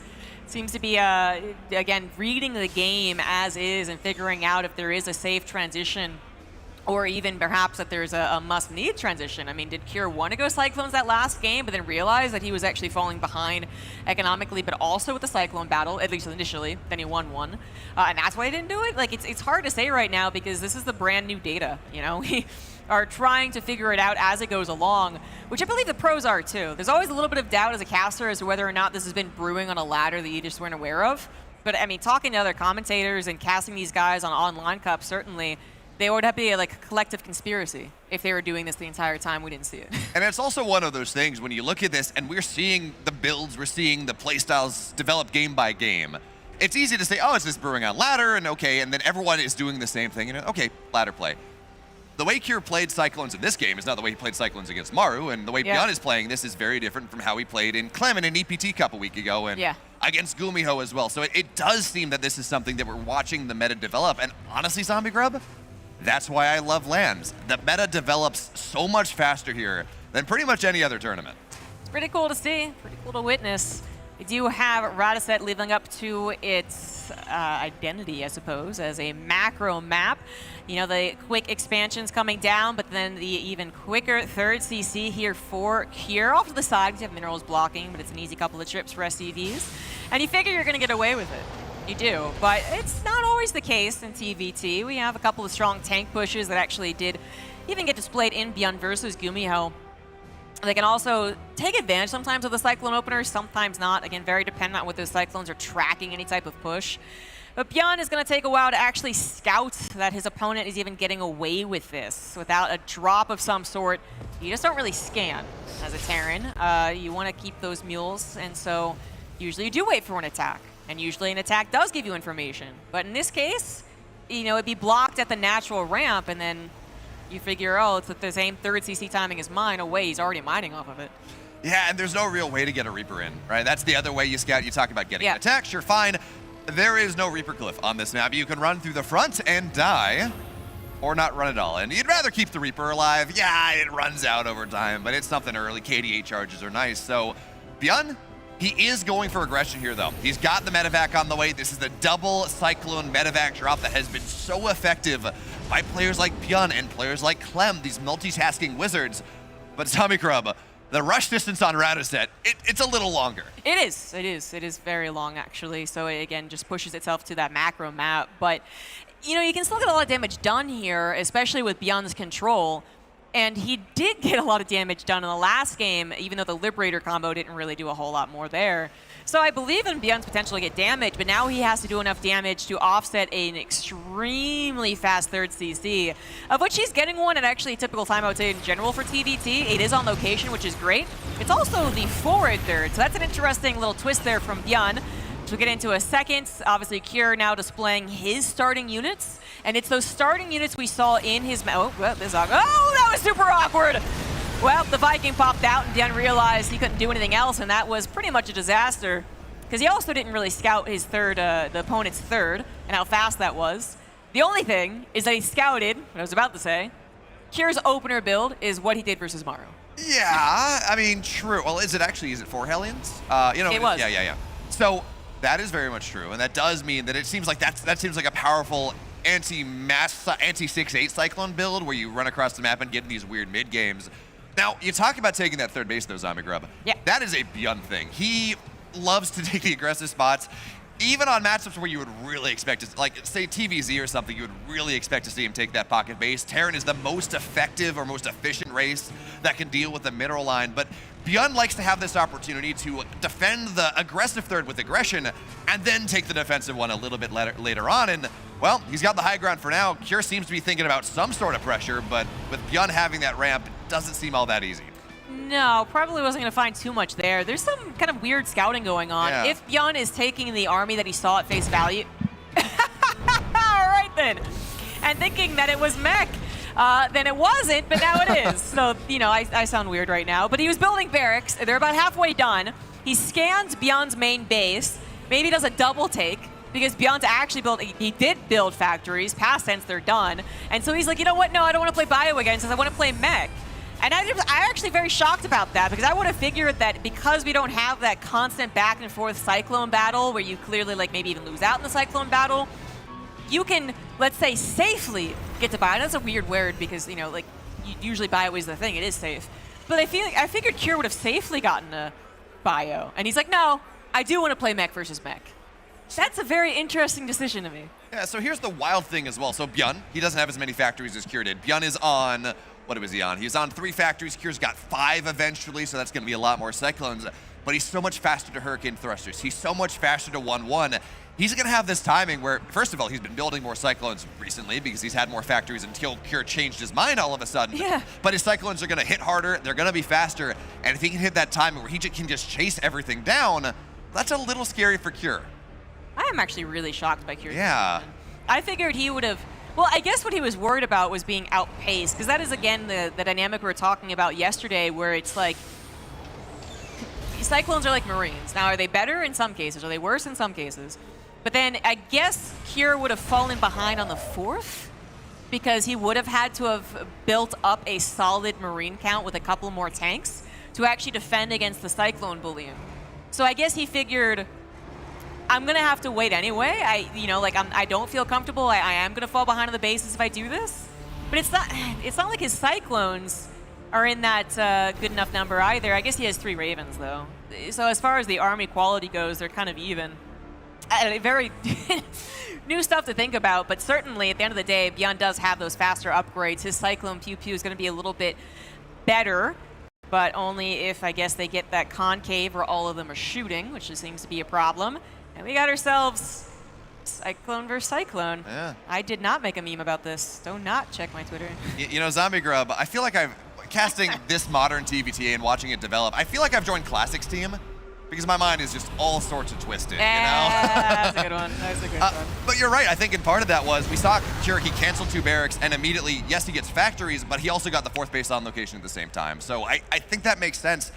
But the other thing I want to point out here, we talk about Beyond getting aggressive bases, playing aggressive, and then taking the defensive one later on. Well, he's not doing that right now. He's taking the 9 o'clock base. He is exposing himself again, and this is not a good fight here. It's a better lock-on coming out of Cure, and that Raven Power anti-armor missile is such a big deal with the new Cyclones. Beyond is going to have to kite this away for a while, and Liberators, they're going to get locked on immediately. This kills maybe 1 SCV, not even. I feel like this push, does it kill Beyond? He has no tanks. You know, we had Cure, I think, add in like 1 or 2 tanks at this point to help anchor our defense in yesterday's game, so there's no tanks here, so it's just run your Cyclones on top of the other Cyclones. SCV pool this time around makes a lot more sense. It does help to buffer for the defensive Cyclones there for Beyond. He will live, still on 4 bases, and still with a, decent SCV count, 71, but secures 95. Apparently, this isn't just a mech bio, it's also a mech Zerg. Yeah, Zombie Grub, you may not like it, but this is what peak TVT looks like. I may not. 10, 12 Cyclones at a time. By the way, somehow the Hellions are still alive. Apparently, they are the key component of this composition. Yeah. Yeah, apparently. That's the secret, actually. That's the secret sauce. You thought it was the copious amount of buttermilk in the biscuits, but apparently it was just like a jalapeno mixed in there. 5 spices or something. Yeah. 13 Cyclones, 5 spices. It's about the difference. Yeah. It's actually, again, this is so interesting to watch in real time, and usually I'd be, casting kind of in the style when it's a little more experimental on an online cup or something, but you're just witnessing development, all right? This is like, the time when they realized they could make dinosaurs in Jurassic Park, and they're like, oh God, do we have something? And you're like, you might, but should you? Should you with the Cyclones? Apparently. Now it's Beyond's turn to get that better concave, and Cure is the one that has to retreat. That he does, but hey, you're building 12 Cyclones at a time, 8 Cyclones at a time. They build pretty quickly, and they pop out of your main base pretty quickly. So Beyond, even as he does take the positive trade there, knocking down, 2 more Cyclones than his opponent. Not that big of a deal, actually. He knows he can't overcommit too hard because, hey, there will be more Cyclones on the map. Cure, though, he is starting to expand more, getting extra bases here, but it's Beyond the one that's really started to develop his economy. North side base, bottom side base, maybe the gold eventually. He understands that he has map control, and he's going to take every advantage of that. Yeah, and he should. Cure has actually had the economic lead because of his insane SCV count. But if he doesn't get another base soon, then that just means like all of his minerals and gas are going to be gone in the blink of an eye. In order to get another base, he is going to have to actually push out. We're now pushing out into the prepared concave of Beyond, using this little gap here to still make a concave is workable, but you can't necessarily push in. Beyond might disagree. He's thinking about it. He's certainly looking for any bits of damage that he can find, so Refinery does go down. Anti-armor missile on the right side, but not the left. 1 hero tank is coming in to save the day for Cure, but is it fast enough? I don't know about that. We still got the Cyclone to the far right. We got Cure's 2-2 about to finish, but apparently he didn't need it. Eventually, Beyond is forced to retreat, no doubt. Defender's advantage kicking in right there for Cure. 26 SCVs pulled into the fight to help out. A tank helping out. And then also Beyond having to reinforce across the map, now getting some of those reinforcements taken care of. And a big deal as well, Beyond had 5 or 6 Cyclones stuck between the 2 gases. Only 1 was able to fire, and I think it took a couple juicy tank shots as well. So clustered Cyclones, but Beyond has the high ground here. Yeah, there's a scan, but he's still got first lock-ons. But I think the key thing you point out here, Zombie Grub, there's a tank on the map right now. Tanks 2-shot Cyclones. You can jump on top and you kill them pretty quickly. But if the tank's able to fire, many Cyclones go down. So Beyond, he's going to have to find some way to counterattack. Here we develop his supply. He's got a ton of money. But he's not building Cyclones quite quickly as much. I mean, they both have a ton of money. Kier finally able to expand, is going to be back up on the amount of mineral patches he needs for his 88 SCVs. Beyond at some point realized I do need more SCVs, so he got 20 more than what he had seemingly settled on. It wasn't a settle. And now we have continuous back and forth Cyclone battles. No one quite able to fit in a 3-3 by the looks of things. Both of them very tight on the gas specifically, but I actually really, really like Kier adding on more tanks. I think we saw this in yesterday's Kier Maru series as well, where Maru adapted mid-series, added in tanks a little bit faster, and then actually got them sieged up in important locations, and Kier struggled with it, even though he ultimately won the entire series. So I think whoever does manage to fit in the tanks, get them in the right position, ends up with the better composition. Less mobility, though, and this is a very large map. And here's the interesting thing as well here. As we talk about that last series that we were able to see Kier and Maru. Maru in one of the games, he stabilized. He went into Sky Terran. He got Liberators, Battle Cruisers even, tons of Ravens. And Kier started to match him and said, look, I got more money, I can do this. And then realized I can just build more Cyclones, I can run it through. And Bjorn now is going that same idea. 2 more starports on the way, maybe seeing that transition. It's probably just for Ravens, but we're gonna have to see. And that did appear to be dangerous. That is, apparently when you don't build Cyclones, you lose the game. It is a worry. It is a worry. As I've said, there's previous Cyclone metas where that's also an example, but I do think it is a classic scenario in TVT where it's the better army when it's sieged and prepared.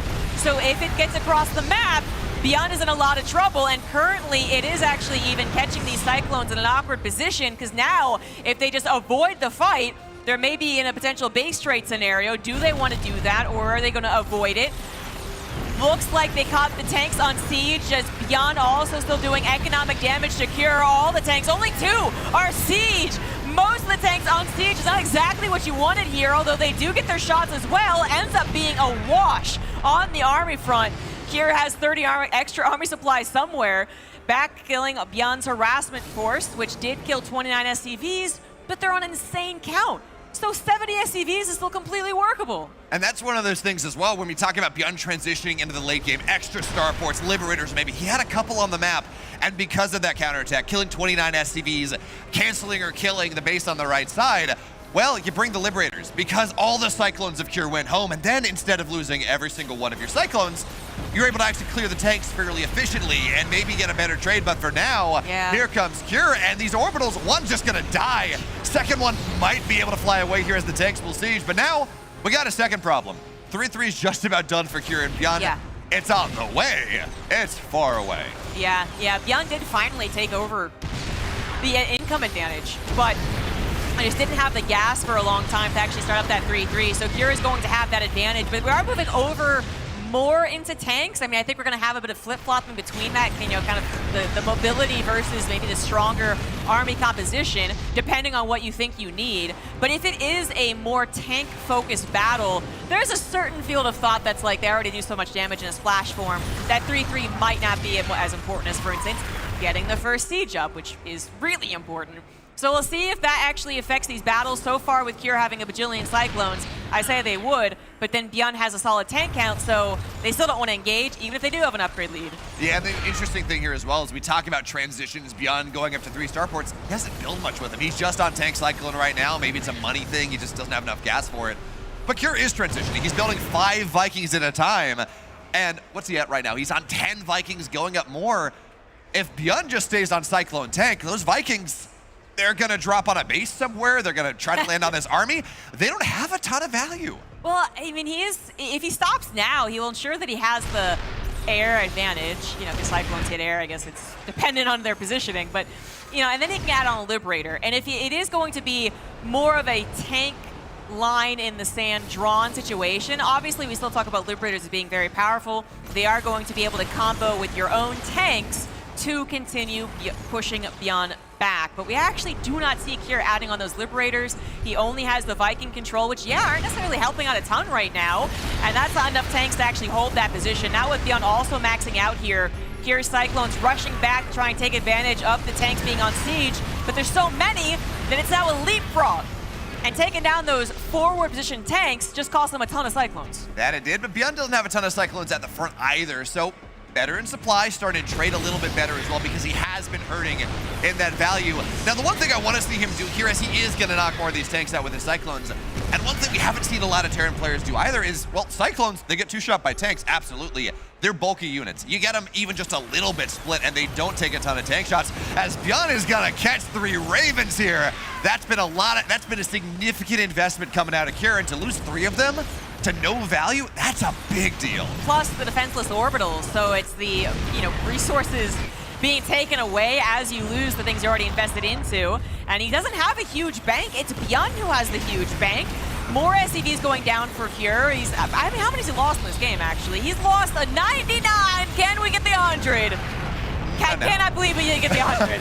But okay then, 99 SCVs and 98 Cyclones lost for Cure. He's now trying to hold on to his defensive position as he does get forced to land his Vikings. But in the blink of an eye, everything crumbles for our Red Terran. Yeah, Cure's got 99 problems, and an economy is one here. It's not great. He's on 63, but again, beyond 94 with the bank and losing all of those tanks. The Vikings again landing to no value, and here comes Bjorn. There are Cyclones on the right side, and this sieged up position from Cure is really nice. So Bjorn just had a massive trade. Did so much value there, killed the army and the economy. Ending the game is still a little bit harder. It is difficult, but that's kind of the true, I feel like, win condition. Well, it's killing all the buildings, but when you kill the economy and the army, there's nothing left to work with. Because even at that point, if you had stronger technology, which you can kind of count Ravens as, you don't have enough. It's not impactful enough. At the end of the day, this is going to be the game as Bjorn takes game 2 in some wild Cyclone Tank Raven Liberator shenanigans. I know you talk about Cyclone Series EG, but to me, that was a chess match. That was such a cool game. Both players trying to figure out what tech path to go for, how many of each unit, where you want to play, how can you expand properly.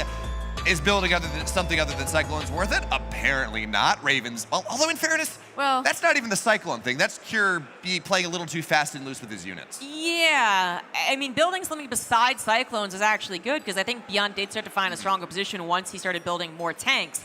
Cure had done it first, but he wasn't as consistent with it, I think.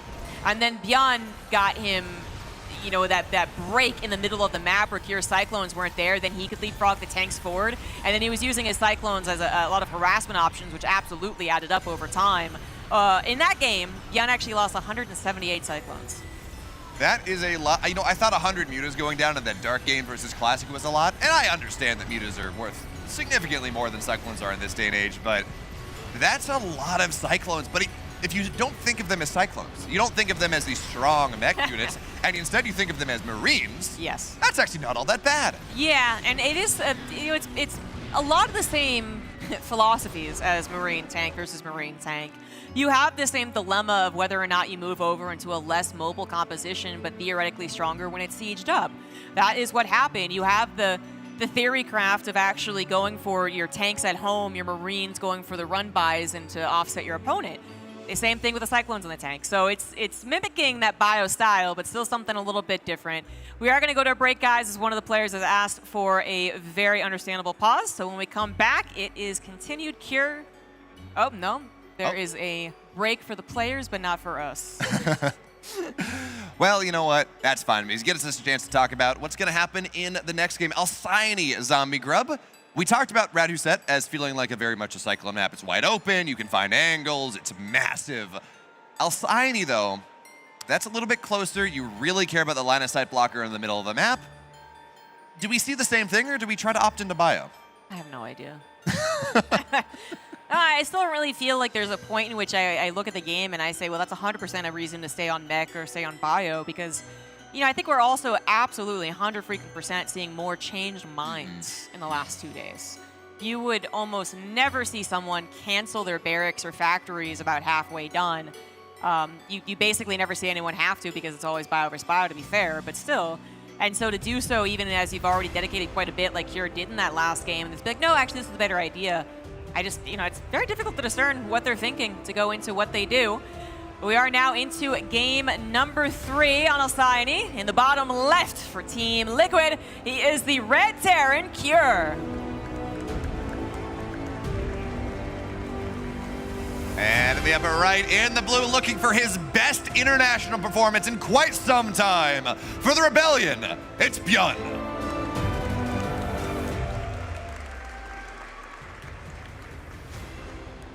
You know, Zombie Grub, I'm pretty sure this TVT, it's a rom-com. Because, well, most rom-coms, they're will they, won't they's. And this is will they, won't they build Cyclones.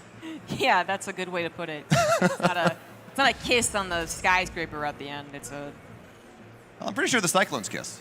You know, you reach out, you blow a kiss. They most certainly do not, good sir. They are COVID safe. All right, there's range, all right? If anything, they're like in the Demolition Man when he does like the high five, but you can't connect because you're non-physical, you know, human species at that point. Yeah, that's as best as you're gonna get. Not romantic whatsoever.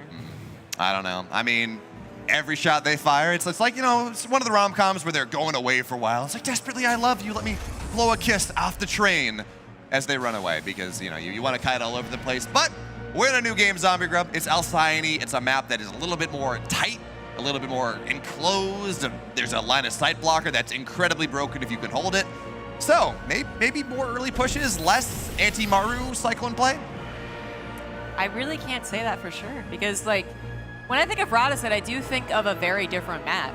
It is, 100%. It's one that I've always noted as also being unique, not because of the 3-base setup, not because of the gold, but because it's less contested bases. So, you know, that might be more of a reason to play a highly mobile style. So you get your drops in as a Terran player, you get your Marines all over the place, and then you take that map control, and then you just check your avenues and don't die to a big old push.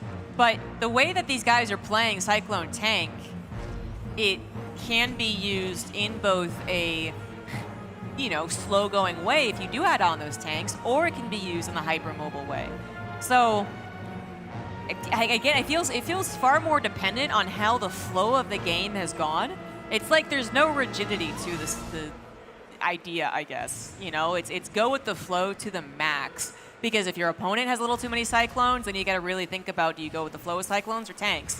Whereas if it was Marine Tank, I think it just like literally keep building your things and look for a better fight. But not necessarily with what they're doing in the Cyclones. If we even have that here again, we'll see, as we have two Reapers starting off a little bit better for Bjorn, but a Cyclone quickly pops out for Cure. Well, you know, Bjorn's Reapers just have 5 more HP than any other Reaper in the game, so it makes sense that he wins that. Unfortunately, it's just a Reaper for 2, Cyclone pops out. If you know the Cyclone's gonna arrive, I feel like you just target the SCV down anyways because you're gonna lose both and you're not gonna kill the second Reaper, so at least you slow the command center down. But I think the one thing we will not see here, Zombie Grub, we're not going to see that quick third base, that Omega Greed coming out of Cure. You can't get away with it here on Alcyone. Yeah, which, you know, Cure did in that last game. Yeah. Remember that? Yeah. It did give him an economic lead. It turned around at some point heavily in favor of Bjorn. He got the economy, he got the better worker count, he got the better bases, and he got the better army composition, I think, as well. It's like Cure got there first in a lot of regards, but then Bjorn got there better at the end of that second game. Bjorn is the one adding on a Banshee, no Cloak as of yet. It could look like a Raven to this Reaper, as there was no Tech Lab upgrade, which even then, again, it could be Interference Matrix upgrade, so not sure Cure's going to pick up on that one. Cure himself is going into a Raven. Yeah, and the other interesting thing here as well, Bjorn's going bio. At least he's pantomiming bio for right now. We've seen players change their minds pretty significantly over the course of this series thus far, but for now, Stim is on the way. And that's really interesting. When we saw in the Gumiho Bjorn series, whoever went bio, well, I guess game 5 was bio versus bio, but in the other 2 games that it was bio versus Cyclones, the bio player won. And I'm not trying to say now that bio is better than Cyclone play, but at least it's viable, and you get damage done with Banshees, even more so. Well, certainly the old thinking that might have to be revamped is that bio is better. That eventually Cyclones are going to be worse if there's, you know, going to be 30 Marines with Stim and combat shields and a couple of tanks and medevacs. The Cyclones are going to be outgunned. You know, they can only micro so much, and then it's on to the normal TVT. But that's why it's like it feels like it's got to be revamped. Because if that were true, again, Cure could have tried forcing quote unquote that style because it's what he wanted to do initially in the last game. But then he did change his mind. But I think Bjorn, I would expect Bjorn to be better with bio, even though I know he just won that last game. But it is such a bio-like mech style that I guess it makes sense that he's totally fine doing it too. It is Cure who is still producing Cyclones. His third CC about halfway done. It is going to grab Stim. And so that's 7 Cyclones, going to be 9 for Cure against Byun's 4 and a tank. He's going to have 2 tanks soon. I mean, Cure doesn't seem to be moving out with his Cyclones, so they're going to be just basically good at map control. I think we're going to see 2 additional barracks here pretty quickly from Byun. It's only single eBay. Combat shields are on the way. It feels weird to talk about all-ins in TVT, but Cure's got his 3rd base done, and Byun, again, single eBay, opting into that more aggressive style. I don't tend to really like that, you know? It feels like defensive TVT is so strong, but if he finds a way, I mean, it is Byun. And if you are concerned about getting the critical mass of bio to take on someone who actually was, he only just now stopped building Cyclones. He built 2 more after. Then I guess you would have to prioritize that production of barracks and then delay your 3rd CC. It also could just be a surprise. I mean, Cure's thinking like, yeah, he's also got a 3rd CC, it's gonna be fine. And in fact, it actually is a little more powered up on 2 bases. Speaking of surprises, that one Banshee, no cloak, still is a bother. Cure now using all of those Cyclones he built, even though he's going into bio, to actually dominate the natural, at least try. Byun's Marines, though, I think they do have that critical mass. A little bit of a double stim, but it's totally fine. The Cyclones simply do not match up against them. But then again, Byun did have to pull 12 SCVs to actually ensure that victory. He now has a substantial army lead, and that's when he can get that counterattack damage done.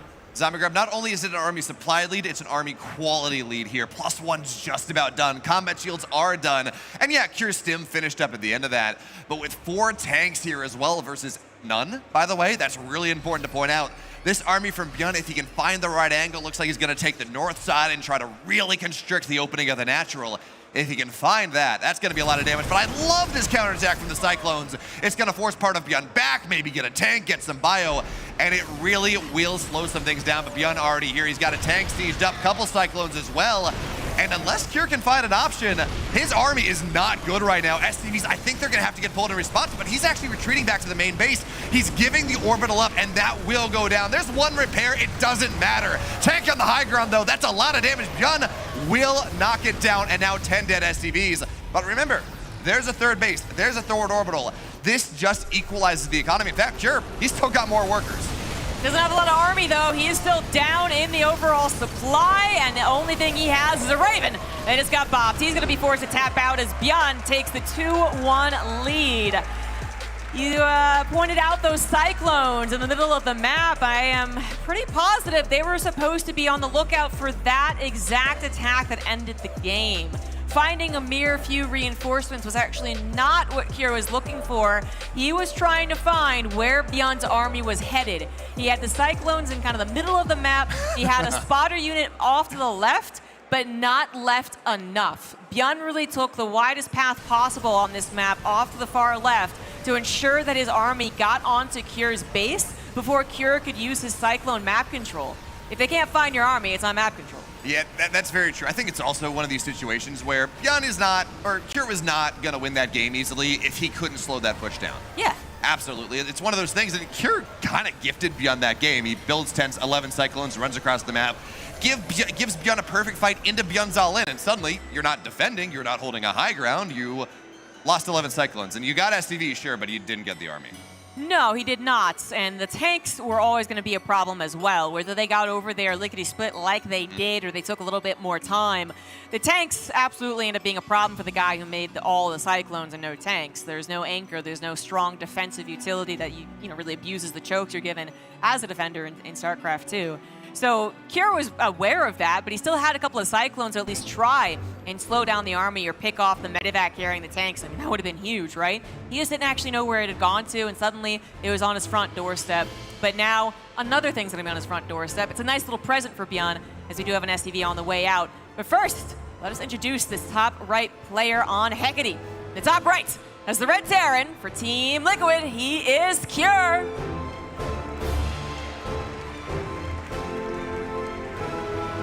And the bottom left in the blue, 1 map away from a date with Cure, or Dark, in the semifinals. He's Byun.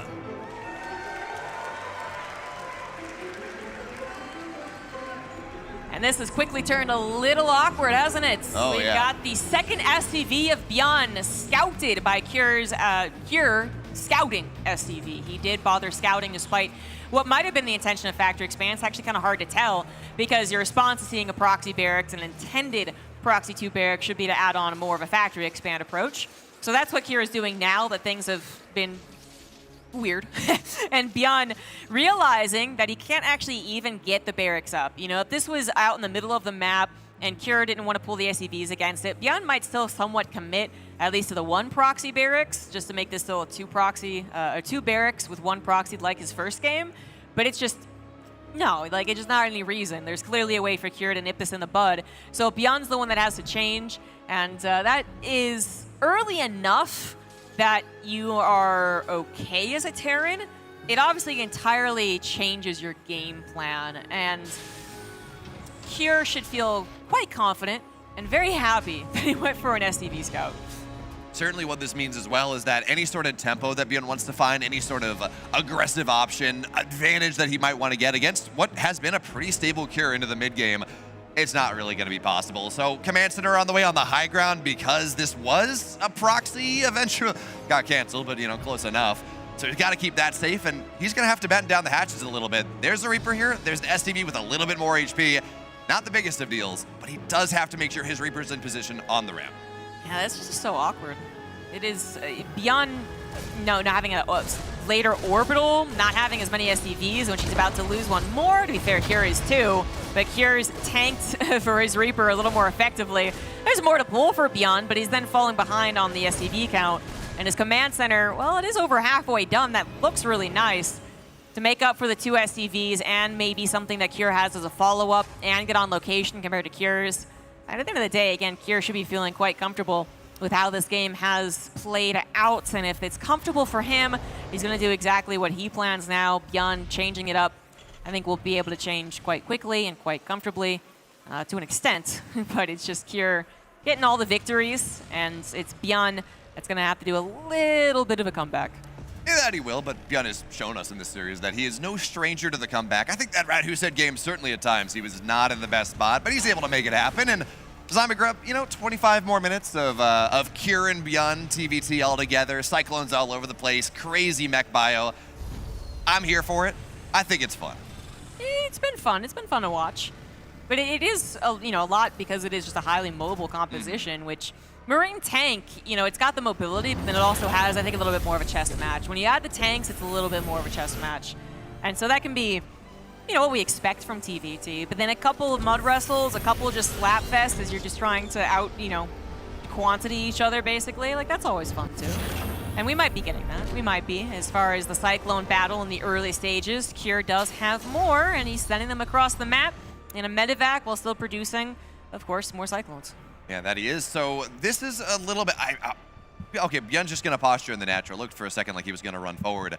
But this is a little awkward, right? You have the medevac, you have that additional mobility. Cyclones are already fast. Beyond has 1 Cyclone, not 2. And then, well, the Cyclones are going to drop even before they can get shut down. So, well, the gas is going to be delayed a little bit. And you snipe off, you get a Hellion. It's value, even as the medevac takes some damage. But this is just about the only time that this really is going to happen because Beyond, he's got a reactor on his factory now. He's adding in more Cyclones. Defender's advantage means that he's always going to have more Cyclones at home. But here comes Cure. He's got those Reapers, he's got the Hellion, he's got the additional Cyclones, he's got this medevac mobility. He wants to make something happen. He is the Raven with the Interference Matrix. We are looking at that potential timing yet again. As we have seen in the past, what seemed to be, the start of the Cyclone thing was like, oh, there's this really nice push with a Raven Interference Matrix, and now it's just all Cyclones. It's not going to be the Raven push this particular time around, but it is Kira getting things started. It's the appetizer to the entree, perhaps, as this appetizer is kicking butt.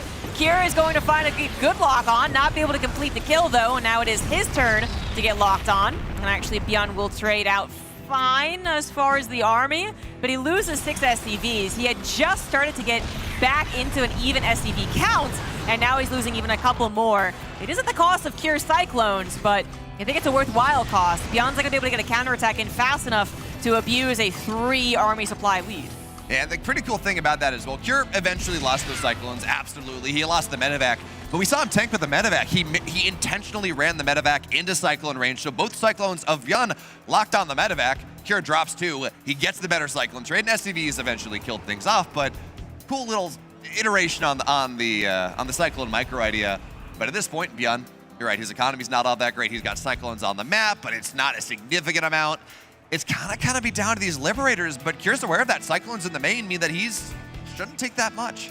Now, and once he deals with the Liberator, his overall, his actual pushing army with the Ravens, just overall better. Stims happen around the same time. Barracks production around a similar enough time. It is only one engine nearing Bay as Bjorn is once again setting up to look more for a two-base attack. Third CC of Kier on the front lines, clearly pointing to his macro intentions. This Reaper of Kier, whopping 6.5-minute Reaper. It's getting some damage done, awesome, but it's getting that perfect scout. He knows the intentions of Bjorn in this game, which he might have been lacking in the last. That did lead to him taking a perhaps overzealous fight and not being able to track the army thereafter. So pretty important stuff here for Kier off the basis of scouting. If he does win this game, I would even say it's majority off the scouting. So here's the big problem as well. You talk about maybe getting a couple SCVs, winning a fight against a Marine.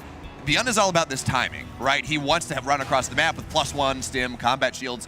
His second and third barracks, I guess they're rebuilding now, but they were solidly for 30 seconds. Their SCVs were dead. They were not in production. And that is going to slow Bjorn down quite a bit. But you're right, it's a two-base timing. 4th and 5th racks on the way. Well, now that we got a classic TVT setup, I can, kind of go back to some dependable analysis, I suppose. Although Bjorn's still building Cyclones. So, it's still not exactly what I'm thinking. But in the good old days of, Innovation versus Maru, a 2-base TVT versus the 3-base TVT happened all the time. It was a very common occurrence. And the 3-base wannabe Terran, I guess, would have to be very careful with getting the 3rd CC on location because the 2-base Terran was so mobile, had those medevacs flying around and was looking for that opportune moment in which the 3CC guy had spread himself too thin.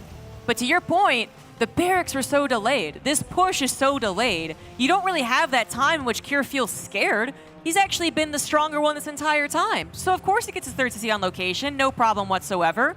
And the only thing he has to worry about now is some of the upgrades, and that is a worry, but he really has a strong position, especially thanks to these Ravens. Yeah, and we talk about Bjorn getting delayed, going for that timing, and not able to quite find it. He's giving up on the idea. It's a very late 3rd base, but it is a 3rd base nonetheless. He got 2nd E-base. Those upgrades are actually going to be decently timed, but Bjorn, his Cyclones are on the map, and Kier's army right outside of his natural. Bjorn has totally missed this.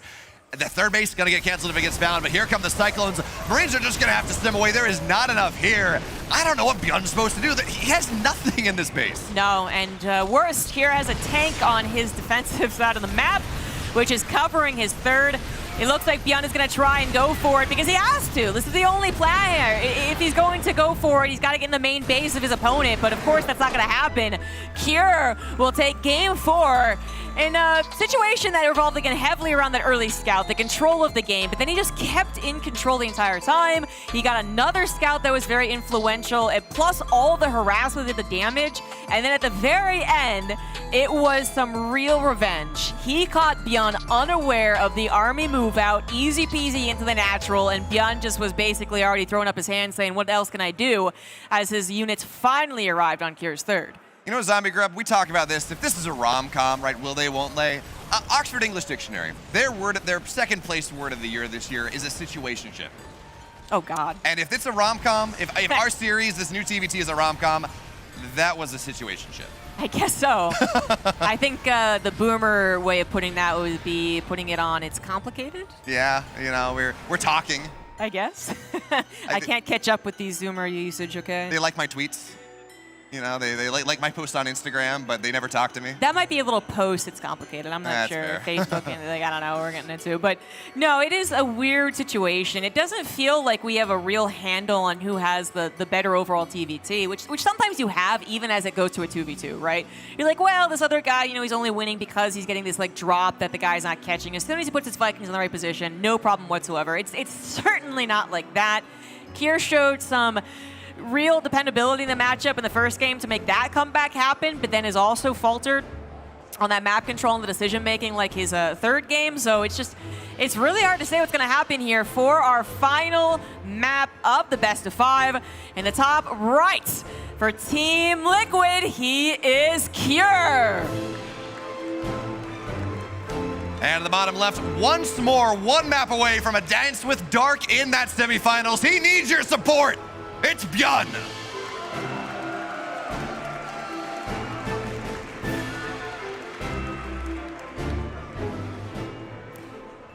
Never feels good to start things off with the failed proxy 2-racks, even though when it happens early, you can just, be like, never mind, I didn't mean to do that anyway, it's no worries. You could do that, but you still have the slightly later orbital. If you cut SCVs to do the 2-racks in the first place too, you're then catching up from that, which Beyond did. And then if nothing else goes your way, they get the Reaper that kills a couple extra SCVs. They get on your side of the map with the harassment. You try and go across the map and are totally blindsided by their army positioning. Well, then it just, it started off bad and it just kept being bad. But in a way, you could just excuse the game then in your brain and be like, well, yeah, but, it started off terribly. So let's just go ahead and go for a 1-racks on my side of the map, and it's already better than Game 4. Yeah, absolutely. And we talk about series planning in a TVT, and a best of 3 and a best of 5. For whatever reason, in these Cyclone metas, we've had, Cyclones back and forth and crazy shenanigans in the non-rubber maps. Beyond Gumiho, they do mech versus bio, or Cyclone versus bio versus Cyclone, Cyclone versus Cyclone. Cure and Maru, they do Cyclone versus Cyclone, and it's shenanigans. And then Game 5, Old Faithful. You go back to bio, you play the game that you have spent years and thousands of hours developing. I don't know that we're going to see this here, but I will tell you that the 2 TVTs I've seen, that has been the trend. Yeah.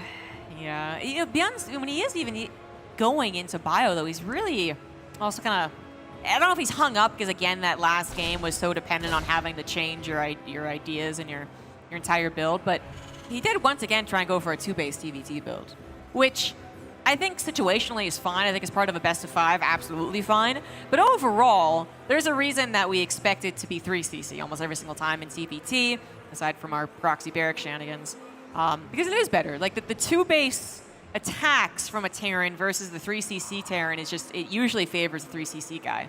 We got better defensively, I think is what happened. We did get the Raven usage, I think, to be just straight up different than those innovation days. And the maps are different. And while they are, I've always been kind of macro for the last 7 years or whatever. It's still maybe even more macro, right? So I guess I'm a little more worried for Bjorn, who seems to want to get this aggression going and then isn't able to because of circumstances in the game, of course. But really doesn't seem to have the control. It's the game in which he did play Cyclones, the one that I wouldn't think that Beyond would be comfortable with that he won.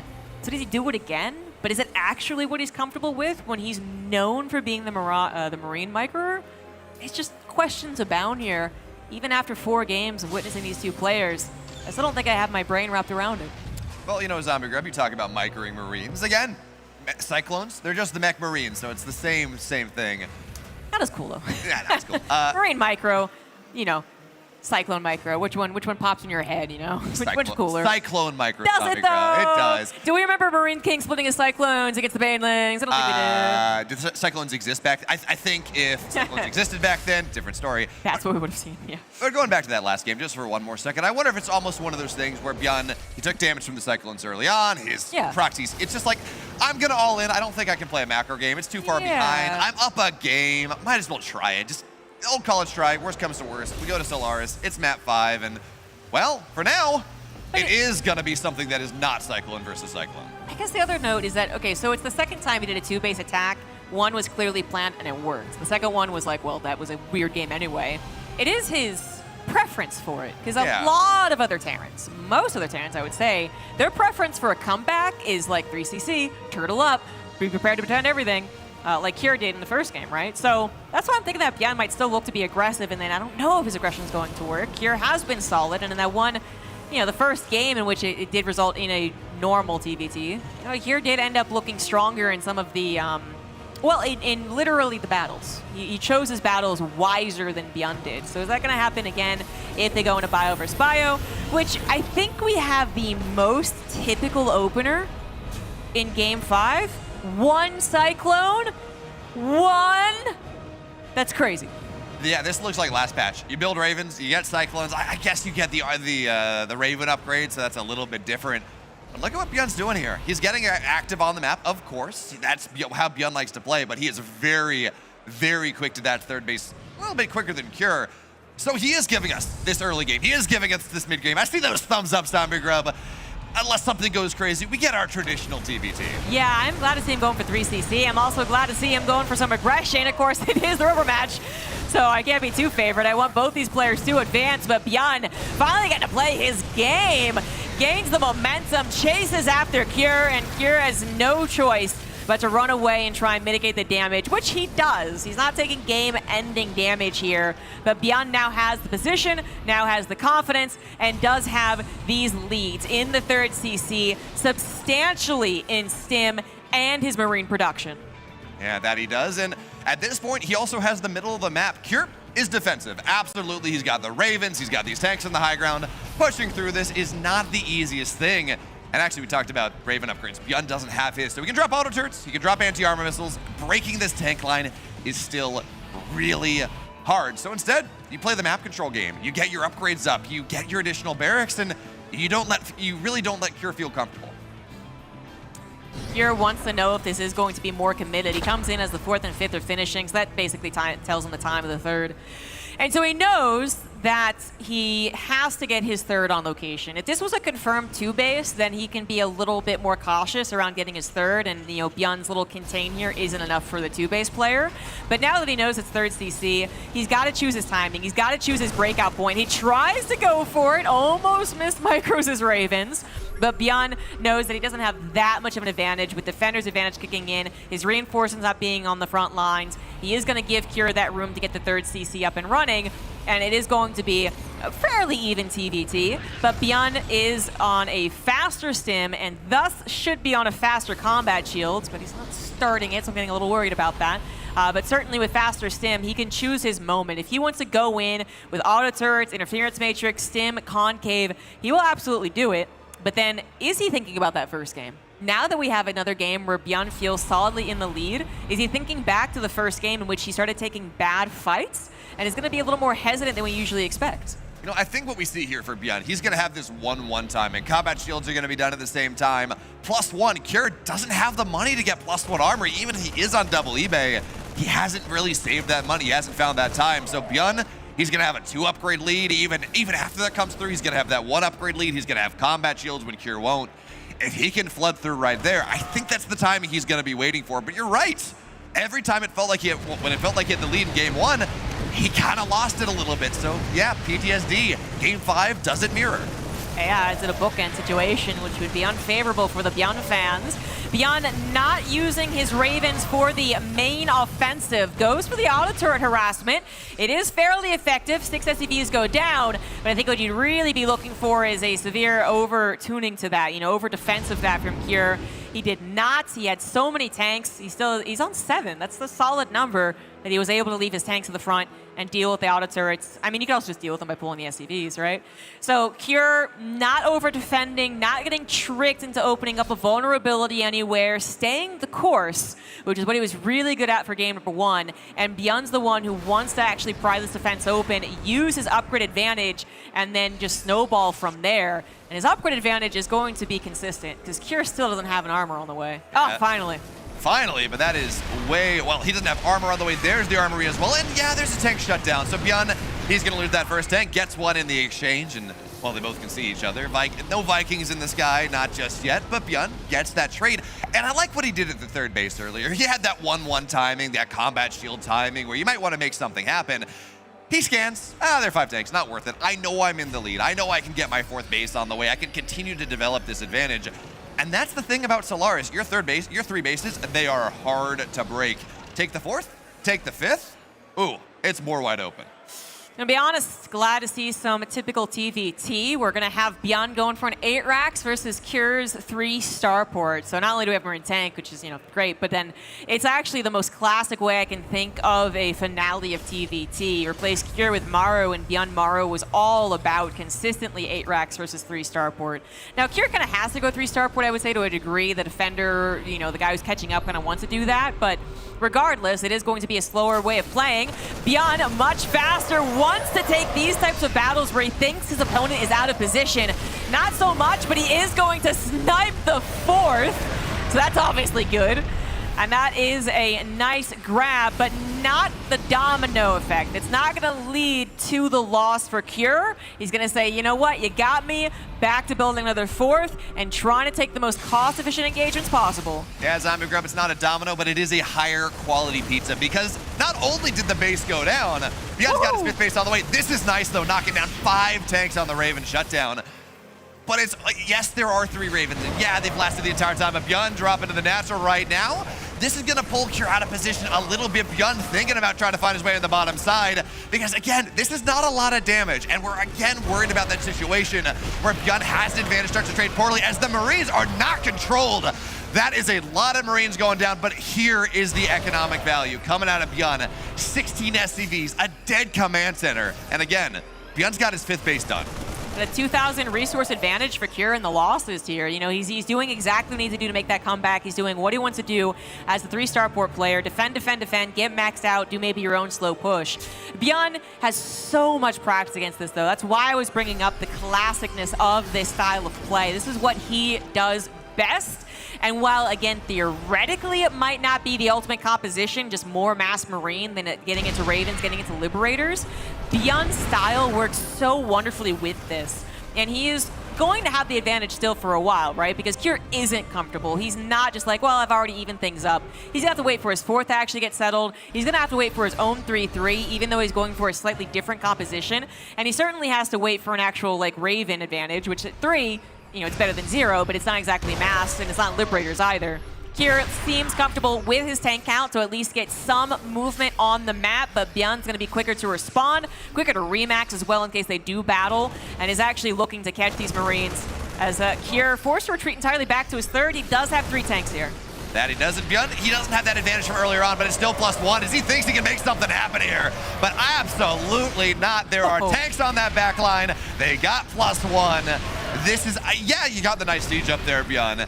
Don't run into that one. That is why Stellaris is such a good turtley map. That's why you can find this value and take the game longer. And by the way, I don't know if anything was in those medevacs, but more multi-prongs will go down. Okay, he's gonna boost on top. Tanks are sieged up here. This is gonna be a nice catch. And Beyond to save from himself because the shutdown means he can't drop anymore into the waiting arms of death.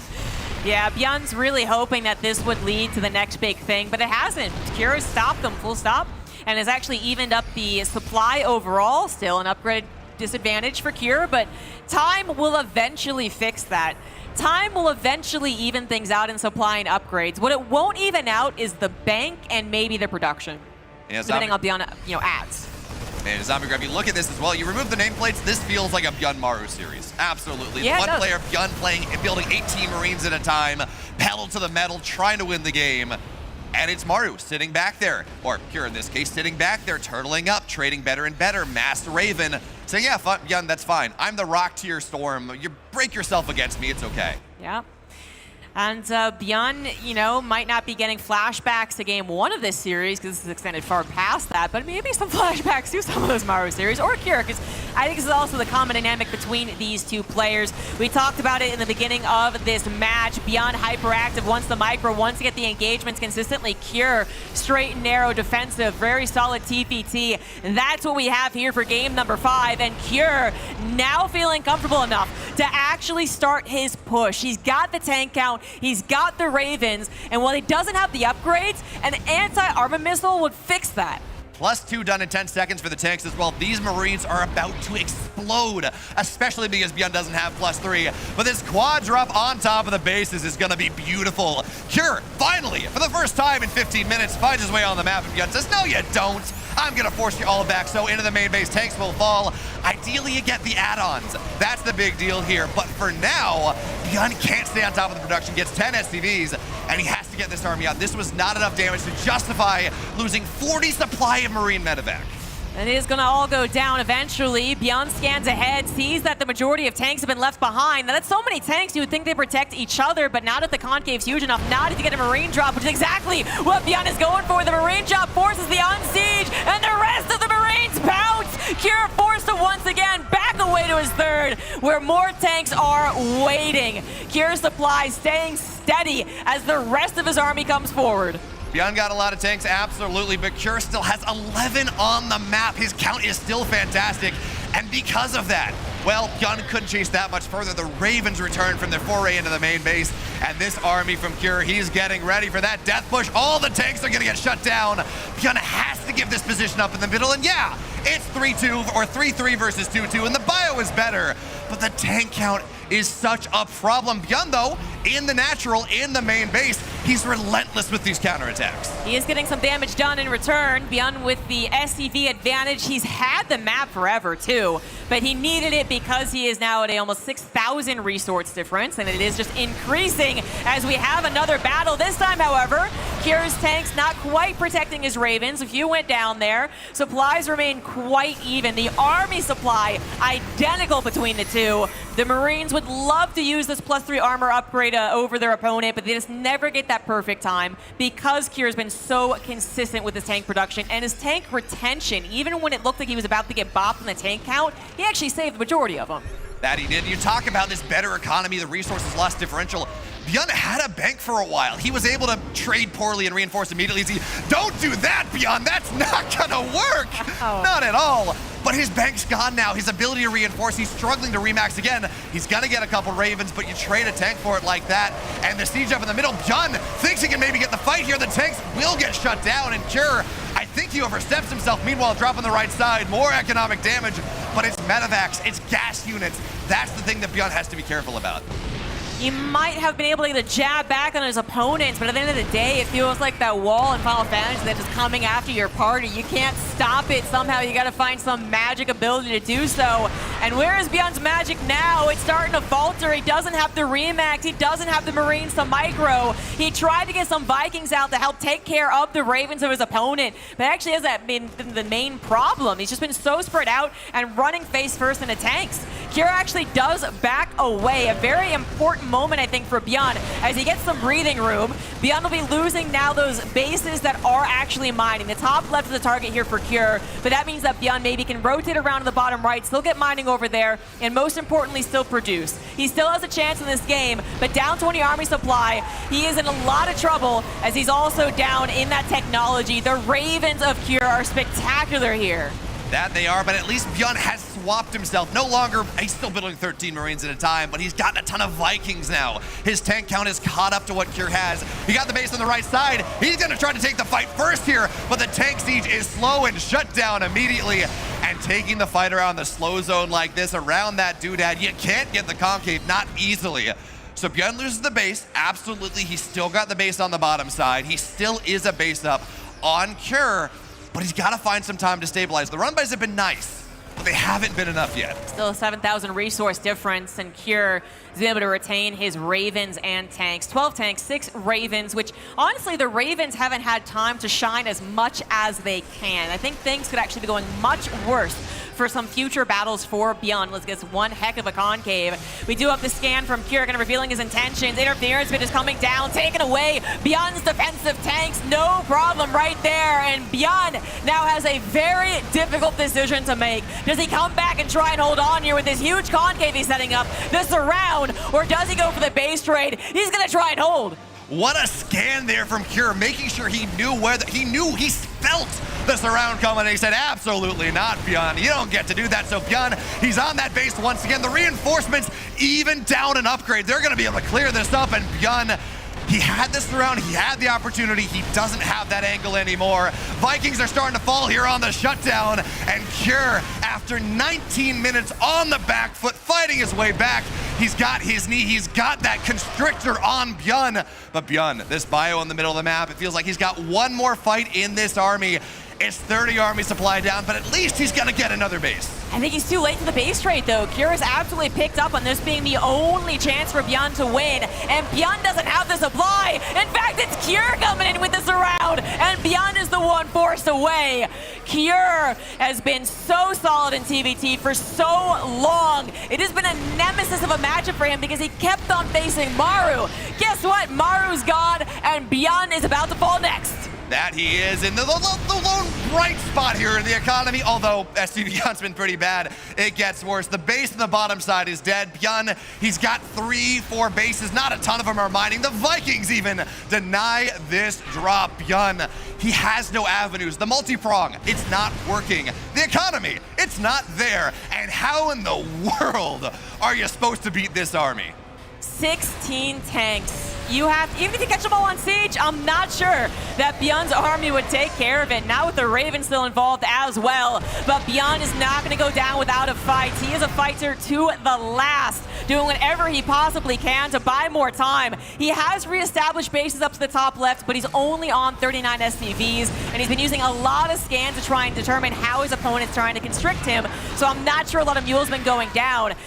Surprisingly enough, Beyond is with the higher income right now, but the bank goes to Cure. Cure's been so comfortable, almost maxed out for so long. Yeah, Beyond can't take that fight. He's going to have to give this base up once again, and that's been the economic advantage that he's been able to redevelop off the Mules. Now, he does get a couple Ravens. That's really nice, but we talk about that one upgrade lead. Armor versus no armor, as that orbital will fall. Ravens say no. You get -2. Anti-armor missile is such a big deal in these Marine fights. And again, wherever Cure goes, Beyond dies. He has to find the way, and he's been doing a solid job of trying to flow his way around, but at this point, 100 supplied to 200. I keep saying the same thing, but Beyond keeps finding ways to at least extend the game. He does, but at one point it was like 130 army supply to 100.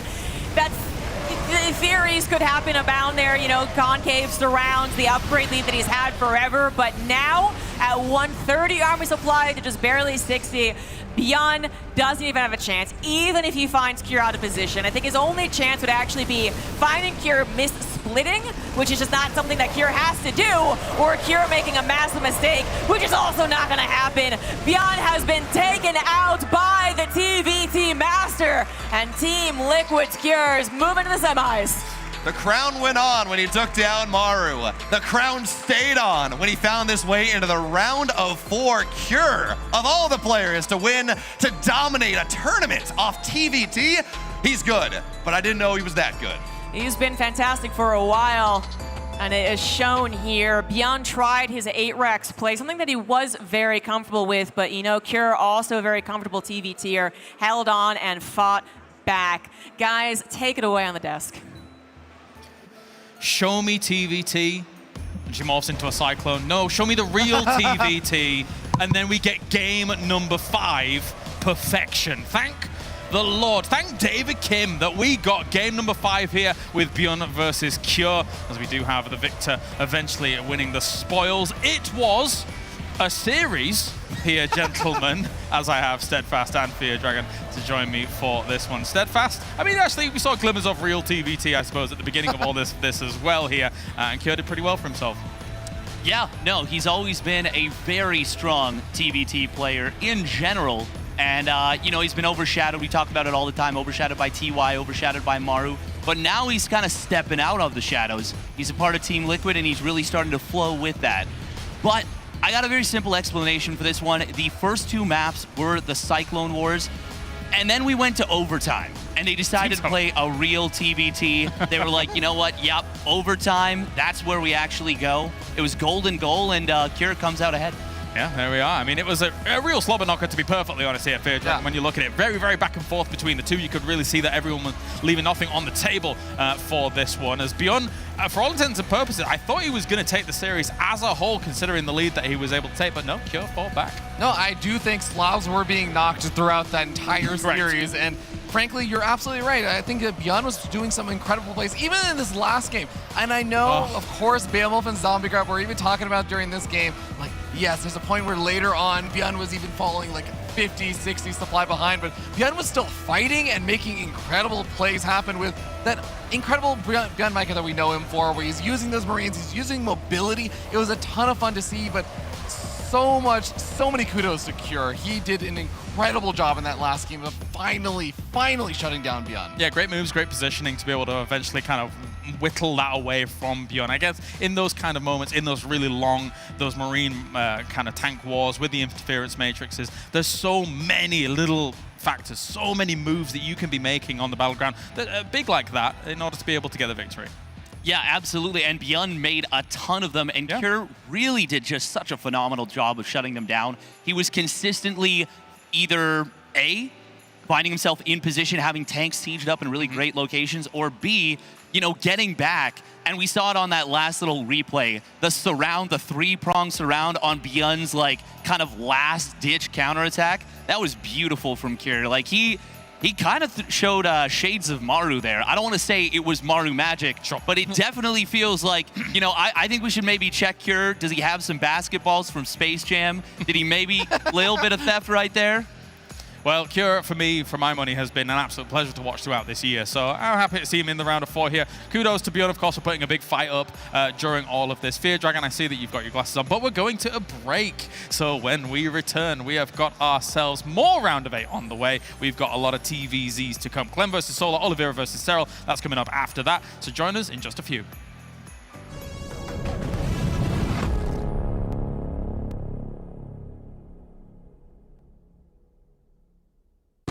Can we start already?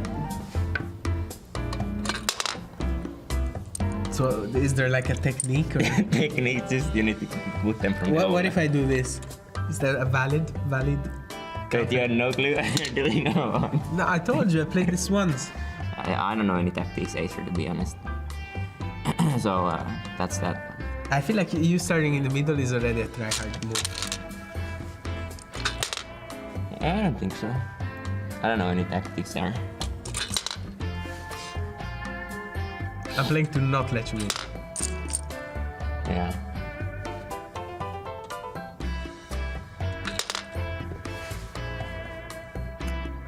I feel like we're not gonna go anywhere here. You think so? You think you're winning? I think you might be winning actually. Can I put 2? Am I dead? Why would you be dead? It's 4. Oh, that's true. But your pieces are pretty crap. I'm telling you, I'm not playing to win. I'm playing to not make you win.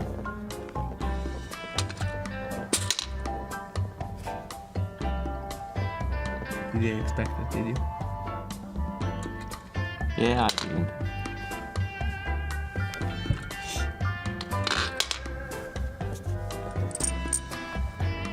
You're just putting them everywhere. Is there any good moves there? What do you think? I wonder where should I put this actually. There's one very good move. Well, I'm just gonna put it there so the timer doesn't go on. I just want to centralize my pieces there. Not sure about that one. What? Nothing. Did I mess up already there? No. Like that? Don't worry about it. What? It's taking forever. Yeah, I'm thinking what to do here. Stop thinking.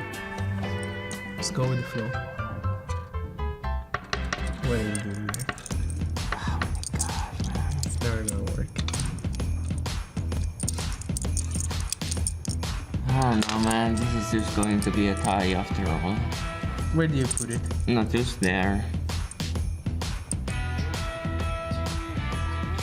It's gonna be a tie after all.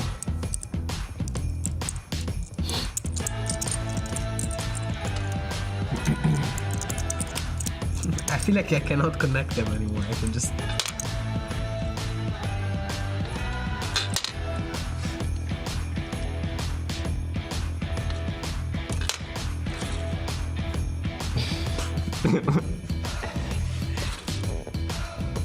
I think you're fucked already. You think so? Yeah. Why? I think it's gonna be a time, no? I don't think so anymore. Why not? The Reds have the superiority. I don't think so.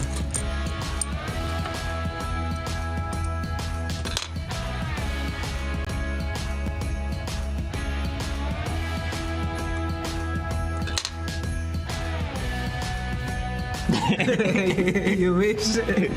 You wish, buddy. Ah, fuck. So if I put it here, it's GG. If I put it here, it's GG. GGH remain, man. You think so? Yeah, choose give up. Why, it's GG, yeah. I'm fine. Can I move this? I put it here.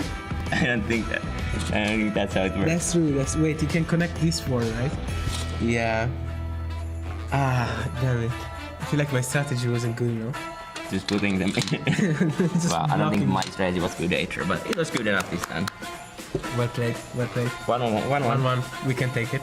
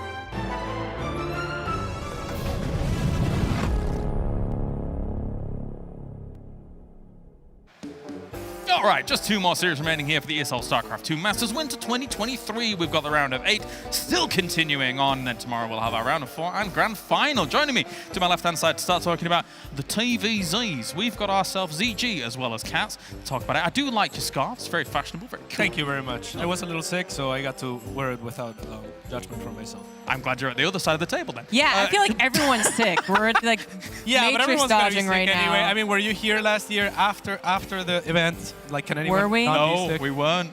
No? Oh, you weren't. Well, spoiler alert, everyone's gonna be sick. You all of you at the crowd, get your chicken soups ready.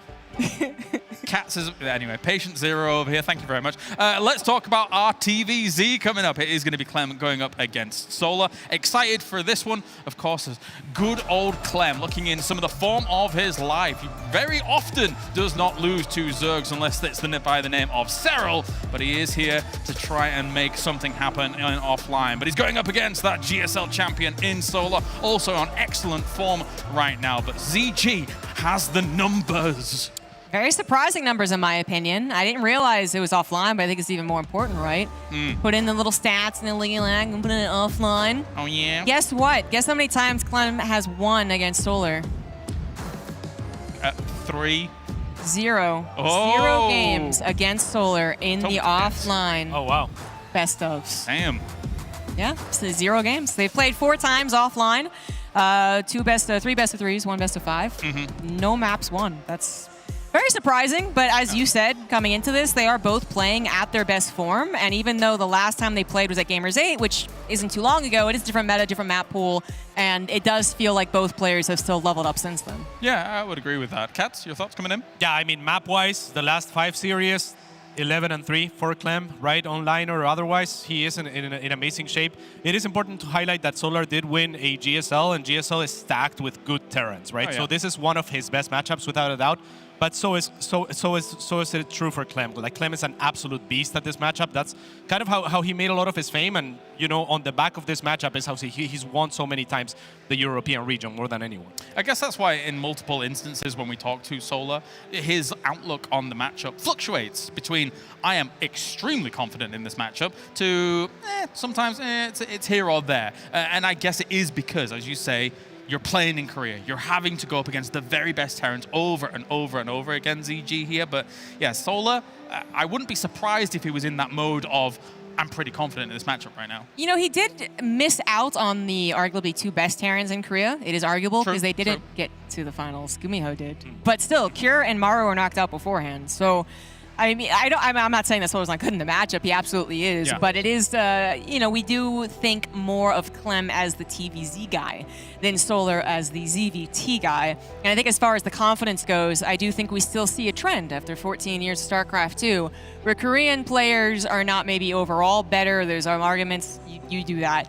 But when it comes to offline play, they do seem to have that confidence that they say, they talk about, and then actually does show through. So they have a lot of consistency in the offline tournaments, where Clem, that's been his journey across his career for the last few years, is consistency in offline tournaments, and he does seem to be also getting better in that regard due to his Gamers 8 performance. Yeah, because it's less a case of Clem had to walk through fire to get good at this matchup. It's that he had to walk through the best Zergs to get good at this matchup, right? All of those online performances where he kept winning the regional EU was against the likes of Serral, was against the likes of Reina Katz, in order to be able to craft what is effectively a very good matchup for himself. Yeah, for sure. However, as I said earlier in the tournament, Clem has been focusing a lot on TVT for this tournament. Beforehand, he knows that Serral and Solar and the likes are a difficult matchup to overcome, for sure.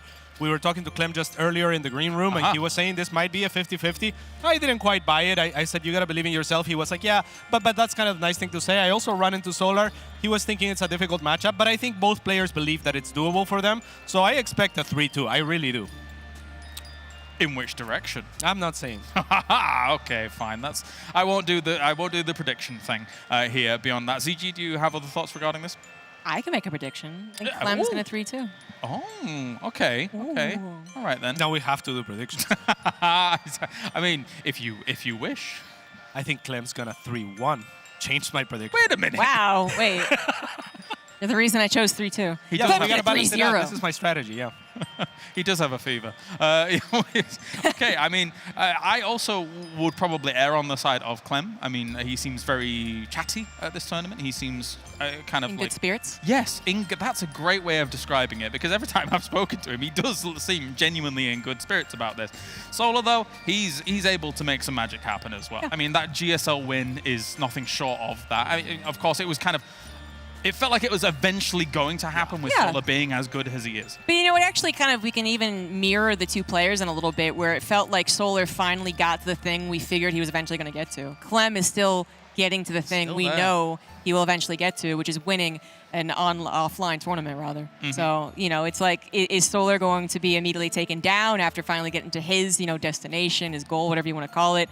Or is he now just flying on ahead and Clem's the one that's still chugging along, trying to get to that first victory? This might need to be the building blocks, right? Because if you've got a potential Serral in that round of 4, you better sure as hell have a good TVZ here coming into the round of 8. All right, let's head over to the stage here to bring the players on. The quarterfinals continue. Our next 2 players are ready to duke it out. Please help me welcome to the stage the French Terran Clem of Team Liquid, the very first to pick up a win on this stage in this tournament yesterday. Maybe the luck will carry over, but his next opponent is Solar of Onside Gaming, our current GSL champion. Gentlemen, please join me, shake hands, and let's start the match.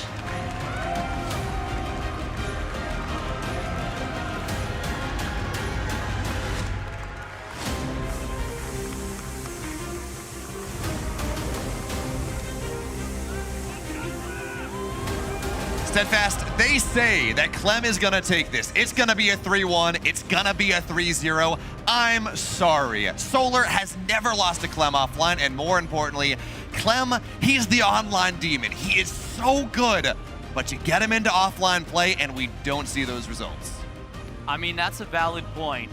It is a valid point, but speaking of getting monkeys off one's back, he took down Maru at Gamers 8. He had not won as many maps in 2 years prior as when he beat Maru. Now, it is worth noting that he did go on to then lose to Raynor, but Raynor was playing maybe the best StarCraft 2 we've seen in history.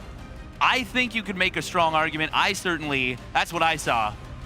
Certainly the best StarCraft of his career. Yeah. Even if it's not the best of all time. But you talk about Clem getting that monkey off his back, taking down Maru. Well, Solar did the same thing. He knocked Maru out of GSL Season 3. Zombie Grub said, yeah, you know, he didn't get through the top Terrans in the top 4 in a best of 5. Well, that's because he killed one of them.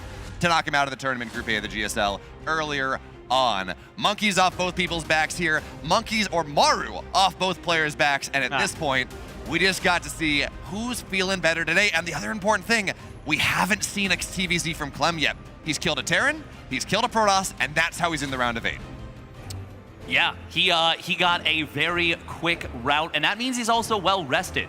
So we're gonna see what happens here as we kick things off on Oceanborn for Onside Gaming. It is Solar.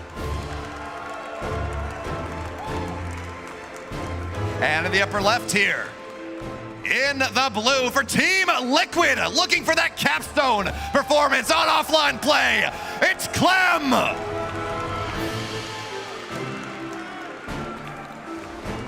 And that would be such a phenomenal start. I've got a dream. It's in my head. It's starting to form up. We've got Clem. He's made deeper and deeper runs in tournaments. Hasn't gotten that final offline performance. But you know who's on the other side of the bracket? Potentially looming in the finals. Dark. The final boss. The #1 player in the world, according to Dark. According to Dark. The #1 player in the world. And I mean, he honestly, looking at that series versus Classic, it's really hard to argue against the amount of swagger he had there. But we're going to be starting things off on Oceanborn. We're getting a little bit ahead of ourselves. We still got this magnificent TVZ ahead of us. It is worth noting that offline and online are two completely different beasts. But it's also worth noting that, you know, Clem is super well rested. Yeah, that he is. And you talk about only 2 series. Not only is it being well rested, not only is it having this opportunity, this is the first time Clem has to play today, and Clem is famous for not trying to get up too early, having that much better late night performance than early time. He hasn't shown anything about how he's thinking about playing TVZ here in this tournament. And yeah, does he play a ton of online? Did he just beat Solar in an online EPT Cup just before coming here? Yes, he did. But as we've seen in this tournament, the meta continues to evolve, and the TVZ of a couple weeks ago didn't include quite as many Cyclones as we're seeing find their way around the server. Yeah, we haven't seen too many Terran players really embracing, you know, the Cyclone mech. Obviously, we've seen Hero Marine pulling it off to great effect. We saw that in Home Story Cup where he took down Raynor. He did ultimately fall, though, to the exact Zerg player we see in front of us when he tried it. Solar, very good. Does rate as one of the fastest players in the world, despite a lot of people not thinking it. He is actually up there. He is a really blistering fast player. Yeah, he's proven that, especially there in that GSL run. You finally the bride after being the bridesmaid for so very long. But Clem showing off just how fast he is. It's a small thing in the grand scheme of things, but he snipes that first creep doomer. That means it's going to be harder to get creep to the 3rd base. That means it's going to be harder to get creep past the 3rd base. And when you're an aggressive Terran player like Clem, when you want to get that pressure on the 3rd and the 4th, it actually can make a bit of a difference. I would say it can make a significant difference. I mean, everything has cascading effects, especially in TVZ. And honestly, just the fact that he gets the first tumor, it's a really nice feeling. Obviously, even though, you know, these are experienced players, settling into a comfort zone is a very nice way to start. And speaking of settling into a comfort zone, it looks like Clem, he wants to go for a very fast 3rd command center and probably going to be that Cloak Banshee play. That is something that he goes for as really his bread and butter in this matchup. Yeah, he asked me to close my eyes and cast a game of StarCraft that includes Clem. I'll be talking about 350. The 3rd base is just about done. There's a Banshee on the way here. We know what's gonna happen. And in fact, I think that's been one of Clem's weaknesses over time as he starts to develop into this world stomper. If I know, and you know, that Clem 95% of the time is gonna go for this Hellion Banshee thing, and again, he's very good at it. He's gonna go into pressure behind that. He has won a lot of TVZs that way. But if we know that, then certainly his opponent does too.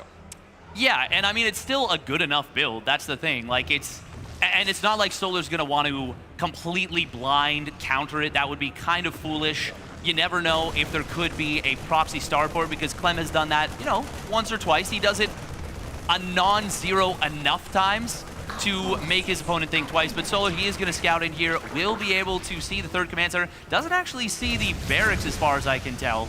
Clem just looking around for some more creep at the front, and he's just, it's the dance we've seen 1,000 times. They're flirting with each other, eyes lock across the dance floor, and we're going to see a little bit more complexity before they really get into those advanced dance moves. Yeah, you know, I thought the TVT was the rom-com, the will they, won't they of cycle and play, but I guess this is a, you know, it's a ballet. It's a dance spectacle. It's tango as you go back and forth across the map, try to develop your way into the late game. And I think that's the other thing I want to track here. Serral has iterated upon this idea of as quick as possible, getting that infestation pit, as quick as possible, getting into that hive, getting quick ultras maybe, or vipers, or adrenal. And that really has been driving this TVZ meta, or this ZVT meta a little bit. But if there's one player that's really hard to do it against, it's Clem with an 8 Rex. I mean, yeah, no, it's rather challenging, but I don't think Solar, he already showed versus Oliveira earlier, was that today or yesterday? Man, time is a flat circle. Either way, he showed versus Oliveira that he looks very comfortable against 8 racks play. That doesn't mean that it wouldn't necessarily work, but I don't think that's really Clem's style either. He prefers to go and turn it into a multitasking war, a micro war. He is very confident that highest mouse accuracy is quite obviously a massive feather in his cap, and he's finding a lot of value with these Banshees. You can see why he plays that Hellion Banshee so often. 7 drones on this pass, total of 9, and he hasn't lost anything yet. This is a great start for Clem. Perfect game in game 1 coming out of Clem, and I think it's interesting you bring up that accuracy thing. It makes a lot of sense. Terran players, high on that accuracy count. You gotta snipe Banes, you gotta target fire drones with your Banshees. Mouse accuracy is really important. And by the same metric, we saw Showtime, top and reaction time, gotta split against those Widow Mines. So it's interesting here to see how, or it feels, that the playstyles that players like to play is really showcasing it in, well, what they've trained up and what their physical attributes are. Yeah, I mean, it makes sense. Clem is the next generation of player. Let's talk about the builds a little bit from Solar, because he did go for a very fast 1-1 before Lair and Baneling Nest. And, I mean, if we look at the upgrade timings, any time that the Zerg is either on par or ahead of the Terran is great. Clem goes straight for the Widow Mines, does skip the tanks, and is going to start applying pressure on the map. But Solar, he's got a lot of creep here. While there isn't that Bane speed yet, the 1-1's going to help a lot. That it will, and the interesting thing here as well is that Solar is really one of those last Zergs that is consistently going Ling Bane, Ling Bane, Ling Bane, getting a quick Baneling Nest, quick Baneling speed. It's been a lot of move to Roach play as Clem going to try to get on top of this base, targets the Lings down. He'll keep the base, he won't get the base, but again, that's a lot of Lings going down. But as I was saying, Solar, he's like the last Zerg that is consistently going for this Ling Bane style. Everyone else, yeah, centrifugal hooks doesn't give you that +5 HP. They moved to Roaches. Yeah, no, it's Solar is still very confident in his Ling Bane and in Ling Bane Hydra. And I mean, he's shown why. He is still such a phenomenal player. I've said for a very long time he's the best macro Zerg in Korea in terms of pure, straight-up standard macro play. We are going to see Clem taking position on this high ground. Bane speed has completed. Clem was a little late to start his 2-2, and that means Solar gets the start, but here's a nice little jump from Solar, splitting off a small amount of Ling Bane, picks off some bio, and gets some frontline Widow Mines. That's a nice little skirmish, but the army supplies, I mean, Clem has kind of cut SCVs.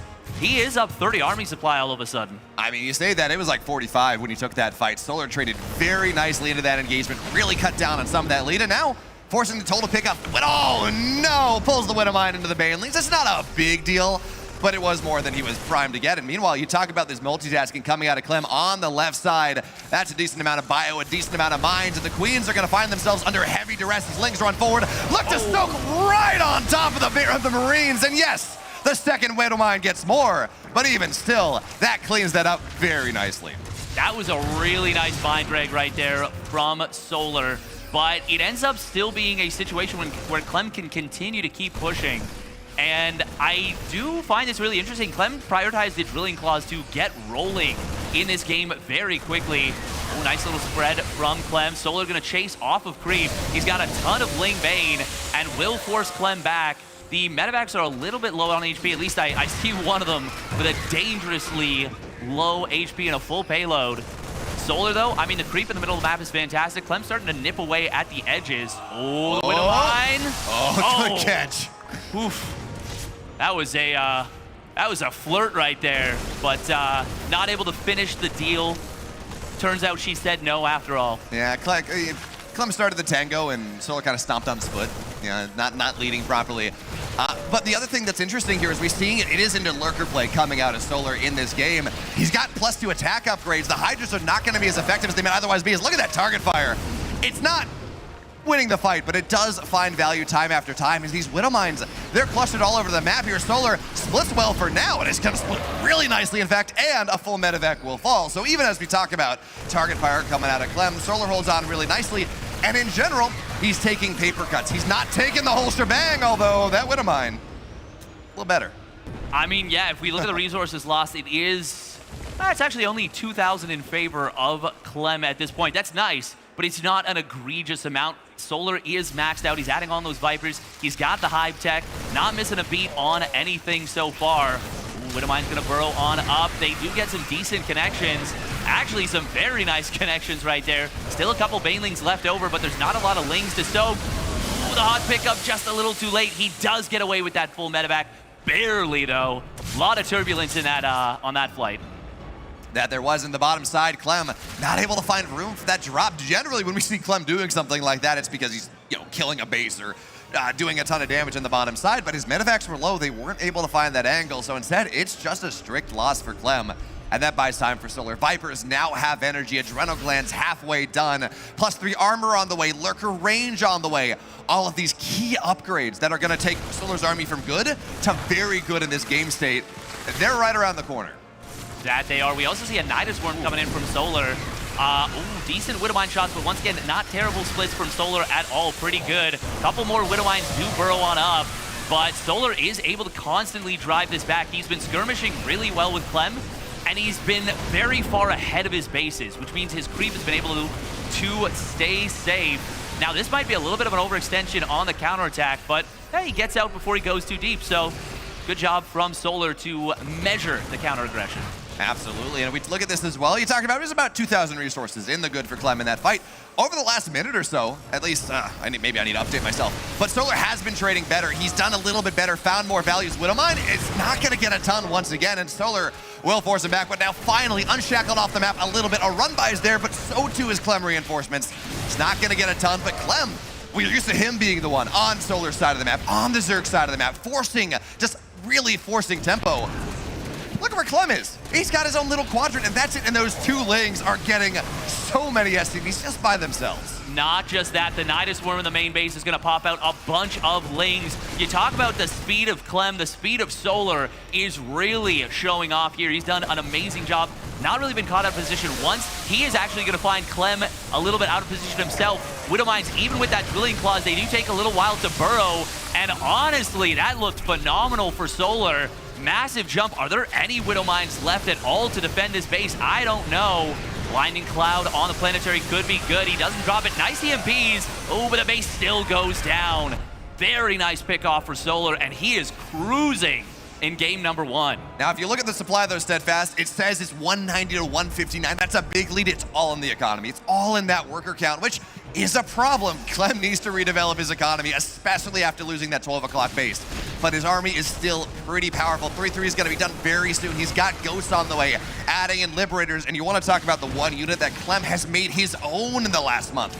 It is that Liberator play in TVP, but also in TVZ, and that Widowmine drop. 14 drones. He needs a little more, but that buys him so much time.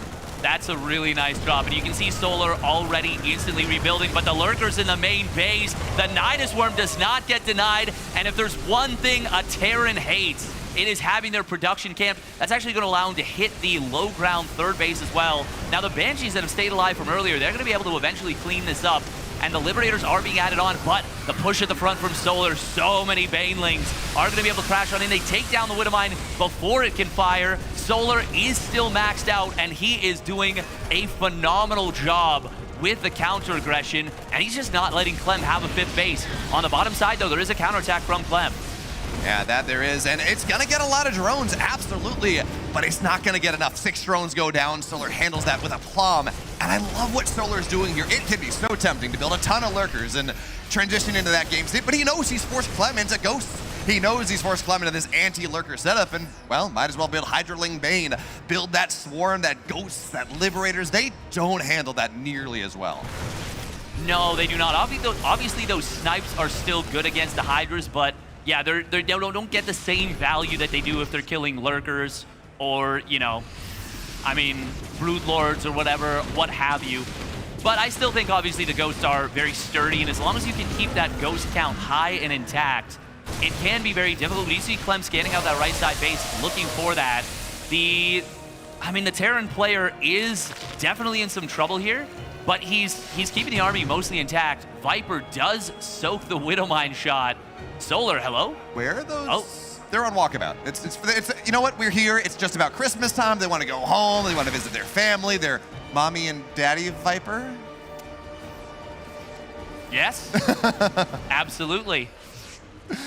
But I like this position out of Clem on the high ground here. Snipes goes down, gets Christmas the wounded Viper. Yeah, you know what?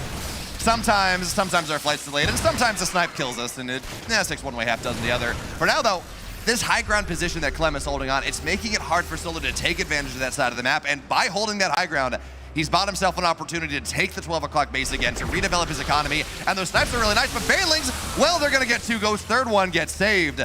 And Solar, at this point, Clem has been allowed to get a 4th base. He's been allowed to get a 5th base. And that's when it starts to get a little scary as the Zerg here. When you let the Terran on the map, you let them start to get away from their quadrant and start to take those extra bases. Game goes later, goes trade better. It's not quite as simple.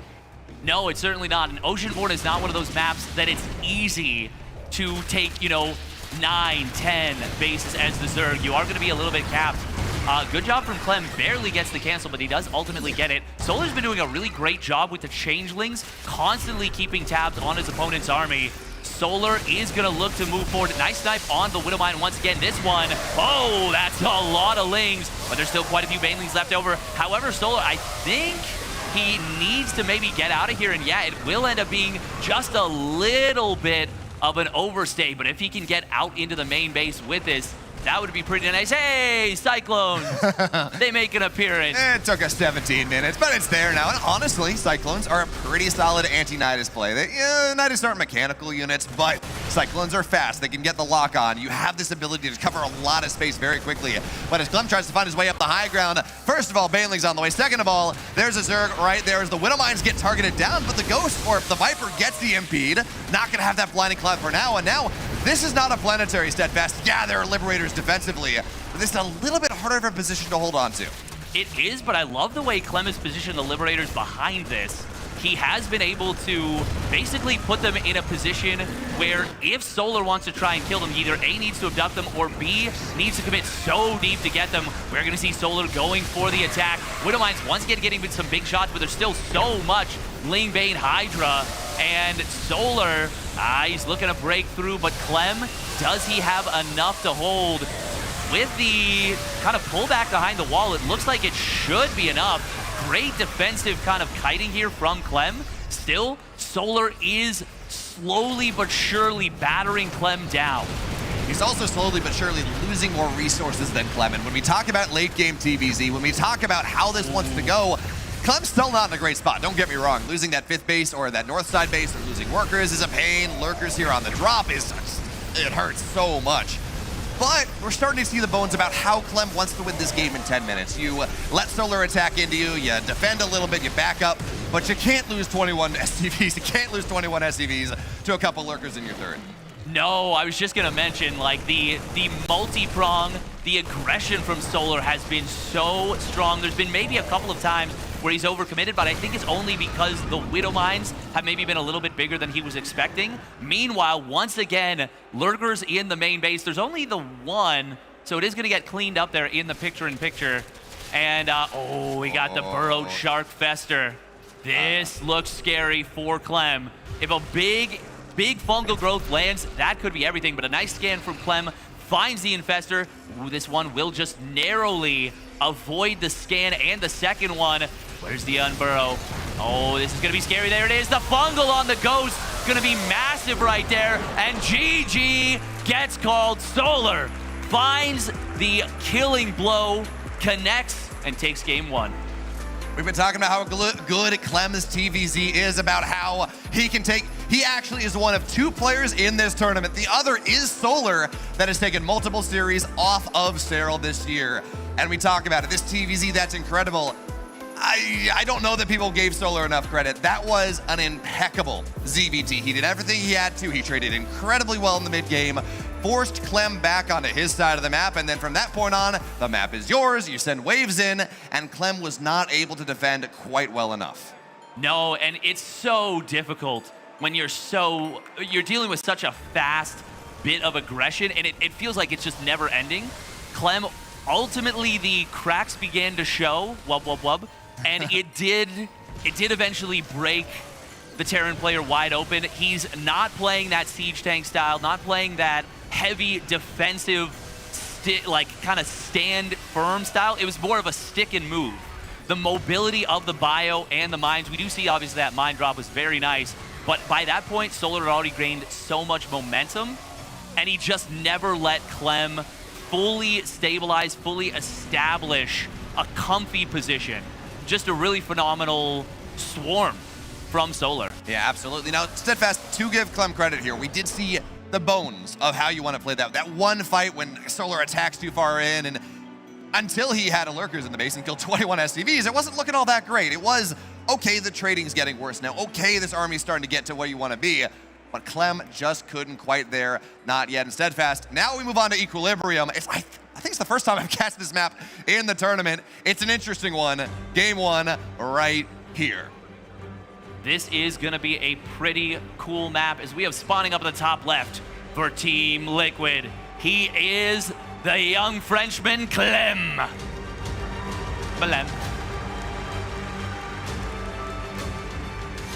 And in the upper left, in the blue, the reigning GSL champion. Up one, it's Solar.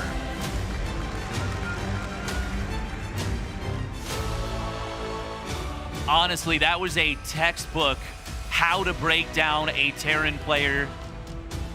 Obviously not a full Turtle Terran, because like I said, Clem was playing very flexibly with his setup, but still just phenomenal. Nidus Worms in the back, Nidus Worms all over the main base, utilizing the, obviously, pocket location, constantly hitting in multiple locations at once. Just phenomenal stuff from Solar.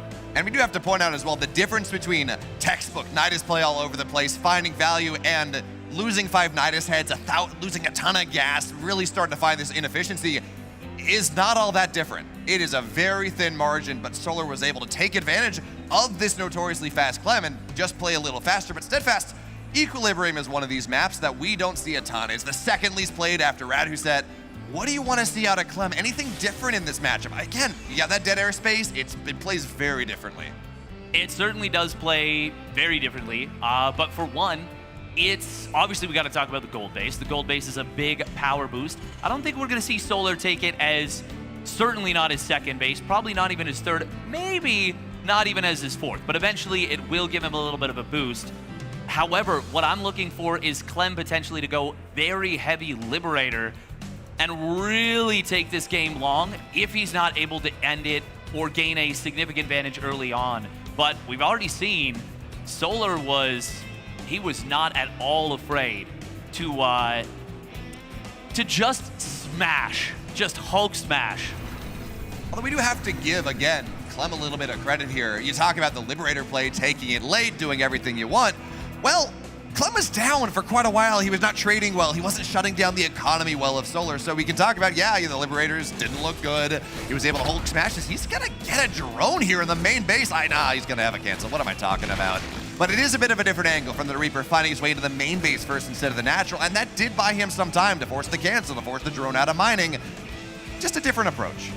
Yeah, it's kind of nice. He doesn't get the pick off, but forcing the Spore Crawler is always a nice little caveat, but I think he would have preferred to maybe kill the first creep tumor like he did in game number 1.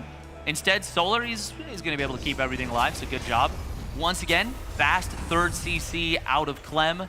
Not a big surprise, but as this series progresses, I think I would like to see him try something maybe a little bit spicy.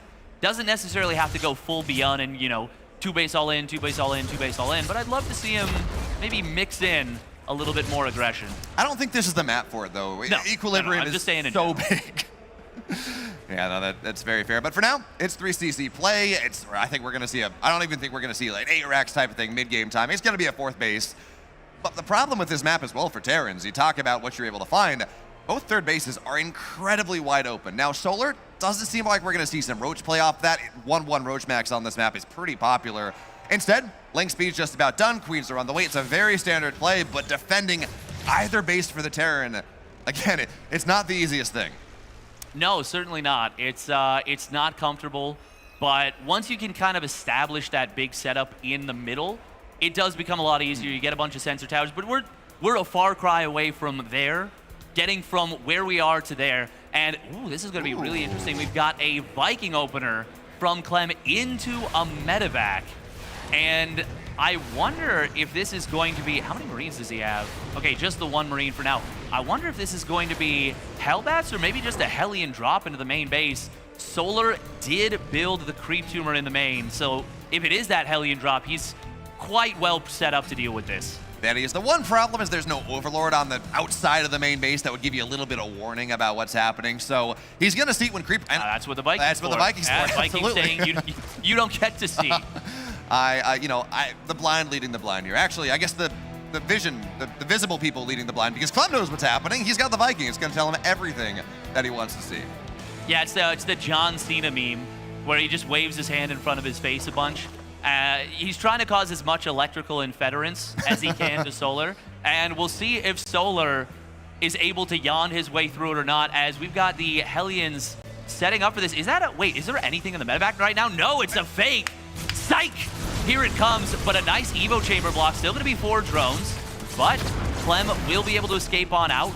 Could have been so much worse. Very nice panic response from Solar, and we can see that speed coming through again. Absolutely, and by the way, melee up or infantry upgrades are just a little bit faster than Solar this time. One of the big things that allowed Solar to be very happy in that last game was, Bailing speed was a little slower, not ready for the first push, but 1-1 was. And the Lings were always going to trade really nicely because Clem didn't have his upgrades yet. Ooh. This time, Clem is able to make something happen, but I love this Ling run by on the north side. He knows Clem's on the map. He knows all the Hellions are on the map. Maybe he can find something. Yeah, this was actually a very dangerous moment right there, and we're actually going to see the Marines nice hot pickup, getting some value out of that medevac, but we will still see a lot of lost mining time. Not much damage off of some fantastic worker stacking there. Will allow him to get the Hellions back home. That was a great defense from Clem. Brilliant stuff, to be honest. He lost, it looks like 1 SCV and a handful of Marines against a lot of Lings. That was really well done from Clement. 16 Lings. And in this early game, when you're trying to drone up as hard as you possibly can, that will make a difference. That is it's not 8 drones, which is really what you're looking for. As he's going to find more drones on the gold base as well. We talk about it being valuable, about giving that shot in the arm, that adrenaline to your economy, but it's also very easy to push, very easy to punish from multiple angles, and Solar's been putting a focus on getting Creeper Stride past it as quick as possible, but Steadfast, reality check, Clem's already here. He is, and I mean, the Queens, with no combat shields done, no 1-1 either, these Marines are actually not going to do fantastically against super high energy Queens. Look at that, Clem retargeting the Wind Mine. He says, no, you're trying to tank this with the Queens. I'm not going to let you. Great job from Clem right there, but we are still going to see Solar able to buy himself a lot of time. Hellions in the back looking for some drones, but Clem, of course, focusing on the Marines more than anything, will allow him to get a little bit of this creep spread and really kind of hem Solar back. Oh, kill on the base. Clem catching Solar snoozing just a little bit right there, and honestly, Clem's starting to cook. That he is. Now, of course, we have to talk about this is the 5th base out of Solar, not the 4th, and you want that, especially if you're playing Ling Bane, you really want that for your larva, so Macro Hatch in the main, 5th base, whatever it is. But at least there's the 4th base done. Nice splits there again on the Widow Mines, making sure not a ton of Lings go down. And Solar, he does have the gold base, right? It's not at the drone count, it's actually a 78. It's doing fine as well. But Clem is making Solar sweat. He has to be in multiple spots, and the spot right now when Clem has also this momentum, Solar has to split his army perfectly. He has to control perfectly, and that's where Clem really starts to shine. Oh, speaking of which, he does manage to snipe down 7 drones from the back. And with all of the chaos that Clem has been able to cause, he's been able to clear up a lot of creep and make it more difficult for Solar to respond. Banelings getting soaked up by the Hellbats. A little bit of target fire right there. Clem, he's finding a lot of value. Banelings, oh, barely getting taken down. Clem targeting them all down. Brilliant stuff, and now the multi-prong coming in, looking to deny that 5th base again. Clem, he's not just cooking, he's on fire. There's a reason that Clem is one of the fastest players at this tournament. He's microing both sides at the same time. The base doesn't go down, absolutely not. But he gets Baneleys, he gets 17 drones, and by the way, his 4th base is on the way. It's floating onto the other side. These Widow Mines continue to cause problems. 19 drones, 20 drones hit the deck. Everything is going so well for Clem right now, and his army, well, actually not all that much. So, a little bit of tickle on the 5th base. Reminds Solar that, hey, you're not in the best spot. Yeah, no, he certainly isn't, as Clem once again going straight into those Widow Mines, skipping the tank section of this game, and he has been really putting a lot more pressure on this time. I'm really loving just the, I guess, fine-tuning we're seeing from Clem. Widow Mines do get caught a little bit, but he's able to spread. Still, a lot of them do get taken down. That's a pretty good trade for Solar, but he's really far behind an army supply right now. That he is, but at least he's on creep, and that does make up for quite a bit, but there's not a lot of creep past this 5th base. It's a very easy retreat for Clem right now. Looking for the target fire, gets a lot of the Banes, but this Hydra firing line, it's powerful for now. Clem's gonna try to take as good trades as he can, but he's not gonna be able to break through, not for the moment, and that's a, Solar supply blocked. He had so much free space, and now, well, you gotta build 7 Overlords at a time. Cosplay as a laser, and every single moment that you're not building units, Clem continues to trade. That he does, and he's doing such a good job. Clem really muscling through here in game number 2. And I mean, at this point, we do need to invoke the ancient French proverb. His name is Luca. We got a Luca D supply because it is a big supply lead for Clem, and I really don't know if Solar can hold on. He's still making Banes, he's still doing everything he can, but Clem has just been relentless in his aggression, and we can see, even though game number 1 went very well for Solar, it doesn't take much for things to turn rapidly in the other direction, as Solar will tap out. Clem takes game number 2, and we got a series on our hands. Clem just took Solar and just took him on each shoulder and ripped him apart. There was as good as Solar was in game number 1, and he played very well. He looked like he was a league behind Clem. He looked orders of magnitude. He didn't look like the same player they didn't look like they belonged on the same stage. I mean, that can happen once things start to go a little bit awkwardly. Once you're one of your defenses, especially like a player like Clem, against a player like Clem, some of your defense starts to slip. It doesn't take much for things to just crumble. And that's kind of what happened for Clem in game number 1, and it's what happened a little earlier on for Solar in game number 2. We saw the Hellion run by, didn't get a ton of damage, but it got a little bit. This was where it felt like things started to really fall apart for Solar, is the defense on this base was not clean. The Hellbat soaked up so much damage and let those Marines just go to town. At this point, I mean, the 2-2, it was, even though you mentioned the Hydra firing line, they were not as powerful as those Marines. 2-2 versus 0-2 is a big difference. It allowed him to not get pushed upon immediately. Clem decided to attack somewhere else, but yeah, you're right. I do want to point out, though, Solar, he got absolutely bamboozled by the fake Widowmine or fake medevac into the main base, and even still, he only loses 4 drones. Even still, he gets that block off, and if a game goes a little differently, I think you want to talk about the problem? Taking that gold base so early before the creep was far past it, instead of taking the linear base or maybe going a little bit further forward. That gold base, it's powerful, right? It's a ton of money. It has a rich gas as well. It really is what you want.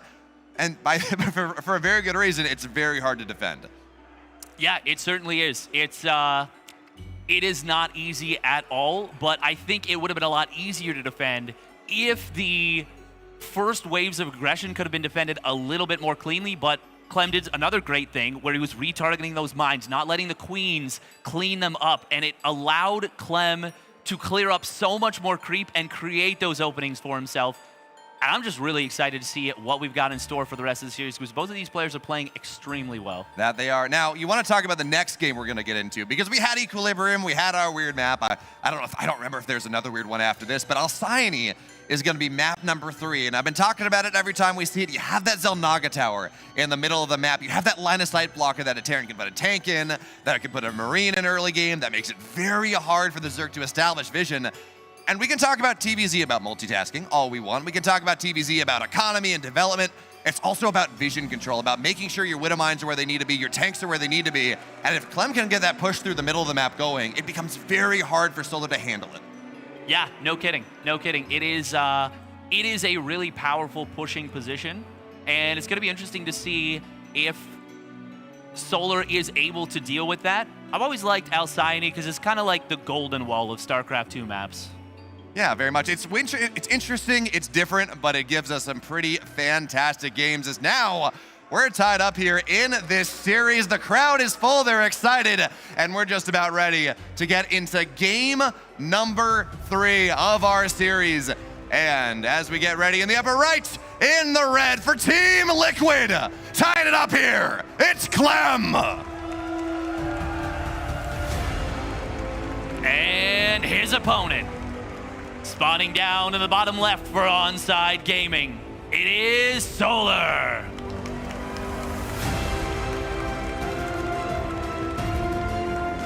God, that music is so triumphant. It really is. I just feel like I should get my life together when you're listening to it, you know? Well, you know who does have their life together? This massive crowd listening to that music, watching these players play, because, I mean, come on. Yeah. I too can pander to the crowd. You guys are awesome. Yeah, but I love you more, crowd. It's fine. Anyways, game number 3 of this series. We're seeing the same stuff. Clem, I kind of expected to see him flex something here. Yeah, it's Alcyone. Yeah, it's the golden wall of the current map pool. But you can proxy, and he's shown the same thing 2 times in a row. What point does he do something different? Well, I mean, he did do something a little bit different. Obviously, we had that fake medevac in game number 2. But if you are going to go for a big 3-base push, or so rather a big 2-base push, I would kind of love it on Alcyone, especially since he did open up Viking in game number 2. Could put a little bit of threat into Solar's mind. Now, what I would love to see, we're getting a little bit ahead of ourselves here, but Clem is a player that almost never proxy raxes. If Clem goes on to win this map, I want to see a proxy 3-rax. I don't think we're going to see it, but that's what is on my Christmas list. Now, I haven't been particularly nice, so there's a good chance I'm going to get Cole instead, but maybe Papa Clem, maybe Santa Clem can grant my wish. Oh, and big deal here. You're talking about Clem going for a 3-base or a 2-base push, excuse me. Clem blocks the triangular base. He blocks that high ground base that gives us a ready-made high ground surround that makes these 5-racks 2-base, that makes these 8-racks 3-base plays really hard to push into. So Solar is going to take it as his 4th probably, but that means, again, the creep outside of that base is not going to be quite as developed if Clem decides to opt into something like this. Yeah, and not just that, it's also, there's potential for a tank push from the low ground. You can siege up tanks down there. Clem, that's actually the first time he's gotten a Zergling or a drone, and he gets the creep tumor, and another one. Another one. And, well, my dreams have been dashed. Yeah, no, it looks like I did not have Santa on that hotline blink, because it is going to be a 3rd command center, but we'll see if maybe a 3-rax later. Yeah, Steadfast, you made your list. I guess you didn't check it twice. That's the I didn't even check it once. Oh. Now, when we talk about this game, I think we saw, if I remember right, Clem went a starport into 3rd base, at least in one of those games. This time, his 3rd command center, it's a little bit faster, playing a little bit greedier in this series. Not a big difference. It's still going to be Hellion Banshee, most likely, but getting into that 3rd base, just a little bit faster. I mean, Solar is one of those players that very rarely goes roach. Like, oh, yeah. He is almost a... He just almost doesn't do it, period. But, you know, it's still one of those situations where, yeah, Clem does prefer to play a little bit more stock standard safe. Ooh, nice save on the drone right there by Solar. And Clem just going to sneak out, kind of like the robbers in Home Alone. Sneaking away. It also makes sense. I mean, we talked about this. Not only is Solar not a roach player, he's, again, one of the few Zergs that is consistently playing Ling Bane, 5-6 hatch, quick upgrades in this matchup because of the Baneley nerfs. But for now, well, you're going to force a cancel. There are no drones there to kill. But the fact that Clem was able to force this with 2 Hellions and a Reaper before he really gets himself ready, it's not drones, but it is nice. Yeah, and at this level, every little bit certainly does count. Solar does get a little bit supply blocked right there. I think, did he double extractor trick, or was that an Overlord going down? Let's take a gander. That was a double extractor trick, okay. We are going to see the Liberator coming on in, and Hellion Liberator is obviously very difficult to deal with here. The Overlord of Solar will look for that scout now. Where is the Liberator on the map? Now, as this Liberator is finding its way across, as Clem is getting ready for the 1-2 punch of the Hellions maybe into the main or to the third base, the Liberator into the main, Solar's got a bit of a run by into the natural here of Clem, and, well, again, all the armies on the other side of the map, and this time, there's no medevac. This time, the Marines are not in position, so last game, 1 SCV, nothing went down. This time, 6, 7 SCVs will fall, and on the other side, the Hellions, I think they dove in, but they get 2 drones. On the balance of things, you're pretty happy. As Solar, you are ecstatic. He forced the Hellions back home. Liberator will get pushed away. It only got 2 drones, but it is rather trapped right there. We got the anti-F2 siege up coming in from Clem. And now the Hellions are going to try and go for something, but enough Lings in position. Clem does need to find something, or he is going to be very far behind going into the mid-game off of those SCV losses. And there it is. He is going to go for the dive. Oh, no! Whoa, that was almost a Christmas, well, miracle or disaster, depending on how you want to look at it. But the Hellions dive into the main base. Drones are still on the menu. Will the barbecue get canceled, or will Clem find what he's looking for? Well, for now, the Liberator's getting even more, and the Queens have to be in the main to deal with this. Apparently, Clem is just a fan of Christmas Down Under, because we're getting the Christmas barbecue. Hellions get 12 drones on top of the Liberators as well, and the run-by was great. The Hellions, they're greater. I mean, yeah, and the Liberator. That was really, really nice for Clem right there. I said he needed to find something to equalize. Well, I would say he found more than enough to equalize. That is absolutely going to put him in a great position going into the mid-game. And now it is Solar who finds himself in a really tough position. I do want to mention something that's pretty much happened in all 3 games. The combat shield timing of Clem has felt just a little bit late. And all of those early skirmishes with Marines, they've had their 1-1 done, but they haven't had that combat shield, and it's allowed the Queens to do better in those fights.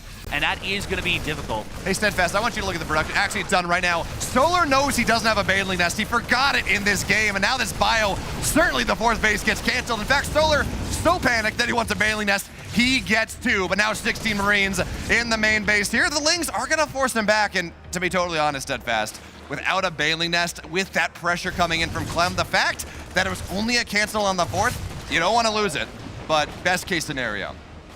Yeah, probably is best case scenario, but I think that actually does come down to the combat shields, because if Clem has that done right now, he can stick around and go for the fight. Oh my goodness. Whew. Medevac almost took a wrong turn at Albuquerque and nearly got shot out of the sky, but this is still a massive momentum advantage for Clem right now. He's going to be able to start up that 2-2 as soon as he's got the money for it.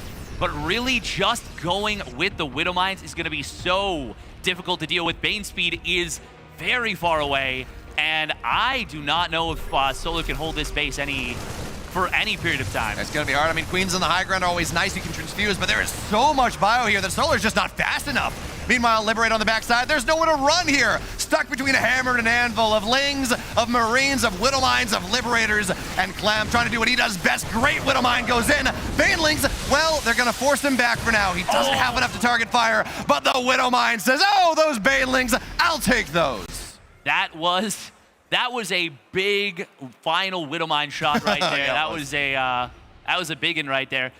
Solar technically holds, but he is down 30 army supply once again, and Clem really has the initiative right here. There's not a whole hell of a lot of Banelings, enough to force the liftoff, and one of the medevacs does get taken down by the Queens. But once again, that creep has been pushed back. We've got Clem pushing in on the top side.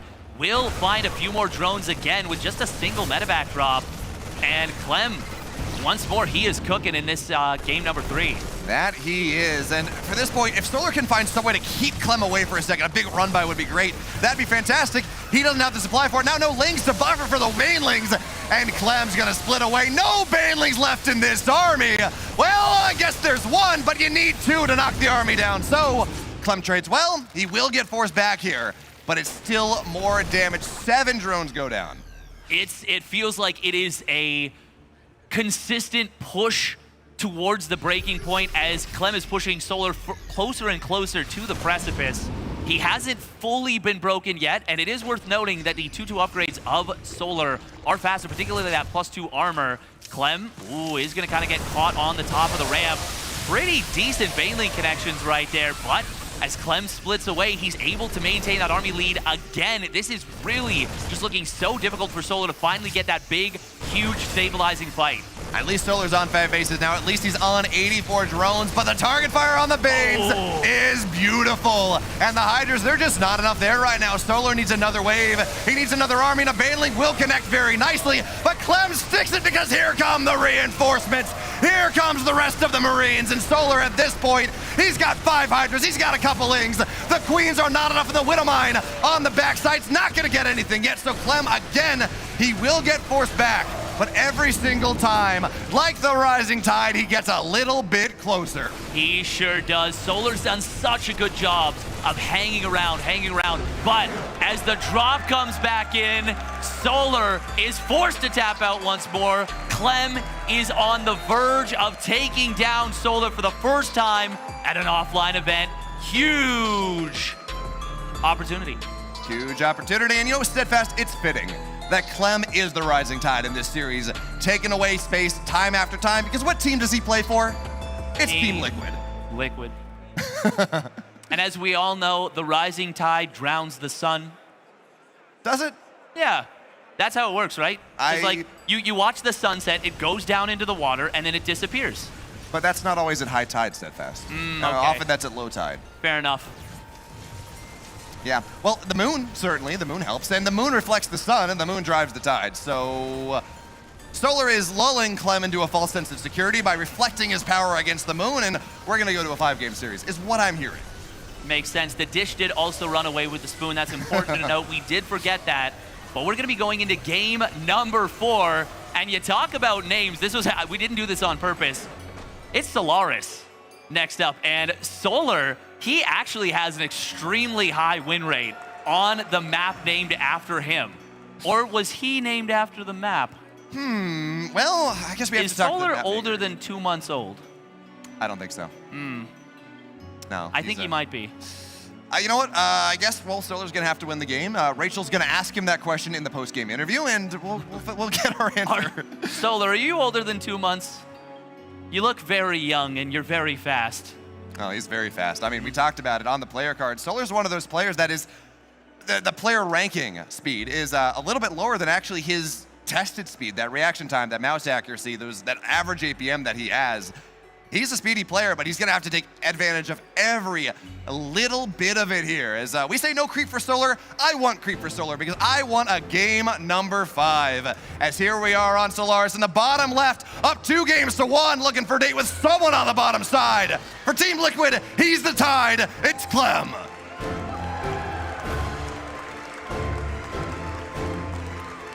And his opponent, looking to defend his namesake, win the map, and force game 5. It's Onside Gaming Solar. And you know, Steadfast, this is a Christmas-themed event. And you talked about having a dream, right, of Clem doing well. Well, the problem is that the one Christmas carol we have about dreams is called Silent Night, and I guarantee you, if Clem wins this map, it is not a silent night. It's gonna be a raucous night. It's gonna be a loud, crazy night. It certainly will. He is 1 map away from finding himself on the final Sunday. That is, I mean, once again, that would be so huge for him. He has been looking to get that offline victory at a Premier tournament, at any tournament really, for a very long time. And if he can do it here, I mean, we're gonna blow the roof off this place. I mean, but again, we got to give Solar the credit. This is his map. It's named after him. He's very good on it. The speed zones you can take advantage of. It's a little bit easier to get that 4th base than what we saw in Equilibrium, than what we saw, I guess that was the 5th on our last map. But even still, Clem, you said it's 2-1, right? If he goes up 2-1, not when he goes up 2-1. See something different. See a proxy. There's no 3x on the map, but there's still room. Maybe a Hellbat play, some sort of weird drop, move into something a little bit different. Play around with that 1 map lead you got. Yeah, I mean, once again, I knew when I was asking for it that I wasn't going to get it. It's kind of like that PS5 when you know you've kind of been not the best kid and you're like, Mom, Dad, can Santa get me a PS5? And they're like, did you finish your homework? And you're like, yes. That lilting yes where they know you're lying. Oh, yeah. I put a mark on every page. I put my name on the top of every page, and that's enough, right? I started. I thought about it. Wow, you honestly got farther than I did. Didn't even open the book. Well, you know, close enough here. But for now, again, it's the Reaper play early on. Clem has been getting a little bit more every time. Well, he got the Creep Teamer game 1, which was nice, and he's actually forced a couple more lings out of Solar. I think the first couple games he was at 4. Now Solar giving a little bit more credit, gets 6. But because he takes that damage early on, it's a little bit harder to get that Creep Teamer that is oh so important in the mid game. Oh, ooh. That's actually very nice. He snipes 2 lings after forcing the 6 ling opener. That's the equivalent of killing a drone, basically. 2. What, 1? Well, you get 1 for the kill, and then you forced extra lings, so that's a second. Yeah, but you killed it. So it's effectively, instead of making the drone, you made the lings, and then you lose the lings. It's, you know, yada, yada, yada. Tide goes in, tide goes out, internet series of tubes, and we're here in the 310 mark. Yeah, we are. You know, Steadfast, it's actually kind of funny. We talk about Clem as the Tide, as this player that just takes more space on the map until you're dead. Well, the other thing the Tide is perfectly predictable. People can take a look at it, at the moon and the sun and where we are in the world and say, oh, we know what's going to happen in this game. Doesn't stop it, doesn't hold it back from its relentless advance. And the more I think about it, it's like the perfect moniker for Clem. He just relentlessly advances, does the same thing, and oh, good luck, you know? I was thinking of him as the Robin Hood Terran, because in my head I was like, oh, he's the most accurate player. Maybe we call him Robin Hood, but then everyone was like, so he steals from the rich and gives to the poor, and I was like, ah, yes, that is what people think of first. Well, I think of Robin Hood. If he takes down Serral in the grand finals, if we get there, and he takes from the rich, the Zergs, and gives to the poor Terrans a championship, that's how he's Robin Hood. Yes, it's the Terrans that are the poor ones on this particular moniker. Protoss players, they don't even make the list. They're that meme where like Terrans are, you know, they're flailing at the top and the Protoss are already underwater, just a skeleton. Well, I mean, Steadfast, you want to talk about differences here? It's not a quick third base this time. Nope. Right? Oh, well, yes, it is. Yeah. A quick third base and a Viking. Never mind, I can't count. I saw the orbital on the way, and I looked at the structures, and I am a liar. And I'm not a truther neither.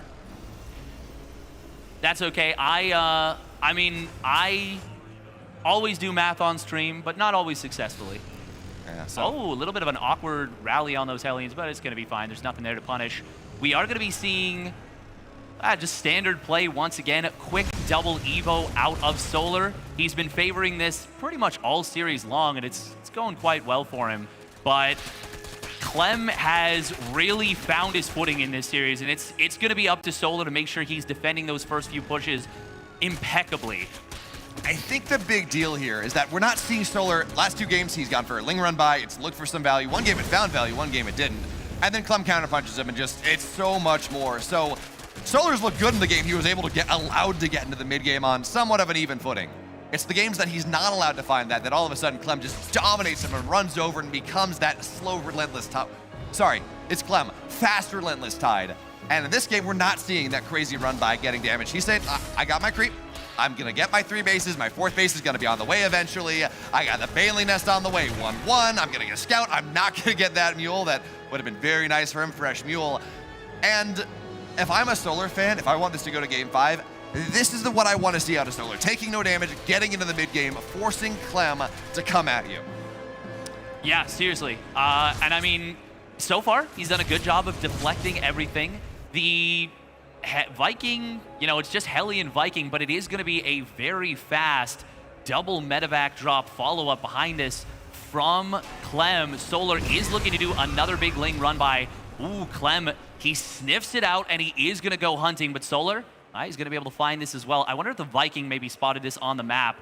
Regardless, this first push is going to be very difficult to deal with. Clem has not started up combat shields, though, and that is going to undercut not just this first push, but more importantly, the follow-up. That it will. Now, the other thing we want to point out here, second factory very quickly. Armory on the way as this 4th base, this 5th base, excuse me, comes under extreme duress, and the queens are off creep. So there's no transfuses available right now. Clem takes advantage of it.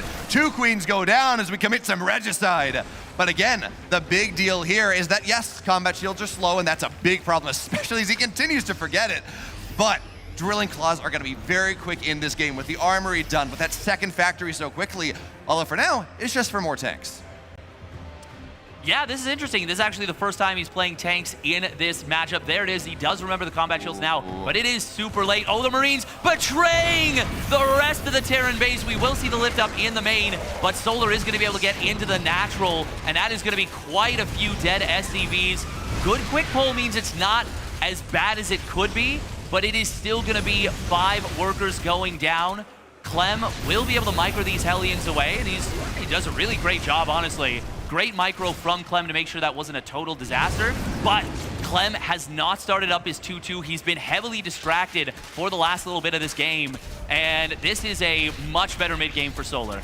You know, Steadfast, you talk about that, and it did force Clem back, and it did find value, absolutely. But I look at this, it's like, it's only 6 SCVs, it's a lot of deadlings. He doesn't cancel the 4th base that he had every opportunity to, and it was good, I guess, but it could have been so much better. Is now, well, Clem finds value, does Clem things, last possible second, Banelings arrive, picks up, goes away, fights again another day. Yeah, but I still really like this mid game for Solar. Oh, yeah. It's not over by any stretch, but this is as clean as his opening was in game number 1, which is the map that he did ultimately win. Doesn't mean he's going to win here, but with the 2-2 much faster for Solar, it is going to be difficult for Clem to find great fights. We do have the multi-prong coming in, and the acceleration zones are going to be a difficult thing to handle. There is no full wall at this third, but with the siege tank well placed, that will push a rather large number of Lings back.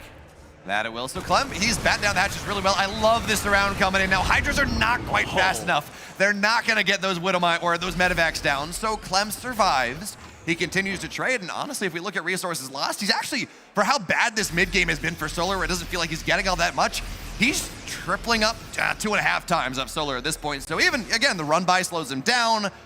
He's trading pretty well.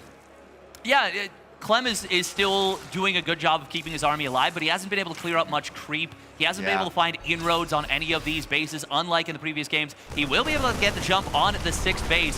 Very quick reaction time from Solar, gets the cancel, but that's really the first win Clem has found in this mid-game. Solar behind us is getting into a hive.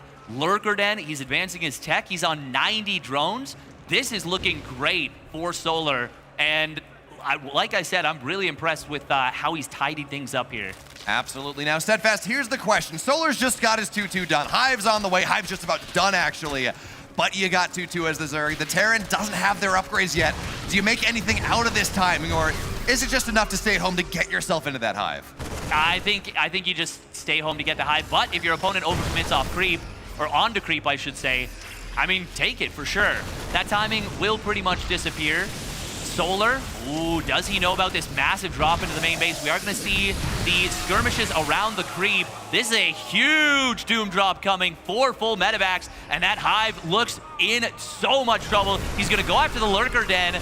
We do see Clem is really keeping the attention of Solar pinned on the front. The Hive goes down. He does start Adrenal Glands and +3 Carapace, but a fantastic pickoff for Clem, and those are the plays he's looking to make. That it would be. And now Hellbat soak the Banelings. Here come the Marines on top of this Ridge Gas base. It's not enough to push just yet. And also, shout out to Clem. You make a drop like that happen, you target things down, you actively micro. It's so easy to lose so much of your army to Banes when your army's on the map. Clem loses neither and continues to find inroads on this base of Solar. But again, talk about Solar a moment. His creep spreads really nicely. He tries to find his way down. No friendly fire on those Widowmine. Solar is going to be able to chase Clem back for the moment. He's got to pick up, run away. And so much of this army now in the sky. Can Solar turn this around?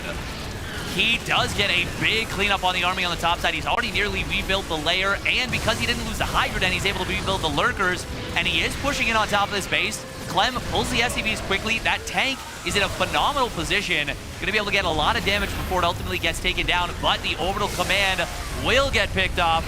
Very nice for Solar, and oh, that's not nice at all, though. 1 Viper, 2 Vipers. That's a big reset on the Viper timing. He's got no Vipers now. Uh-oh. Uh-oh. Now, yes, Hydras are anti-air, but you have no good way to really deal with these clustered Medivacs. Look at their health bars. A lot of them would go down to just a single parasitic bomb. And Clem on the aggression once again, and even getting that base for Solar, it's not nearly as nice as it would have been a minute ago, 2 minutes ago, because on that production tab just a bit ago, 3 command centers on the way. Solar, yeah, he denied mining for a little bit. He did swing this back.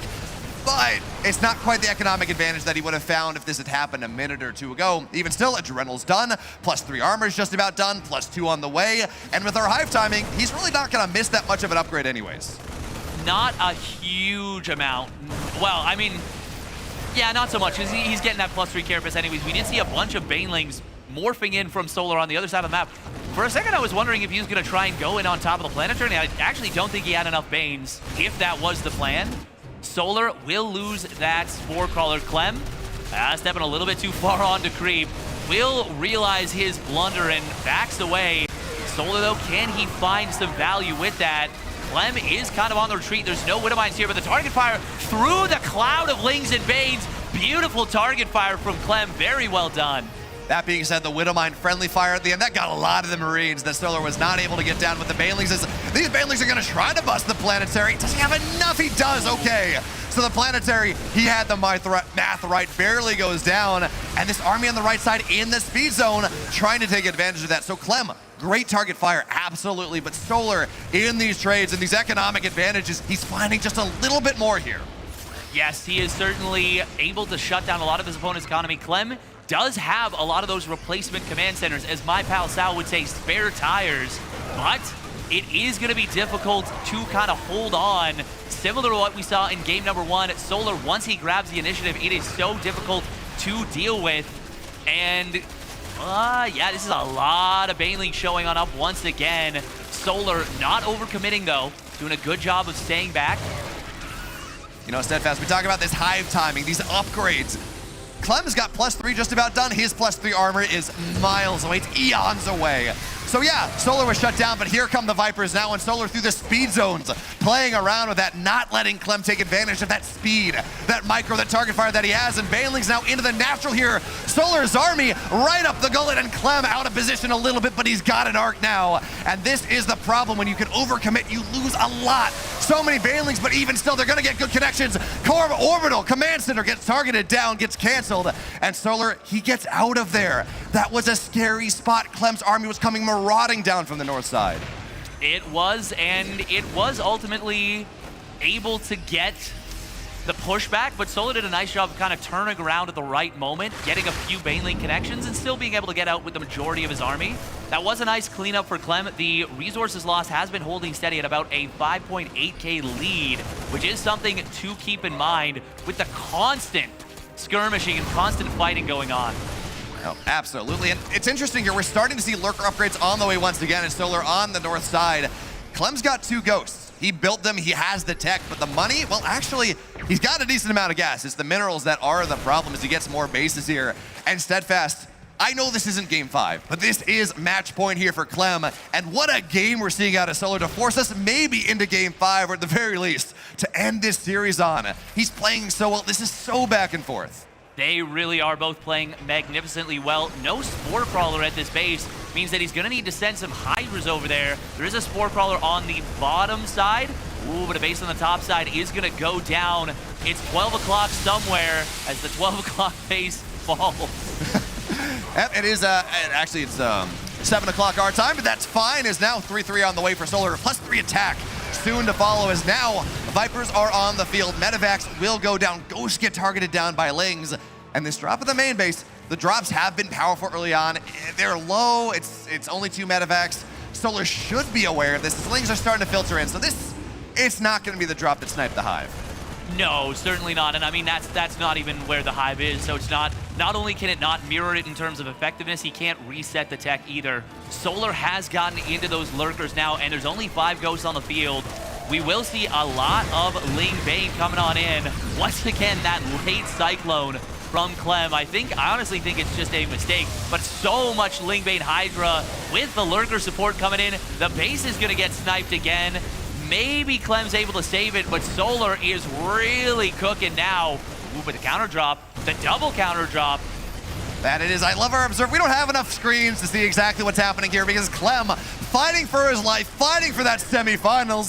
But I think we're going to have to go to game number 5. Yes, the drops are finding value, absolutely. But 31 Banelings are going to hit the deck. And I think, Steadfast, that's worth a little bit more.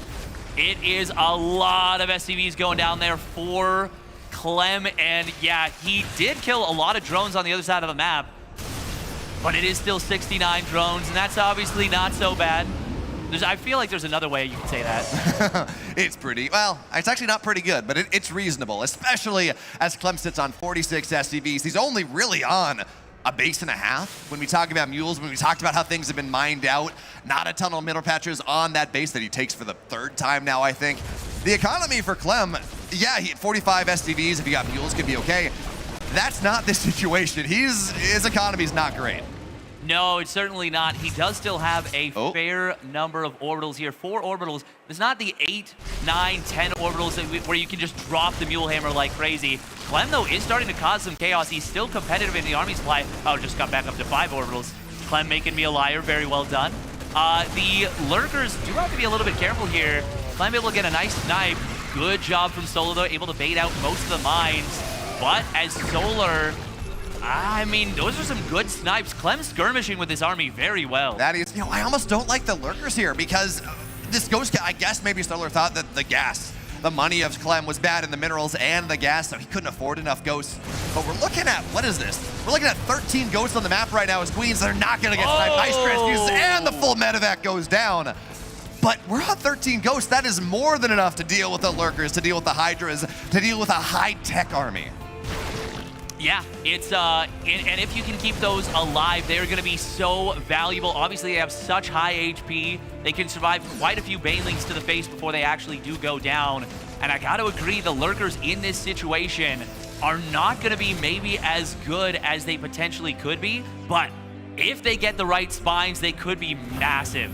And once again, as we've seen in TVZ from the age-old thing, it's all going to come down to the execution and the fights. That will, but Steadfast, I'm getting a little shades of game number 1 here where Solar's doing well and Clem fights back and we're seeing shades of maybe he's going to make something happen. And then the Infestor, as that's a nice lurker shot even as it does go down. And then the Infestor pops up, shuts everything down. We got 2 on the map here.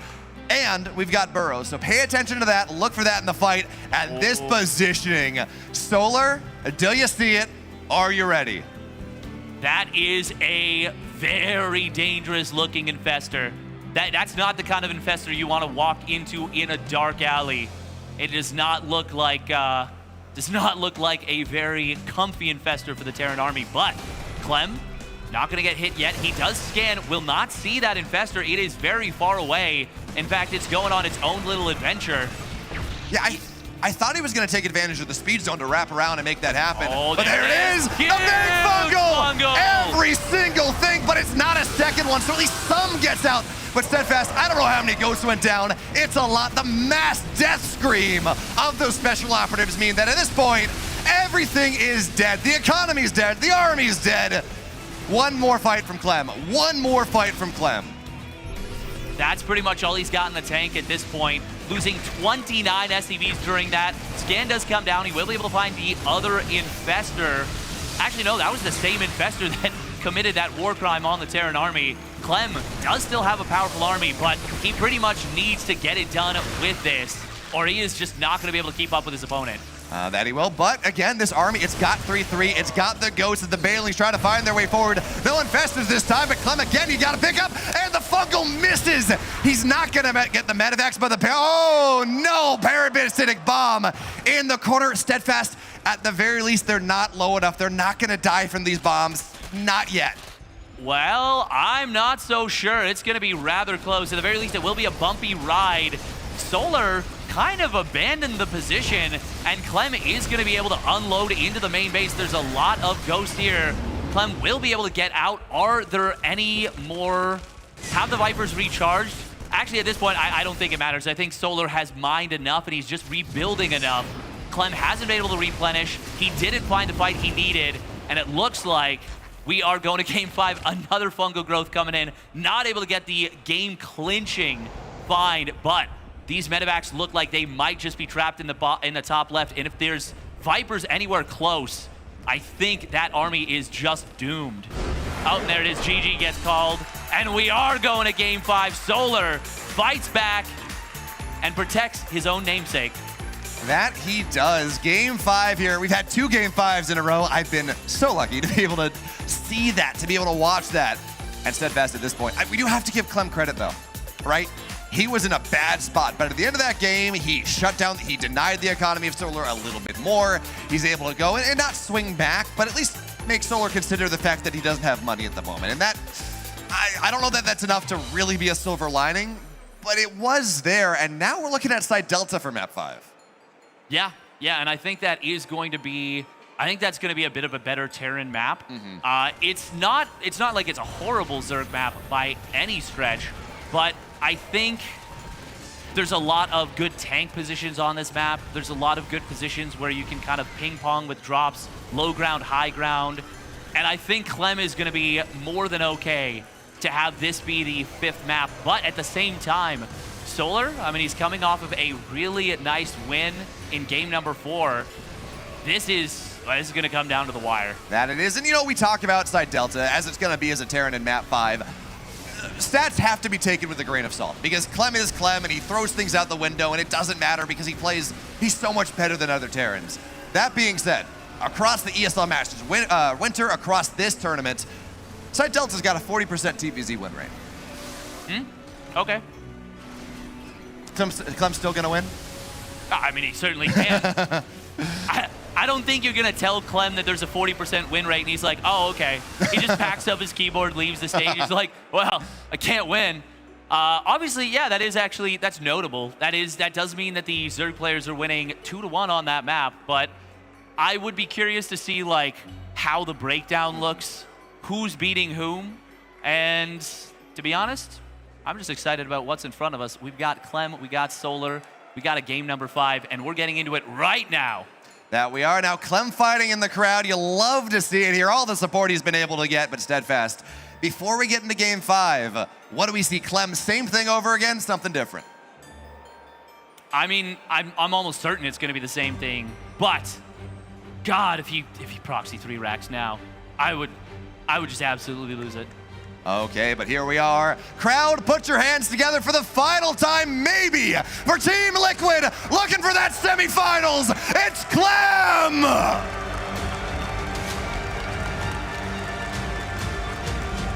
And his opponent, fighting back in game number 4, looking to secure a spot in day number 3. It's Onside Gaming Solar.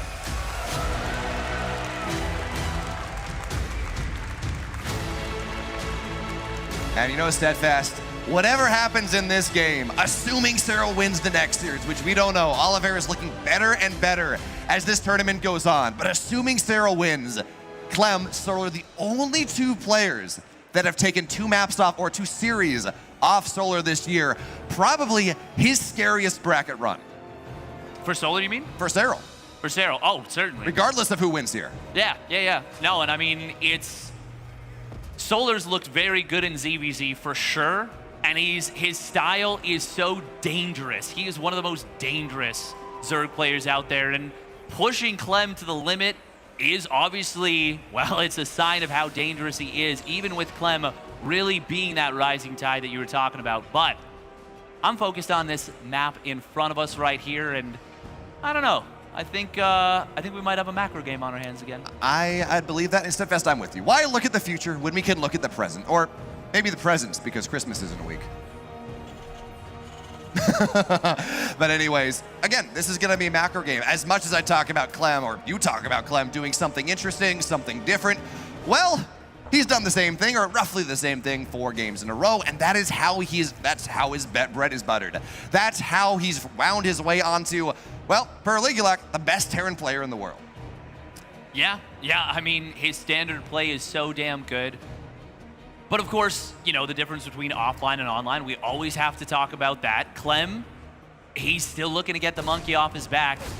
As we get into game number 5, he's going to just start things off the same way he has every time. Well, and snipes a link. Nice. That he does. Second one. No, he's not going to get it. So a marginally worse start for Clem in game 5 than game 4. He lost 1, or he gets 1 ling instead of 2. Yeah, I mean, it's small potatoes, but every potato does matter. You know, it's like I matter, you matter, we all matter. Every single potato matters. He's doing it. He's doing a thing. He's switching things up in game number 5. That's the kind of bravado I want to see. Love it from Clem as he throws down a second factory. Here's your question, Steadfast. Is this Blue Flame? Is this Cyclones?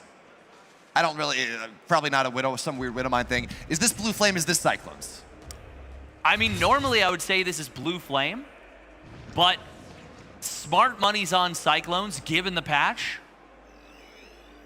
Well, we see I think we are going to be seeing, I think we are going to be seeing Blue Flame, and there it is most likely. I mean, it still could be the fast Hurricane Thrusters. No Cyclones on the way just yet, but I mean, time will tell. And Clem has been experimenting with those fast Hurricane Thrusters builds. He's got a weird build where he gets 2 racks and 2 factories and goes Stim and Hurricane Thrusters, and wouldn't it be nice? Wouldn't it be nice to have some Cyclones in a series in ESL Masters Winter in Atlanta as we try to get into the semis? Wouldn't it be nice? It's about damn time the Terran Cyclone finally got the spotlight, you know? It's been working so hard, hasn't gotten the recognition it deserved. Finally going to be able to show up here. I do like the way that Clem has set this up by going for early Vikings. He has discouraged Solar from putting a lot of Overlords on the map, and that's going to make it very unlikely that this gets scouted until Clem decides to show it. And now it's going to be 3 Cyclones at a time. Little dive coming on in here. This is the same way he's been using the Hellions up to this point. There should be no tell unless Solar can get the full scout, but this is a very empty looking main base, and Clem, well, there's got to be something somewhere for him. Yeah, here's the question. Do the Marines get the Overlord down before the Cyclones pop? Because at the very least, even seeing 2 is a big deal, but he's not probably going to see it because the Hellions dive in to distract Solar. He doesn't get the scout.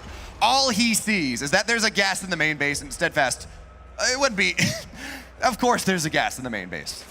Well, it was enough for Solar to pick something up. Yeah. Because it's not just about seeing something. Sometimes you see the lack of something. No third CC, no starport. He figures out there is something coming. And with that Roach Warren being built, that's going to help out quite a bit. God, you know, so not only is this the Hurricane Thrusters build, this is the Stim build. This is the double racks, double factory, third base on the way. And now the Cyclones are going to try to snipe some Queens. They get not 1 for now, nice transfuses, but the lock-ons are permanent and the Queens will fall. This is so much damage already for Clem as the Queens continue to go down. Link run by on the other side though, looking for these Cyclones. And they're not going to get them though. The more the rally continues and Stim is halfway done.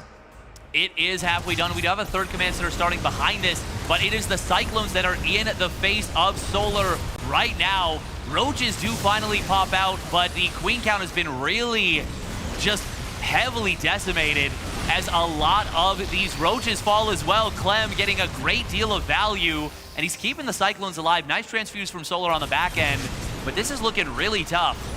That it is, and I don't feel like I've ever seen this build from Clem work properly because generally it's against Dark and he hits him with Roaches and things die.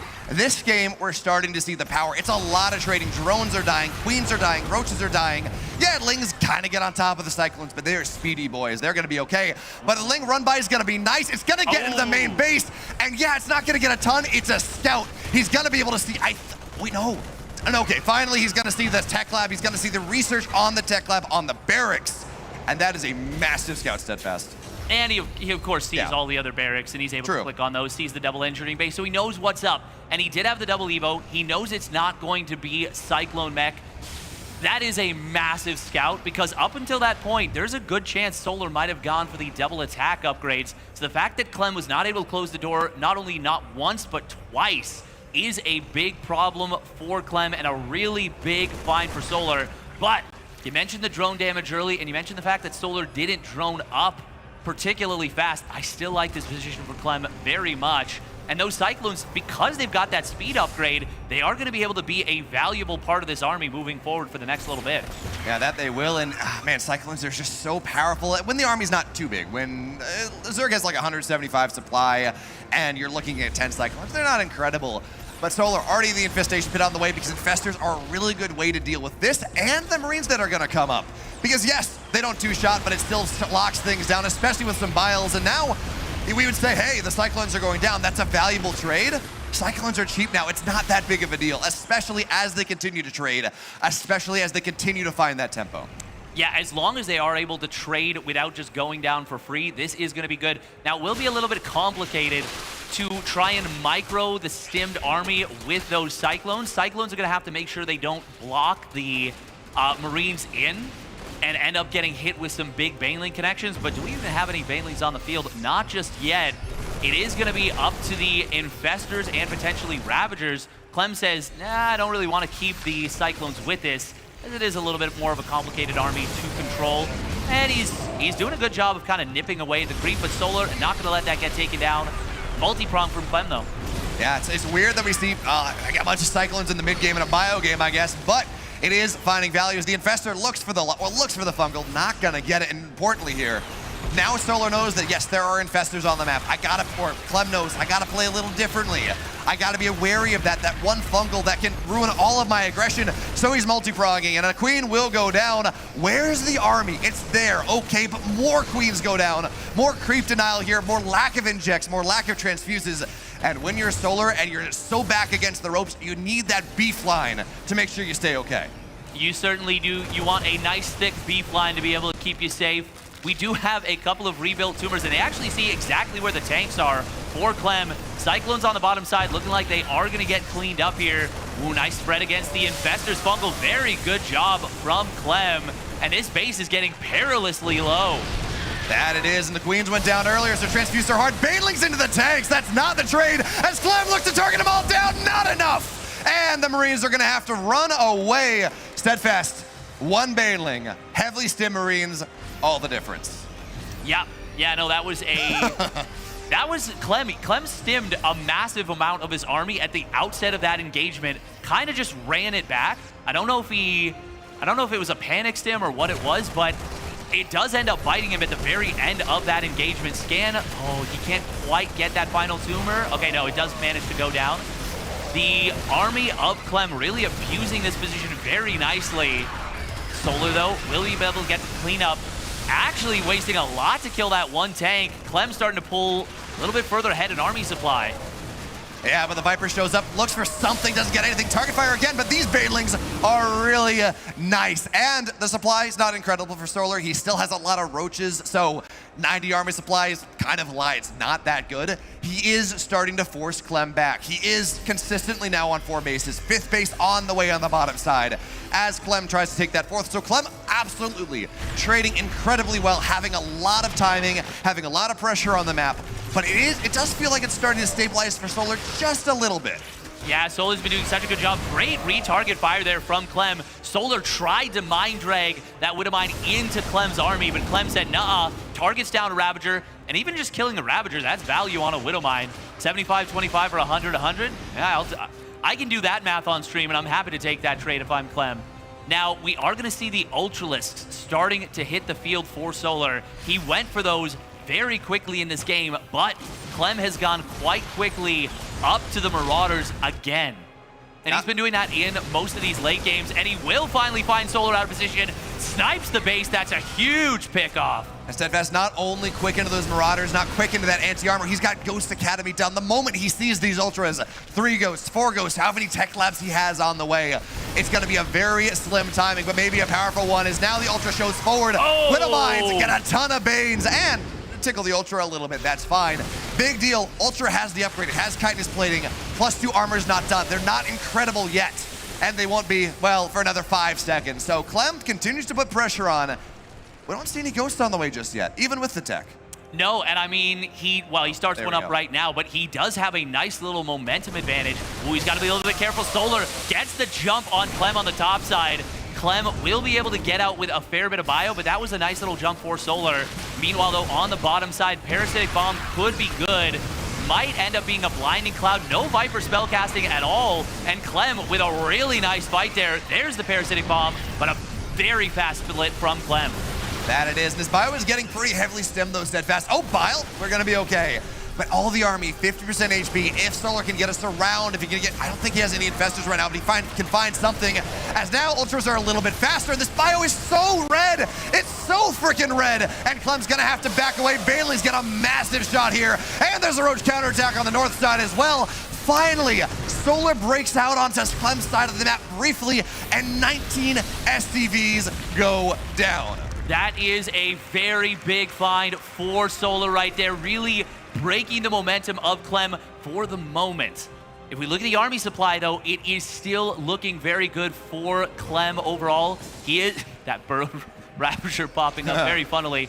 He is still adding on Ghost, and he's still got a lot of powerful army. Ultralists are going to come on in on Rudolph, the red-nosed Terran army. Rapidly becoming Rudolph, the green-nosed Terran army as the healing happens. And now with Liberators in this army as well. Ghosts are good, Liberators also pretty solid, but at least there's an answer there.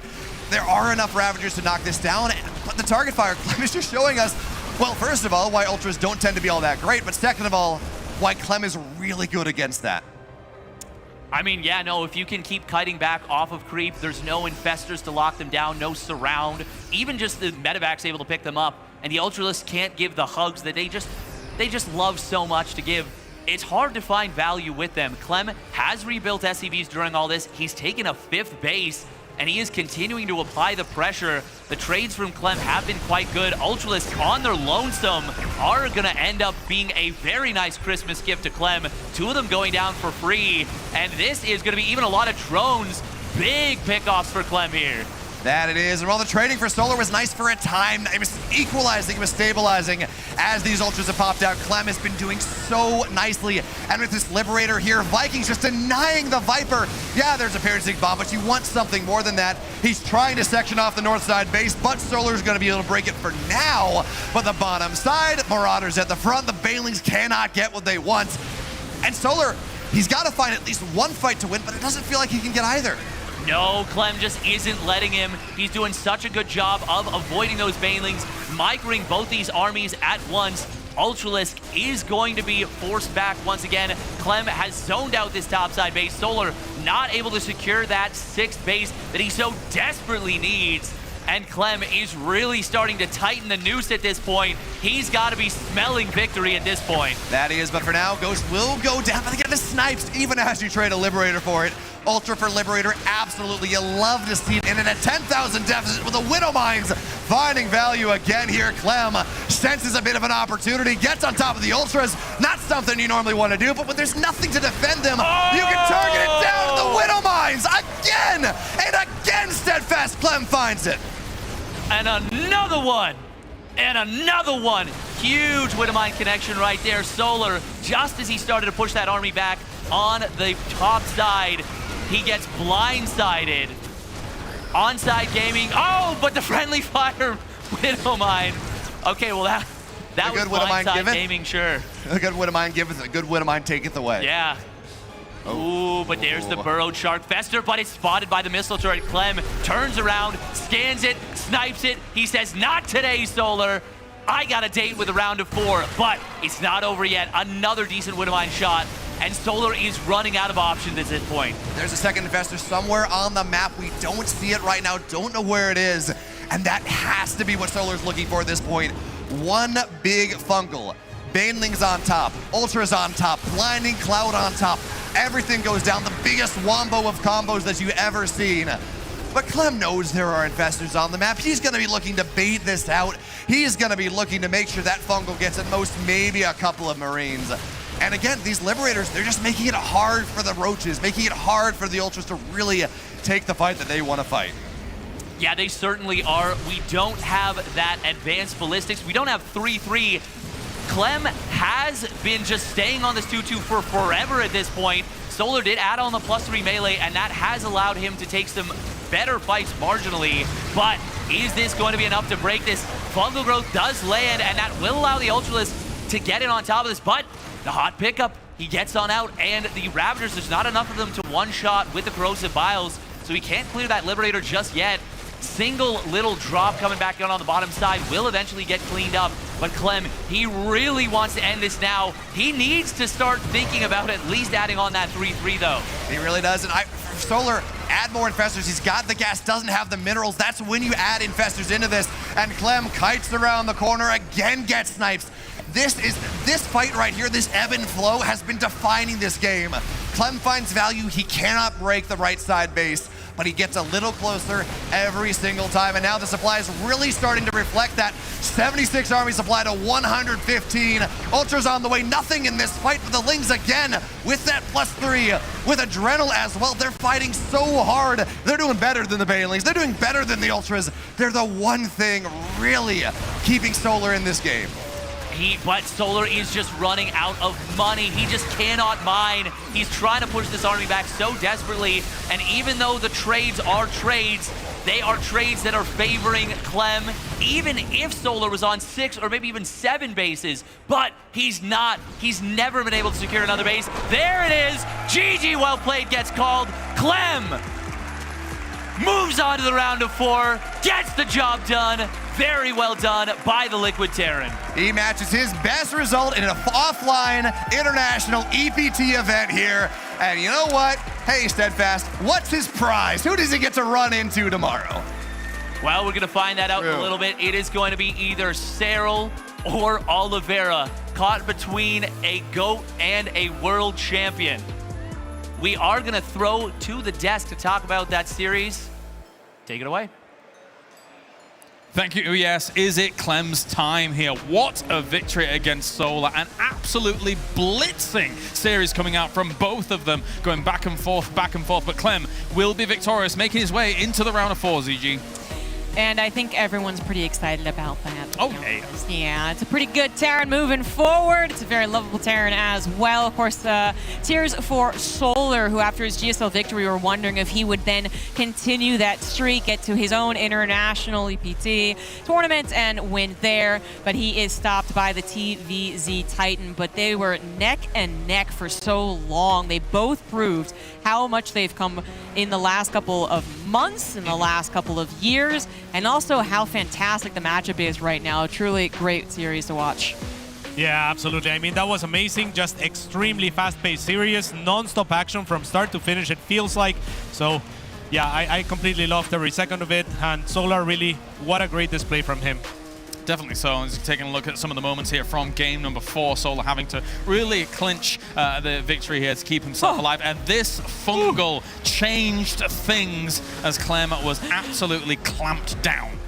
There's been so many highlight moments, honestly. There's a couple of fungals, but then I think the highlights in this last game on Site Delta were absolutely the Widow Mines. Initially, even kind of turning around on Clem for some of his own like SCV losses and whatnot, but then it's like they forgave the Terran and started actually attacking the Zerg again. And after the 5th or 10th or whatever Widow Mine, like that one right there popped off. It was like, okay, now Clem's got it. But the Widow Mines, you know, if they were half as good or they did continue to splash back more on Clem, that would have been massively different. But it was just 20 Lings, 10 Banelings, helping out against the Ultras because they ignore armor, 20 more Banelings. Like, shout out to the Widow Mine. It's a great unit. Yeah, it was great fun to watch. I mean, all things considered, normally it's like a tank line that keeps going back and never ends, and the Zerg's constantly running into it. But the minefield created there by Clem was fantastic, and now he finds himself in a round of 4 on a stage here, Cats, where, again, we've not really seen that offline championship from Clem. This is looking like a great run, of course, potentially, though, having to go up against probably Serral, but maybe Oliveira. Yeah, maybe Oliveira. And I mean, if it is Serral, it's going to be number 1 against number 2. Yeah. As far as Aligul is concerned. And Clem, you know, he was preparing mostly for TBT, but he knows that the person to beat in this tournament is always Serral. That is his bane. And I mean, if he is going to win, if he is ever going to get that championship that we talk about for him, this is the biggest hurdle to get past. Definitely so, definitely so. All right, well, thank you very much, guys. It's time to go to a short break. We have one more series remaining for the day. Oliveira and Serral will go head-to-head. The world champ versus world champ. The Finnish phenom versus the king of Katowice. All right, we're going to a break. When we return, it's that fixture right now.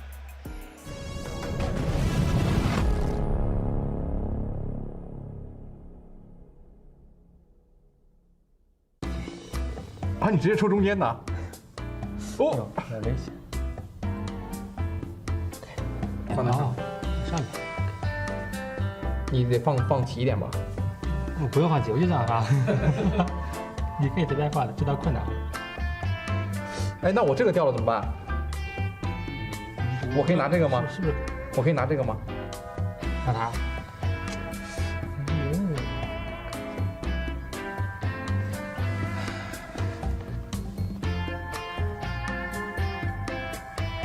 这两个肯定不能，下面的肯定不能动了，这铁门。现在肯定很危险，是。可这么有东西、啊。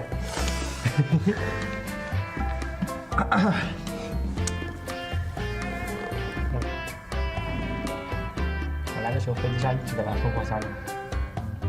我不行啊，这个，这我弄拿哪个呢？哎，哦，被你找到了。OK。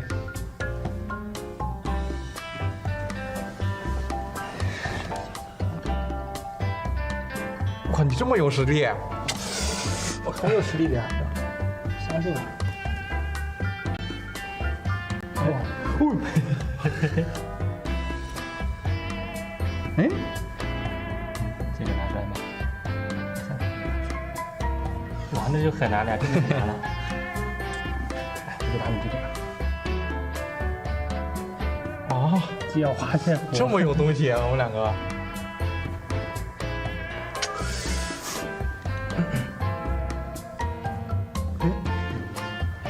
这时候玩怎么样？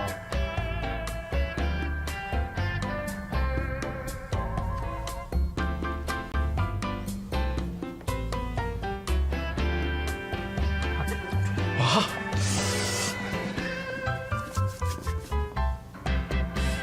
哦，这有点难度了。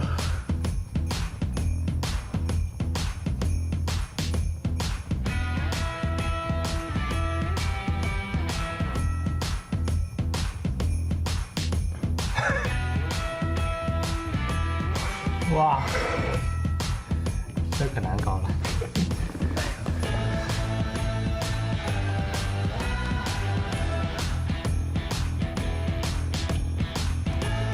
啊！哇！越来越难了。感觉现在只能动上面一触即溃了。我没东西拿了呀，拿哪个呀？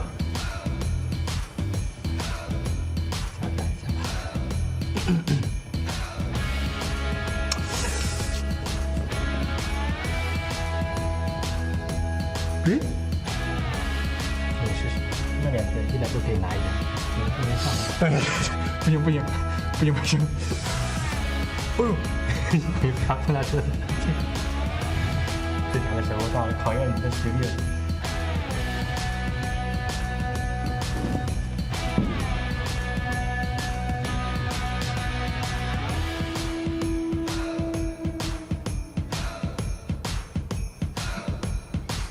对，不行不行，他的归位等一下。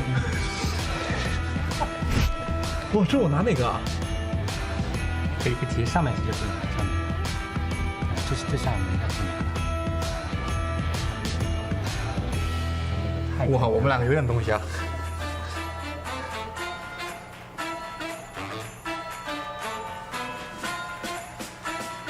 这太简单了啊！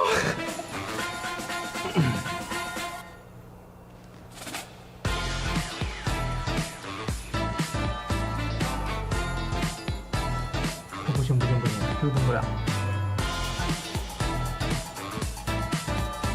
这个也动不了。我没东西动了，这回感觉真没东西动。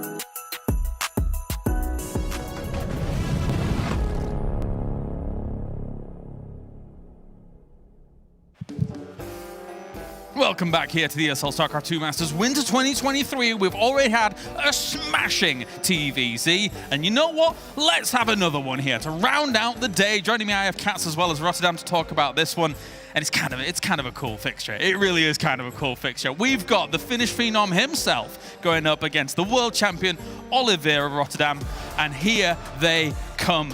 But what is going to be needed here by Oliveira certainly is a little bit of that Katowice magic maybe against this man himself. Rotterdam, what are you thinking?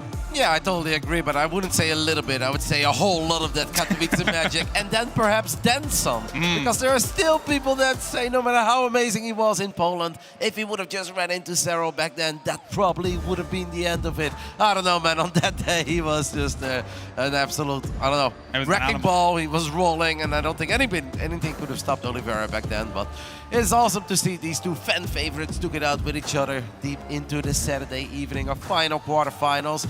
And, you know, we spoke back then all the time about momentum. That's something that Oliveira was really gaining trying Katowice. Yesterday, awful day. The man played 2 series, went 0-2, 0-2. Today, a 3-0, a 3-1, a 3-0. Like, he's definitely gearing up a little bit. He's feeling it, and also every time we see him actually win a match when it was on the main stage, he was giving it the fist bumps. We were seeing it, that he was so happy with each of those results. And a guy like Oliveira, Cats, as Rotterdam kind of mentions, he does roll with that kind of pace. He does, but I mean, he's gonna have to have an elf stashed under his booth or something like that type of magic, because the man has never beat Serral. 12 out of 12 wins for Serral in this matchup. And Serral also in the matchup, CVT in particular, he is on a 17-win streak, and if you remove Clem from the equation, he has beaten him 3 times in the last 47. So Serral, without Clem, if you don't count Clem, hasn't lost a CVT in 47 best-ofs. Yeah, and I mean, even if you do include a lot of those Clem results, right? I mean, you look back to that Home Story Cup final where Serral looked fantastic, to be perfectly honest. Yes, but Home Story Cup finals are also played at 1:45 a.m. That is true. And it wasn't the best of 7, it was the best of 5. You know, when we're doing a quarterfinals over here at a relatively normal time for the nerds, it's like closing in at 8 p.m. It's obviously been a long day for some of them, but you can't really compare that. But Serral has been working on that Roach Investor style for quite some time, and he's just getting more and more comfortable with it. It really feels that it's almost like his bread and butter right now, and that's so weird because we always thought of Serral as like the Ling Bane guy, right? And he's so good at finding great engagements, having great bailing run-bys, but it doesn't have to be like that anymore. The bailing got nerfed, no issue for the great Jonas Sutala, because the Roach is just his new best friend, and he's amazing with it. Yeah, he definitely is. I mean, is there anything that Oliveira can really throw as a spanner into the works here of Cats? I mean,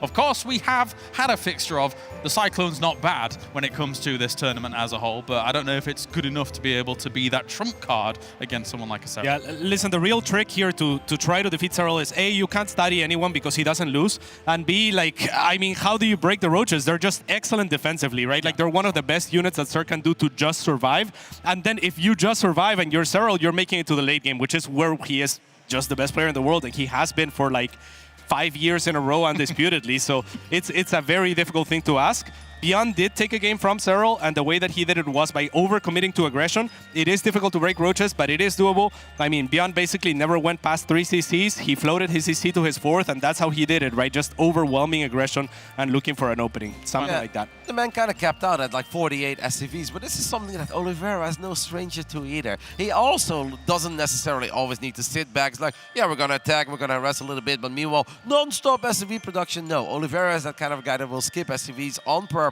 relatively early, and even if he loses a couple, if he has to choose between a few more units on the other side of the map or replacing those SCVs, he often goes for a few more units just to keep that momentum, because he really is that kind of guy that if he starts feeling it, he just goes on fire, and then he's all over the place, and he turns into a multitasking maniac, and he's sniping Banes or Roaches left, right, and center. So I actually think we're going to see some of that. We're not going to see Oliveira, oh, sit back, let's hope we get Ghosts and Liberators. No, he is going to bring the heat to Yona, and I think it's going to be an awesome series. I agree, and I want to see that, considering that I think that's where he really thrives, Oliveira. So let's get to it. Let's get to the stage here. Will our world champion be able to defeat the Finnish phenom, who is a fury here in Atlanta? We will find out in the final match of the day, the final match of quarterfinals, and a match that could be the finals at any tournament this year. 2 incredibly skilled players, and now will perform a reading from their Team Liquid profiles. Please welcome to the stage, representing Basilisk, finisher, the Night King, and Lord of the Circuit, Serral. And his opponent, the Lucky Terran, the Barbarian, and the very normal man, representing DKZ Gaming, Oliveira.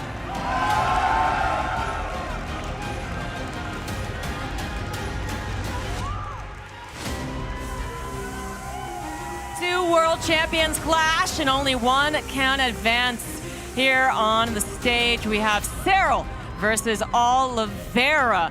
I think I agree wholeheartedly with the desk. I think there's going to be a lot of action, a lot of heart pumping, marine splitting, Baneland avoiding widow mines, and all types of two-base aggressive shenanigans, because that does seem to be the way to set Serral off kilter. But can Oliveira do it as well as Beyond did, and then a little better to actually win the series?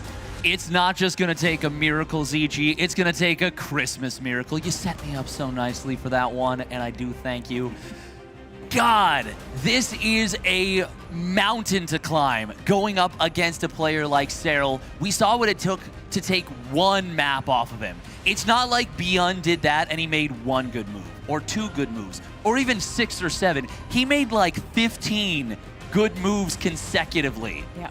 And it was still just barely enough to beat a rock-solid Serral. Yeah, at a point where many other Zergs would have folded, Serral kept on, and it made him really work even harder for the victory. It nonetheless ended as a series in Serral's favor, as he still remains almost undefeated, really, as Katz was pointing out, right? Take a name out of the equation.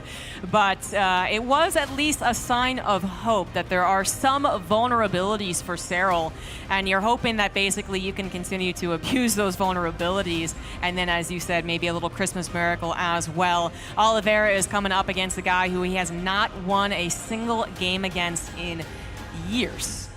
Yeah, a really long time, and he's never taken that series. We've got a, like I said, a mountain to climb, and it's gonna feel like Everest, but he's gonna try and start things off. You know, every climb starts with the first step, and the first step is gonna be on equilibrium. I think that's going to be a very interesting map to watch unfold. And actually, if you had asked me what map would we not see, I might have guessed this one, in fact. So I'm excited for what is in store on this map. Equilibrium in the top right. We're getting our fresh TVZ best of 5 started. He is the Red Zerg Basilisk Serral. And his opponent spawning up in the top left for Dragon Kitesy Gaming. It is Oliveira. Two absolute fan favorites here to kick things off, and look at what we've got on the map. Just a single barracks. Little cheeky cheek, we have been seeing this a little more recently, and what tends to happen here is that you go for a little more of an aggressive Reaper, then you go for another follow-up aggression with maybe some Cyclones, and then you continue following up with more aggression, perhaps even with a 2-base attack. However, things might already be turning a little sour for Oliveira as the Overlord of Serral is headed towards the right direction. Now, I do want to be clear, this isn't like scouting a 2-racks or a 3-racks in which now, maybe you can play drones and get that nipped in the bud. This wanted to be unscouted, 100%. But it doesn't necessarily depend on being unscouted to still do its job, which is to have that closer aggression with the Reaper. Yeah, and of course, because it is just that 1 racks, he's going to be able to get the factory behind it. He's going to be able to still get a command center, which he will drop on the low ground.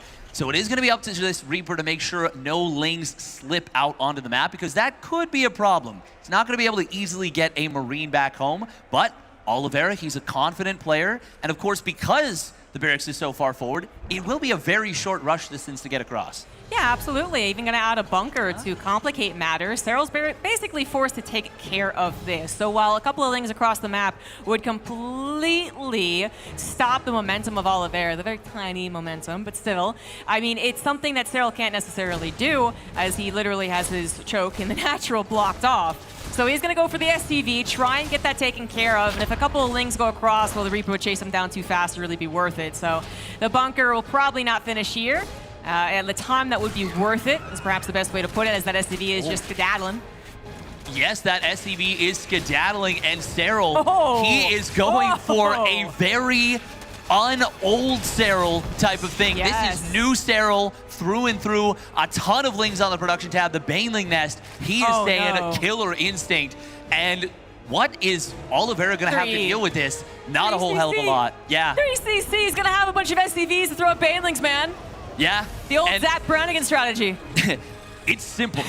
We just throw waves and waves of our own men at the Terran player, at the Zerg Banelings until they, well, until we're dead. Yeah, until you're dead, Because that's not how that works. The Zerglings, they're just going to keep chewing them up. This looks so bad for Oliveira. And he 100% was defaulting to Serral not doing a strategy like this. Because like I said, if you do this and so many other Zergs would be like, oh, I found you, scoff, let's play a macro game, they wouldn't punish the follow-up, and it actually would be kind of like, well, I don't care if you scouted. But this is catastrophic. Oliveira needs to realize what's going down here as they fight for control over the Xel'Naga. But even if Oliveira figures out what Serral is doing, what does he have? He's going to have 2 Hellions that maybe are microed a bit better, but then at the end of the day, the Banelings bust on through, and 2 Hellions isn't usually enough to actually get this defense started. 4 is usually the magic number.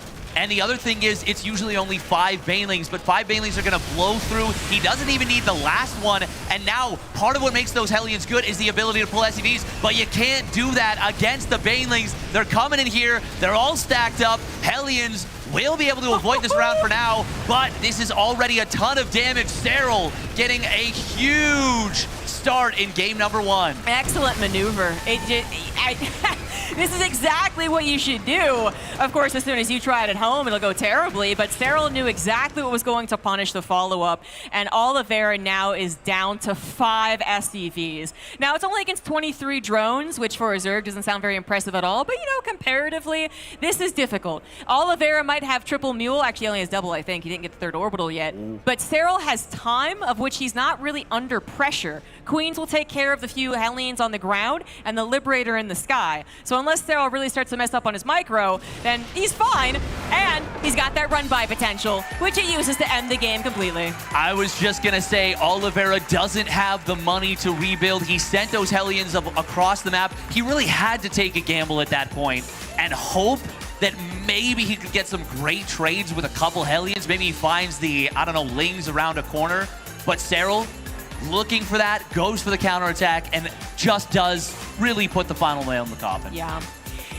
And that is a quick victory for our Finnish Phenom. He is not kidding around today. He is going to do what is necessary to win this game, and if that includes being aggressive for a good old 2-base Ling Baneling all in, that's actually exactly what he's going to do. It is not very effective against pros when it's just a standard Hellion opener. Pros are too good at microing. But when it's up against someone who proxied the racks and is most likely trying to get some greed behind it, well, yeah, it's going to be very effective. It's going to be so effective, and it's worth noting as well, part of why that was so much stronger, obviously I think most of you have figured it out, but because the barracks is on the map, it can't be building that reactor. Yep. Which means by the time you actually start taking advantage of the reactor, instead of having 2 Hellions out, and your 3rd and 4th one's about to pop, it is just 2 of them out, and, well, you've got a whole bunch of SCVs about to pop. I don't think anyone is under the impression that Oliveira is not the underdog, so quick shout out to the fans right there. Love the signs, 80 beats 96. That is math, that is correct, I understand that one. 0.46 or point whatever it was, chance victory, that's also enough. I'm with you guys. Oliveira, he had a rough start in his run in Katowice against Rainer. I'm going to go ahead and give you guys the copium a little bit. Maybe it's okay. Maybe it's this next game in which he gets his drive started, because we are looking at the world's best StarCraft 2 player. I said it. In the top left of Hard Lead, he is Basilisk Serral. And his opponent, spawning down in the bottom right. He needs your energy. It is Dragon Kitesy Gaming's Oliveira. Oh, he's even got the anime protagonist sweat hair right there. Ooh. You know, he's been hitting the gym. He's got that training montage. But in order for this to be a proper anime story, he does need to lose hard lead so that he can start the reverse sweep. That's what he did versus Rainer is all I'm saying. What he did versus Rainer, That's all yeah. I'm saying. He did like a, silly 2 starport build in their first game. It got smacked. And we were wondering if it was going to be the dreaded 3-0 that some people were expecting back in Katowice. Oliveira actually ended up almost winning game 2 in that pretty epic moment. And then from then on, it was all Oliveira. And like I said, I'm giving you guys some of the hope here because we know Serral is coming in as the favorites. And he did, again, just prove how good of a well-rounded favorite he is at this point. At one point in time, years ago, he said he's a favorite if it's a macro game. Yeah. Now it's any game. Really. And it's the fact that he's rounded out that toolkit so effectively, not only is, really cool to see from like a play perspective, but it's really cool to see from a psychological perspective that he's like, yeah, I'm willing to roll the dice a little bit.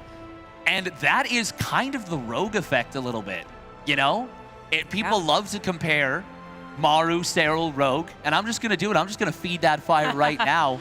That is something that Rogue would have done. Pretty sure that the Rogue goat sayers are actually, they think they're really cool. They're kind of like the hipsters, actually. Yeah. They'll be like, Serral versus Maru, and then that one guy would be like, but Rogue. Which I actually think he should be in goat contention. I think so too. But it's kind of a, hey, I'm going to call it a hipster response. But that was the drastic difference of, I guess, if we're talking about the quality of games and how one-sided it would look, Rogue wins out, I think, compared to the rest of them. He has the most one-sided series in which he is victor. Yeah, but that's not fair. Rogue can literally invade people's brains. I don't know how he does it, but he gets inside, sees what they're going to do, and then says, oh, okay, yeah, I know how to counter that. Yeah, exactly. And then for the other guys like Maru or Serral, they have a couple of their really one-sided affairs, but then it was maybe one-sided in a 4CC versus 6-hatch game or something, where it's like, well, the one guy was definitely winning the entire time, but it went on for a while. Rogue just immediately went for the throat. Just cut the head right off. Yeah, he's like, I got Maple Story to play tonight. I can't spend more than 20 minutes on this finals. I'm sorry. Yeah, exactly. Maybe Serral has actually found the same. He's playing Maple Story later tonight. He's got to get this over with. Yeah. So that is the secret, guys, apparently, playing some gacha games. But we have ourselves a little build here that's not going to be immediately countered. Oliveira has gone 3CC Hellion into Banshee by the looks of things. Very stock standard for the matchup. And Serral is going to be going for the default, just Link Queen, get your drones out, and we'll be seeing maybe some variation from him soon, as he also will be trying to get the scout in that Overlord that he basically places in this position every single time, but maybe sometimes a little more to the natural and a little more to the main. Yeah, and we saw Beyond trying to abuse that by putting the barracks super far in towards the natural expansion, and he was able to keep it hidden, and that was the map that he won. So good job from Beyond there. Serral, this is kind of cute. We see the fake interference matrix. Oliveira kept it going just in case Serral rechecked. I like that. Yeah, he did. That was really nice touch there. I mean the fake cloak, right? Yeah, the fake cloak, exactly. Sorry. It was real interference matrix, fake cloak. Come on down to real fake doors. Yeah, exactly. So you do have a Banshee, but it's not going to be cloak. It's not going to be invested into. And this is actually, Oliveira talked at length about his variations of his TVZ versus Rainer. And, part of it was real big brain strategy talk, absolutely. And part of it was intentionally trying to offset Rainer's play style. So now he's got to hopefully have that homework done versus Serral. But it did include a Banshee that was cloakless, and I believe he only got one. And I think he talked about how it gives him a nice tank time, and we'll be seeing the same thing here. That one Banshee is still going to require some sort of response from Serral as far as moving your units, but then otherwise it might only be used to cover an avenue of attack, which is also very useful, but you haven't dedicated to that extra gas of the second cloak Banshee as well as cloak.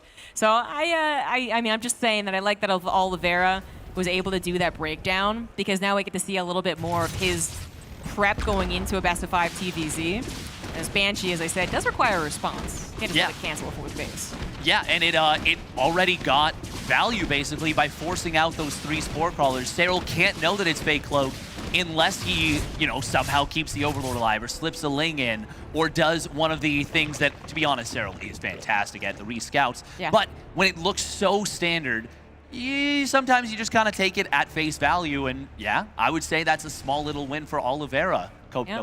A little bit. But now we've talked a lot about Serral's scouts, or lacking of, because it was a bit of a fake for it. Serral is going into roaches. Yes. He has thus far only shown lings. I'm not sure if the roaches just showed themselves, the Hellions. But he's not really trying to hide them either. There are attempts to hide roaches as you go for a 1-1 roam roach all in, like ling, ling, ling, ling, ha, just getting its roaches. That isn't what Serral's doing. Nonetheless, it can trip up a Terran player who, was expecting one tempo of a game and is now expecting another. In this case, Roach, with the Infestation Pit on the way, going to be going up into that hive, given the opportunity, which 3CC, I believe Serral will go ahead and go for it. And then if he does find an opportunity, because he kills the Banshee, easy peasy, to get enough roaches and get some type of attack going, he will do it. But, that's not necessarily his goal, as he is now getting units to prepare for Oliveira's first move out. Yeah, no, it certainly is not his goal here, but I mean, if the classic thing, I was going for the macro game and then I accidentally won. Like, yeah. But I don't think that's going to happen here, specifically because we do have that tank production that you talked about earlier on, and I think that is absolutely going to help. But combat shields is not going to be done. 1-1 will be done here for Oliveira very shortly, but that combat shields is not done to protect the third base. However, Oliveira has got a pretty good defensive setup in Serral. While he's already started the hive, Baneling Nest, and he is going to be transitioning into the next stage. Yeah, a little more awkward for the Terran if they only had Widow Mines right there, which some players, they skip those, safety tanks or sometimes turn into a push, but still things that are actually better against roaches, right? But as Oliveira wasn't even actually going for a push. Like a push as in bringing everything that he had, wasn't doing that. So that would have also been that catastrophic result of not realizing the actual army that your opponent had if you thought that you were the only one who could get on the map and push, and actually Serral was ready to tango there, given the opportunity. But now it's really just decided to be a macro game. Oliveira did not go for a 2-base attack like maybe he will eventually in this series. We will see. Like Desk was alluding to, like Beyond showed could be a victory path against Serral. He is going for the macro game. 4th CC heading on over as he does also get his push started as his 1-1 finished. No Ravagers available, but Roach is on the backside, not seeing a couple of Ravagers. Will grab a tank, I believe, so that is very important. But Oliveira has already moved quite forward into Serral's territory. Yeah, and he's going to be able to pick off a lot of creep, gets quite a few queens. This will be a problem. The Ravager is able to finish off that second tank, so that's nice for Serral. But even this next base is kind of under duress. Bane speed not done for a little while. Serral going to try and take a skirmish, but okay, he at least gets the tank. Still, this is a lot of Marines right here, and there's still Hellbats to tank. Yeah, that's actually not a lot of Banelings left over, Steadfast, as the last few go down. Serral's drones have also fallen. The Queens are trying to make the stand for the Ravagers as a Liberator sieged up and destroyed Serral's natural mineral line, and Oliveira is pushing through. He sees the opportunity, grabs the Ravagers, and will be forced back, but that was absolutely 100% not the defense that Serral was looking for from the get-go. He didn't even cancel his 5th. No, he didn't cancel the 5th. He didn't really get himself in position. He came for kind of an awkward flank. The Corrosive Biles had an opportunity to get 2 tanks initially, weren't able to get them, and then he wasn't expecting the double-prong Liberator harass. It's not just about the drones. That also denied a crap ton of mining for Serral. Oliveira is in a fantastic position in the first macro game between these two. Yeah, and it was almost the opposite of what we thought you're saying would go for, right? It was like I wanted to go to the macro game, but then I killed the guy. His 4th CC was on the way. His 2-2 had started. I don't think he was necessarily expecting that to win the game, but certainly if it had just killed the 5th, that already would have been a great gain. Instead, it kills the 5th straight up, no cancel, and it gets a lot of damage down on the 4th. Economy as well as the Ravager Roach count. Now Serral does still have 4 base 72 drones and has already rebuilt a lot of that army, but it's still not that impressive to see his Zerg player down 20 supply against the Terran. The technology is working for Serral now as he's got some Vipers, he's got upgrades on the way, but we're actually kind of seeing a repeat a little bit on hard lead where Serral is on the back foot against a Terran that is now going to be relentlessly pushing. Absolutely, and a little bit of a split forward into the Banelings. Does eat a big Baneling shot to the face, but there's still a lot of siege tanks here. There's only 1 Viper for Serral. Where is it? Does it have enough energy to be impactful in this fight? Wow, okay. Serral, he's just going to give up the base. He says, no, I don't have enough here. I don't have the tech. I don't have the army. Oliveira is in a fantastic position, but the counterattack on the other side of the map, that's a lot of lanes. Will Serral be able to get the counter damage? No, the Widow Mine deals with it. However, Oliveira actually didn't finish off that base. That's a big mistake right there and a huge missed opportunity. I don't blame him thinking that was going to be a bit more of a run by, actually. There was a lot more behind it, and then Serral decided not to as the reinforcements were, basically on the edge of being enough. But Oliveira takes this opportunity to at least readjust his path. He's still being aggressive. He's still going for the attack, and Serral is working a lot off of creep. A Blinding Cloud comes down on 2 tanks, but the Banelings come in on top of the Marines. Off of creep, the split is decent for Oliveira, but with the Roach Ravager still alive and coming in, it looks like the Terran will be pushed back at the same time. Finally, the Lings of Serral get on top of that third. Yes, they do, and that's going to be quite disruptive. Oliveira will still be able to stabilize. He's still in a decent position, but the wind was just completely taken out of his sails. Now, he has gutted a lot of his opponent's creep, and something I noticed just recently for a little bit, Serral was on 0 queens. He just rebuilt 2 about a minute ago. Wow. There is going to be no creep spread aside from the active tumors, basically. Even though that last little bit went well for Serral, he is by no means out of the woods. No, absolutely not. Larva is also going to be an issue as he has moved more over into Ling Baneling, right? Even if it was still pure Roach, that type of Larva loss is still going to be difficult to recover from, but he is going to have a little bit of time. Oliveira has been stopped with his major push. Now he's going a little bit more into that drop mode. I love that he's including some ghosts in case he gets the opportunity to do so. It looks like this won't really get a snipe, but even some harassment's always nice to see, as Oliveira also has a drop into the main base. That is also going to have to get the heck out of there.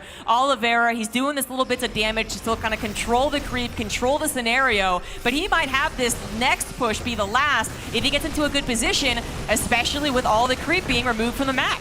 Yeah, certainly it is going to be really difficult for Serral to find the type of engagement he found before. Even though he did take that pretty decent engagement, a lot of it was off creep. It was a really nice collapsing flank he was able to drop in there, and he did get one of those blinding clouds. Now there's going to be EMPs available, but this is oftentimes the secret weapon of the Zerg, and it can sometimes be a secret until it's too late. The Burrowed Infestor, we're going to see a Ravager going down as it wanders into the death zone.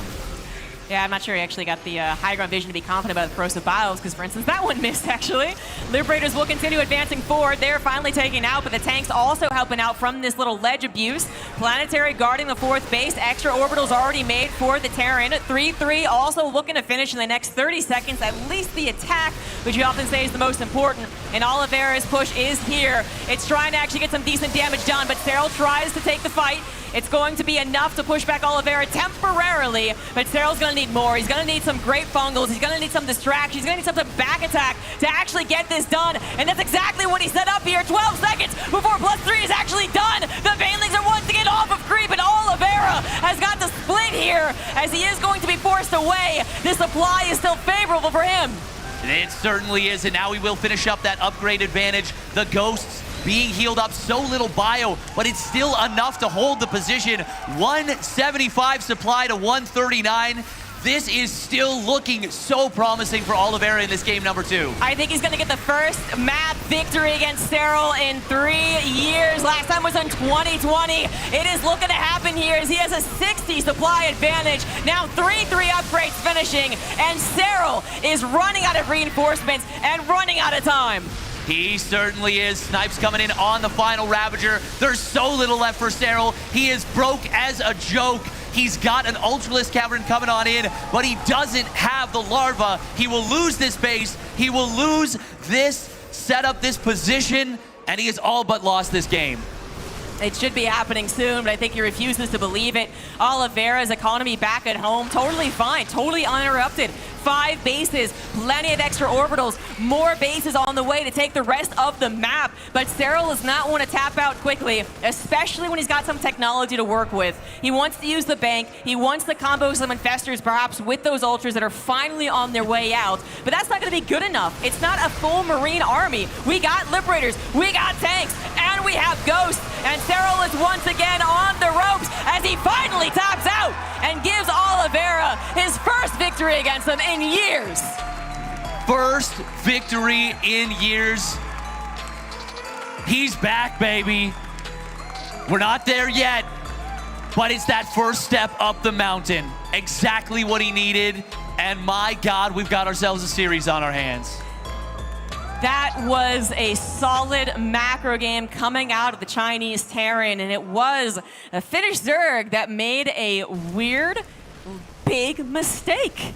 The no cancel on the 5th base to start this off, the lack of preparation to buy more time against this push, the corrosive biles constantly being a little bit off actually in this tournament, to be honest. It was kind of us versus Beyond as well, and Serral is showing some vulnerability, but Beyond was able to take advantage of it in one map and no other. Oliveira's got to do it 3 times. He certainly does, and Serral is absolutely going to be looking to clean up those mistakes. The roach positioning during that first engagement, those corrosive biles, he's going to be looking to ratchet up those little mistakes. And sometimes it's not like Dark where you make him mad. It's more like you make him focused. Yeah.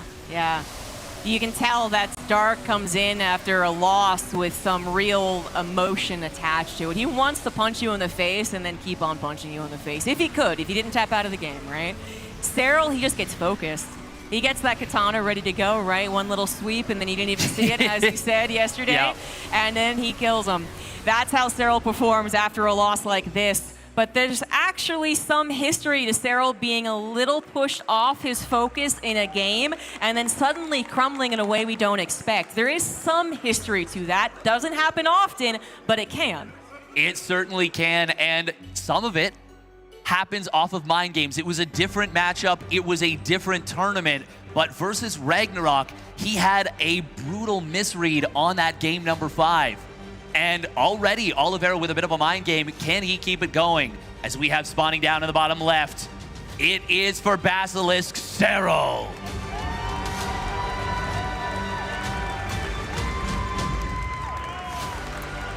In the top right, as the blue Terran for DKZ Gaming, he is Oliveira.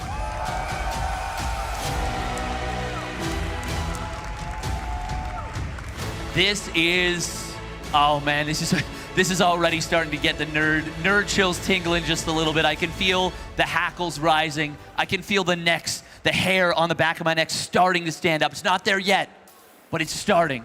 I can feel it. It's a magical feeling, isn't it? It is. You feel a little bit in Katowice in the early match against Hero Marine, and then everyone felt it in his victory versus Raynor, and then it just kept on going. But Serral was the one man that he did not have to face in Katowice. Not that the guys he defeated were slouches. No, but Serral was not. the one that he did not have to face in order to win Katowice, and it was still an incredible favoritism to Serral coming into this series that Oliveira has now proven it's not a pattern that will continue. He's broken it, and if he can break that pattern, then anything is possible. Yeah, and you know what? I don't want to talk about it too much because we do have a pool first 6 Ling build on the way. It's entirely possible Oliveira's looked at some of the comments where people are like, oh, it was a lucky run, people were playing bad, blah, blah, blah. That might have put a chip on his shoulder. You might have pissed him off, Reddit. You might have made him real mad. And you know what? He might be channeling that normal man once again. He might be, although I think you could have poked him in the eye after that Katowice run and he just would have smiled at you. Oh, man. Yeah, absolutely. And he certainly earned it. Now, we do see this is not an ideal start. There's no SCV scout. This is very good for Serral. And this looks really tough for Oliveira. He's going to need to pull SCVs. And I'm a little bit worried for how this could turn out. Sometimes it is best just to kind of accept the L in this regard and not let things get even worse. And so calm, collected is the way to go. Pull the SCVs with the Marine and try not to lose any SCVs would be ideal. Obviously already losing some mining time. But the SCV should be built in the command center once again, and it is. So really, as I said, you still, you're like, well, I didn't scout it. I didn't have something to immediately defend it. But no SCV losses, no big delay in the command center, and the Reaper confirms there's no cheesy follow-up. I'd still take that actually as a Terran. Yeah, I feel like that's kind of a W. Oh, nice job from Serral. Barely gets the Spore Crawler save. Wow. But with no units going down whatsoever. Yeah. Just lost mining time. And now the third base being denied and the grenade. Dude. This is very well done. Excellent execution in the clutch, under the gun for Oliveira right there. Oh, you can see he's actually doubting. He's like, well, I didn't see any roaches, but I'm not sure anymore because that third is a little bit suspicious. He pulls the mules and the STV away from his natural. Yeah. So, I mean, a little bit, right? But I think in this case, because a lot of other things have been just straight up W's, you know, I didn't even really believe it. I thought Nestor surely must have went down. Yeah, right. But then it was double check, and I was like, no, that's a W for the Terran. The tiniest of L's, the tiniest of L's, just to make sure you aren't misreading and maybe overestimating your position. And you certainly don't want to be caught underestimating Serral, especially because he has shown that he will 100% add on some type of aggressive opener. And that's exactly why it is so important to have that complete toolkit and have the ability to sell that narrative to your opponent, because it may not seem like a big deal, but maybe he lost, you know what, 3 mining trips, at least 2 on that mule. And in the early game, that's a pretty big deal, and it does undercut these little advantages. Still, I do like the way Oliveira is going about this. He has skipped Starport, started up a very quick stim, and is going to be set up very nicely into the mid game. Now, every anime protagonist has that self-doubt arc. Let's see how Oliveira recovers from it. Roachborn is on the way for Serral. He's still droning. No huge Overlord burst leading to that supply fill of roaches, but I'm going to be keeping an eye on that. I see if perhaps Serral does move into some type of 1-1 roach push. Now, Oliveira did show tanks in the last game, so if you're hoping to just kind of get the, like, whoop, caught you sleeping a little bit there, maybe not going to happen, but this is something the Overlord also would have loved to have been able to check if they get a confirmation on the factory add-on intention, which right now is just being used to help the barracks, but nonetheless, that would have been nice. It did see enough to know that Serral can drone, and so he does bust out another round of drones after only literally 1 roach, which is certainly the play here, because he knows it's 3 CC into the barracks focus. No harassing units, or not very many, excluding these Hellions. Sorry, Hellions, but you don't do very much. It does kind of feel like, maybe I'm just misreading this a little bit, but it does kind of feel like Serral might have been holding Larva actually in anticipation of that scout, because he built 11 drones at once, and that's a lot to build if you're not larva capped. I think so. I think that might have been, a little bit of hesitation, so he's definitely worried potentially about Oliveira hitting him with some kind of very wild aggression. Yeah, absolutely. You know, I think we actually are seeing a little bit of that kind of, you know, both players are wondering, like, is it as good as it might seem, or is it good as it can be? Like, I don't believe it quite yet. But we do have Serral going for the roaches in the 1-1, and I still really want to focus on whether he actually decides to do a type of push with that. Nope. Already answered. Actually, I think I saw the gases before this too. But the infestation pit is on the way. Again, if he sees an opportunity to get enough roaches onto Oliveira's side of the map, we've seen some very awkward Terran losses before. But generally, with that infestation pit, you're looking towards that hive. You're looking towards the macro game. And as you were saying, I think Serral's just looking to perfect any of the mistakes he made in the last game that caused things to really domino effect. And I believe 100% that he can, but I also believe that Oliveira doesn't need to do that damage that he did to still have a very good game for game 2. No, certainly not. The setup from Oliveira is actually very nice. The fact that he was able to delay the starport for as long as he has means that this timing he's hit with these first 2 medevacs is very early, and he's going to be able to start applying pressure from a very early position. Just sub 7 minutes, he's already got that 1-1 and combat shields online. Now, Serral is doing a good job of staying on top of everything. That's a hilariously good yet utterly ineffective grenade because, you know, it does no damage. It's like a soft gust of wind on the roaches' faces. But it looks very impressive. That's the important thing. Yeah. It's looks. Yeah, that's why you activate the prismatic alignment on Voiders against Queens. And Hydras. Yeah, exactly. Thick beam. Thick beam is always how it goes. We are going to see the multi-prong start to switch on here. Nice jump from Serral, able to get one of those Widow Mines. Get 2. No, just the 1. But still, shutting this down from an early stage, and he hasn't lost much creep. This is a pretty solid mid-game from Serral and a very quick hive. I really did think that it was setting up to be a elongated macro game, or it even could get to that 5 base versus like 7 for a Zerg. Relentless aggression eventually from the Zerg as the Terran is forced to turtle a little bit. In my mind, I saw that happening in the second game, even as Oliveira pushed out, because the assumption for me was that he might get a canceled 5th, as he does here, but then he kind of uses it to control a little pacing and then move on to the next stage. But then he just suddenly kind of won, you know, with that first big push out. That was a game-deciding push-out. And so there's always, I suppose, room for that doubt, room for that flexibility. It could be the setup for a very long, great macro game, or it could actually go into an attack from either side that suddenly catches the other one off guard. Serral does have a lot of creep spread to work with here. It's going to have to be pushed back at least a little bit by Oliveira before we can actually make some magic happen. And he is trying to get that setup once again. Double Liberator going in for the harassment. That is what, in addition to that push on the fourth, broke the game wide open. We are going to see a big Stimmin coming on in. Nice split against the Corrosive Biles. Oliveira pushing very far into creep. There is a Changeling in the midst of this army that sees the exact setup, and that will allow the Vipers to get some very nice Blinding Clouds. Good jump from Serral, but he is a little bit caught on the ramp with those Roaches and Ravagers. Meanwhile, I think the Liberators are trying to get in there. They will siege up, but Serral on top of it with a nice reposition. Excellent defense from Serral in game number 3. He does have to cancel the gold base. He did lose a lot of creep. But this was really what I expected from the last game, you know? Yes. Serral wasn't totally prepared, so we had Oliveira able to strike when he was, you know, safe to do so, because Serral really was close to having not just the max situation with the technology, but also the preparation.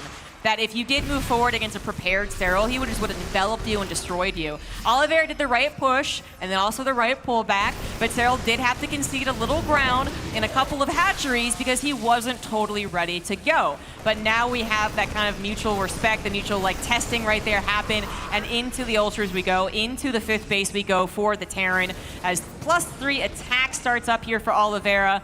I'll obviously be looking keen onto that and whether that affects these upcoming battles. That Oliveira, he is not, you know, bowing to Serral here. He is actually staying on the map, even though it's a time in which Terrans really have to be scared to do so. The Zerg could be setting up in so many different ways with those Blinding Clouds as well. Yeah, and he's setting up for he's carved out this path of creep clearing in order to set up this big push. He's added on Vikings before Ghost in order to try and push those Vipers away. And this is actually looking really scary for Serral to deal with. Serral is on 1-1-2. He's trying to add on the Ultras, but he is a ways away from getting the upgrades needed to make those effective. Here comes the big attack from Serral. Blinding Clouds on a ton of the tanks. Oliveira, does he have enough to hold the position? The Blinding Cloud's super effective, and it looks like an excellent break from Serral here. Yeah, kind of moved on in piece by piece, even though a lot of it was off of creep. It was a dismantling of the position there for Oliveira, as he was able to take a little bit of a trade and enough on his economy to say it's all good, I'll be able to remax as well. But that is the type of scary position that I was talking about, where you think that you have a position because your tank count's kind of good, you are off of creep, you're showing Zerg some respect, but then the Zerg has in mind how they're going to get the concave, how they're going to use the Banelings, how they're going to get us around, and how they're going to use the Blinding Cloud. And that's exactly what Serral set up there, so it was almost, you know, picturesque. It was the way that you'd be instructed to if there was a manual. And now Serral is going to get a little bit of time to be the aggressive player. Oliveira's planetary is in his sights, and it looks like Oliveira realizes he's out of position, so he evacuates, loses the planetary, cancels the command center, but loses 7 SCVs instead of 25. Yeah, good reaction time from Oliveira, mitigates the damage, and even some nice target fire on the Banelings from the planetary itself in order to make sure the Lings, more Lings had to be sacrificed. So even though that was very good for Serral, absolutely, Oliveira gets the most he could out of it. Yeah, which is really all you can ask for. Yeah. Oliveira's supply is still kind of worrying me a little bit. The gas isn't so set up for him. He still has some unsaturated gases by the looks of it, and it wasn't swimming in money when the attack was defended. That's a weird way to put it, but yeah. So it's still a little worrying that he's down 30 supply, but it's only 15 really in the army, and he is going to have defender's advantage as Serral is ready to go. What worries me is that when a Terran has to give up this much space and this much aggression, and Serral really does get all this time to build a bank, to build his larva count, to build his creep spread, and to decide how he wants to engage, he generally wins these positions. Yeah, and Serral has been great. I wanted to bring that back up about rebuilding the creep in the middle around that watchtower where Oliveira had carved out that one attack path. This is a huge army. It's a nice spread for Oliveira, but can he deal with this? This is so much Ling, Bane, Ravager, Ultra. We are going to see some big Blinding Clouds, pretty big Widowmine shot, but I think Serral is just going to smash right through. Yeah. Ton of SCVs going down. Ghost very low on HP. They will just barely survive, but at what cost? Exactly. Oliveira has effectively been broken into his natural and third base. The production has gone down, a lot of the army has gone down, and he did not have all of his supply on the defense, which is why it was, I think, an easier break like this, but it was because it was attacking. It just doesn't do enough. There's not an actual equivalent exchange here. It would have had to kill so many hatcheries, plus all the reinforcements that Serral's getting to actually do the equivalent damage. Oliveira has been broken, and Serral is just delivering the final blow. He certainly is. The reinforcements coming in from Serral will seal the deal, like you said, and he puts himself on match point. But you can see he's not happy about that game, even though he won. That's the Serral classic, isn't it? He's probably, I mean, he's thinking about every single little thing that he could have done better, but yeah. He did once again kind of get surprisingly pushed back with that first tank push, I think, is what he's still thinking is maybe needing to be fixed if he's really going to absolutely 100% dominate the guy. But at the end of the day, we saw the repercussions of that push being broken. So, yeah, maybe Serral could have defended it faster or whatever he's thinking, I don't know. But at the end of the day, it was very effective, and Oliveira really had lost out on a lot of the opportunities for Terran to perfect their defensive setup and actually get like ready for the relentless Zerg onslaught. And yeah, Serral's so good at detecting that moment and making sure to get the kills. And this was without that heavy supply on the side of the map. But even if the supply here that we're looking at in the bottom right was back at home, I still think it's effective enough for Serral. Yeah, it would have taken a miraculous engagement. I think none of the blinding clouds would have been able to land. Like, he would have had to EMP the Vipers, get still maybe some big Widowmine shots, and then maybe he can take the kind of fight he needs to get that defensive momentum in order to, you know, extend the game the way he's looking to do. But we still are in a series. It's not over by any stretch. It is going to be Oceanborn for game number 4. Oliveira still has a shot, and he's still playing very well. Yeah, he has probably a couple more builds up his sleeve, too. The little tiny iterations that I'm thinking of mostly. I don't really want him to do some type of insane 3-rack gamble here. But, you know, at one point, I think he was really one of the only Terrans doing some of the faster Hellbat pushes, rather not the armory coming out quickly, but the 16 Marines with the fast armory was one of the things he was doing. That little addition of the Hellbats with the 16 Marines was quite difficult at a time for Zergs to predict and defend. That's what I'm thinking. The little changes in the 3CC build is what maybe Oliveira is thinking as well. But we also haven't seen that 2-base push as of yet, if we see it at all. In the bottom right of Oceanborn, now up 2-1, he is Basilisk Serral. And his opponent, spawning up into the top left, he's on the ropes. He's battered, he's bruised, he needs your energy. For Dragon Kitesy Gaming, it is Oliveira.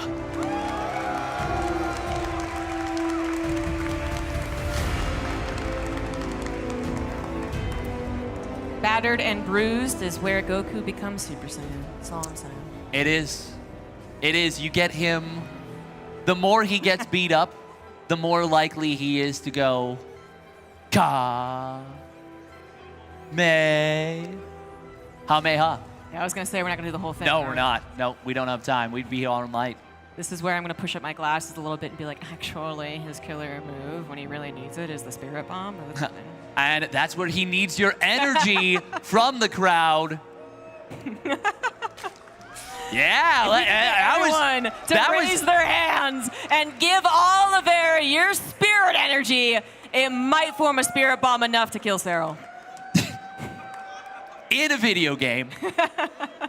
But we are going to be seeing a more standard opening once again. And Oliveira, he goes for the SCV scout. He does not want to get caught out by that 6th-lane play again. Even though it was an impeccable defense, it was still an uncomfortable defense. It is not the ideal. You would rather not have to deal with that at all. Yeah, and again, he was very wary of a potential follow-up. Not only did he insist on the Reaper staying across the map, which is, you know, fine if you're handling things back at home, but then he also still, with the Reaper on the scout, wondered.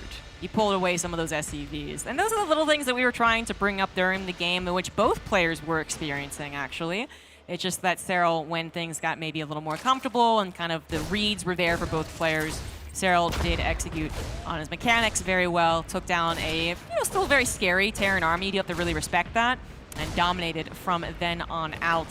So Oliveira has the Terran player in what is now a 3-hatch build here for Serral. I'm looking at him to see what his build is. It is 3cc, no second gas as of yet after all, and that's the solid setup for a Terran. But this is again where some of those changes can be made. You can include Banshees, you can go for a Raven, you can go for more Hellions. We could even have Battle Mech theoretically, although it doesn't seem that he's a favor of that. And then again, the armory timings can be played with a little bit too. Is it going to be a 2-1-1 follow-up? All those are the questions they have to ask as, well, Serral actually as well in this matchup, of which he has very little scouting thus far, but an Overlord to the left of Oliveira's natural. Yeah, he really loves these kinds of, I guess, sneaky-ish Overlord scout patterns. And to the answer to your question, we are going to be seeing the quick starport. The variant that I really love personally is the delayed second, third barracks, delayed starport, which is actually what we saw in the previous game, but more so than that, the super fast double engineering bay. That, to me, is so potent and has actually beaten Serral in the past on this patch, on this map pool. Cure was able to bust it out, and it hits like this 830, 845, 2-2 timing, and it is just so powerful and so difficult to deal with. Noticing a difference of the starport production, we actually have what is a very old school build. I remember seeing this at a home Stray Cup maybe last year, and then I feel like people forgot it's an old school build, but the Viking and then the Cloaked Banshees. Yeah. You know, a lot of the common iteration is just going right into the Cloaked Banshees. But the Viking coming out, one, ensures you can clear out Overlords, even if they already got the scout, you know, you still get the kills. And then two, clears out like maybe scouting Overlords on Serral's side of the map. And then three, it does mean that your Banshees arrive on the side of the map with Cloak finish. There's no awkward like waiting around. So that's why I've always done it, but I'm also someone who stole a build from Innovation in 2016 and never stopped. You know? I mean, if you're going to steal a build from anyone, and that is what he would have wanted, is for you to never change it.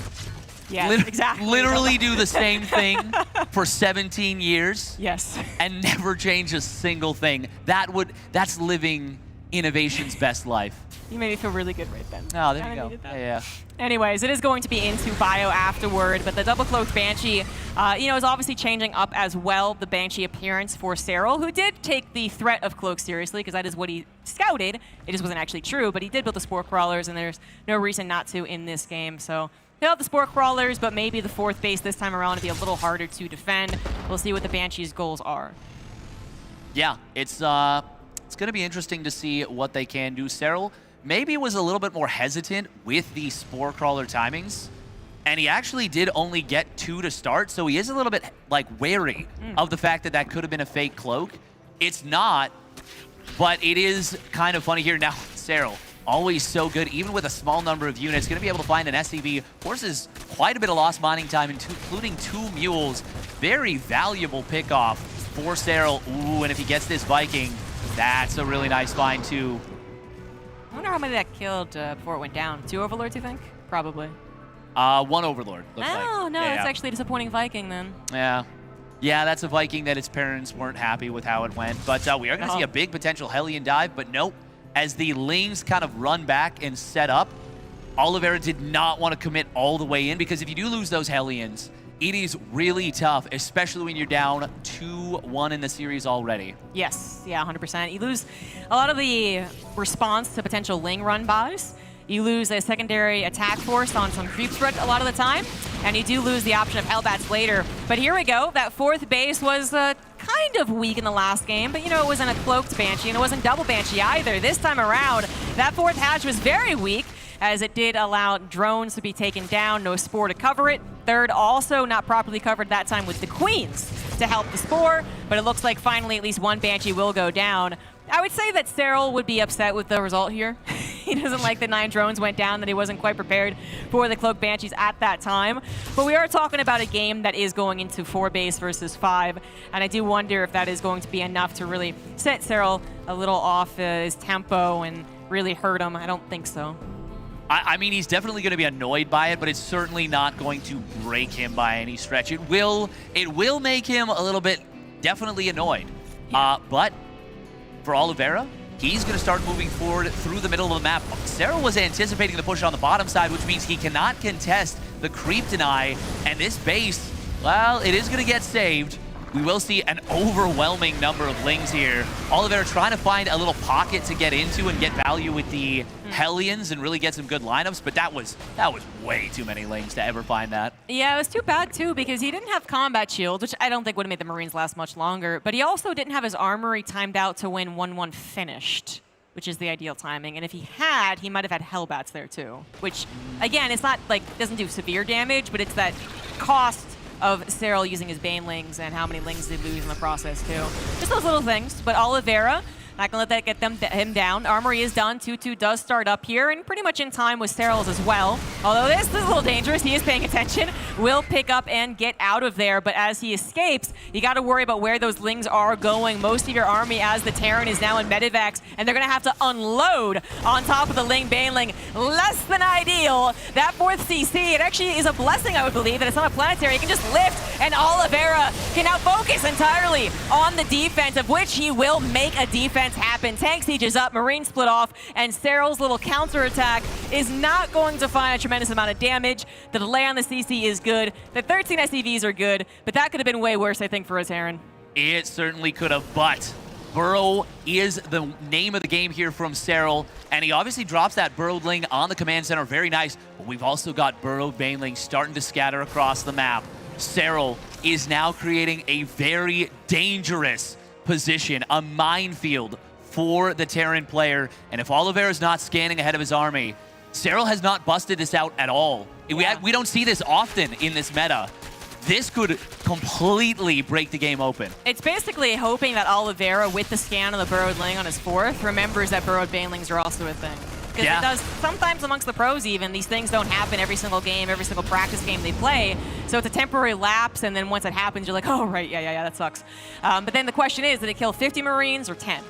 And obviously 50 would be potentially game breaking. For an aggressive player, as Oliveira has been showing us in this series, even when he does have 4 CC, he has pushed out. Burrowed Banelings is quite scary. But if he chooses this game to play a little more of that turtle style, let Serral come to him, the Burrowed Banelings might only be this effective, which is still effective. But not 50 Marines as another grenade. Looks impressive. Oh! Once again on the left side as well, getting a handful of Marines. Oliveira, well, he's been warned now, so if he ever does a major push out, he should be scanning ahead.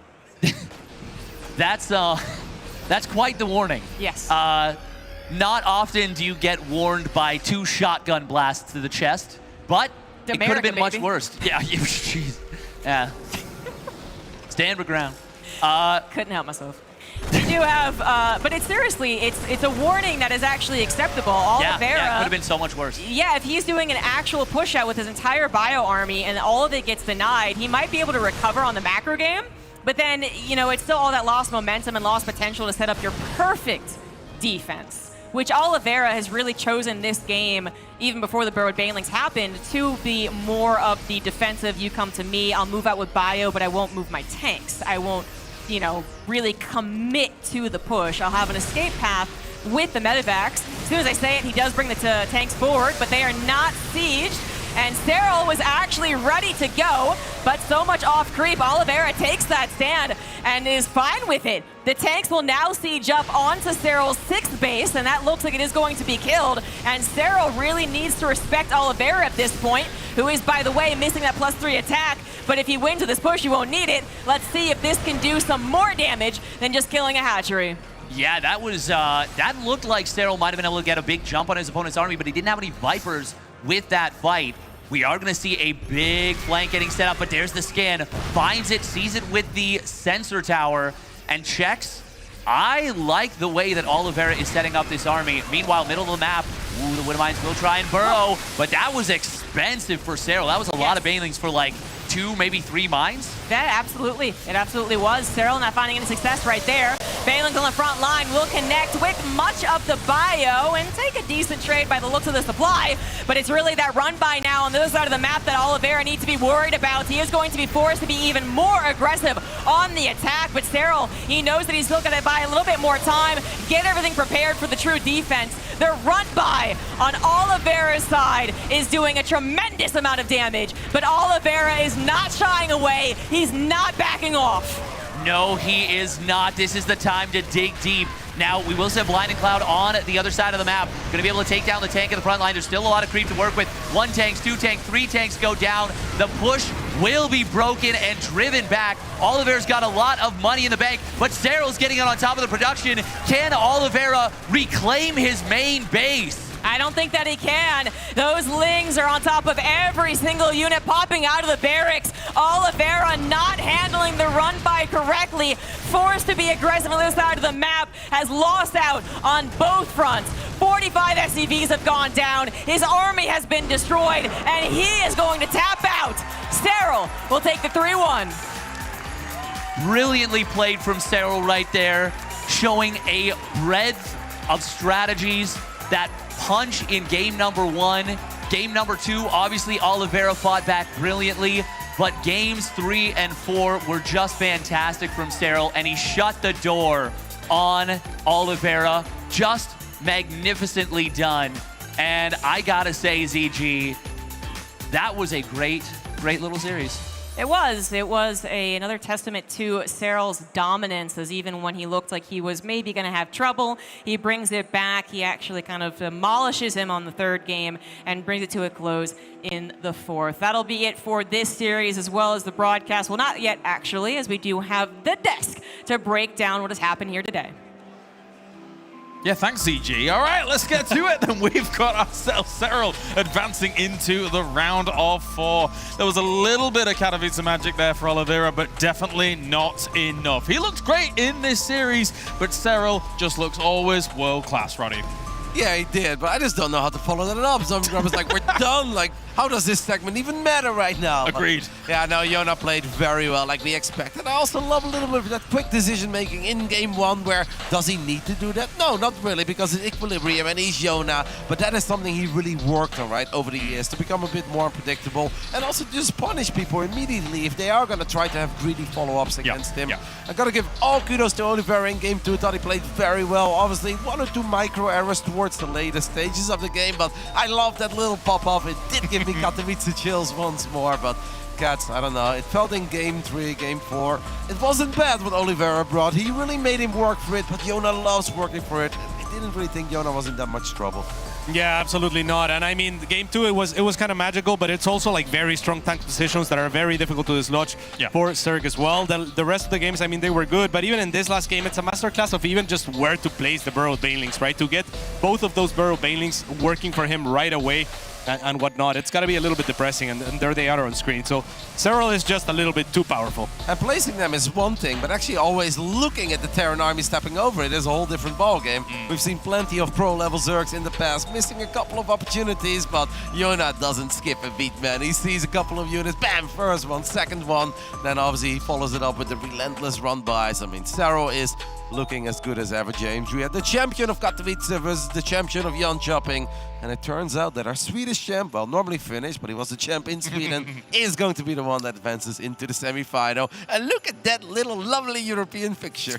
Yeah, let's be real. The Finns are very proficient in the winter, and here we are for it. It's cold, and maybe it will be for Clem, as he will be going up against Serral in a rematch of, again, kind of our Home Pro Cup final, but there's a little bit of a different scenario here, so that will be excellent. Meanwhile, on the opposite side of the bracket, Cure versus Dark as well. So a guaranteed Korean versus non-Korean in the final here, Cats. 4 fantastic names to finish this off. It is very exciting. I think they're very, very well matched, all of them for each other. I mean, Clem versus Serral is obviously #1 versus #2 in the world. That could be the finals of any tournament, quite literally.